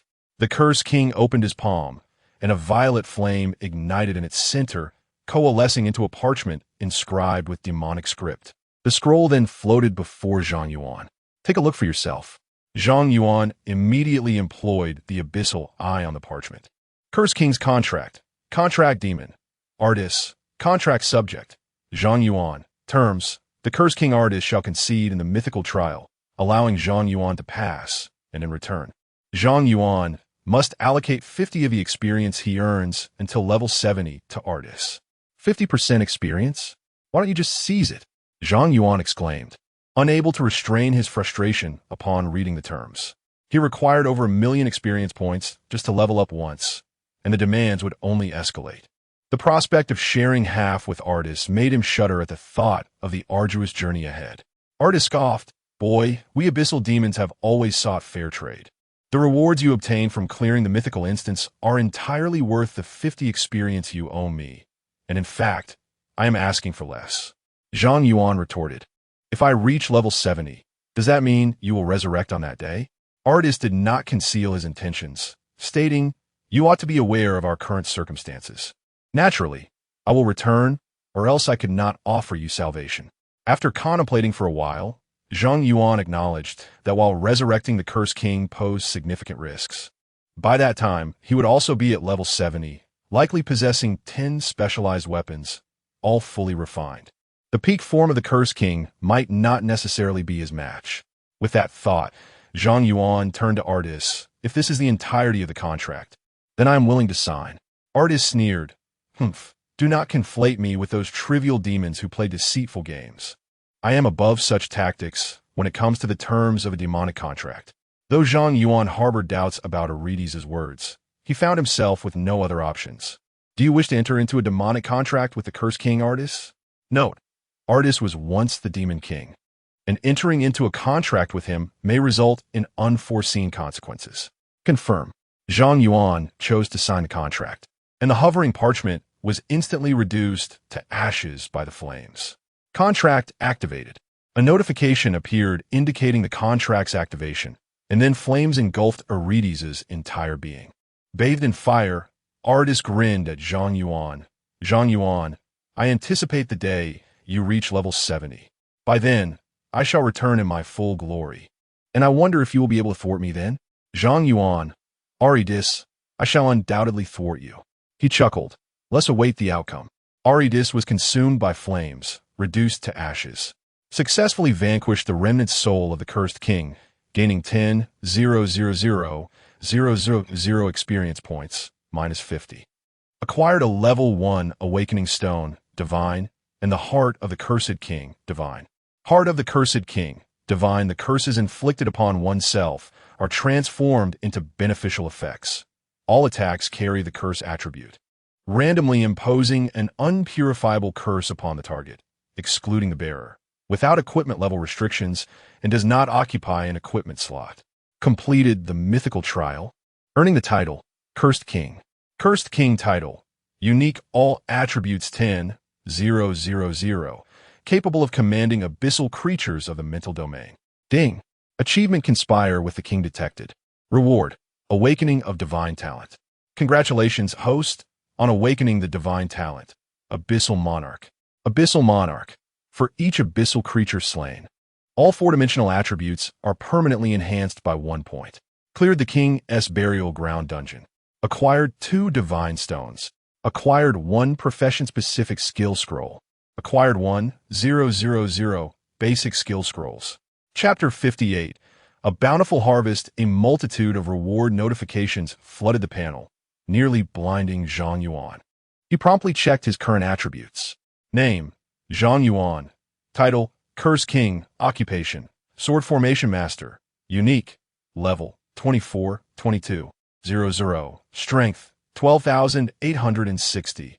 Agility, 12,740. Mentality, 14,340. Constitution, 12,740. Special occupational attributes. Critical hit rate, 33. Critical damage, 330. Talents, absolute luck, level 1.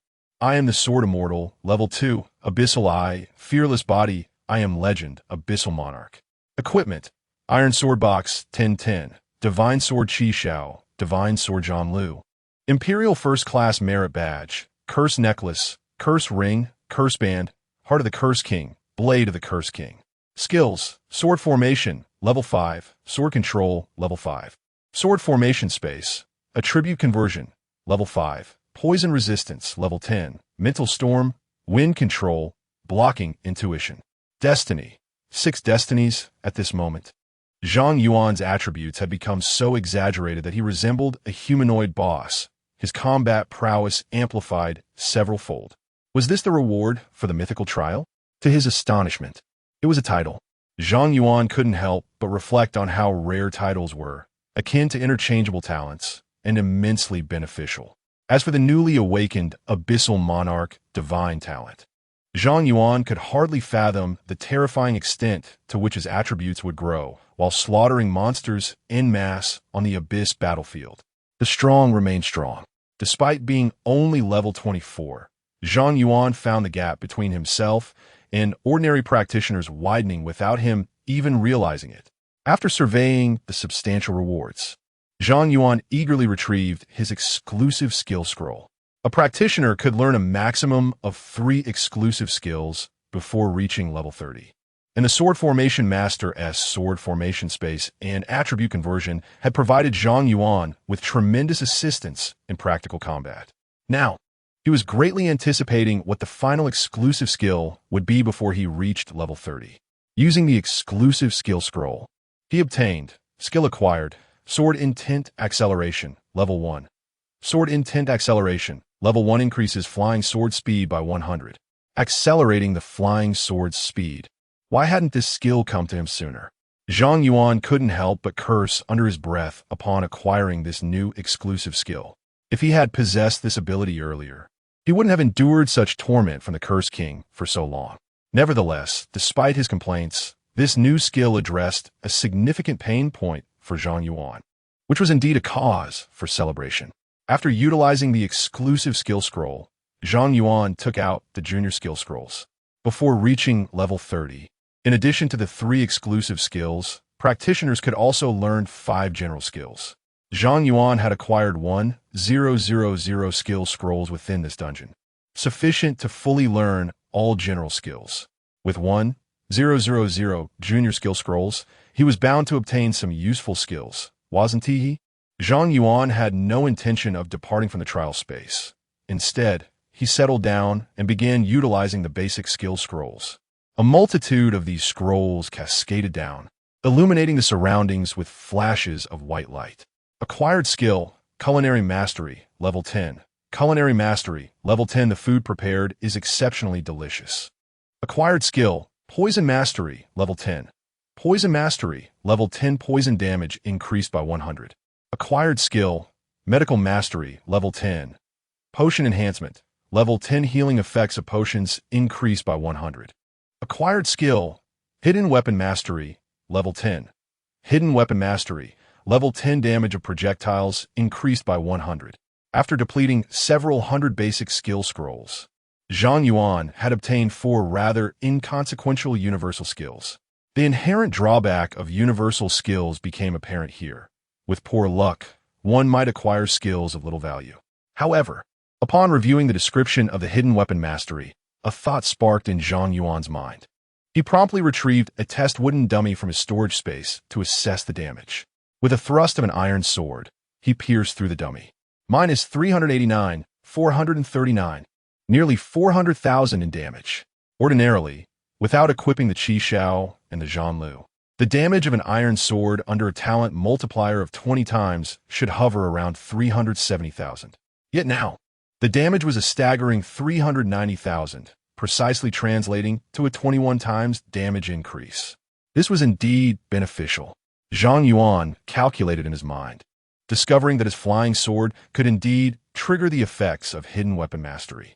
At last, there was a valuable skill among the universal ones.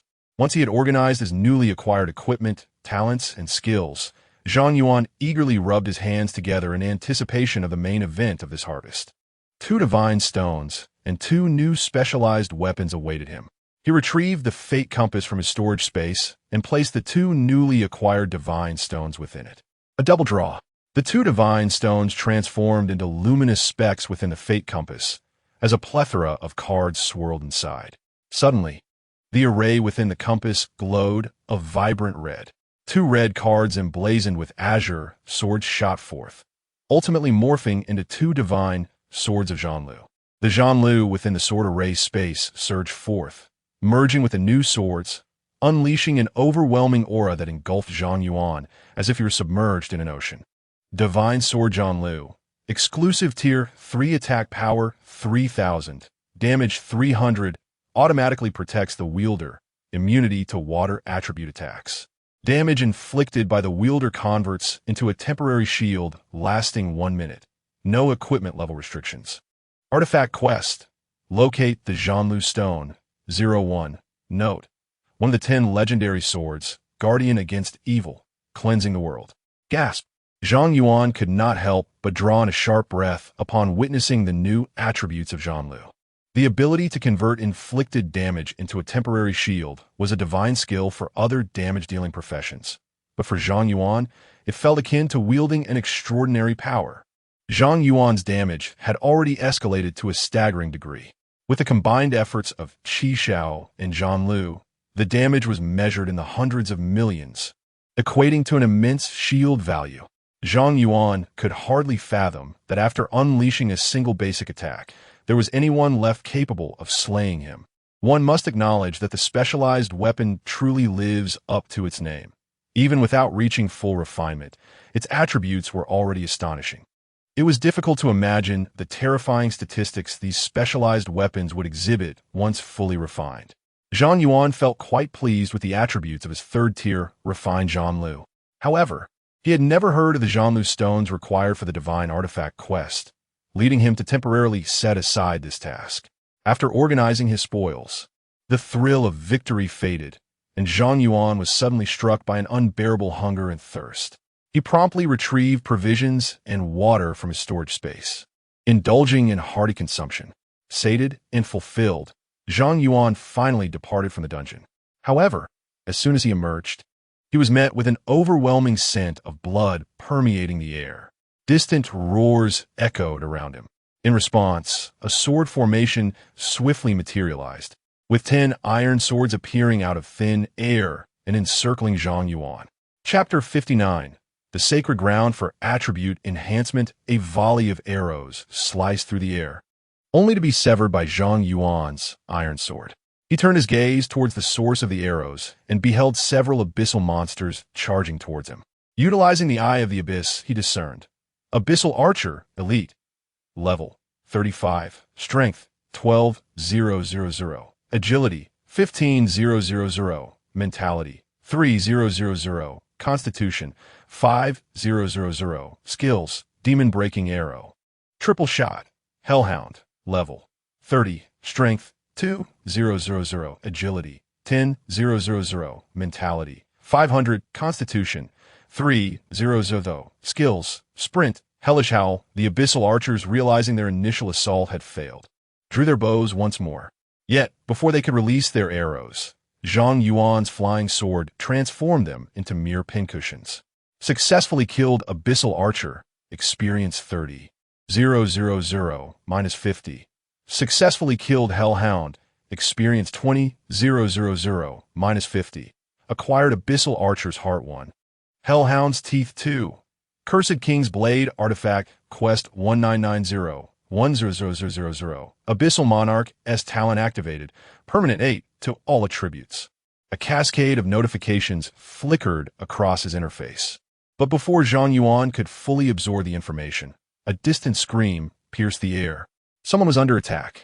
Without hesitation, Zhang Yuan raced towards the source of the sound, discovering a knight valiantly defending against the onslaught of over a dozen hellhounds with his large shield. Behind him lay an archer with a severed leg, tended to by a healer.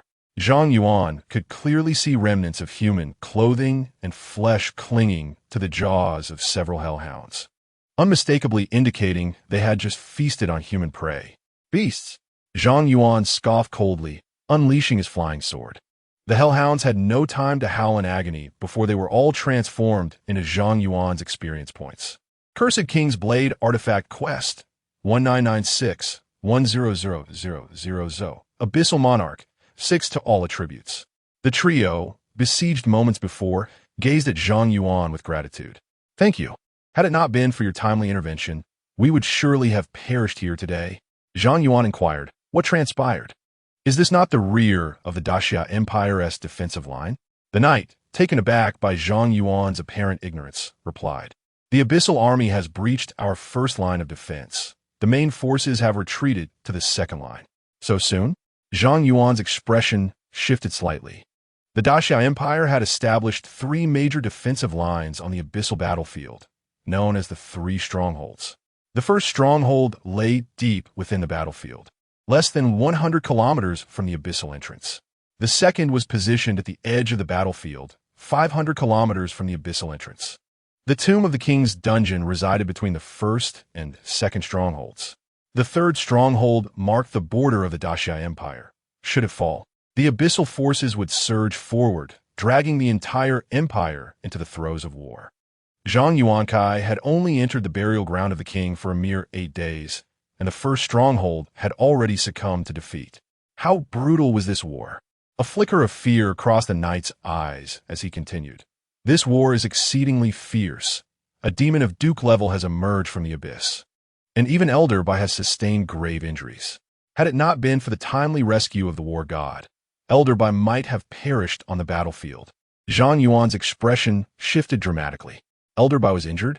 At that moment, the healer managed to staunch the archer's bleeding and said to the knight, Captain, Li is gravely wounded and cannot hold on much longer. We have already lost 2 comrades and must abandon this mission to return and allow Li to receive treatment from a high-level healer. Hearing the healer's words, the knight clenched his fists in frustration. Damn it! Zhang Yuan inquired, what mission do you have? The knight hesitated. Observing this, Zhang Yuan promptly produced the Dragon S emblem. Rest assured, I am Zhang Yuan of the Dragon S subdivision. I can assist you in completing your mission. Upon seeing the 2 stripes and 2 stars emblazoned on the emblem, the knight immediately stood at attention, saluting. Reporting to you, Colonel Zhang Yuan. We are a reconnaissance squad affiliated with the 2nd Legion, tasked with scouting a stronghold of the Abyss in the northwest direction. As he spoke, the knight's voice faltered. However, our squad was ambushed by the forces of the Abyss during our march, resulting in the deaths of 2 companions, and we are no longer capable of executing the mission. Zhang Yuan nodded slightly, understanding. You should retreat. I will take over the reconnaissance task. The knight continued, Colonel Zhang Yuan, I can serve as your frontline support in executing the mission. Zhang Yuan shook his head, retrieving a scroll for returning to the city and handing it to the knight. Do not worry. This place is far too perilous. Here is a scroll for returning to the city. You all should return together. Your efforts on this mission are appreciated. The knight's eyes turned red as he looked at the scroll handed to him, his voice trembling with gratitude. Thank you. Be swift. It is dangerous here. Yes. The knight no longer hesitated, using the return scroll to transport himself and his two comrades away. Zhang Yuan watched the trio depart, murmuring to himself, "There's a stronghold of the abyss in the northwest. Perhaps I could enhance my attributes there." However, instead of immediately heading northwest, Zhang Yuan returned to the burial ground of the king's instance. Upon exiting the instance, he sensed the teleportation array left behind by Elder Bai, though the urgency of the earlier situation had prevented him from inspecting it. Back at the entrance of the instance, Zhang Yuan quickly located the temporary teleportation array established by Elder Bai, along with a message left by him. Zhang Yuan, the forces of the abyss have launched a preemptive attack. The situation is dire. I must hasten to provide support. Upon your exit, you must use the teleportation array to return to the capital without lingering on the battlefield of the abyss. The situation is indeed grim. After reading Elder Bai's message, Zhang Yuan destroyed the temporary teleportation array. He had already taken on the task of scouting the stronghold and could not return in the short term. Moreover, this location was on the brink of falling. If the teleportation array left by Elder Bai were to be discovered by the creatures of the abyss, the consequences would be unimaginable. He possessed a return scroll bestowed by Guan Exine, which he intended to utilize after completing his mission to teleport back to the second stronghold of the Watchtower Great Wall, and subsequently make his way to the capital through the city's teleportation array. Having made his decision, Zhang Yuan hastened towards the northwest. Along his journey, he encountered numerous abyssal creatures patrolling the battlefield, all of which he deftly dispatched. As Zhang Yuan spotted a distant abyssal stronghold, he took the opportunity to examine his Abyssal Monarch talent. Abyssal Monarch, 4-dimensional attributes 114. In such a brief span, he had augmented his 4-dimensional attributes by 114 points, equivalent to a 2-level increase, truly a testament to the divine nature of his talent. With this gift, the hellish abyssal battlefield transformed into a veritable treasure trove for rapidly enhancing his combat prowess.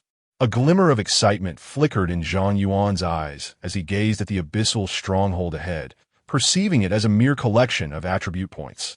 Today, he vowed to hunt with fervor. Chapter 60. The Demon Duke within the Watchtower of the Great Wall. Upon the return of the night squad saved by Zhang Yuan, the healer promptly escorted the archers for treatment, while the knights immediately reported their mission status. You mentioned that a member of the Hidden Dragon Squad, named Zhang Yuan, was the one who rescued you and took on your mission? Upon hearing that it was Zhang Yuan who rescued the Vanguard Squad, Commander Ning Wuwei of the promptly sought out the knight, his countenance grave as he inquired. Indeed, Commander, the knight responded, sensing the weight of Ning Wuwei's serious demeanor, his heart sinking momentarily. Commander, could there be an issue with his identity? No, his identity poses no issue. Ning Wuwei shook his head and promptly advised the knight, you must return at once and instruct your companions. Not a single word regarding Zhang Yuan should be revealed. Understood. The knight, unwilling to linger, hastened towards the city's medical hall. Ning Wuwei watched the knight depart, pacing back and forth, exclaiming how truly reckless the child was. Does he not realize that what the abyss desires most at this moment is his life? What if he encounters the Demon Duke? No, I must go and rescue him. Ning Wuwei promptly reported the situation to Wan Chang'an before swiftly exiting the city in pursuit of Zhang Yuan. At the abyss battlefield, outside the stronghold, Zhang Yuan refrained from recklessly charging in. Instead, he circled the perimeter, keenly observing the surroundings. The stronghold was modest in size, housing fewer than 500 abyss monsters, with an average level of 30. However, the fortifications were formidable, preventing Zhang Yuan from infiltrating and leaving him uncertain about the presence of any formidable abyss bosses within. Considering the 500 monsters present, he calculated that his sword formation could encompass the entire stronghold. By employing a mental storm to blanket all the abyss creatures, he anticipated a significant increase in damage output, potentially up to 50 times, especially when wielding the third-tier weapons, Qi Xiao and Zhang Lu. Even if Odysseus were inside, he believed a single strike could obliterate him. As Zhang Yuan contemplated his strategy and sought a vantage point from which his sword formation could envelop the stronghold, he suddenly spotted two terrifying humanoid abyss demons emerging from within. One of the demons bore an uncanny resemblance to his father, save for the two horns adorning its head. Father?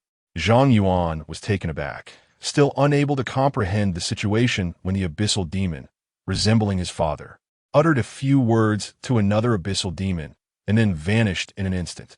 Curse it! Zhang Yuan was disturbed by this sudden turn of events, and at that moment, he felt a chilling sensation pierce through his back. He, a mere level 24 human, has managed to reach this place. How intriguing. Upon hearing the chilling voice from behind, Zhang Yuan's pupils dilated in shock, and without hesitation, he instinctively employed his blocking technique. Clang! Zhang Yuan grasped the Qi Xiao that had soared from the sword array space, turning to parry the menacing claws of the abyssal demon. A flicker of surprise passed through the abyssal demon's eyes, which quickly transformed into a shroud of black mist, retreating to evade Zhang Yuan's defensive counterattack. Seizing this moment, Zhang Yuan employed the Eye of the Abyss against the demon. Unable to detect the target. It signifies that the opponent is a level 74 or higher abyssal boss, surpassing even Otis and Ista in strength. Could it possess a skill with guaranteed block? What an intriguing character. The abyssal demon flashed a grin at Zhang Yuan and taunted, "But can you withstand a second strike?" As the words fell, the abyssal demon teleported before Zhang Yuan, its sharp claws aimed at his forehead. Suddenly, Zhang Lu appeared out of thin air, intercepting the demon's attack. Clang! The terrifying shockwave of power radiated outward, sending Zhang Lu tumbling, while Zhang Yuan triggered the death immunity passive of Qi Xiao, forcing his health down to a mere 1 point. Still alive? The abyssal demon was momentarily taken aback, utterly unprepared for the fact that a mere level 24 human could withstand 2 of its assaults. Seizing the opportunity, Zhang Yuan, noticing the demon's momentary distraction, unhesitatingly unleashed a mental storm.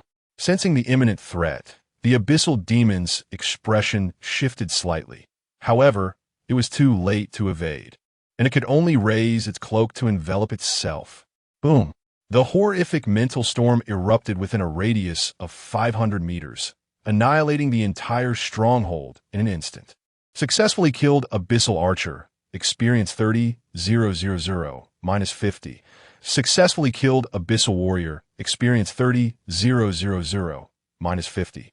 Cursed King's Blade Artifact Quest, 2696-100000. Abyssal Monarch, 4-dimensional attributes, 714. A beam of golden light burst forth from Zhang Yuan, elevating him to level 25 and restoring him to full health, while a faint blue glow enveloped him. This was a temporary shield conjured by Zhang Lu. Standing amidst the desolate land, all the abyssal creatures in the stronghold had been vanquished. Yet Zhang Yuan resolutely retrieved a forced return scroll. He had not received the notification for the abyssal boss's demise, and with Bai Lao severely injured, he could only teleport back. However, as the forced return scroll radiated with white light, a black beam pierced through the air, shattering the scroll and instantaneously depleting Zhang Yuan's temporary shield. Return failed. Excellent. Excellent. How splendid. At that moment, the somewhat disheveled abyssal demon emerged from the void, its eyes ablaze with fiery intensity, fixating on Zhang Yuan. A mere level 24 human nearly inflicted harm upon me. You must be the youth reported by Otis and Ista. Zhang Yuan. Truly, you are indeed the greatest threat to our abyss. Zhang Yuan, witnessing that the abyssal demon not only survived the mental storm, but also disrupted his return, felt an increasing weight of despair. It was likely that Bai Lao's injuries were connected to this abyssal demon. Even if he shattered Bai Lao's crystal core to summon him, it would merely cost another life.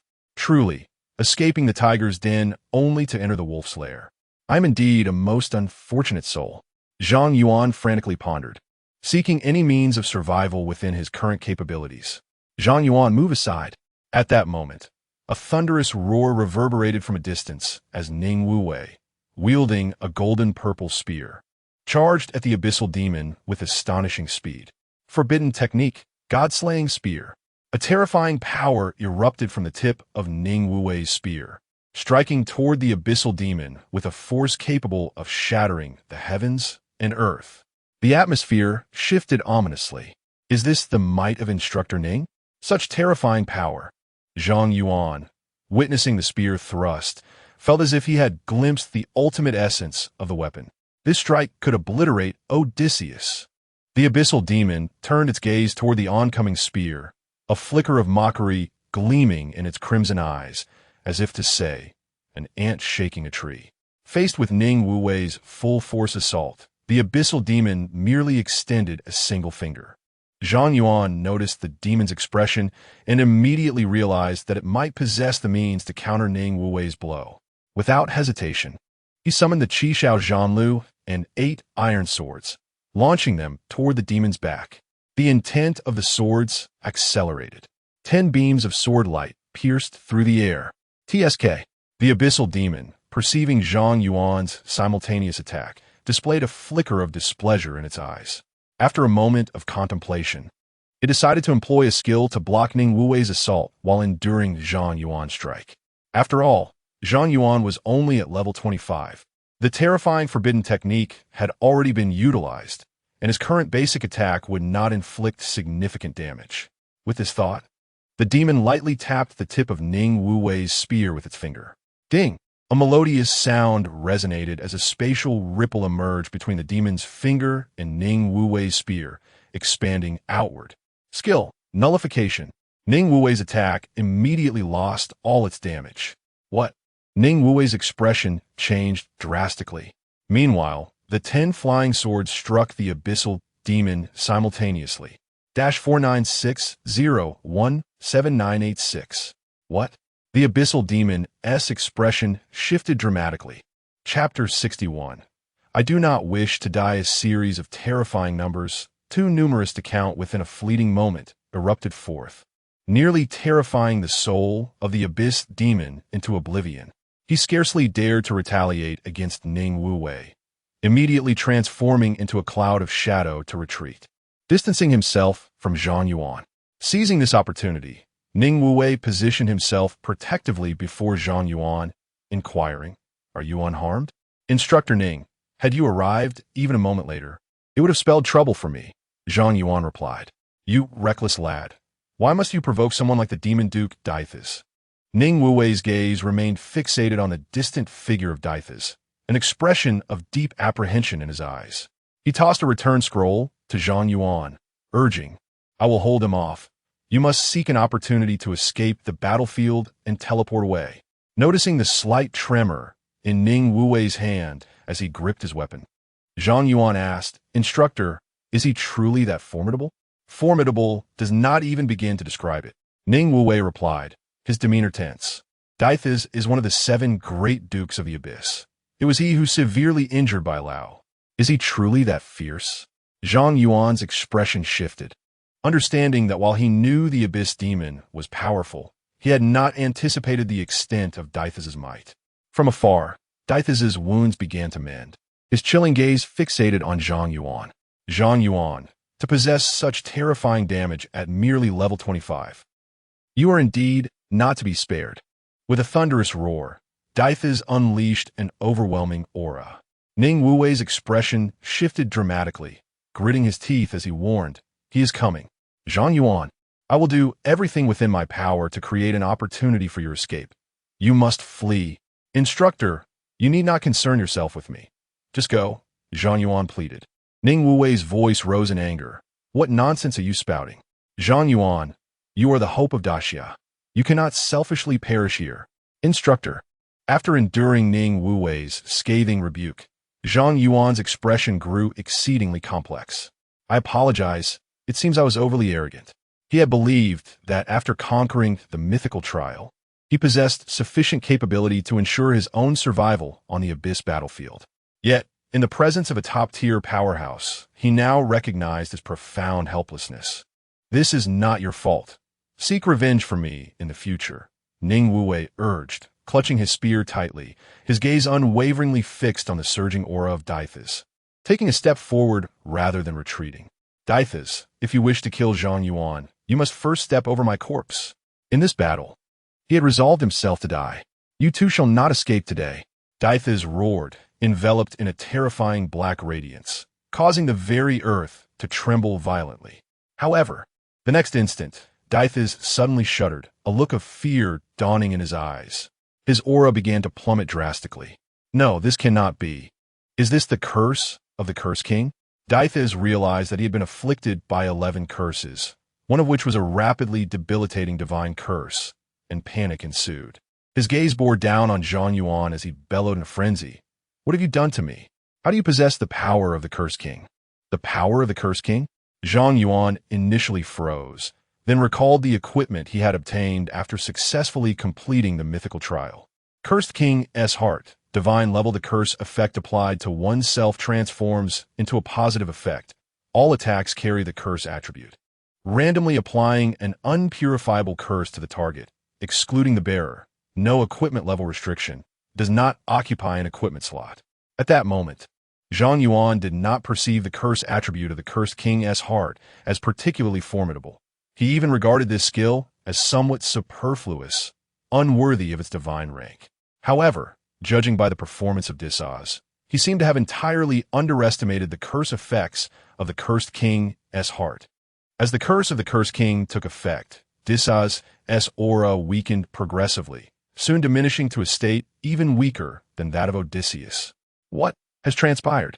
Ning Wuwei gazed in disbelief, feeling as though he could now vanquish Disaz with ease. "Zhang Yuan, I shall remember you. When the abyss returns, I will ensure your dismemberment." Bound by the curse, Disaz, realizing his inability to eliminate Zhang Yuan, immediately teleported away. Ning Wuwei stood in a daze, staring at the vacant space where Disaz had just been, feeling an overwhelming sense of unreality. Disaz had retreated just like that? Zhang Yuan, Wuwei, are you both unscathed? At that moment, Wan Chang'an finally arrived at the battlefield. "I sense Disaz's aura. Where is he?" Commander Ning Wuwei, his expression a mixture of emotions, turned to Wan Chang'an and recounted the events that had just unfolded. Wan Chang'an listened, bewildered. "Disaz was repelled by the two of you?" Ning Wuwei chuckled wryly. "Commander, you flatter me. I utilized merely one skill, which Disaz rendered ineffective. It was Zhang Yuan who forced him back." Wan Chang'an looked at Zhang Yuan in utter disbelief, asking, "How did you accomplish this?" As one of the 7 lords of the abyss, even Wan Chang'an could not guarantee victory over him. Yet, this formidable figure from the abyss had been driven back by Zhang Yuan. It left Wan Chang'an feeling as though he were hearing an outlandish tale. Perhaps it is due to this equipment. Zhang Yuan did not conceal the truth from Wan Chang'an and Ning Wuwei. He revealed the Cursed King's Heart and disclosed his participation in the mythical trial at the burial ground of the kings, along with the contract he forged with the Cursed King artists. Upon hearing Zhang Yuan's account, Wan Chang'an's expression became remarkably animated, astonished that such an event had transpired. Zhang Yuan continued, "Commander, my ability to repel Disaz was entirely due to the power of the Cursed King, and he will resurrect when I reach level 70. How shall we address this matter?" Wan Chang'an fell into contemplation. The Cursed King was a demon lord, and the knowledge that a demon lord who should have perished still lived would be akin to a nuclear explosion in the deep sea, stirring immense turmoil for both the abyss and humanity. At that moment, Ning Wuwei suddenly interjected, "Commander, I must speak a heretical truth. The matter of Zhang Yuan contracting with the Cursed King must remain concealed from the elders of the nation. Otherwise, they would never permit Zhang Yuan to live. This must remain our secret." Moreover, had Zhang Yuan not uncovered the insidious plot of the Cursed King, the mighty Xia Empire, armed with the blade of the Cursed King, would undoubtedly have faced utter devastation. Zhang Yuan has salvaged this nation. He does not deserve such an outcome. Wan Chang'an remained silent for an extended period before sighing. This matter indeed bears immense implications. As the head of the military, Concealing this issue would jeopardize the safety of both the state and its people. Such an act would be tantamount to treason. Ning Wuwei continued, however, Chief, Zhang Yuan has committed no wrongdoing. He was able to repel the Emperor Thasus at level 25. I firmly believe that once he reaches level 70, he will be capable of confronting the Cursed King. If we merely keep this matter secret, we can unite to vanquish the Cursed King upon his resurrection, and nothing untoward will occur. The Abyss grows increasingly formidable. A mere demon duke leading the Abyssal army has already shattered our first line of defense. The Xia Empire requires more formidable warriors. We absolutely cannot afford to lose Zhang Yuan. Wan Chang'an exhaled deeply. He understood these truths. Yet the weight of his responsibilities forbade him from acting thus. At that moment, Wan Chang'an found himself at a loss for what to do, and he turned to Zhang Yuan, asking, "Child, what are your thoughts?" Zhang Yuan replied, "I do not wish to perish. Yet I do not believe that concealing this matter is the right course of action." The Cursed King was vanquished by the valiant soldiers of the Xia Empire. Should I fail to stand against him in the future, Xia should not face the Cursed King unprepared once more. Wan Chang'an gazed deeply at Zhang Yuan and said, "I understand. Child, you have not disappointed me, and I shall not let you down." Chapter 62. The Council of Elders. As Zhang Yuan followed Wan Chang'an and Ning Wuwei back to the Great Wall, news of the Abyss's retreat reached the front lines, and the city was imbued with a joyful atmosphere. Zhang Yuan refrained from participating in the celebrations. He stepped into the teleportation array alongside Wan Chang'an, vanishing amidst the brilliant light. Ning Wuwei gazed at the now empty teleportation array, sighed softly, and silently exited the room. Within the Great Wall, no one could discern the reasons behind the Abyss's withdrawal. They only knew that they had once again preserved the peace of the Great Xia. Ning Wuwei ascended the city wall, observing the desolate land beyond the walls juxtaposed with the festive spirit within. He turned back, contemplating the realm of Great Xia, reassuring himself, "Zhang Yuan, you shall surely be unharmed." In the capital, atop the central trial tower, Zhang Yuan sat calmly before a door, awaiting the impending judgment that loomed over him. Behind the door, 5 formidable elders sat in their chairs, while Wan Chang'an stood before them in military garb, reporting on Zhang Yuan's situation. The elders seated in the center, exuding the most intimidating aura, spoke with an air of solemnity. "Wan Chang'an, we are aware of the circumstances. The contract signed between Zhang Yuan and the Cursed King is indeed of great significance. Our forthcoming decisions will determine the trajectory of the Great Xia Empire and the fate of its people." With a clang, the elders' words echoed as a colossal balanced scale materialized in midair, from which 5 equal flames of soul emerged, descending before each elder. To the left, the judgment of Zhang Yuan's innocence would lead us to fully support his growth, allowing the Cursed King to revive with strategies laid in advance.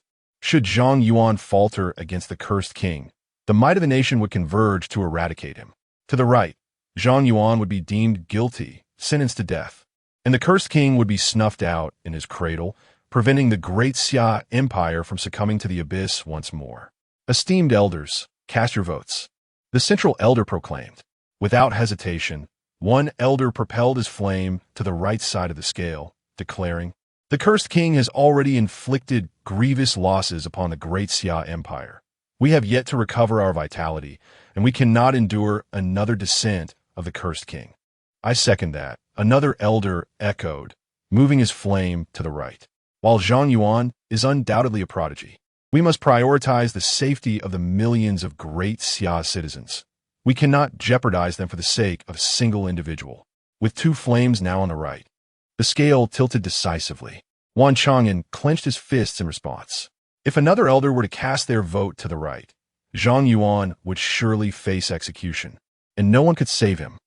"You 2 cowards, to consider sacrificing a brilliant genius of the Great Xia for a long-dead demon. Such weakness in the face of the Abyss will inevitably lead to its conquest of our empire." An elder with a fiery temper slammed his hand on the table, thrusting his flame to the left side of the scale. "What of the Cursed King's return? At that time, I shall personally take action and sever his head." The elderly man seated in the center spoke at that moment. "Wan Chang'an once told me Today we may seed 5 cities, tomorrow 10 cities.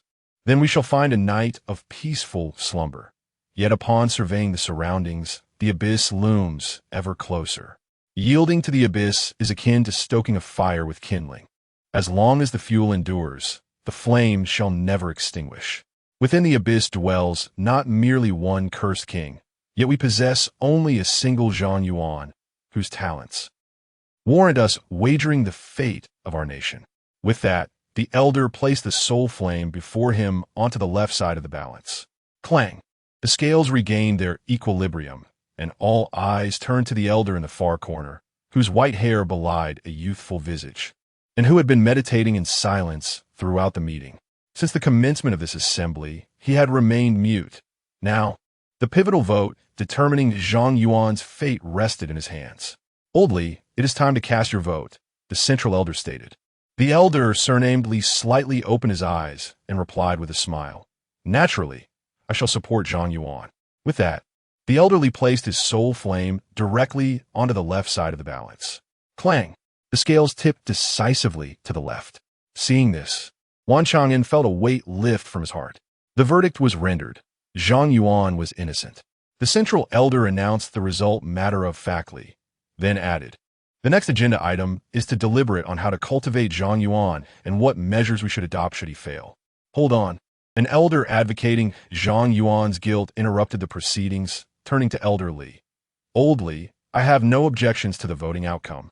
But could you elucidate your reasons for supporting Zhang Yuan? Aren't you the one who despises the cursed king the most? Elder Li replied with a smile. Indeed.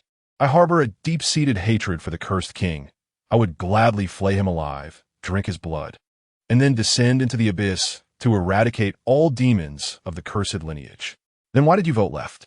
Because I have recently learned something. Zhang Yuan, you see, may become my granddaughter's fiancé. How could I possibly condemn my granddaughter's fiancé? The other 4 elders exclaimed, What do you mean? Sensing the hostile gazes around him, Elder Li laughed heartily. Ah, this is merely a family matter of the Li clan. It bears no relevance to today's meeting. Let us return to the main topic. How can it be irrelevant? Old Li, you must clarify this matter today. We have yet to discuss who will train Zhang Yuan. By what right does he become your granddaughter's fiancé? Old Li, that is rather unfair. Everyone should compete fairly. How can you take the lead? Indeed, your family has already produced several legendary professionals. Must you now claim Zhang Yuan as well? If we do not clarify this matter, the meeting cannot proceed. Suddenly, several elderly men began to quarrel over this peculiar issue, and the focus of the national elder meeting unwittingly veered into a strange direction. Wan Chang'an observed the commotion over Zhang Yuan with a wry smile and a shake of his head. Regardless of the eventual outcome of this gathering, Zhang Yuan was at least safe for now. Zhang Yuan waited outside for several hours and finally saw Wan Chang'an emerge from the room.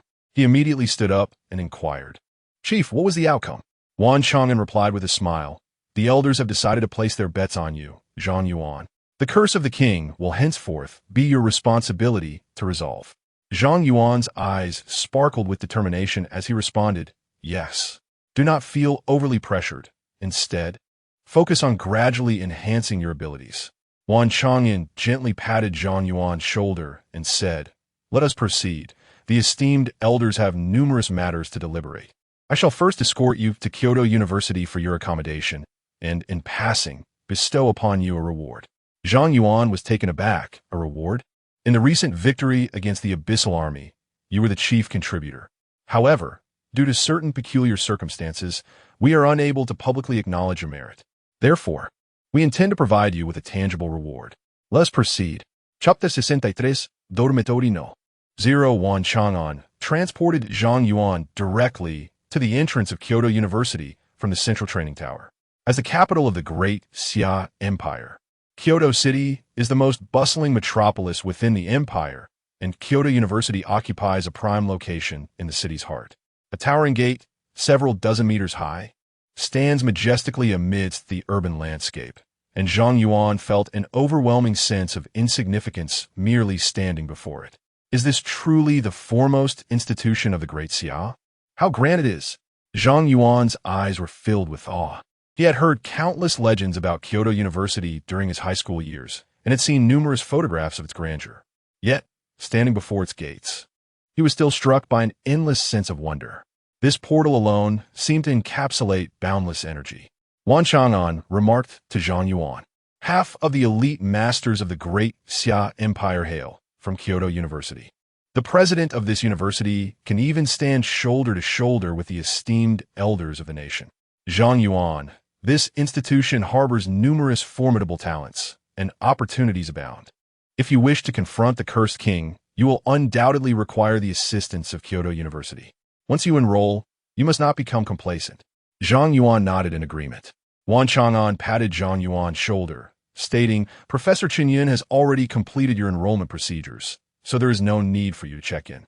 I will take you directly to your residence. However, given your unique circumstances, a shared dormitory is unsuitable for you. I took the liberty of applying for a single room on your behalf. Is that acceptable?" "Of course, that's perfectly fine," Zhang Yuan replied. "Excellent. Let us proceed." Though it was already late at night, upon entering the campus, Zhang Yuan was surprised to find it more vibrant than he had imagined, with students engaged in various training activities everywhere. Zhang Yuan mused, "Are they really practicing at this late hour?" As those who gain admission to Kyoto University are the pride of their respective provinces and cities, they all possess a certain arrogance, unwilling to fall behind. This institution is replete with talent. Many who enter will discover that they transition from being a genius to an ordinary individual. This stark contrast can significantly impact their self-esteem, compelling them to strive even harder. Yet, despite this, many students fail to meet graduation requirements each year. In this world, destiny cannot be altered solely through effort. However, without diligence, it is certain that one's fate will remain unchanged. How cruel! Zhang Yuan reflected inwardly, recognizing the harsh realities that permeate this world. Kyoto University was even larger than he had anticipated. After a considerable walk with Wan Chang'an, they finally arrived at his residence. The location was quite remote, devoid of any signs of life, and before Zhang Yuan stood an old 6-story dormitory. The entrance was locked, with a plaque indicating it was dormitory number 0. The entire building appeared eerie, and Zhang Yuan felt an unsettling aura about it. "Chief, is this truly a place where people reside?" Zhang Yuan observed that a substantial portion of the wall outside the dormitory had crumbled, and each window within was shrouded in darkness, rendering the building reminiscent of an abandoned haunted structure. Wan Chang'an chuckled. "Do not underestimate this edifice. Half of the formidable elites of Kyoto University have resided here, and many students long to enter but lack the qualifications." Zhang Yuan, astonished, inquired, "What secrets does this building hold?" "That is a mystery. Once you earn the building's recognition, the answer will reveal itself," he replied. As Wan Chang'an conversed with Zhang Yuan, an elderly woman with white hair approached the tightly shut door. Casting a glance at Zhang Yuan before asking Wan Chang'an, "Is this the student you insist on admitting?"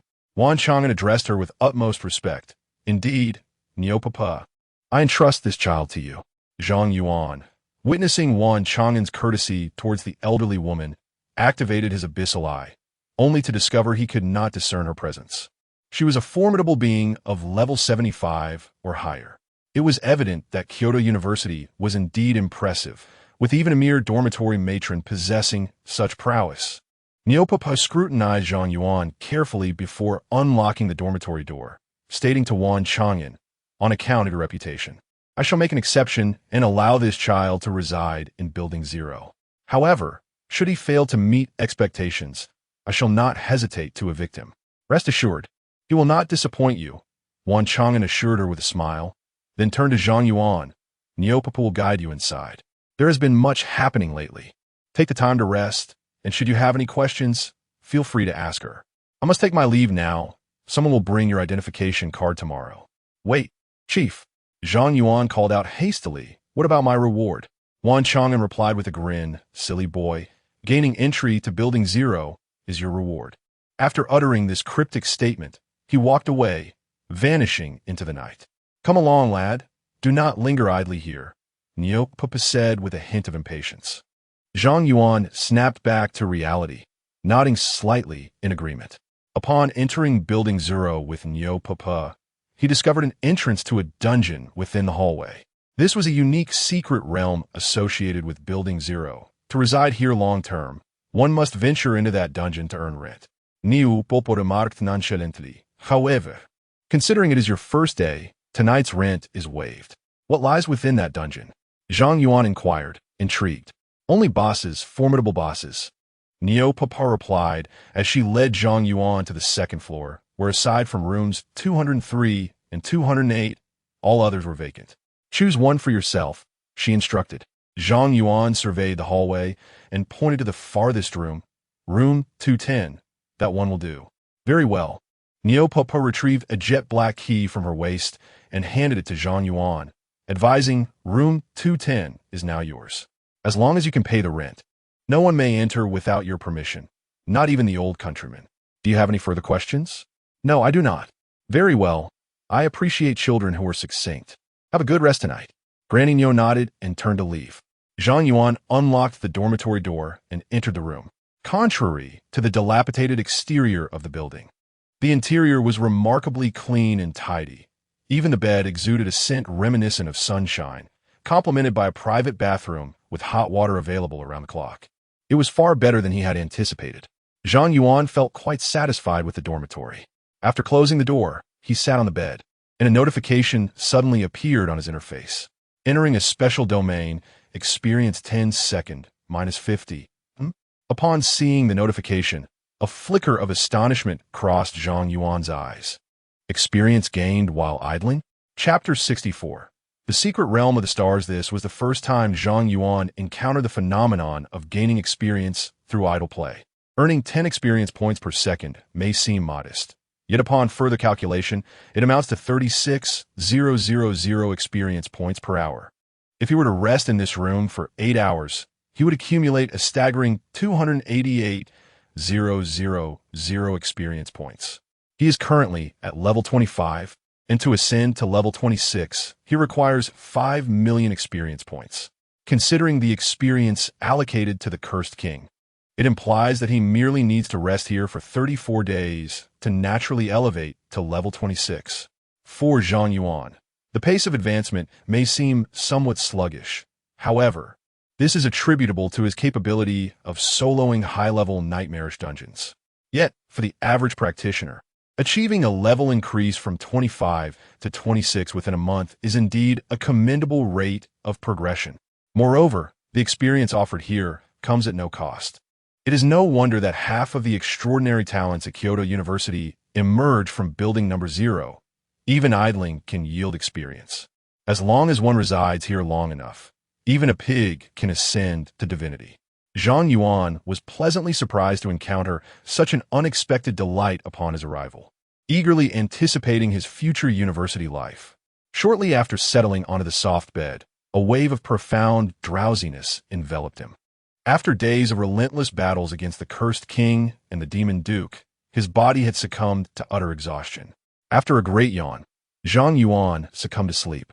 The following morning, a knock echoed at the dormitory door.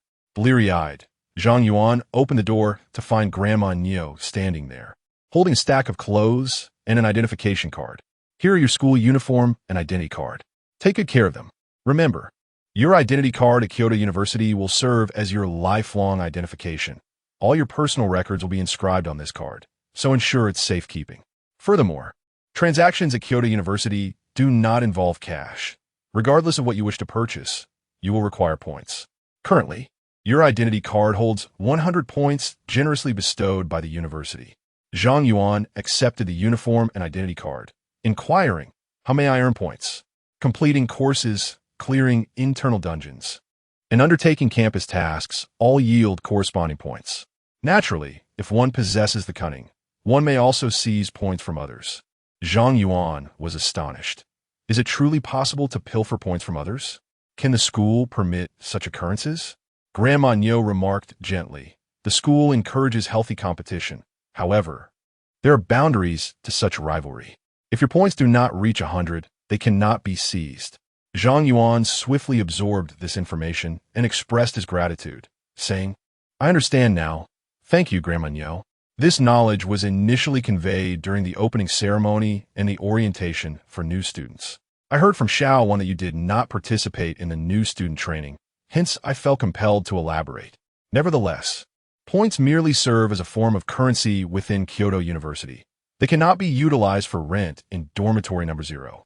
Should you wish to reside here, you must venture into the hidden realm below to acquire starstones. The rent for a room on the second floor is 1 starstone per day, and furthermore, this dormitory is equipped with numerous facilities, the usage of which also requires starstones. We can discuss the details of these amenities once you qualify for residency in this building. After old lady Neo finished her words, she departed without a backward glance, vanishing around the corner of the corridor.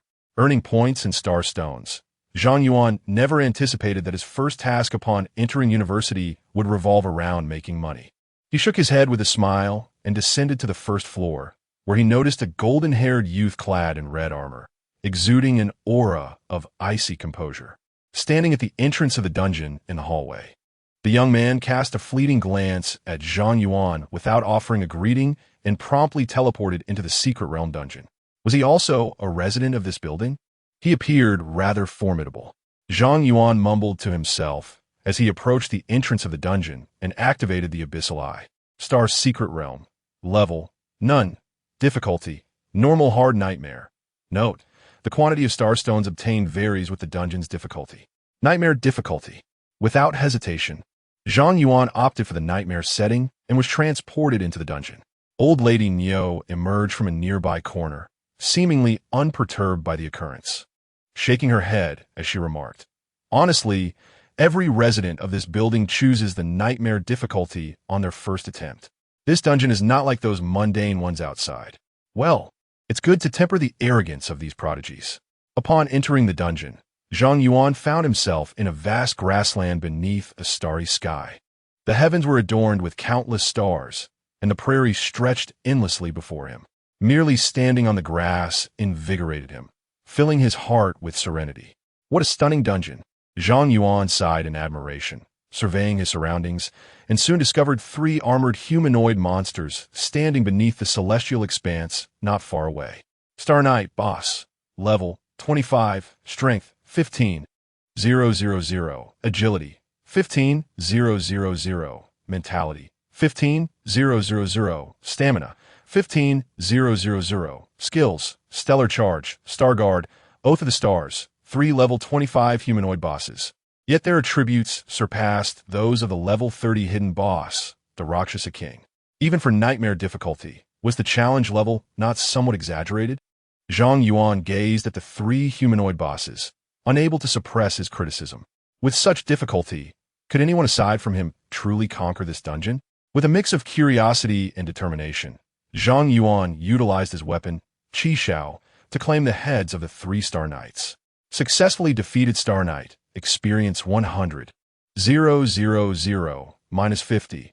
Acquired Starstones 30. With 3 consecutive notifications of victory, Zhang Yuan obtained 30 Starstones. Was it truly this simple to cover a month's rent? Zhang Yuan, surprised by how effortlessly he acquired the 30 Starstones, momentarily paused. He had previously interpreted old lady Neo's words to suggest that such items were quite rare, causing him slight anxiety prior to the challenge. To his astonishment, they were as common as dirt. Successfully challenged the level 25 nightmare difficulty. Would you like to increase the difficulty? At that moment, Zhang Yuan received a prompt from the secret realm dungeon and, without a second thought, opted to elevate the challenge. Star Secret Realm has been upgraded to level 35. As the prompts materialized, 6 Knight of Stars emerged from thin air, but this time, their levels had ascended to 35. Zhang Yuan could hardly be bothered to inspect the attributes of the knights. With ease, he harvested their heads using Qi Shao. Successfully defeated Knight of Stars. Experience 300,000, minus 50. Acquired Star Stone 300, Star Stone, a gem infused with the power of starlight. Successfully challenged the nightmare difficulty at level 35. Would you like to increase the difficulty? Continue. The Secret Realm of Stars has been upgraded to level 45. 12 Knights of Stars at level 45 appeared, and alongside Zhang Lu, Zhang Yuan effortlessly continued to reap their heads. Successfully defeated Knight of Stars. Experience 600,000, minus 50. Acquired Star Stone 3000. A golden light surged forth from Zhang Yuan, propelling him to level 26. Successfully challenged the nightmare difficulty at level 45. Would you like to increase the difficulty? Continue. Chapter 65. Soloing the level 65 boss, as Zhang Yuan made his choice to continue. 24 level 55 Star Knights emerged in the dungeon, each exuding a terrifying aura. The oppressive atmosphere made him break into a slight sweat. For the first time, Zhang Yuan unleashed a mental storm. Boom! The dreadful tempest erupted around him, instantly engulfing the 24 Star Knights. Successfully defeated the Star Knight. Experience 1, 200. 000 minus 50. Acquired Star Stone X30 000. A flurry of notifications appeared, and 2 beams of golden light burst forth from Zhang Yuan's being, propelling him to level 28. Leveling up felt exhilarating. Zhang Yuan had never anticipated that this dungeon would be so extraordinary, allowing his levels to soar as if propelled by a rocket. Most importantly, with each increment in difficulty, the boss's level would rise by 10, and the number of bosses would double. For others, this increase in difficulty was no trivial matter. However, for Zhang Yuan, it was a boon of experience. The Star Knights lacked any health-locking mechanism. They were purely numerical monsters. Unfortunately, Zhang Yuan was the epitome of a numerical monster himself. The more enemies he faced, the greater his skill damage, especially since it dealt true damage. This meant that as the dungeon's difficulty escalated and the number of monsters grew, Zhang Yuan's leveling speed would only accelerate. If the difficulty continued to rise, Zhang Yuan could hardly imagine how high his level could reach. Successfully challenged the nightmare difficulty at level 55. Would you like to increase the difficulty? Continue. Detected that the challenger has consecutively increased the dungeon's difficulty 5 times, triggering the hidden mechanism. Does the challenger wish to challenge the hidden boss? A hidden boss? Zhang Yuan was pleasantly surprised to trigger a hidden boss. His eyes sparkled with excitement. Although the level 65 hidden boss was typically a target requiring a team of players who had undergone their second class change, Zhang Yuan's stats were exceptionally formidable. Coupled with his true damage attacks and the damage to shield mechanism of Zhang Lu, it was not impossible for him to solo the level 65 hidden boss if he executed his strategy well. Even if he were to fail against the boss, he could simply exit the dungeon without any risk. He had no reason not to accept the challenge. With a decisive choice, as Zhang Yuan prepared for the confrontation, starlight descended within the dungeon, and a towering blue-skinned woman, clad in a flowing robe and wielding a staff, emerged from the shimmering light. Star Saintess boss, level 65, strength 100 000, agility 300 000, mentality 800 000, vitality 500 000, skills Eternal Starlight, Star Flame, Star Cascade. The level 65 hidden boss possessed terrifying attributes. She appeared to be far beyond what Zhang Yuan should be facing at this stage. Generally, a monster's health is correlated with its strength and vitality, with different bosses having varying coefficients. But on the whole, 1 point of vitality typically equates to at least 100 health points, while 1 point of strength corresponds to 50 health points. A rough estimate suggests that the life force of the Star Saintess exceeds 55 million, surpassing that of the Crimson Sky Sword. Zhang Yuan offered a candid evaluation before unleashing an attack on the Star Saintess with the Crimson Sky. The sword pierced through the chest of the Star Saintess, causing her to collapse to the ground, while Zhang Yuan acquired a temporary shield of 60 million. This indicated that his strike had inflicted 60 million points of damage upon her. Was there a health lock in place? Zhang Yuan noticed the absence of a kill notification and turned his gaze towards the Star Saintess, who was now enveloped in radiant starlight, subsequently activating her skill. Starfall. A multitude of stars cascaded from the heavens, blanketing the entire dungeon. Each star that struck Zhang Yuan diminished his temporary shield by 100,000, were it not for his 90% damage reduction and the shield generated by Zhang Lu. He would have perished under the relentless bombardment of stars during the Star Saintess's transformation phase. The starfall persisted for a full minute, and by the time this skill concluded, Zhang Yuan's temporary shield had nearly been depleted. This level 65 boss was indeed formidable. Without cheats, he would struggle to prevail. Zhang Yuan murmured to himself, and before the Star Saintess could launch her second attack, he delivered another strike. The Star Saintess, having just regained her footing, fell once more, only to ascend into the sky again, her starlight shimmering even more brilliantly as she activated her skill, Starfall, once more. This time, the stars descended in greater density, and each impact reduced Zhang Yuan's shield by 200,000, effectively doubling the damage inflicted by the Star Saintess, while his temporary shield remained at 60 million. Continuously under assault, my temporary shield cannot withstand this. I must take action. Zhang Yuan swiftly converted over 15,000 of his mental power into agility fivefold, then activated the wind control skill of his Gale Boots, transforming him into a figure akin to a lightning bolt, deftly evading the onslaught of falling stars, ultimately surviving this extensive area attack. Now it was my turn. Observing the airborne Star Saintess, Zhang Yuan canceled his attribute conversion, summoning both the Crimson Sky and Zhan Lu, attacking the Star Saintess from left and right. Sword intent accelerated. The two divine swords transformed into arcs of red and blue light, aimed at the Star Saintess's vital points. This time, the Star Saintess did not remain an inert target. She brandished her staff while chanting an arcane incantation, converting the surrounding starlight into a starlight shield. The Crimson Sky and Zhan Lu were repelled by the shield, failing to inflict any damage upon her. Physical immunity? Zhang Yuan's eyes narrowed slightly. The Star Saintess continued to wield her staff, summoning numerous blue fireballs that hurtled toward Zhang Yuan at an astonishing speed. With no shield remaining, he dared not withstand her attack head-on, quickly converting his attributes and retreating to evade the barrage of blue fireballs. The entire grassland erupted in flames of azure, causing Zhang Yuan's vitality to diminish at a rate of 1% per second. Fortunately, with the aid of the sword formation and the healing from the Curse King S-Blade, he swiftly regained the vitality he had lost. Seizing the moment when the Starlit Saintess executed the aftermath of her skill, Zhang Yuan unleashed a mental storm. The terrifying tempest of psychic energy swiftly engulfed the Starlit Saintess, shattering her protective shield and inflicting genuine damage upon her. However, on this occasion, only a solitary adversary was caught within the storm's radius, and the mental storm skill relied solely on psychic enhancements, disregarding the additional 6,000 attack power granted by Zhang Yuan's specialized weapon.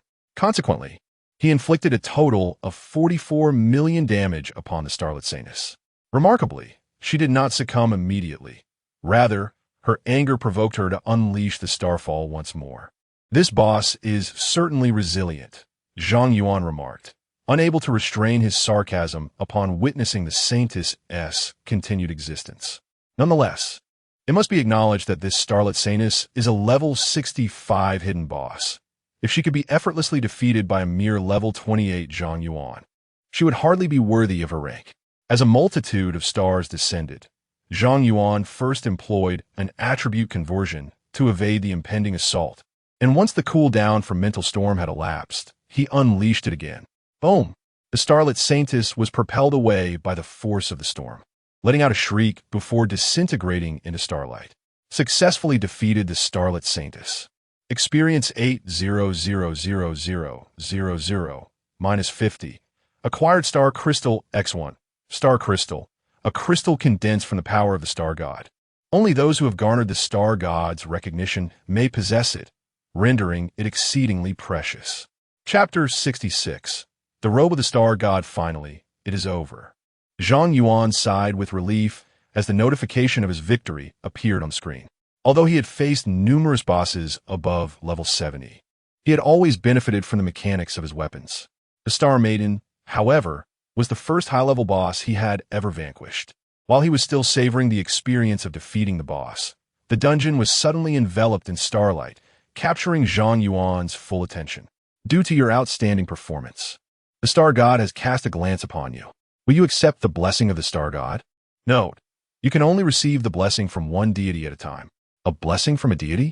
Zhang Yuan was taken aback by this unexpected information, momentarily rendered speechless. He had never encountered anything like this before.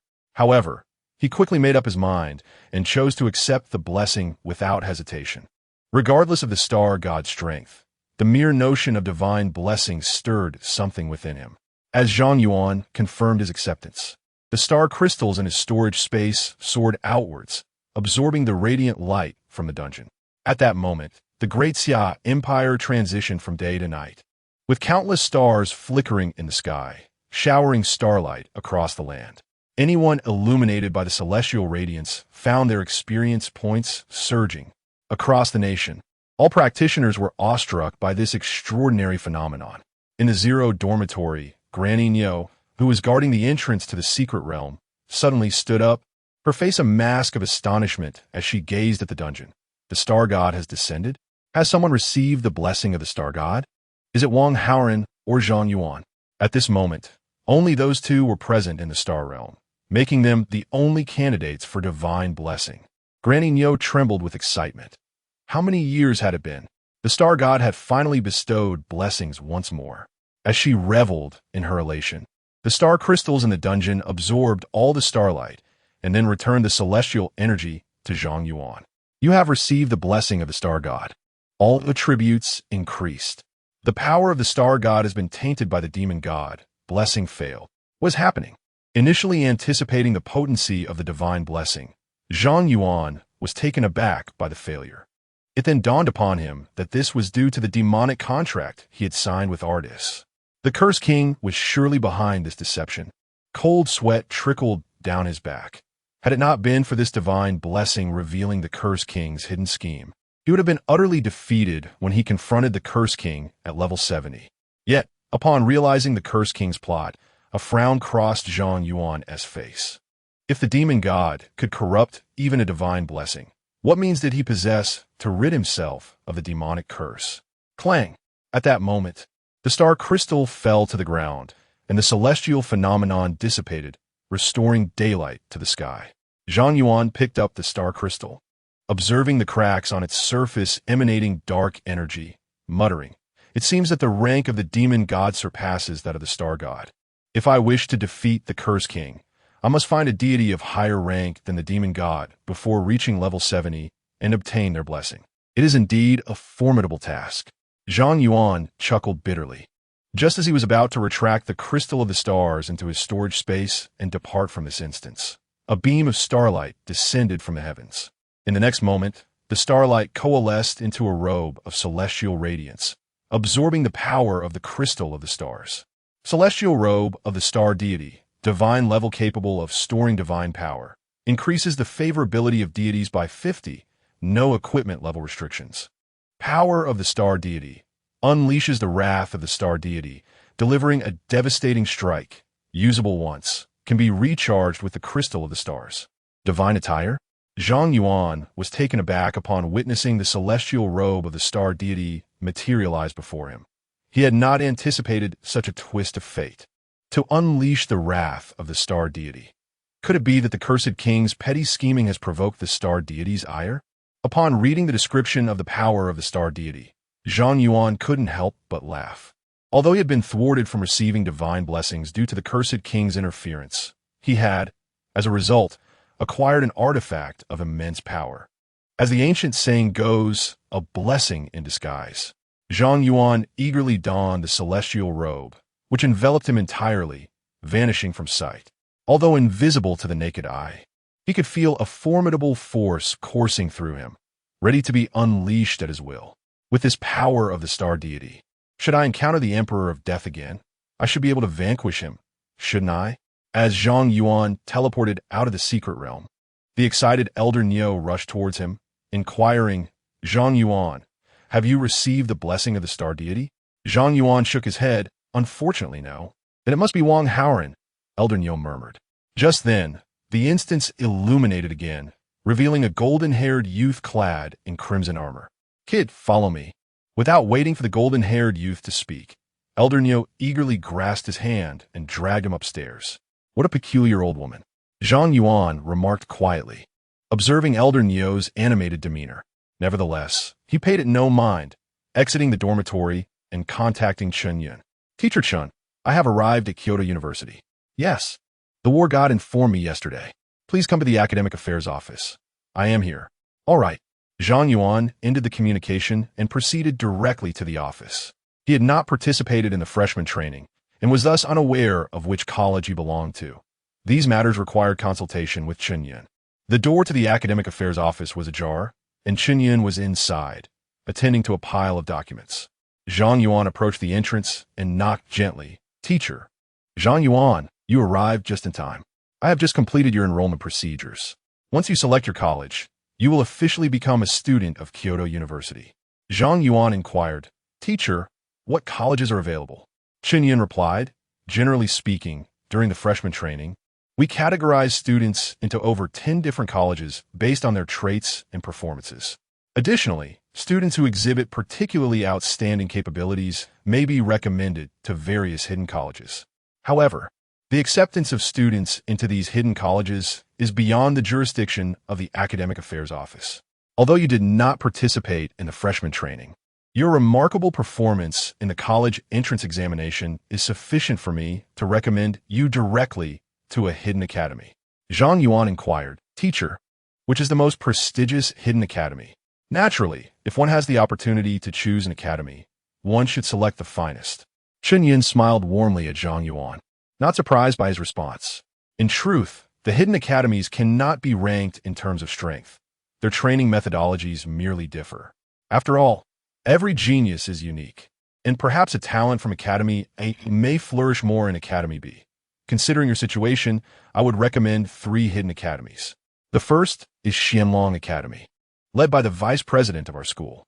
Xianlong Academy boasts the most abundant resources among all the academies, with instructors who are all high-level professionals, above level 75. It is the largest hidden academy in terms of student population, yet it adheres to a winner-takes-all principle. If you can outcompete your peers, you will gain access to an inexhaustible wealth of resources. The second is Mingjing Academy, headed by a divine healer. While its resources may not rival those of Xianlong Academy, it is a small institution, with no more than 20 students per cohort, each receiving meticulous guidance from a dean. The third is Jianxin Academy, which is somewhat unique, as it currently has only 1 student. Only 1 student? Zhang Yuan's curiosity was instantly piqued. Why is that? Chapter 67.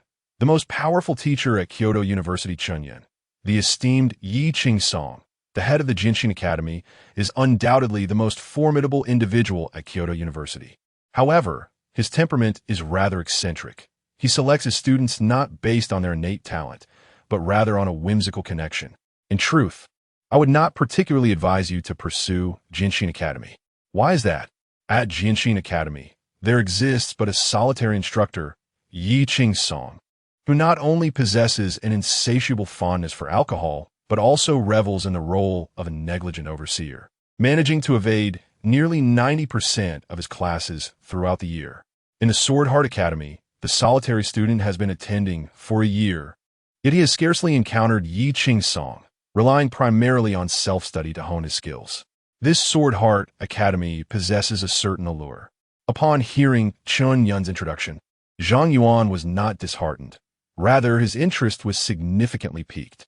Not to mention, the prestigious title of the strongest in Kyoto University alone is immensely captivating. Moreover, the distinctive personality of the carefree proprietor unmistakably embodies the archetype of a protagonist. Zhang Yuan gave a wry smile. Indeed, you have chosen Jianxin Academy. Very well. Go and give it a try. If you do not catch Yi Qing-song's eye, return to me, and I shall provide you with recommendation letters for Xianshan Academy and Mingjing Academy. Jianxin Academy is nestled within a tranquil bamboo grove to the northwest of the school. Simply proceed directly there. Should you encounter Yi Qing-song, it would indicate his interest in you. Yet whether you can join Jianxin Academy ultimately depends on your own efforts. Thank you, teacher. Zhang Yuan expressed his gratitude to Zhang Yuan, then promptly departed from the academic office, heading towards the northwest. Soon, he entered the serene bamboo grove in that direction. According to Teacher Chen's words, this was indeed Jianxin Academy. As Zhang Yuan walked amidst the bamboo, the gentle breeze rustled the leaves, and not a soul was in sight. To drink and sing, hiccup how fleeting is life? Suddenly, A voice imbued with a hint of inebriation resonated through the bamboo grove, and the wind within the forest seemed to intensify considerably. Zhang Yuan immediately called out, "Might I inquire if you are the esteemed Master Yi Qing-song?" Student Zhang Yuan aspires to join the Jinshin Academy. A human who has forged a pact with a demon?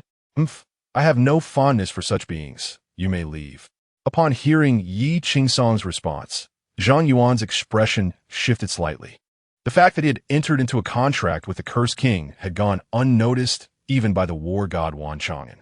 Yet Yi Qing-song discerned it at a glance. Did this not imply that Yi Qing-song possessed strength surpassing that of Wan Chang'an? With this thought in mind, Zhang Yuan resolutely reaffirmed his determination to join the Jinshin Academy, continuing, "Since you possess such keen insight, why not gaze a little longer?" With a dismissive sigh, he remarked that no amount of additional scrutiny would make a difference.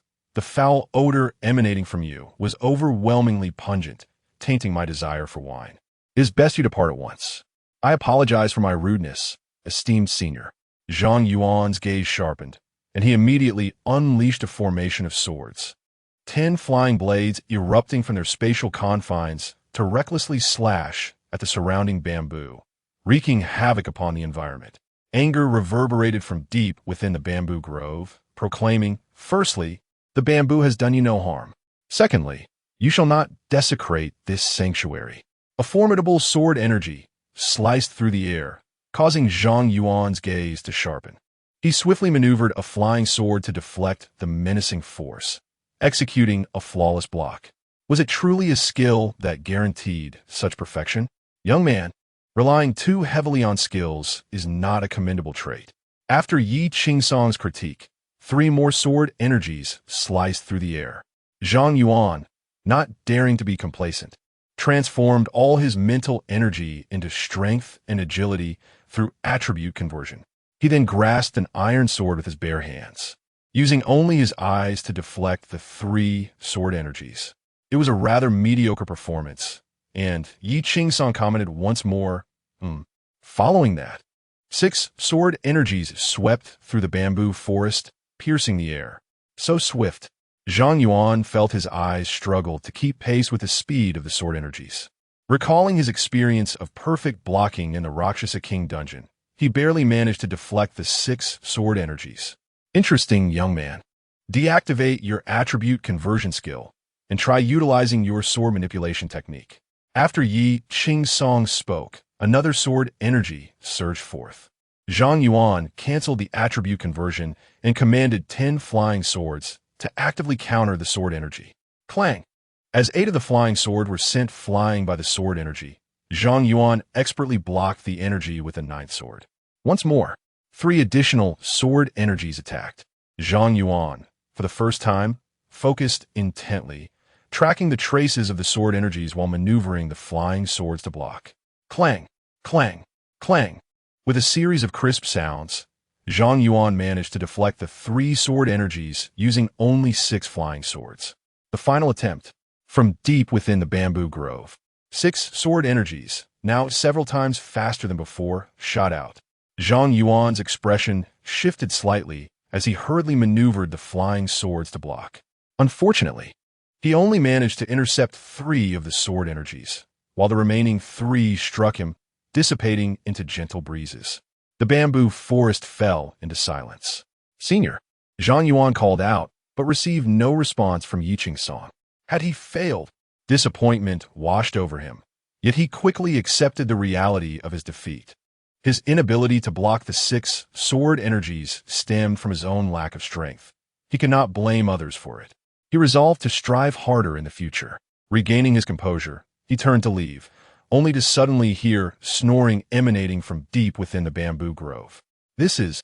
Zhang Yuan paused, following the sound deeper into the grove, soon spotting a middle-aged man clad in simple garments, with a scruffy face, sprawled on a large rock, fast asleep. Beside him lay a tipped-over wine gourd and a freshly snapped bamboo stalk. As Zhang Yuan beheld the slumbering Yi Qing-song, he was momentarily at a loss for words. Ultimately, he righted the fallen wine gourd and turned to depart.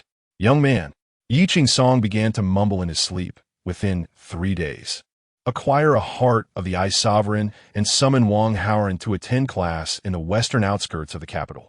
Zhang Yuan halted, turning back with a look of incredulity directed at Yi Qingsong. Senior, what is the heart of the Ice Sovereign, and who is Wang Haoran? With a deep sigh, Yi Qingsong resumed his snoring, appearing to have completely drifted off again. Zhang Yuan, feeling exasperated, refrained from waking him and instead returned to the administrative office to inquire with Chen Yun about the situation. You say Yi Qingsong instructed you to obtain a heart of the Ice Sovereign within 3 days? Chen Yun gazed at Zhang Yuan with an expression of disbelief. How much had that fellow consumed? What prompted such an absurd task? Teacher, is the heart of the Ice Emperor difficult to obtain? Zhang Yuan inquired. Difficult? It is beyond mere difficulty, Chen Yun sighed. The heart of the Ice Emperor is a material dropped by the boss in the Polar Ice Field Dungeon, which is a large-scale team instance accommodating 50 players at level 25.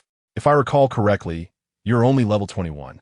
Even with sufficient output, your level prohibits your entry. As he spoke, Chen Yun casually cast a detection spell on Zhang Yuan. Zhang Yuan, Sword Array Master, level 28. What? Chen Yun rubbed his eyes, ensuring that he had not misread Zhang Yuan's level. Staring incredulously at him, he exclaimed, Level 28? What on earth have you been up to for the past 10 days? Chapter 68. Soloing a large team dungeon. In truth, there was little to recount. I merely vanquished a few bosses and reached level 28. The bosses you defeated must have been of considerable level, I presume? Chen Yun cast a profound glance at Zhang Yuan, choosing not to inquire further. Instead, he remarked, Since your level suffices, I shall not hinder you.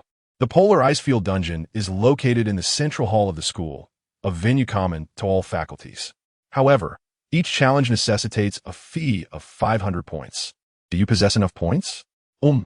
Zhang Yuan felt somewhat embarrassed. Teacher, I currently have only the 100 points granted by the school. Should I venture out to acquire more? ISNT the school, encouraging the acquisition of points through competition? You have just enrolled. There is no need to engage in such unseemly conduct.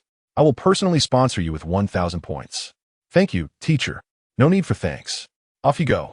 Zhang Yuan bid farewell to Chen Yun and made his way to the central dungeon hall of the school. Upon entering, he was immediately enveloped by a cacophony of lively shouts. Level 29 Marsh Dungeon. Difficulty. Hard. Anyone can join. Offering paid guidance for the level 25 Orc Outpost Dungeon. Affordable prices, difficulty at your discretion. Come quickly. Level 30 Nether Tower, Nightmare difficulty. In need of a healer, purification skills required. Zhang Yuan observed many students in the hall brandishing signs, some even utilizing loudspeakers to advertise. He was momentarily taken aback. The dungeon hall of Kyoto University bore a striking resemblance to an outdoor market. Perhaps it was true that every dungeon entrance in this world resembled such a scene. After all, few among adventurers could tackle dungeons alone. The vast majority sought collaboration, forming teams to conquer dungeons. At the heart of the hall, there was a teleportation array enveloped in a shimmering veil. Entering this array would transport one to the location where dungeons were cataloged at Kyoto University. Ignoring the clamorous students, Zhang Yuan stepped into the teleportation array and was whisked away to an expansive hall.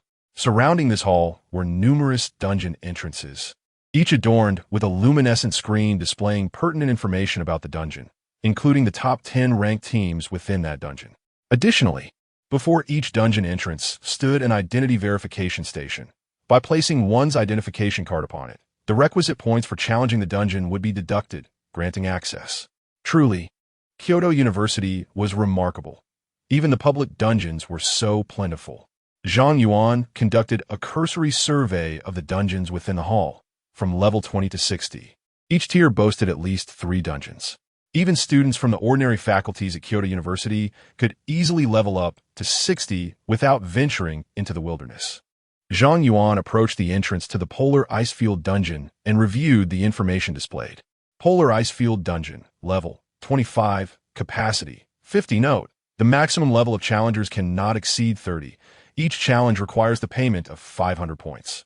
Beneath the description of the Polar Icefield Dungeon, a line detailing the dungeon's completion records was displayed. The Xianlong Academy, led by Captain Zhao Bin, boasts a remarkable team of 50 members, having completed their quest in 4 hours, 28 minutes, and 56 seconds. This esteemed academy, as mentioned by Teacher Chun, is renowned for its abundant resources. It is apparent that teams emerging from such an institution require an impressive 4.5 hours to conquer the challenges presented, indicating the formidable difficulty of this particular instance. Are you considering a challenge in the polar ice field instance? Inquired a bespectacled senior with a gentle tone as she approached. What is it? Zhang Yuan turned to her. The senior continued, we are currently assembling a team to tackle the polar ice field. We already have 36 members. Would you care to join us? Once we reach capacity, we will proceed. Apologies, but I am pressed for time. Zhang Yuan politely declined her invitation, swiftly scanning his identification card at the portal and vanishing into the instance. Did he just enter? The senior observed in disbelief as Zhang Yuan ventured alone into the polar ice field instance, her lips twitching in surprise. Is he out his mind? Sun Qing. What is going on? At that moment, Wang Fei, clad in knightly armor, approached. What happened to that student? Sun Qing, with an innocent expression, gestured towards the entrance of the polar ice field instance. He went in. Wang Fei was taken aback. Are there other teams attempting to conquer the polar ice field that I was unaware of? Not at all. Sun Qing shook her head. He entered alone. Huh? Did he not recognize the instance? Wang Fei pondered aloud. I believe he was quite aware. His eyes didn't even blink when he declined my offer, she replied. Never mind. Having such a headstrong individual in our team would only be a hindrance. Let us continue searching for others. We are thoroughly prepared this time, and shall undoubtedly conquer this instance. Meanwhile, as Wang Fei and Sun Qing conversed, Zhang Yuan found himself amidst a vast expanse of ice. The howling wind and flurries of snow obscured his vision. Is this what a large-scale team instance entails? Even discerning direction seems a challenge. Zhang Yuan refrained from aimless wandering and instead summoned a sword formation, illuminating a radius of 500 meters. Before long, he discovered a path across the snowy terrain. He promptly summoned the Rakshasa King to scout ahead, following closely behind. The Rakshasa King is under attack. Not far into the journey, Zhang Yuan received a notification indicating that the Rakshasa King had been assaulted. From the blizzard emerged an elfin assassin clad in a bearskin coat, striking the Rakshasa King in the back. The Rakshasa King's health plummeted by a third. Without hesitation, Zhang Yuan activated Abyssal Eye. Snowfield Elf Assassin Enhanced Elite. Level 25, Strength 15,000, Agility 20,000, Mentality 10,000, Vitality 5,000, Skills, Backstab, Invisibility, such impressive attributes. This creature's stats surpass even those of a level 30 Rakshasa King. It truly reflects the challenge of a 50-member team instance. Zhang Yuan exclaimed in awe, swiftly dispatching the Snowfield Elf Assassin with his flying sword. Successfully defeated the Snowfield Elf Assassin. Experience 100. 000, minus 50. Gained Elf Blood 1. The fact that a level 25 creature yields 100 000 experience points leaves Zhang Yuan in awe. Truly, it is a colossal team dungeon. He wonders if, upon completing this dungeon today, he might reach level 30. After forming a rough assessment of the monster's intensity and experience within this dungeon, Zhang Yuan quickens his pace, continuously unleashing Mental Storm. With the Blade of the Cursed King granting him infinite mental replenishment, he feels no strain in casting Mental Storm. He releases it whenever the cooldown permits, clearing all creatures within a 500-meter radius, significantly boosting his experience. Although he encounters no obstacles along the way, Zhang Yuan traverses the snowy expanse for nearly half an hour before being obstructed by a massive ice mountain. Beneath the ice mountain lies a cave, and at the entrance stands a slender elf wielding twin blades. Snowfield Elf Blade Master, Enhanced Boss, Level 25, Strength 30,000, Agility 30,000, Mental 15,000, Stamina 30,000, Skills, Ice Blade, Aura, Blizzard Charge, Twin Blade Slash. The first boss within the Polar Icefield dungeon possesses exaggerated attributes, rivaling that of the 35-level Star Knight in the Star Secret Realm. As Zhang Yuan assesses the situation, the snowfield elf blade master suddenly erupts, raising a tempest of snow and charging towards the king of Rakshasa, attempting to counter the snowfield elf blade master's skill with his sword technique. The king of Rakshasa finds himself lacking in attributes and is instantly reduced to a mere wisp of health. Returning, Zhang Yuan promptly retrieves the king of Rakshasa into his masked spatial realm, and simultaneously, the aggro of the snowfield elf blade master shifts towards him. Blizzard Charge. Chapter 69. The Curse of Enslavement. As the snowfield elven blade master charged towards him, Zhang Yuan refrained from instantly dispatching it with his flying sword. Instead, he endeavored to perfectly block its onslaught. After receiving a lesson in sword energy from Yi Qing Song, Zhang Yuan finally comprehended that this world encompasses not merely numerical values, but also demands a degree of skill. His journey thus far had been characterized by a series of swift eliminations. The monsters he encountered were either far too weak to withstand a single blow or excessively formidable, akin to the likes of Erides and Distas, who were excessively overpowered. Approaching level 29, the only true adversaries that had honed his abilities were the Demon King and the Saintess of the Stars. Now, this snowfield elven blade master was evidently a skill-based boss, possessing attributes superior to Zhang Yuan's, yet not overwhelmingly powerful, posing no significant threat to him. This boss served as the ideal sparring partner for Zhang Yuan. Clang! Zhang Yuan first activated his passive ability, Block Instinct, to inflict stagger on the snowfield elven blade master, then created distance to allow it to recover. The blade master swiftly retrieved its dual daggers and charged at Zhang Yuan with remarkable speed. Lacking Block Instinct, Zhang Yuan was unable to parry the blade master's techniques and was struck twice. He lost less than 5% of his health, but quickly regained it through the dual recovery from the sword array and the blade of the Curse King. Indeed, the attacks posed no threat to him. With his mind at ease, Zhang Yuan exerted control over his flying sword to force the snowfield elven blade master back, encouraging it to continue its assault. Thus, for half an hour, Zhang Yuan practiced blocking against the snowfield elven blade master and ultimately matched its speed. By adeptly controlling the flying sword with his thoughts, he flawlessly parried the blade master's dual strikes. Thank you for the practice. Zhang Yuan expressed his gratitude to the snowfield elven blade master before unleashing a decisive strike with Qi Shao. Successfully defeated the snowfield elven blade master. Experience 300,000 -50. Acquired equipment. Elven Longsword. Elven Longsword, Platinum Attack 300, Blade Skill Power 30, Skill Cooldown -25. Usable at level 25.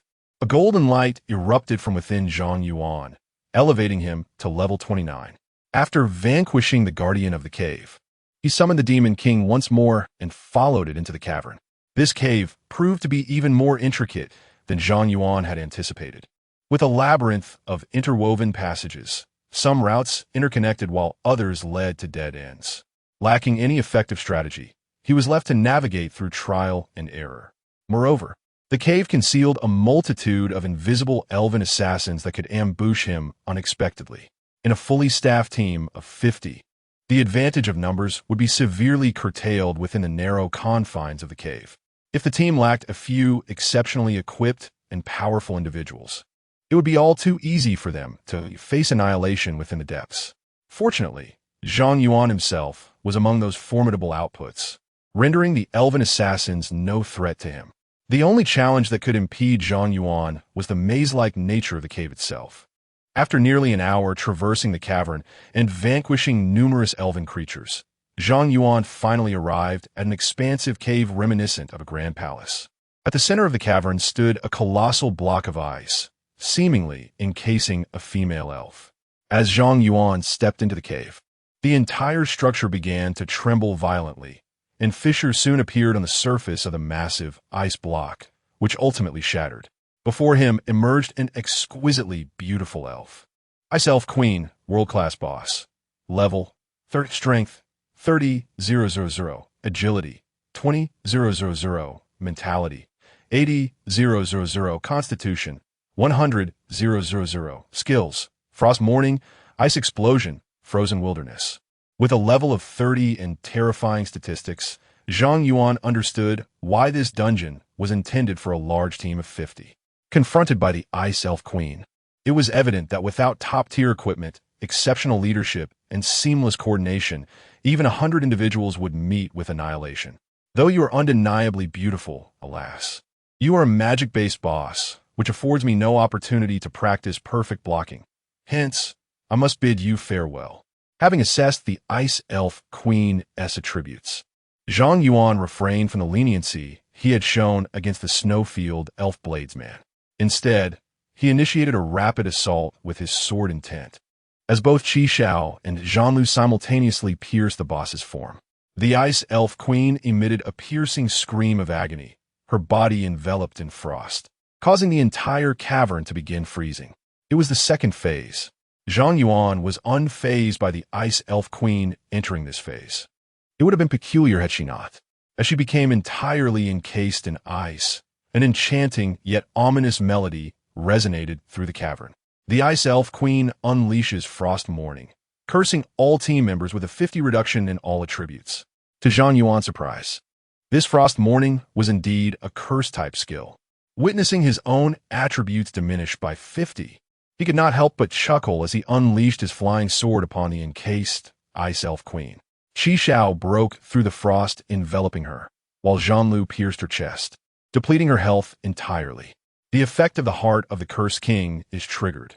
The Ice Elf Queen is afflicted with the enslavement curse. Would you like to enslave the Ice Elf Queen?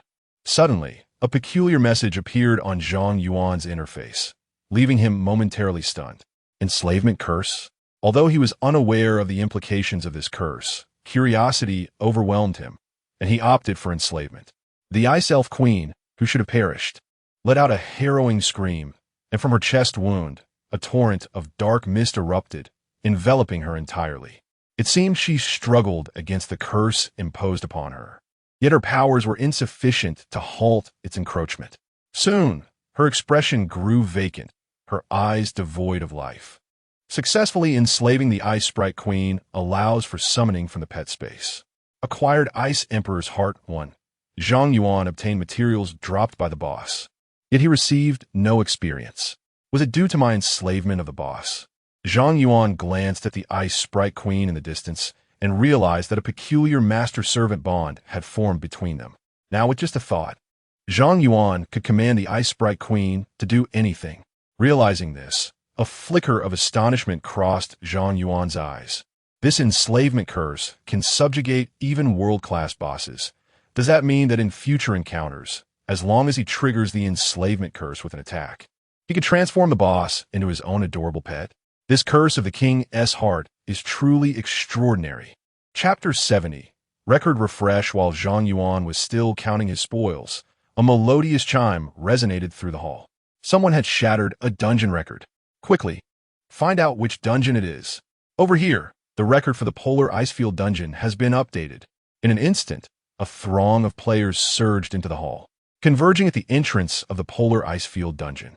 More than 100 eyes were fixated on the luminous screen above the dungeon, eagerly anticipating the record refresh. I recall that the last record was broken 3 years ago, wasn't it? Back then, I was a freshman, and now graduation is imminent. Recently, I hadn't heard of any academy planning to tackle this dungeon. Who could it be? It seems someone was forming a team to conquer the Polar Icefield dungeon today. Could it possibly be them? As the crowd engaged in lively discussions, new information soon appeared on the luminous screen. No academy. Captain. Zhang Yuan. Team size. 1. Completion time. 2 hours, 12 minutes, 6 seconds. Gasp. With the record update, a collective intake of breath echoed through the hall, plunging it into an eerie silence. After a prolonged moment, someone finally broke the stillness. Is there some mistake? A single person completing a large team dungeon in just over 2 hours? Even with 50 level 30 players, they might not achieve a successful run. Who is Zhang Yuan? I've never heard of such a figure. It seems the national champion this year is also named Zhang Yuan. Could it be him? Nonsense. A freshman can at best be level 21. If the Zhang Yuan who soloed this dungeon is that one, I would eat my hat upside down. Excitement coursed through the crowd, transforming the once sacred hall into a bustling marketplace. At that moment, Wang Fei and Sun Qing, who were still assembling their team, teleported into the dungeon hall, only to find a group fervently gathered at the entrance of the polar ice field dungeon, animatedly discussing something. What has happened? Wang Fei pondered, having left the dungeon hall for a while to recruit players, unaware of the record-breaking event. Sun Qing tiptoed to catch a glimpse and concluded that someone had indeed broken the record for the polar ice field dungeon. I hadn't heard of any other teams planning to tackle the polar ice field dungeon today, other than us, Wang Fei murmured. Sun Qing's expression shifted slightly as she recalled something. No, there truly was someone. Who? Don't you remember? Someone entered the polar ice field dungeon previously.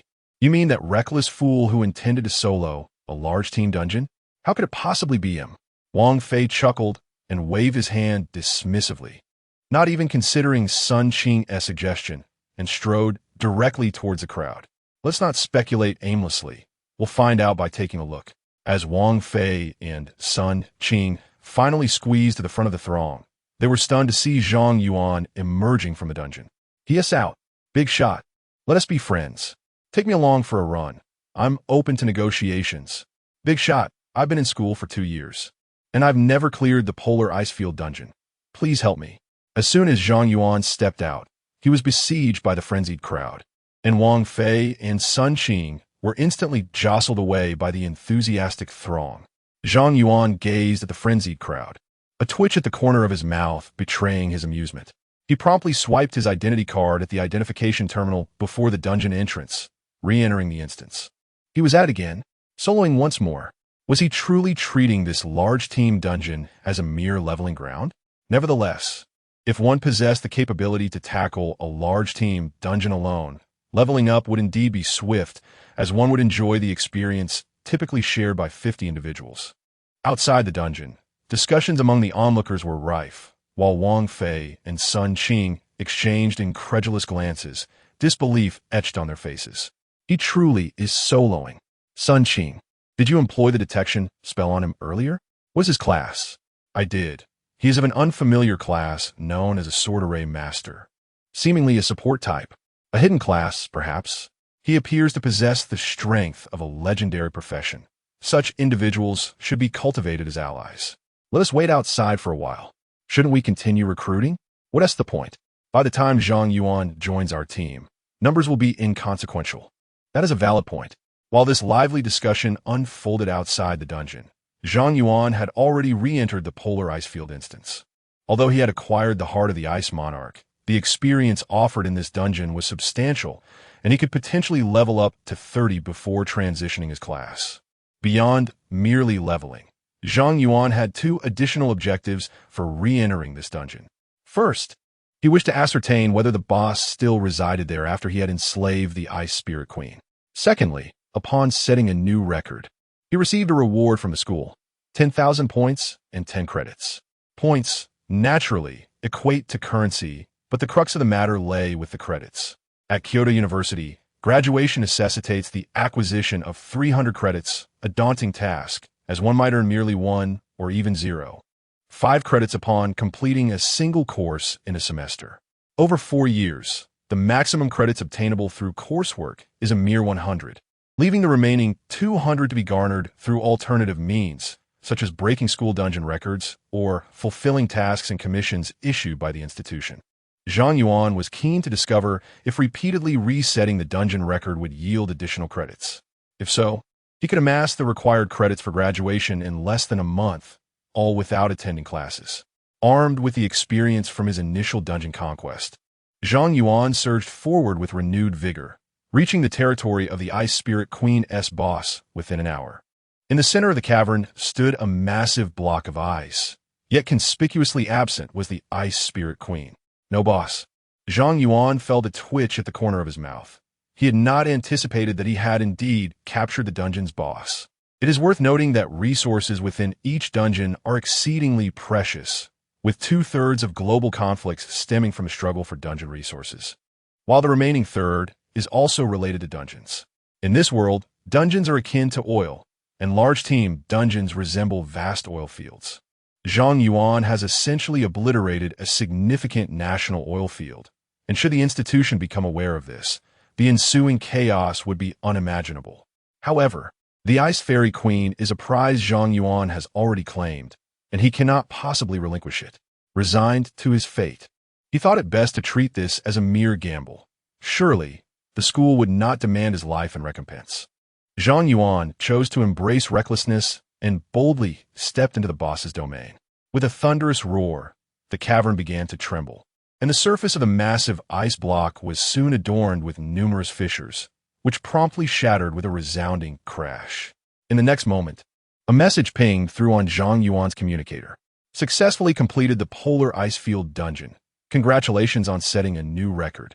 Reward, 10,000 points.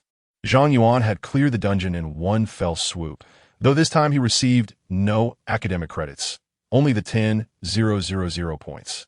Meanwhile, the Dungeon Management Center at Kyoto University was in an uproar. Chapter 71. The instance is ruined. It should be fine, right? Teacher Zhu, the instance has exploded. A young instructor frantically shouted at a middle-aged man with a distinctive mustache who was leisurely sipping tea in the instance management office. The youth, clearly inexperienced, was overly agitated. After all, instance's malfunctioning was merely a commonplace occurrence. Zhu Yongfu gently blew on the steam rising from his teacup and replied, "We are the ones managing the instances. Issues arising are part of the routine. We simply resolve them. Pray, enlighten me about which instance has encountered a problem." The polar ice field instance. The polar ice field instance? I recollect that it is a large-scale team instance for 50 players, correct? It is an old instance, so minor issues are to be expected. Zhu Yongfu, unhurried, took another sip of tea and continued to inquire, to elaborate on the specifics of the problem. The boss has been abducted. How amusing. I asked for the issue. Not a jest. Teacher Zhu, the issue is that the boss has indeed been taken. Clatter. The teacup shattered on the floor as Zhu Yongfu abruptly stood, swiftly rushing to the instance control console while exclaiming, "How could the boss be abducted?" Seeing Zhu Yongfu's voice breaking with distress, the young instructor hastily replied, "Teacher Zhu, please, try to remain calm." "How can I possibly remain calm?" "Bring up the instance logs. We must ascertain the situation." Zhu Yongfu was drenched in sweat. It was crucial to recognize that the worth of a large-scale team instance equated to that of 10 ordinary instances. Should the polar ice field instance be ruined, it would undoubtedly constitute a grave incident, potentially jeopardizing his employment. I have reviewed the logs. A freshman was soloing the polar ice field instance, and, after defeating the Ice Fairy Queen, promptly captured her as a pet. Captured the boss as a pet. Zhu Yongfu was taken aback. How did that student manage such a feat? The young instructor shook his head. "I have no idea." "Very well. Temporarily shut down the polar ice field instance. I shall personally visit the Academic Affairs office to inquire about that freshman's information. By the way, what is that student's name?" "Zhang Yuan." "Understood." As Zhu Yongfu hurriedly made his way to the Academic Affairs office, chaos erupted in the instance hall. What the heck? Completing the polar ice field instance in an hour? That player must be using hacks. I recall the journey through that instance takes at least an hour, indicating that player must have obliterated everything in their path, including the boss. It turns out the initial 2-hour completion was merely due to navigation difficulties. The record for the polar ice field instance shall remain unbroken forever. Moreover, did you all notice that Zhang Yuan is still a freshman? He is indeed a newcomer this year. Are the freshmen this year all so formidable? I remember during the recent freshman training, there was a student capable of summoning machines who defeated several third-year students attempting to steal points. I thought that individual was impressive. Yet it seems there is an even more formidable contender. Compared to them, I, a fourth-year student facing extension, am utterly worthless. Amidst fervent discussions, the entrance to the dungeon suddenly illuminated, and Zhang Yuan emerged from within. The big shot has arrived. The big shot is incredible. Will the big shot take in a disciple? Please, big shot, take me along to level up. I can keep your bed warm. Zhang Yuan found himself once again enveloped by an enthusiastic crowd. However, fully aware that he had stirred up a considerable mess, he paid little heed to their praises. After muttering an apology, he swiftly shifted his attributes and activated the wind control skill, leaping from the throng like a gust of wind, exiting the hall. What astounding speed! His agility must be in the tens of thousands. Truly, the big shot is remarkable. The crowd marveled at his elegant and striking silhouette, and many were already enamored by him. Zhang Yuan's name would undoubtedly echo throughout the campus by tomorrow. Once Zhang Yuan left the dungeon lobby, he returned to the academic affairs office to seek out Zhang Yuan. He realized that he could not conceal the incident involving the Ice Spirit Queen any longer, so he needed to report the situation before it escalated further. Losing his academic standing over a single boss encounter would be a most regrettable outcome. Seeing Zhang Yuan return in such a hurry, Zhang Yuan remarked, "Back so soon? Do not be disheartened. After all, that dungeon is a large-scale team instance meant for 50 players. It is impossible for you to solo it. Yi Qing-song granted you 3 days, did he not? Once you assemble a team, your output will surely suffice." Zhang Yuan presumed that Zhang Yuan had failed in his solo attempt and offered words of consolation. While Zhang Yuan's output was impressive, he was but one player, and clearing a large dungeon required more than just damage output. A tank, healer, and crowd control were indispensable. It was indeed overly ambitious for him to attempt a solo run. Zhang Yuan cut straight to the point, saying, "Teacher Chun, I have made a bit of a blunder." However, Zhang Yuan appeared unfazed, chuckling. "Did you have a conflict with other students? That's quite normal, as long as no one is gravely injured. Our school nurse can handle any serious wounds." Zhang Yuan replied, "I captured the boss of the Polar Icefield dungeon." Zhang Yuan's expression shifted from amusement to disbelief as he gazed intently at Zhang Yuan. "What? You captured? What?" At that moment, Zhu Yongfu burst into the academic affairs office, exclaiming loudly, "I need the student record of someone named Zhang Yuan. That little rascal captured the Ice Spirit Queen as a pet, causing our large team dungeon run to collapse. I swear I will tear him apart." After Zhu Yongfu's outburst, he noticed Zhang Yuan and Zhang Yuan exchanging awkward glances, and the office fell into an uneasy silence. Zhang Yuan glanced at Zhang Yuan, uncertain of how to proceed. He aimed to calm Zhu Yongfu, saying, "Old Zhu, do not be too agitated. There might be a misunderstanding." Zhang Yuan likely did not do this on purpose. Zhu Yongfu retorted, "Just because you say it was unintentional, does that make it so? I'm like a powder keg ready to explode. Quickly, give me Zhang Yuan's information. This matter must be resolved promptly. If the principal finds out, I could lose my job." With that, Zhu Yongfu turned to Zhang Yuan. "You step outside for now. Wait until I finish discussing matters with Zhang Yuan before you return." Zhang Yuan awkwardly said, "Teacher, I am Zhang Yuan." Zhu Yongfu was taken aback, then swiftly cast a detection spell. "Zhang Yuan, Sword Array Master, level 29. So it is you, young man." Zhu Yongfu immediately erupted. "What on earth have you been doing in the Arctic Icefield dungeon at such a mere level 29? Zhang Yuan replied, "Just the usual monster hunting. And somehow, the Ice Spirit Queen became my pet." Following the National Elders Conference, the matter of his contract with the Cursed King had become a state secret. He could neither disclose nor discuss anything related to the Cursed King. At this moment, all he could do was feign ignorance. "No, I really don't know why." Zhu Yongfu's lips twitched. "Can you return the Ice Spirit Queen?"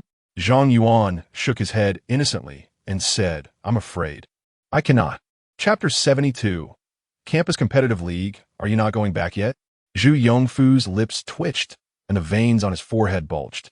"Do you have any idea how significant the loss is for our school when a large team dungeon fails?" Zhang Yuan quickly interjected, "Calm down, old Zhu. It's merely a matter of missing one boss in a dungeon. We can capture a boss from the wild and place it in the dungeon. The Arctic Icefield dungeon is salvageable." Zhu Yongfu retorted, "You make it sound so simple. A wild boss that can rival the Queen of Ice Elves is world-class. And it must be level 30. Where are we to find one? Once a world boss appears, especially one of such low level, it will be besieged by major guilds. And these world bosses seldom survive more than a few hours, let alone be captured alive." Zhang Yuan continued to soothe him. "We'll find a way. Besides, you can't possibly expel Zhang Yuan over this incident, can you? He merely attempted a regular dungeon run. It was an unforeseen complication." Zhu Yongfu shot Zhang Yuan a glance. "I see through you, old Chun. You are utterly biased towards this kid. What kind of spell has he cast upon you?" Zhang Yuan replied, You wouldn't understand even if I explained. To put it plainly, Zhang Yuan is now level 29. Before he soloed the Arctic Icefield dungeon, he was at level 28. A genius capable of soloing a large dungeon at level 28. Surely, that is worth more than a mere large team dungeon? After all, our school's dungeons are designed to nurture students. Since Zhang Yuan was able to defeat the Queen of Ice Elves, that is a testament to his skill. As teachers, we cannot hinder our students' growth.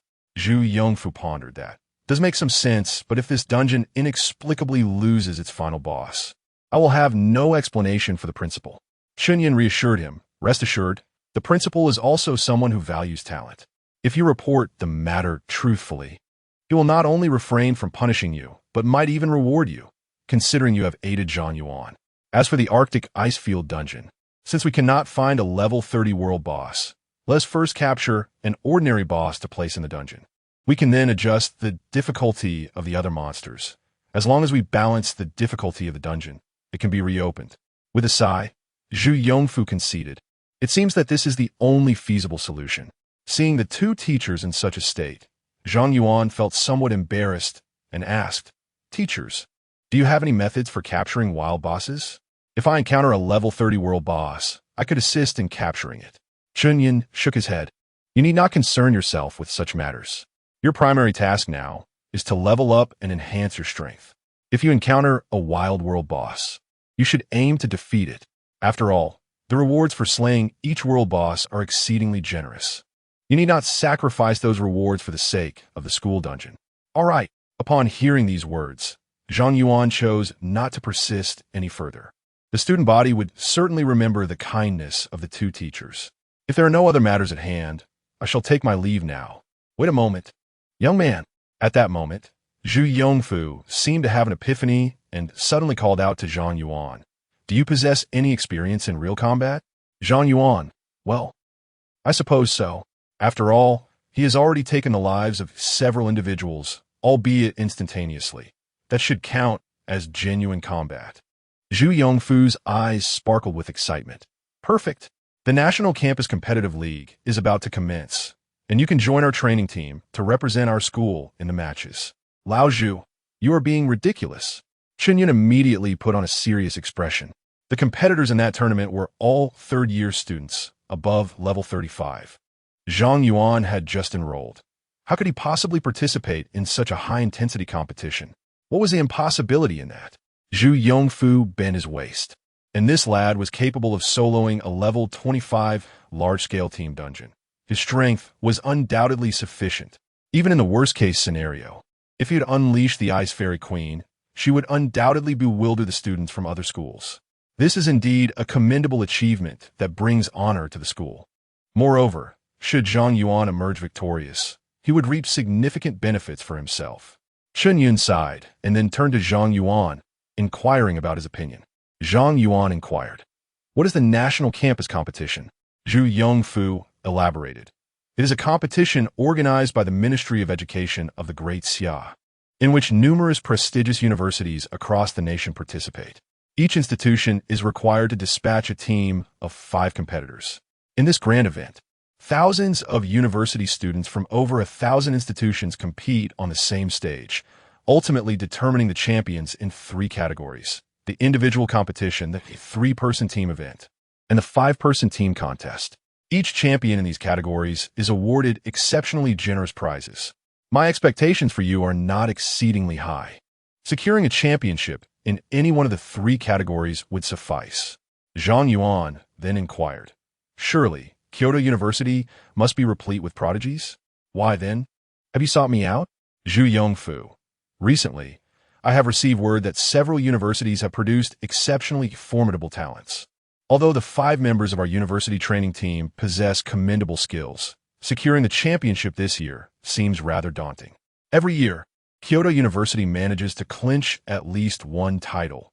Should we fail to win even a single championship this year, our institution may find itself the subject of national ridicule.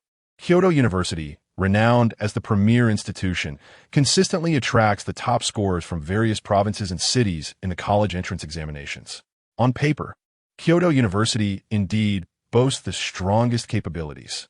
However, In reality, numerous universities establish affiliated secondary schools to nurture students who will not participate in the entrance exams but will be directly admitted into their respective institutions. These students, having undergone specialized training from a young age, can immediately leverage their professional advantages upon being selected for combat careers at the age of 18, far surpassing the abilities of average practitioners. Due to the existence of this direct admission mechanism, Kyoto University may not necessarily attract the most gifted students, which results in the reality that even our esteemed institution cannot guarantee victory in campus competitive leagues. Zhang Yuan nodded, understanding the situation, and expressed his willingness to participate. At this moment, Chunyan advised, Zhang Yuan, you may participate, but remember, do not push yourself too hard. This is merely a competition. Zhu Yongfu, with a serious demeanor, replied, Old Chun, I must express my concerns about your pessimism. Zhang Yuan's capabilities are evident to all. Allowing him to take the stage, he is bound to excel. This is a splendid opportunity to bring honor to our school. Shin Yin retorted, I suspect you are more concerned about your own reputation. As the team leader for this year's campus competition, you fear that failing to achieve results will leave you open to criticism. Zhu Yongfu chuckled awkwardly, then addressed Zhang Yuan. You need not feel overly anxious. There remains a month until the league commences. Focus on reaching level 30 and ideally awakening your class. The transition before and after the first advancement marks a pivotal moment for combat professionals.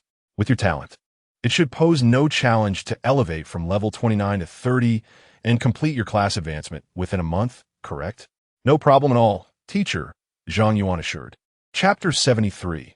The Divine Treasury. As Zhang Yuan emerged from the Academic Affairs office, the evening had already descended. He visited the cafeteria, spending 2 points to indulge in a sumptuous dinner, and sent a message to Li Shuer, informing her that he had completed his tasks and returned to school before hastening back to his dormitory. After a day filled with multiple dungeon runs and a duel against the strongest contender from Kyoto University, both his body and spirit were profoundly fatigued. All he desired was to recline upon his soft bed and enjoy a restful slumber. Upon reaching the entrance of Dormitory 0, Zhang Yuan was met by the formidable presence of Old Lady Niu, who stood at the door, glaring at him with palpable intensity. Old Lady Niu. Zhang Yuan sensed the threatening aura emanating from her and was struck by an ominous premonition. He hastily retrieved the star stone from his storage space, exclaiming, I'm here to pay the rent. Let us set the rent aside for now. Old Lady Niu fixed her penetrating gaze on Zhang Yuan. You must first explain why you deceived me this morning. Zhang Yuan was taken aback. What did I deceive you about? Still playing innocent? Old Lady Niu pressed on. Why, I asked if you had received the blessing of the star god. Why did you deny it? I truly didn't receive it. Zhang Yuan insisted. Impossible. Old Lady Niu retorted firmly. There were only 2 individuals present in the star secret realm at that time, and since the other has been confirmed not to possess the star god's blessing, you must be the one who does. Her tone softened considerably as she continued. Zhang Yuan, is it because you do not trust me that you chose to keep this from me? You need not have done so. I would never harm you. Upon hearing her words, Zhang Yuan understood the source of her anger and managed a wry smile. Old Lady Niu, you've misunderstood. The star god did indeed bestow a blessing upon me, but for certain reasons, the blessing failed. The blessing failed? Old Lady Niu's eyes widened in disbelief. How could that be? A divine blessing can only fail if you possess the power of another deity. Have you, perchance, received blessings from another god prior to this? Zhang Yuan shook his head. Old Lady Niu, the power within me is not a blessing. However, I cannot divulge the specifics. Upon hearing this, Old Lady Niu seemed to grasp something, refraining from further inquiries about the source of Zhang Yuan's divine power. Instead, she expressed her regret. What a pity. I had hoped you would be able to unlock the treasury. The treasury? Zhang Yuan's eyes brightened at her words. Although I did not receive the star god's blessing, I was later granted an item by the star god. With that, Zhang Yuan revealed the appearance of the star god's robe. The star god's robe? Old Lady Niu's pupils dilated in astonishment, nearly bulging from her eyes. No, it cannot be. How could the star god bestow such an item upon you? Curiously, Zhang Yuan inquired, "What is so special about the star goddess robe? Allow me a moment to collect myself." Neopopo took a deep breath, calming her mind before speaking. The star god robe is a token of the star god. The fact that he has entrusted you with this piece of equipment signifies his complete recognition of you and his willingness to share his power. The implications of this are profoundly significant, potentially even influencing the strategic development of the Great Xia Empire. Zhang Yuan was taken aback. Such an important piece of equipment? Neopopo gazed deeply at him, saying, "Zhang Yuan, I truly underestimated you. You've only just arrived at dormitory No. 0, and already you've stirred up such a grand affair. I can hardly imagine how lively it will become in the future." With that, Neopopo turned and said, "Come with me." Zhang Yuan inquired, "Where are we going, Neopopo?" Neopopo replied, "To unveil a new chapter for dormitory number 0. Although Zhang Yuan did not quite understand the significance of her words, he obediently followed her. As they ascended the stairs, Zhang Yuan noticed that aside from the second floor, all other entrances were shrouded in thick mist, obscuring any view of the corridors within. Neopopo explained as they walked, in dormitory number 0, the second to fifth floors are designated as living quarters, each with unique enhancement effects. The higher the floor, the stronger the effects. The sixth floor serves as a communal area, accessible to all residents of dormitory number 0. There are numerous exclusive dungeons and special facilities up there. With a starstone, you can rapidly enhance your strength on the 6th floor. Even running there can permanently boost your attributes. Zhang Yuan asked, "How can I access the higher floors?" Neopopo responded, "Once you reach the requisite level and pass the trials of dormitory number 0, you can ascend. To reside on the 3rd floor, you must first attain level 40. "I understand," Zhang Yuan acknowledged as they arrived at the 6th floor. It was a spacious platform adorned with various exercise equipment and several glowing dungeons. Zhang Yuan spotted the golden-haired youth he had encountered earlier at the entrance of the star's secret realm dungeon, now running on a treadmill inscribed with magical patterns. Neopopo introduced him. His name is Wang Haoran, a resident of room 208. Do not be deceived by his youthful appearance. He is actually your senior, having lived in dormitory number 0 for a year. Is this Wang Haoran? A flicker of surprise crossed Zhang Yuan's eyes. He recalled that Yi Qingsong had asked him to take the Ice Emperor's heart along with Wang Haoran to the western suburbs of Kyoto, and to his surprise, Wang Haoran also resided in dormitory number 0. This saved him the trouble of searching the entire school. Noticing Zhang Yuan's intention to speak with Wang Haoran, Neopopo continued, "Once he immerses himself in his own world, he becomes oblivious to those around him. If you wish to get to know him, you must wait until he finishes his workout. Follow me over here." With that, Neopopo led Zhang Yuan to a dungeon, saying, "Try to see if you can enter." Zhang Yuan, realizing that Neopopo intended for him to tackle the dungeon himself, hesitated. "Neopopo, I've already completed several dungeons today. Can we perhaps come back tomorrow?" Granny Neo reassured him. "Rest assured, there are no monsters within this instance. Should you manage to enter, unexpected benefits will await you." A dungeon devoid of monsters? A glimmer of astonishment flickered in Zhang Yuan's eyes as he activated the abyssal eye on the instance. Divine Treasury level. Only those chosen by the divine are permitted entry. The information revealed by the abyssal eye made Zhang Yuan realize the extraordinary nature of this instance, instantly piquing his interest. He inquired of Granny Neo, "What should I do next?" Granny Neo nodded. "Simply place your hand within, and you shall discover." Without hesitation, Zhang Yuan extended his hand into the swirling vortex. Immediately, he felt a peculiar force surge from the instance, enveloping his entire being. In the next moment, the instance erupted with a resplendent radiance, instantly cloaking the entire 6th floor. Wang Haoran, who was engaged in training, was drawn by the brilliance and turned to gaze at the luminous instance. As the light dissipated, Zhang Yuan had vanished from his original spot. He actually entered.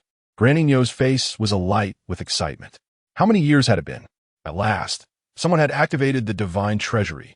Chapter 74. Awakening of Professions in the Depths of a Dungeon.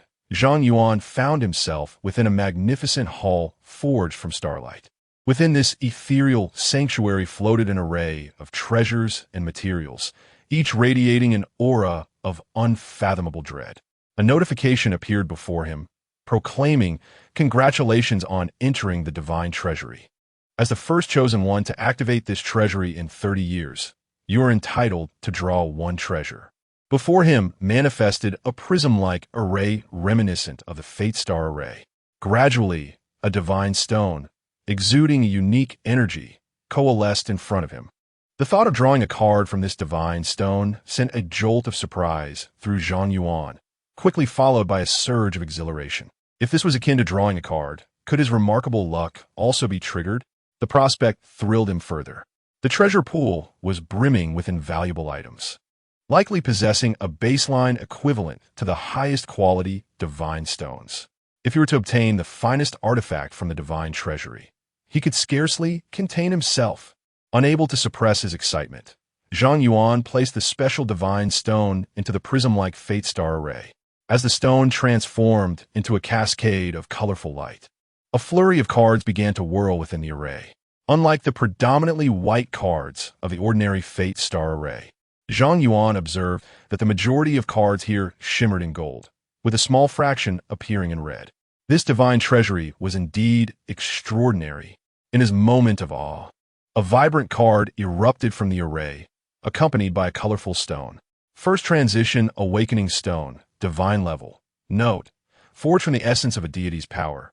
This awakening stone can be combined with other awakening stones. The user of this stone shall gain the strength of the divine. The sight of a divine level awakening stone ignited a tempest of excitement within Zhang Yuan.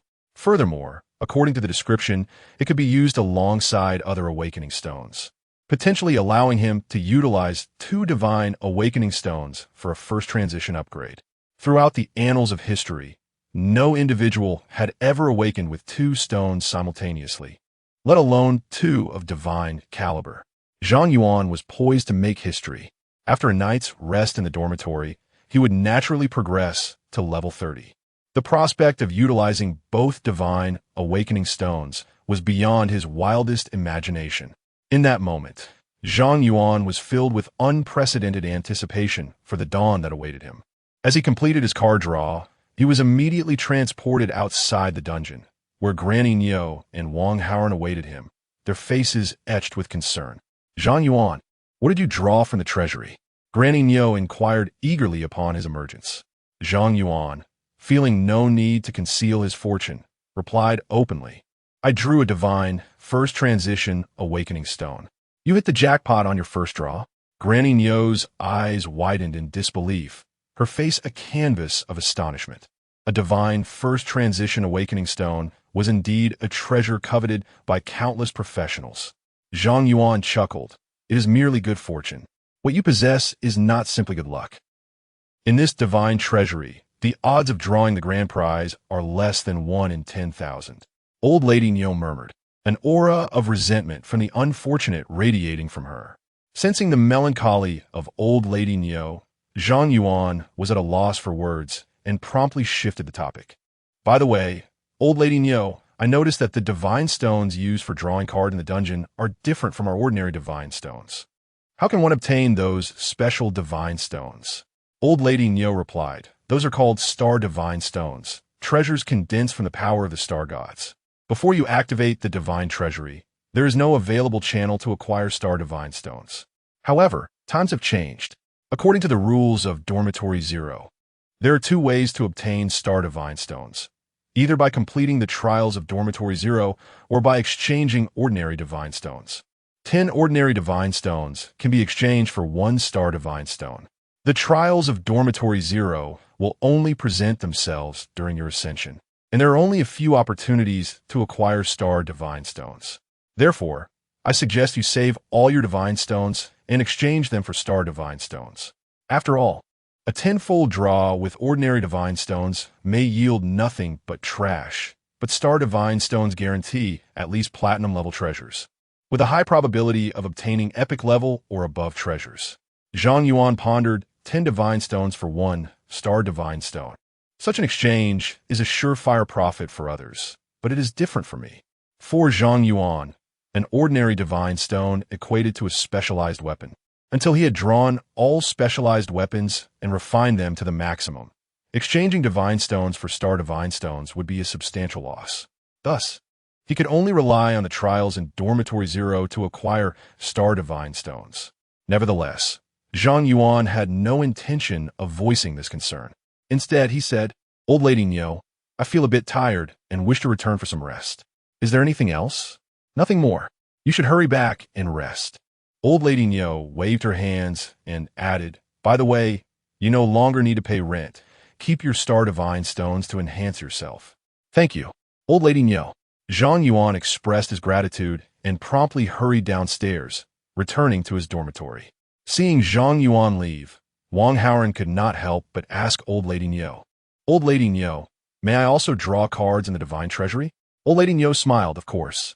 Thanks to Zhang Yuan, the Divine Treasury has been activated, and any resident of Dormitory Zero can enter." "Wonderful." Wang Haoren retrieved 10 divine stones from his storage space. "These are the divine stones I have saved over the past 6 months. How do I exchange them for star divine stones?" "Just enter the treasury directly." "Understood." As Wang Haoren entered the divine treasury with a face full of anticipation, Zhang Yuan had already returned to his dormitory, collapsing into bed and activating his experience-gaining mode. Entering special domain, experience 10 second, -50.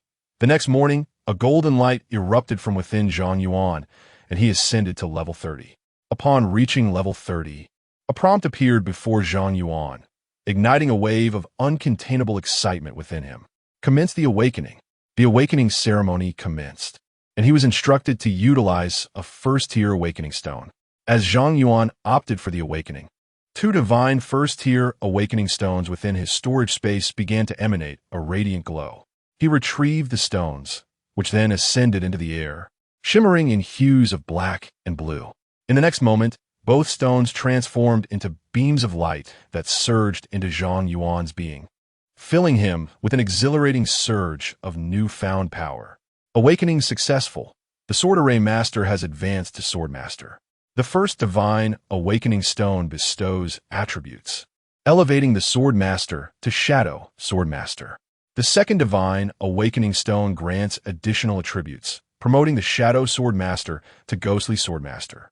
Chapter 75. The Sword Master of the Demon God. A monumental enhancement. Zhang Yuan, astonished by his singular awakening and the successive advancements of the Sword Array Master, immediately scrutinized his current attributes. Name: Zhang Yuan. Title: Cursed King. Profession: Sword Master of the Demon God. First transition. Level: 30,000. Strength: 25,010, 714. Agility: 19,010, 714. Mentality: 50,001, 714. Constitution: 19,010, 714. Professional special attributes: critical hit rate 39, critical damage 390. Gasp! Such an extraordinary enhancement? Zhang Yuan couldn't help but inhale sharply upon viewing his attribute panel. Excluding the augmentations from equipment and talents, his base attributes were akin to an increase of 2,000 per level, resulting in an astonishing 40-fold enhancement compared to before his awakening. Beyond the attribute amplification, Zhang Yuan also discerned that several of his skills had undergone transformations. Sword Array of the Demon God. Level 5 unleashes a sword array that continuously consumes mental energy within a radius of 100 meters, increasing critical damage by 180. Enemies within the sword array experience a 50 reduction in speed and a 50 increase in damage taken, while all allies, including himself, receive a 50 speed boost and a 50 increase in damage dealt. Divine Sword Control. Level 5 mastery over flying swords, allowing for aerial assaults, capable of directly slaying targets with less than 25 health. Divine Sword Speed. Level 1 increases flying sword speed by 1,000. Aside from the unchanged skills of the Sword Array space and attribute transformation, the 3 exclusive skills of the Sword Array Master received tremendous enhancements, leaving Zhang Yuan somewhat bewildered by their newfound strength. Moreover, Zhang Yuan discovered that all 6 of his fates had also evolved. Sword Monarch. Fate 1. The effective radius of the sword array expands to 20 times. Sword Intent. Fate 2, deploying the sword array and controlling the sword no longer consumes mental energy within the array. Enemies continuously lose mental energy while he and his allies steadily regain mental energy. Sword Bone, Fate 3, within the sword array. Enemies continuously lose stamina, while he and his allies continuously regain stamina. Sword Embryo, Fate 4-4, every enemy attacked within the sword array. Other enemies within the array will receive 50 splash damage. Sword Heart, Fate 5, within the sword array. He and his allies' attacks are guaranteed to be critical hits, with the critical hit rate converting double into critical damage, which is further increased by 200. Sword Immortal, Fate 6, within the sword array. He ignores enemy defense, while allies disregard 50 of enemy defense. All 6 fates have been significantly enhanced. Staring at his attribute panel, Zhang Yuan found himself utterly speechless. He comprehended that after a first transition awakening, a practitioner's combat power would witness a substantial surge, yet he had not anticipated such an overwhelming increase. This was no mere professional advancement. It was akin to a complete rebirth into a more formidable and violent new profession. Output: tanking, support, healing. He could now accomplish everything that other professions could. Is this the enhancement brought about by 2 divine awakening stones? It's rather extraordinary. While others at level 30 possess attribute panels amounting to merely a few thousand, he boasts figures in the tens of thousands. Not to mention the improvements in skills and constellations. Zhang Yuan now feels a sense of embarrassment at his own strength. Chow, this is rather overwhelming. Regaining his composure, Zhang Yuan tidied his appearance before stepping out and approaching door 208, knocking gently. No response. Odd, he thought. I rose quite early today. Has he already left? As Zhang Yuan contemplated seeking out Granny Niu to inquire about Wang Haoren's whereabouts, the door to 208 swung open. Wang Haoren, disheveled and with bloodshot eyes, gazed listlessly at Zhang Yuan. Oh, it's you. What brings you here? Upon witnessing Wang Haoren's current state, which starkly contrasted with his appearance from the previous day, Zhang Yuan couldn't help but twitch his lips. What on earth happened to you? Wang Haoren, suddenly animated, exclaimed, 10 divine stones. Do you know what I drew from the divine treasury with the 10 stones I painstakingly saved for half a year? Zhang Yuan, intrigued, replied. What did you draw? Wang Haoren exclaimed, an epic grade armor. Zhang Yuan responded, isn't that quite good? 10 divine stones may not even guarantee an epic piece of equipment. Wang Haoren lamented, but I can't use it. I already have my own exclusive armor. I might as well have gambled 10 draws at the Fate Star Array, which could have refined my equipment by a tier. I was so furious I couldn't sleep all night. Zhang Yuan was at a loss for words, unsure how to console Wang Haoren. After all, he had drawn divine awakening stones from the divine treasury, and he sensed that any words of comfort he offered would come off as mockery to Wang Haoren. Deciding to change the subject, Zhang Yuan said, Teacher Yi asked me to find you. He wants us to attend class together in the western outskirts of Kyoto. Teacher Yi is holding class? Upon hearing this, Wang Haoren's demeanor transformed, his previous despondency replaced with keen interest. Is that true? Zhang Yuan replied. He told me directly. So it should be reliable, right? Wang Haoren asked. Was he drinking when he said that? Zhang Yuan admitted. Yes, he was. Wang Haoren paused, then sighed. In that case, we probably shouldn't go. He has likely forgotten all about it. Surely not. Zhang Yuan hesitated. He is, after all, the strongest at Kyoto University. Can he really forget something he just mentioned yesterday? You really don't understand Teacher Ye's personality. Wang Haoren sighed again, then added, never mind. Wait for me a moment. We'll head to the bamboo grove and see if we can find him. After saying this, Wang Haoren returned indoors to freshen up. Shortly thereafter, he emerged, restored to his previous cool demeanor. Shall we go? Your transformation is quite remarkable, Zhang Yuan remarked in astonishment. Unable to comprehend how Wang Haoren had changed so drastically in just a few minutes after merely washing up, Wang Haoren smiled faintly and politely addressed Zhang Yuan. I sincerely apologize for my earlier indiscretion. What you witnessed was merely a moment of weakness. In truth, this is the authentic me. Perhaps you have misspoken, Zhang Yuan replied, refraining from exposing Wang Haoren's facade as he followed him to the bamboo grove in the northwest. As they ventured deeper into the thicket, they stumbled upon Yi Qingsong, soundly asleep with his head resting on a rock, surrounded by an array of wine gourds. The air was thick with the pungent aroma of alcohol. Is it not still morning? Just how much has he consumed? Zhang Yuan remarked, eyeing the scattered gourds with disbelief. Wang Haoren chuckled sheepishly. My teacher is quite the connoisseur of spirits. Today's indulgence is comparatively modest. With that, Wang Haoren gently nudged Yi Qingsong. Teacher, Zhang Yuan has acquired the heart of the Ice Emperor. Should we not commence our lesson? Zhang Yuan? Yi Qingsong mumbled in his slumber. Who is he? And why has he brought the heart of the Ice Emperor? Upon hearing this, Zhang Yuan's fists clenched instinctively. Chapter 76. Have you never killed anyone? After mumbling in his sleep, Yi Qingsong sank into a deep slumber, impervious to all attempts by Wang Haoren to rouse him. Embarrassed, Wang Haoren turned to Zhang Yuan, saying, This is just how he is. Once he drinks, he forgets everything, no matter how important. Zhang Yuan inquired, What shall we do now? Wang Haoren replied, Typically, at this point, I find something to occupy myself. By the way, I heard that a world boss has appeared in the western outskirts of Kyoto, and it hasn't yet been conquered. Our teacher is taking us there for class. It might be related to that world boss. Shall we venture there ourselves? That sounds good. Zhang Yuan nodded, eager to witness a wild world boss for the first time. Wang Haoren grinned. Our school conveniently has a teleportation array to the West City Gate. I'll take you there. Shortly after Wang Haoren led Zhang Yuan away from the bamboo grove, Yi Qingsong, still deeply asleep, slightly opened his eyes and muttered to himself. His talent is commendable. Now we shall see how his character and intellect fare. Yi Qingsong retrieved a new wine gourd from his storage space and took a hearty swig.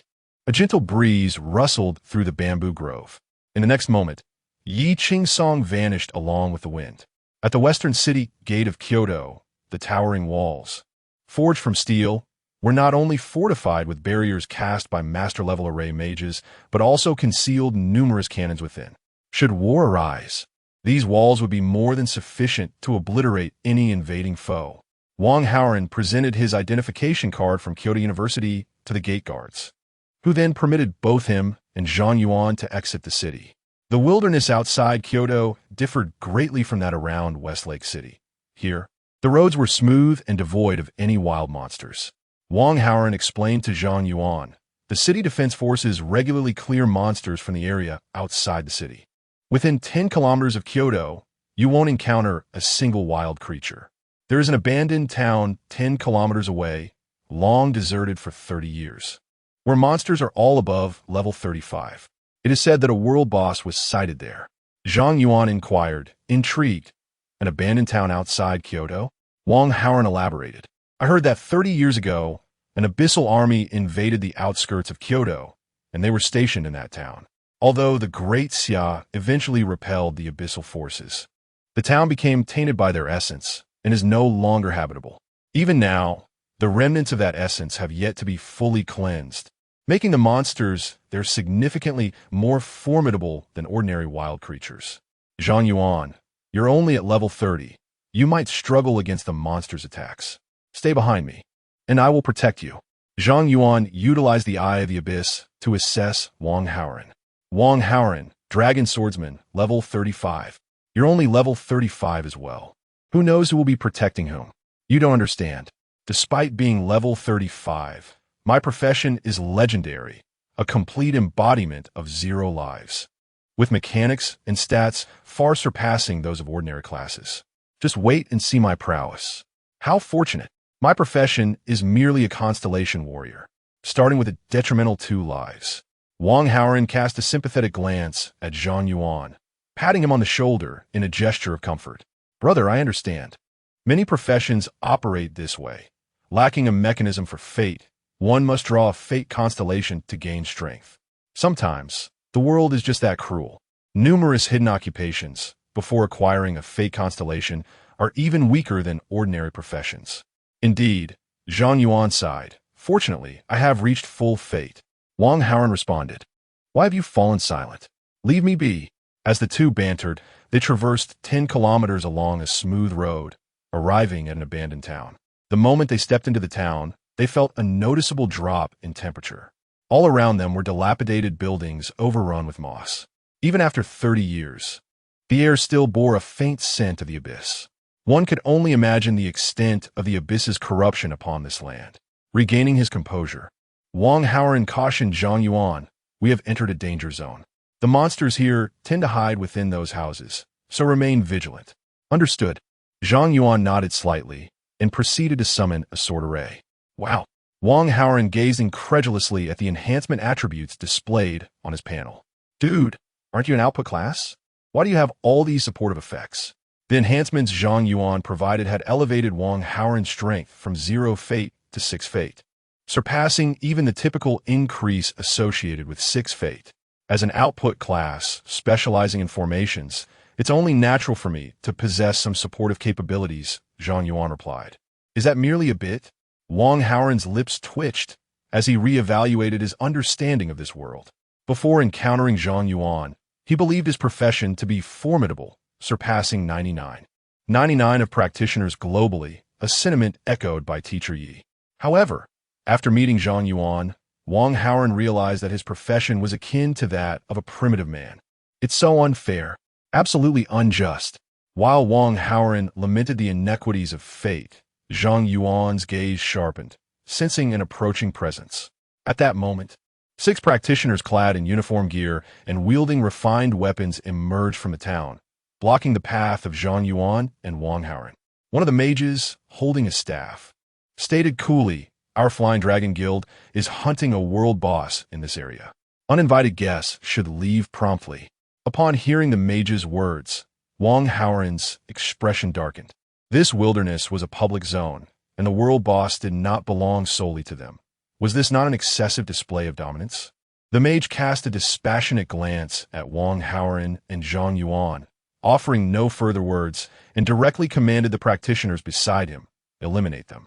2 archers immediately knocked their bows, releasing arrows shimmering with poison directly at Wang Haoren and Zhang Yuan. Before Zhang Yuan could react, a flash of sword light intervened. Wang Haoren drew a dark red sword, severing the 2 arrows mid-flight, and bellowed, "Are you really going to resort to murder?" The mage, witnessing Wang Haoren effortlessly sever the attacks of 2 level 40 archers, was momentarily taken aback, before exclaiming, "These 2 fellows are formidable. Let us all strike together." As his words echoed, the other adventurers unleashed their assaults, a tempest of fireballs, hail, and poison arrows soaring toward Zhang Yuan and his companion. Observing this, a fierce blaze ignited within Wang Haoren's eyes. Dragon scales emerged upon his skin as he stepped forward, unleashing a thunderous roar. The ground beneath him shattered upon impact. Skill, Dragon's Roar. Boom! The terrifying shockwave obliterated the attacks of all present, leaving the members of the Flying Dragon Guild severely wounded by Wang Haoren's ferocious roar. The leading mage's expression shifted dramatically. The damage was beyond comprehension. "Retreat," informed the guild leader at once. At that moment, 6 flying swords materialized behind them, swiftly claiming the lives of all in attendance. 6 lifeless bodies collapsed onto the ground, plunging the abandoned town into an eerie silence. Wang Haoren stood in a daze. Disbelief etched across his face as he turned to Zhang Yuan. "You killed them?" Zhang Yuan, unfazed, replied, "Brother Wang, have you never taken a life before?" Chapter 77, Level 70 World Boss Killing. This was a term that felt quite foreign to Wang Haoren. From a young age, he had been a model student, excelling in his studies.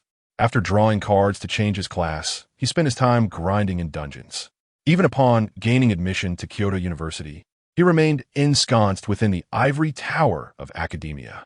Although he had encountered conflicts with other practitioners, their skirmishes were merely superficial.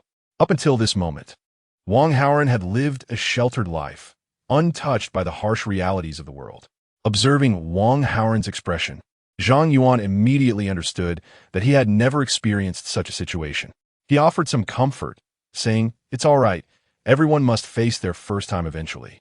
Wang Haoren swallowed hard, still struggling to accept the reality. "But they're not monsters, they were living, breathing people." Zhang Yuan replied, "They sought to kill us. If we were to let them go, more would come to harm us, and then even more lives would be lost. Brother Wang, human nature can be cruel, In this world, everyone possesses extraordinary powers, and taking a life is a trivial matter. As long as there is greed, the intent to kill will arise. Can you truly remain sheltered in the campus forever? Wang Haoren fell silent for a long moment before responding. Zhang Yuan, I do not blame you. I understand this truth, but I still need time to process it. I understand, Zhang Yuan nodded. Do you wish to rest here for a moment? I can handle the world boss alone. Wang Haoren shook his head. No, I can quickly overcome this psychological hurdle. Let us press on. Very well. Wait for me a moment. Zhang Yuan dragged the bodies to the grass at the roadside and stripped 2 sets of clothing from them, handing 1 set to Wang Haoren. There are likely still many members of the Flying Dragon Guild in this town. To avoid unnecessary trouble, let us disguise ourselves slightly. Agreed. Wang Haoren accepted the clothing without hesitation, and together they donned the uniforms of the Flying Dragon Guild as they entered the abandoned town. Within the town, members of the Flying Dragon Guild were visible everywhere, while monsters were a rare sight, all having been cleared out by the guild. Observing their activities, it was apparent that they had yet to locate the world boss, giving them a chance to secure the first kill. Seeing the guild members searching the town, Zhang Yuan asked Wang Haoren, Brother Wang, do you know anything about the Flying Dragon Guild? Wang Haoren replied, I only know that they are one of the top 30 large guilds in the country, led by a level 75 high-tier practitioner with formidable strength. Zhang Yuan nodded slightly. Just now, I heard that mage mentioning notifying the guild leader, which indicates that the leader of the Flying Dragon Guild is also in this town. It seems this world boss is no ordinary foe. Wang Haoren's face reflected concern. A world boss that can draw the guild leader's personal involvement must be at least level 65 or higher. It is beyond what the two of us can contend with. Even if we mingled within the ranks of the Flying Dragon Guild and ultimately secure the boss kill, it is likely that the guild would not permit our departure. Zhang Yuan chuckled, Brother Wang, have you lost your nerve? A bit, Wang Haoren replied earnestly, no longer putting on a brave front. After all, one of them was level 35 and the other level 30, while the guild leader of the Flying Dragon Guild boasted a formidable level of 75. Not to mention the other seasoned players. Their combat prowess was on entirely different tiers. Yet, Zhang Yuan reassured him with a grin, Fear not. Once I make my move, the world boss shall surely be ours, and the Flying Dragon Guild won't even catch a whiff of its aftermath. Wang Haoren contemplated questioning Zhang Yuan's confidence, but quickly remembered the enhancement effects Zhang Yuan had bestowed upon him. Those enhancements, when applied to anyone, could transform an individual into a veritable war god. Thus, when utilized on Zhang Yuan, the effects would surely be more pronounced. Perhaps Zhang Yuan truly possessed the capability to seize the boss amid the throng and depart unscathed. With this thought, Wang Haoren ceased his inquiries and said, All right, I shall follow your lead. What shall we do next? Zhang Yuan surveyed the surrounding members of the Flying Dragon Guild and proclaimed with a smile, Since we have free labor at our disposal, we ought to make the best use of it. Let us wait. The Flying Dragon Guild will undoubtedly locate the world boss. Suddenly, a distant voice rang out, filled with excitement. Found it. The world boss is over here. Everyone hurry. All members in the abandoned town rushed towards the source of the voice. See, we have indeed found it. Let's go take a look. Zhang Yuan chuckled, promptly blending into the crowd with Wang Haoren as they made their way towards the world boss. Upon their arrival, they found the members of the Flying Dragon Guild already forming an assault strategy against the world boss. Knights stood at the forefront, with warriors, archers, and mages positioned in the middle for damage output, while healers and support classes remained at the rear, providing buffs and healing while controlling and debuffing the boss. The coordination of the several thousand guild members was remarkably seamless as they besieged a towering boss, 3 to 4 meters high, with the body of a man, the head of a ram, and hooves, all enshrouded in flames. Zhang Yuan cast the abyssal eye upon the boss.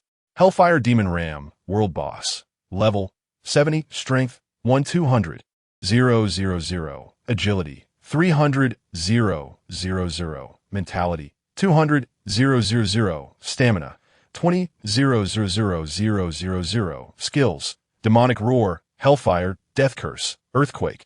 Body Enhancement. This level 70 world boss boasted a strength attribute surpassing 1 million, with its vitality reaching an astonishing 20 million, coupled with the body enhancement skill. Zhang Yuan could hardly fathom how much health this boss possessed. When overwhelming pressure, I cannot discern its attributes at all, Wang Haoran exclaimed as he and Zhang Yuan concealed themselves behind the dilapidated structures, observing the Hellfire Demon Ram withstand the onslaught of thousands without a scratch. He turned to Zhang Yuan. What should we do? Zhang Yuan replied, thoughtfully, I likely cannot eliminate this boss in an instant. Let the Flying Dragon Guild deal some damage for a while. Were you just contemplating that boss? Wang Haoran's eyes widened in astonishment. Can you believe such words could be uttered? Zhang Yuan did not respond to Wang Haoran.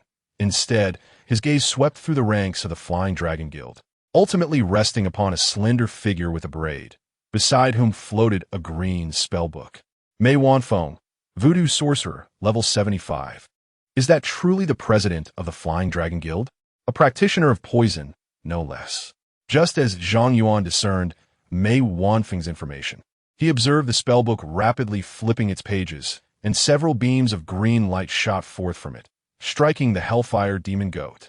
The creature let out a pained howl, its movements suddenly becoming sluggish as more and more green toxins enveloped its body, incessantly eroding its health points.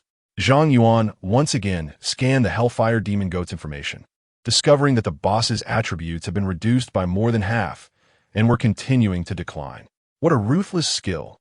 Chapter 78. The Corrupted World Boss. As Mei Wanfeng took action, the output from the Flying Dragon Guild ascended to a new echelon, and the Hellfire Demon Sheep's health began to diminish at a visibly rapid rate. At this pace, within an hour at most, the Flying Dragon Guild would likely vanquish this world boss. Zhang Yuan, when shall we strike? Wang Haoran noticed the frequency at which the healers from the Flying Dragon Guild were replenishing the knight's health had significantly decreased, and he immediately understood that the Hellfire Demon Sheep could not endure much longer. He turned to Zhang Yuan, only to find him lost in thought. What occupies your mind? Wang Haoran inquired with curiosity. Zhang Yuan replied, I am contemplating matters concerning Teacher Yi. Wang Haoran was momentarily taken aback. Were we not preparing to seize the world boss? How had the conversation shifted to the teacher? Zhang Yuan continued. Teacher Yi instructed me to acquire the heart of the Ice Emperor and then join you for lessons in the western suburbs of Kyoto. Upon our analysis, it is likely that this course pertains to the world boss that has manifested here. Wang Haoran remarked, if Teacher Yi had not lost his senses, he could have guided the two of us in defeating that world boss. Thus far, our deductions have been logical. Is there an issue with our reasoning? No. We have overlooked crucial information, Zhang Yuan stated, producing the heart of the Ice Emperor. The world boss was on the verge of being defeated, yet to this point, the heart of the Ice Emperor had not been utilized. Are you suggesting that we misinterpreted Teacher Ye's intentions? He does not wish for us to conquer the world boss? No, the overarching direction is certainly correct. We must have disregarded certain details. Zhang Yuan shook his head and summoned both the King of Rakshasas and the Ice Spirit Queen. Wang Haoran was astonished as Zhang Yuan unexpectedly summoned two bosses. Zhang Yuan, are you still a summoner? What else are you capable of? Just some equipped skills? Zhang Yuan succinctly explained, then instructed his summoned entities.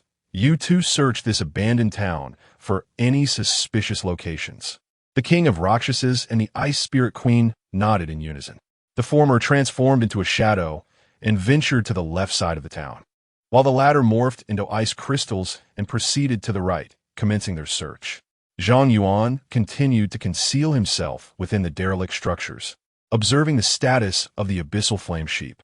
After more than 10 minutes had elapsed, he noticed the execution mark appearing atop the abyssal flame sheep's head, indicating that the world boss's health had dwindled below 25.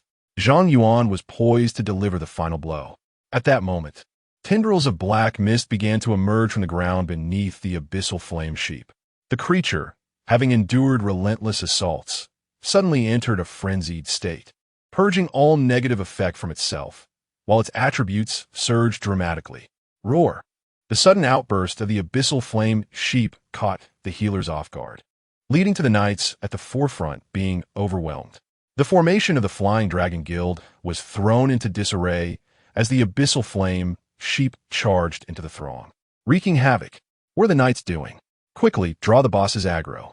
Healers, restore health. I'm on the brink of death. Assist with some crowd control. The boss has gone berserk.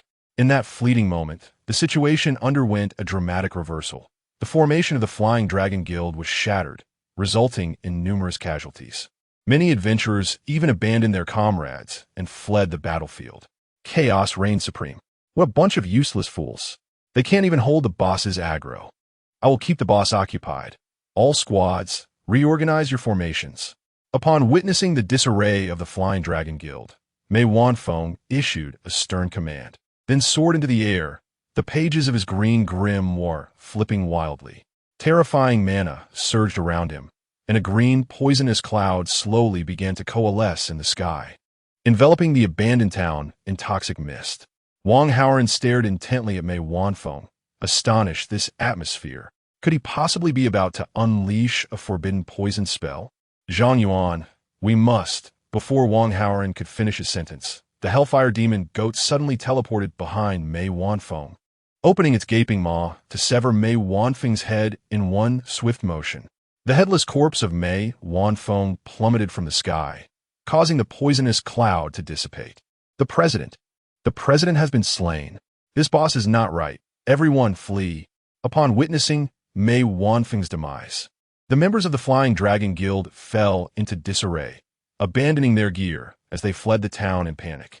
The Hellfire Demon Goat chewed on Mei Wanfeng's severed head, its flames gradually transforming into a green hue, seemingly absorbing Mei Wanfeng's power and evolving into a toxic entity. It is evolving. Zhang Yuan, witnessing this spectacle, ceased holding back, unleashing a sword formation that enveloped the Hellfire Demon Goat. In a flash, he struck, severing the creature's head. The headless body of the Hellfire Demon Goat also plummeted from the sky, crushing Mei Wanfeng's corpse into a pulp. Slaughter. Zhang Yuan successfully triggered the execution effect of his constellation, yet he received no kill notification. Zhang Yuan, the boss is looking at us. At that moment, Wang Haoren exclaimed in alarm. Zhang Yuan snapped back to reality, only to see the head of the Hellfire Demon Goat floating in mid-air, its eyes fixed intently upon them. The next instant, the goat's eyes glowed ominously green. A chill ran down Zhang Yuan's spine as he instinctively positioned himself in front of Wang Haoren, sensing the imminent danger. Boom! Two beams of green light shot forth from the Hellfire Demon Goat's eyes, instantly piercing through the entire building and carving a long trench in the earth. The concrete structure collapsed in an explosive cacophony. Amidst the ruins, Wang Haoren gazed in disbelief at Zhang Yuan, who stood unharmed before him. You blocked that boss's attack? Somewhat, Zhang Yuan replied, retracting his sword, Qi Xiao, and Zhan Lu into the sword formation space. Had it not been for my temporary shield and 100 poison resistance, that blow would have claimed my life. My Qi Xiao's invulnerability passive is still on cooldown. If my health hits 0, it would truly be the end. Zhang Yuan once more directed his abyssal eye at the Hellfire Demon Goat. Corrupted Hellfire Demon Goat, World Boss. Level 80. This time, the abyssal eye provided scant information, leaving Zhang Yuan unable to discern the attributes of this formidable foe. Corrupted? Zhang Yuan's pupils constricted slightly as he urgently called out to Wang Haoren. This boss has succumbed to the abyss. We must flee. Without a moment's hesitation, Zhang Yuan unleashed his attacks with Qi Xiao and Zhan Lu upon the Hellfire Demon Goat, conjuring a temporary shield for himself before hastily retreating with Wang Haoren. Boom! At the very moment Zhang Yuan and Wang Haoren made their escape, two beams of laser struck the ground they had just vacated, melting the earth beneath them. The Hellfire Demon Goat observed Zhang Yuan and Wang Haoren sprinting through the desolate town, its head reattaching to its body before it assumed a starting position. In the blink of an eye, the Hellfire Demon Goat charged toward them, enduring the deceleration from Zhang Yuan's sword formation, moving at a speed that far surpassed theirs, leaving a trail of flames in its wake. Wherever the Hellfire Demon Goat tread, all was consumed by fire. It's too fast. We cannot outrun it. Zhang Yuan glanced back at the rapidly approaching Hellfire Demon Goat, and without hesitation, he halted, turned, and summoned Qi Xiao and Zhanlu along with 8 flying swords, launching a flurry of attacks in an attempt to trigger a useful curse to vanquish this infernal beast. Unfortunately, Lady Luck did not favor Zhang Yuan this time. The Hellfire Demon Goat barreled toward him, swinging its massive fist with the intent to strike. The temporary shield from Zhanlu grants me a 90 damage reduction, and with my instinctive block, I should be able to withstand this assault without resorting to the Star God robe. At that moment, Zhang Yuan had no time to evade. The thought flashed through his mind as Qi Xiao and Zhanlu materialized before him, ready to absorb the impending blow from the Hellfire Demon Goat and endure this wave of attacks. Suddenly, a commanding shout resonated from behind, and Zhang Yuan found himself enveloped in a massive shadow. In the next instant, a crimson dragon soared overhead, colliding directly with the Hellfire Demon Goat and sending it sprawling. A dragon? Zhang Yuan's pupils widened in astonishment as he turned to see Wang Haoran gasping for breath. A grin lighting up his face as he said, "Zhang Yuan, she's my trump card. I ascend Tishi Magnificent." Chapter 79, 3 Battlefields in Mere Moments. As Wang Haoran attempted to display his prowess, the infernal flame demon goat had already pinned the crimson dragon to the ground. The demon opened its cavernous maw and lunged for the dragon's neck, eliciting a piercing scream from the creature. Wang Haoran's expression shifted slightly. This was dire. The crimson dragon was vastly outmatched in level and could not withstand the demon's onslaught. "Leave it to me." Zhang Yuan reacted swiftly, enveloping the crimson dragon in a sword formation, bestowing upon it all his augmentations. Under the influence of Zhang Yuan's enhancements, the crimson dragon broke free from the demon's grasp and, with a powerful swipe, overturned the infernal flame demon goat before retaliating with a fierce bite. Now it was the demon's turn to howl in agony as it relentlessly clawed at the dragon's flesh. However, with Zhang Yuan's sword formation in place, the dragon's vitality was replenished continuously, enabling it to endure the demon's ferocious attacks. Seeing this, Wang Haoran felt a surge of joy. The crimson dragon has managed to suppress the boss. "Not so fast," Zhang Yuan replied, his voice grave. "This infernal flame demon goat is not the true boss. It continues to grow stronger. Even with my assistance, the crimson dragon can only stall for a time. It will inevitably be countered by the boss." Wang Haoran's expression shifted once more. "So what do we do now?" Zhang Yuan retrieved the heart of the Ice Emperor and handed it to Wang Haoran. "My summoned creatures have reported an anomaly deep within the town. The true essence of the boss may lie there. I must remain here to assist the Crimson Dragon against the demon. You must take the heart of the Ice Emperor and confront the true boss." Wang Haoran accepted the heart, glanced at the Crimson Dragon fiercely battling the demon, and then his gaze hardened. "All right, you must hold on. If I have not returned by the end, ride the Crimson Dragon away from here. Do not be so pessimistic. The Rakshasa King and the Ice Sprite Queen will aid you." Indeed, Wang Haoran ceased further chatter, stored the heart in his spatial pouch, maneuvered around the infernal flame demon goat, and sprinted deeper into the town, while Zhang Yuan summoned every controllable flying sword to assist the Crimson Dragon in combat. With Zhang Yuan entering the fray, the Crimson Dragon swiftly gained the upper hand, forcing the infernal flame demon goat into retreat. Meanwhile, atop a crumbling high-rise among the ruins of the town, Yiqing Song stood upon a protruding rebar, observing with calm detachment as Zhang Yuan and Wang Haoran split their efforts. I did not anticipate such synergy between these two youngsters on their first collaboration. It indeed surpasses my expectations. It seems there is no need for my intervention. They are quite capable of resolving this boss on their own. Very well, the children have their own affairs, and I shall attend to mine. Yiqing Song unscrewed the cap of his wine gourd and took a hearty swig before suddenly hurling it forward. The space ahead distorted, and a pale hand emerged from the warped dimension, seizing the wine gourd and crushing it. A slender female demon stepped forth from the twisted space, regarding Yiqing Song with an indifferent gaze. Should Zhang Yuan glimpse this female demon, he would be astonished to find that she bore an uncanny resemblance to his mother. Yiqing Song observed the newcomer with a glimmer of surprise in his eyes and remarked with a smile, "I never anticipated that you would be a demon of the Duke level." While you have clearly targeted me, it seems you hold a particular interest in Zhang Yuan since his arrival in this town. What is your connection with him? That is of no concern to you." The female demon replied coolly, conjuring a barbed whip in her hand and fiercely lashing it towards Yi Song. Yi Song chuckled softly, seizing the approaching whip with one hand, his gaze gradually turning icy. "If you remain silent, do not blame me for taking lethal action. You should be more worried about yourself. This trap has been meticulously laid out for you. There are other demons from the abyss who seek your demise. I'm not the only one." The female demon scoffed, transforming the whip into a venomous serpent that swiftly coiled around Yi Song.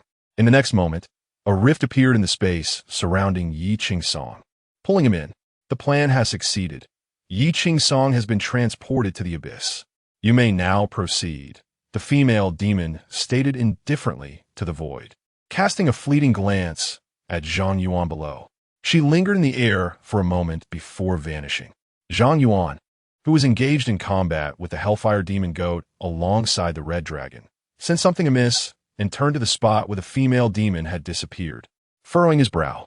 "Just now, was someone watching me?" A thunderous roar erupted from the Hellfire Demon Goat, causing the ground to tremble. Zhang Yuan's attention was drawn back as he observed the demon's right claw enveloped in green flames. A sense of foreboding washed over him, prompting an urgent shout, "Red Dragon, move aside!" Without hesitation, the Red Dragon, engaged in a fierce battle with the Hellfire Demon Goat, spread its wings, conjuring a powerful gust of wind and soaring into the sky. The Hellfire Demon Goat also ascended, its fiery claw aimed directly at the Red Dragon's heart. And at that moment, the dragon found itself unable to evade. "Qishao!" Zhang Yuan summoned the Qishao sword to his side, grasping its hilt with one hand and immediately activating the skill, Go Sword Speed. The speed of the flying sword increased by 1,000. Qishao transformed into a beam of light, propelling Zhang Yuan towards the Red Dragon, from which he swiftly drew the Zhanlu sword, positioning it before himself. Block with instinct. Clang! The Zhanlu sword perfectly parried the Hellfire Demon Goat's assault, followed by a flash of blue sword light. The demon's claw was severed, spewing forth a torrent of toxic blood. At that moment, the Red Dragon unleashed a fierce dragon breath, the raging flames sweeping over Zhang Yuan and crashing violently into the Hellfire Demon Goat. Boom! The terrifying dragon breath pierced the earth, engulfing the entire abandoned town in a sea of flames. Zhang Yuan grasped the Red Dragon's claw tightly, his gaze fixed on the inferno below, with 10 flying swords surrounding the Red Dragon in protection. Yet still, there was no notification of a boss defeat. In the next instant, Zhang Yuan spotted a shadow emerging from the flames, its form rapidly expanding. His pupils constricted sharply as he swiftly leaped onto the back of the Red Dragon. Red Dragon, ascend even higher. The Crimson Dragon once again unfurled its majestic wings, soaring into the sky. As the Hellfire Demon Goat erupted from the sea of flames, its form continuously expanding, reaching out to grasp the airborne dragon with a menacing intent, as if wielding the very forces of heaven and earth. Simultaneously, with the assistance of the Rakshasa King and the Ice Queen, Wang Haoren uncovered the true form of the boss deep within the town, a level 50 entity, enshrouded in flames, resembling a grotesque ball of flesh.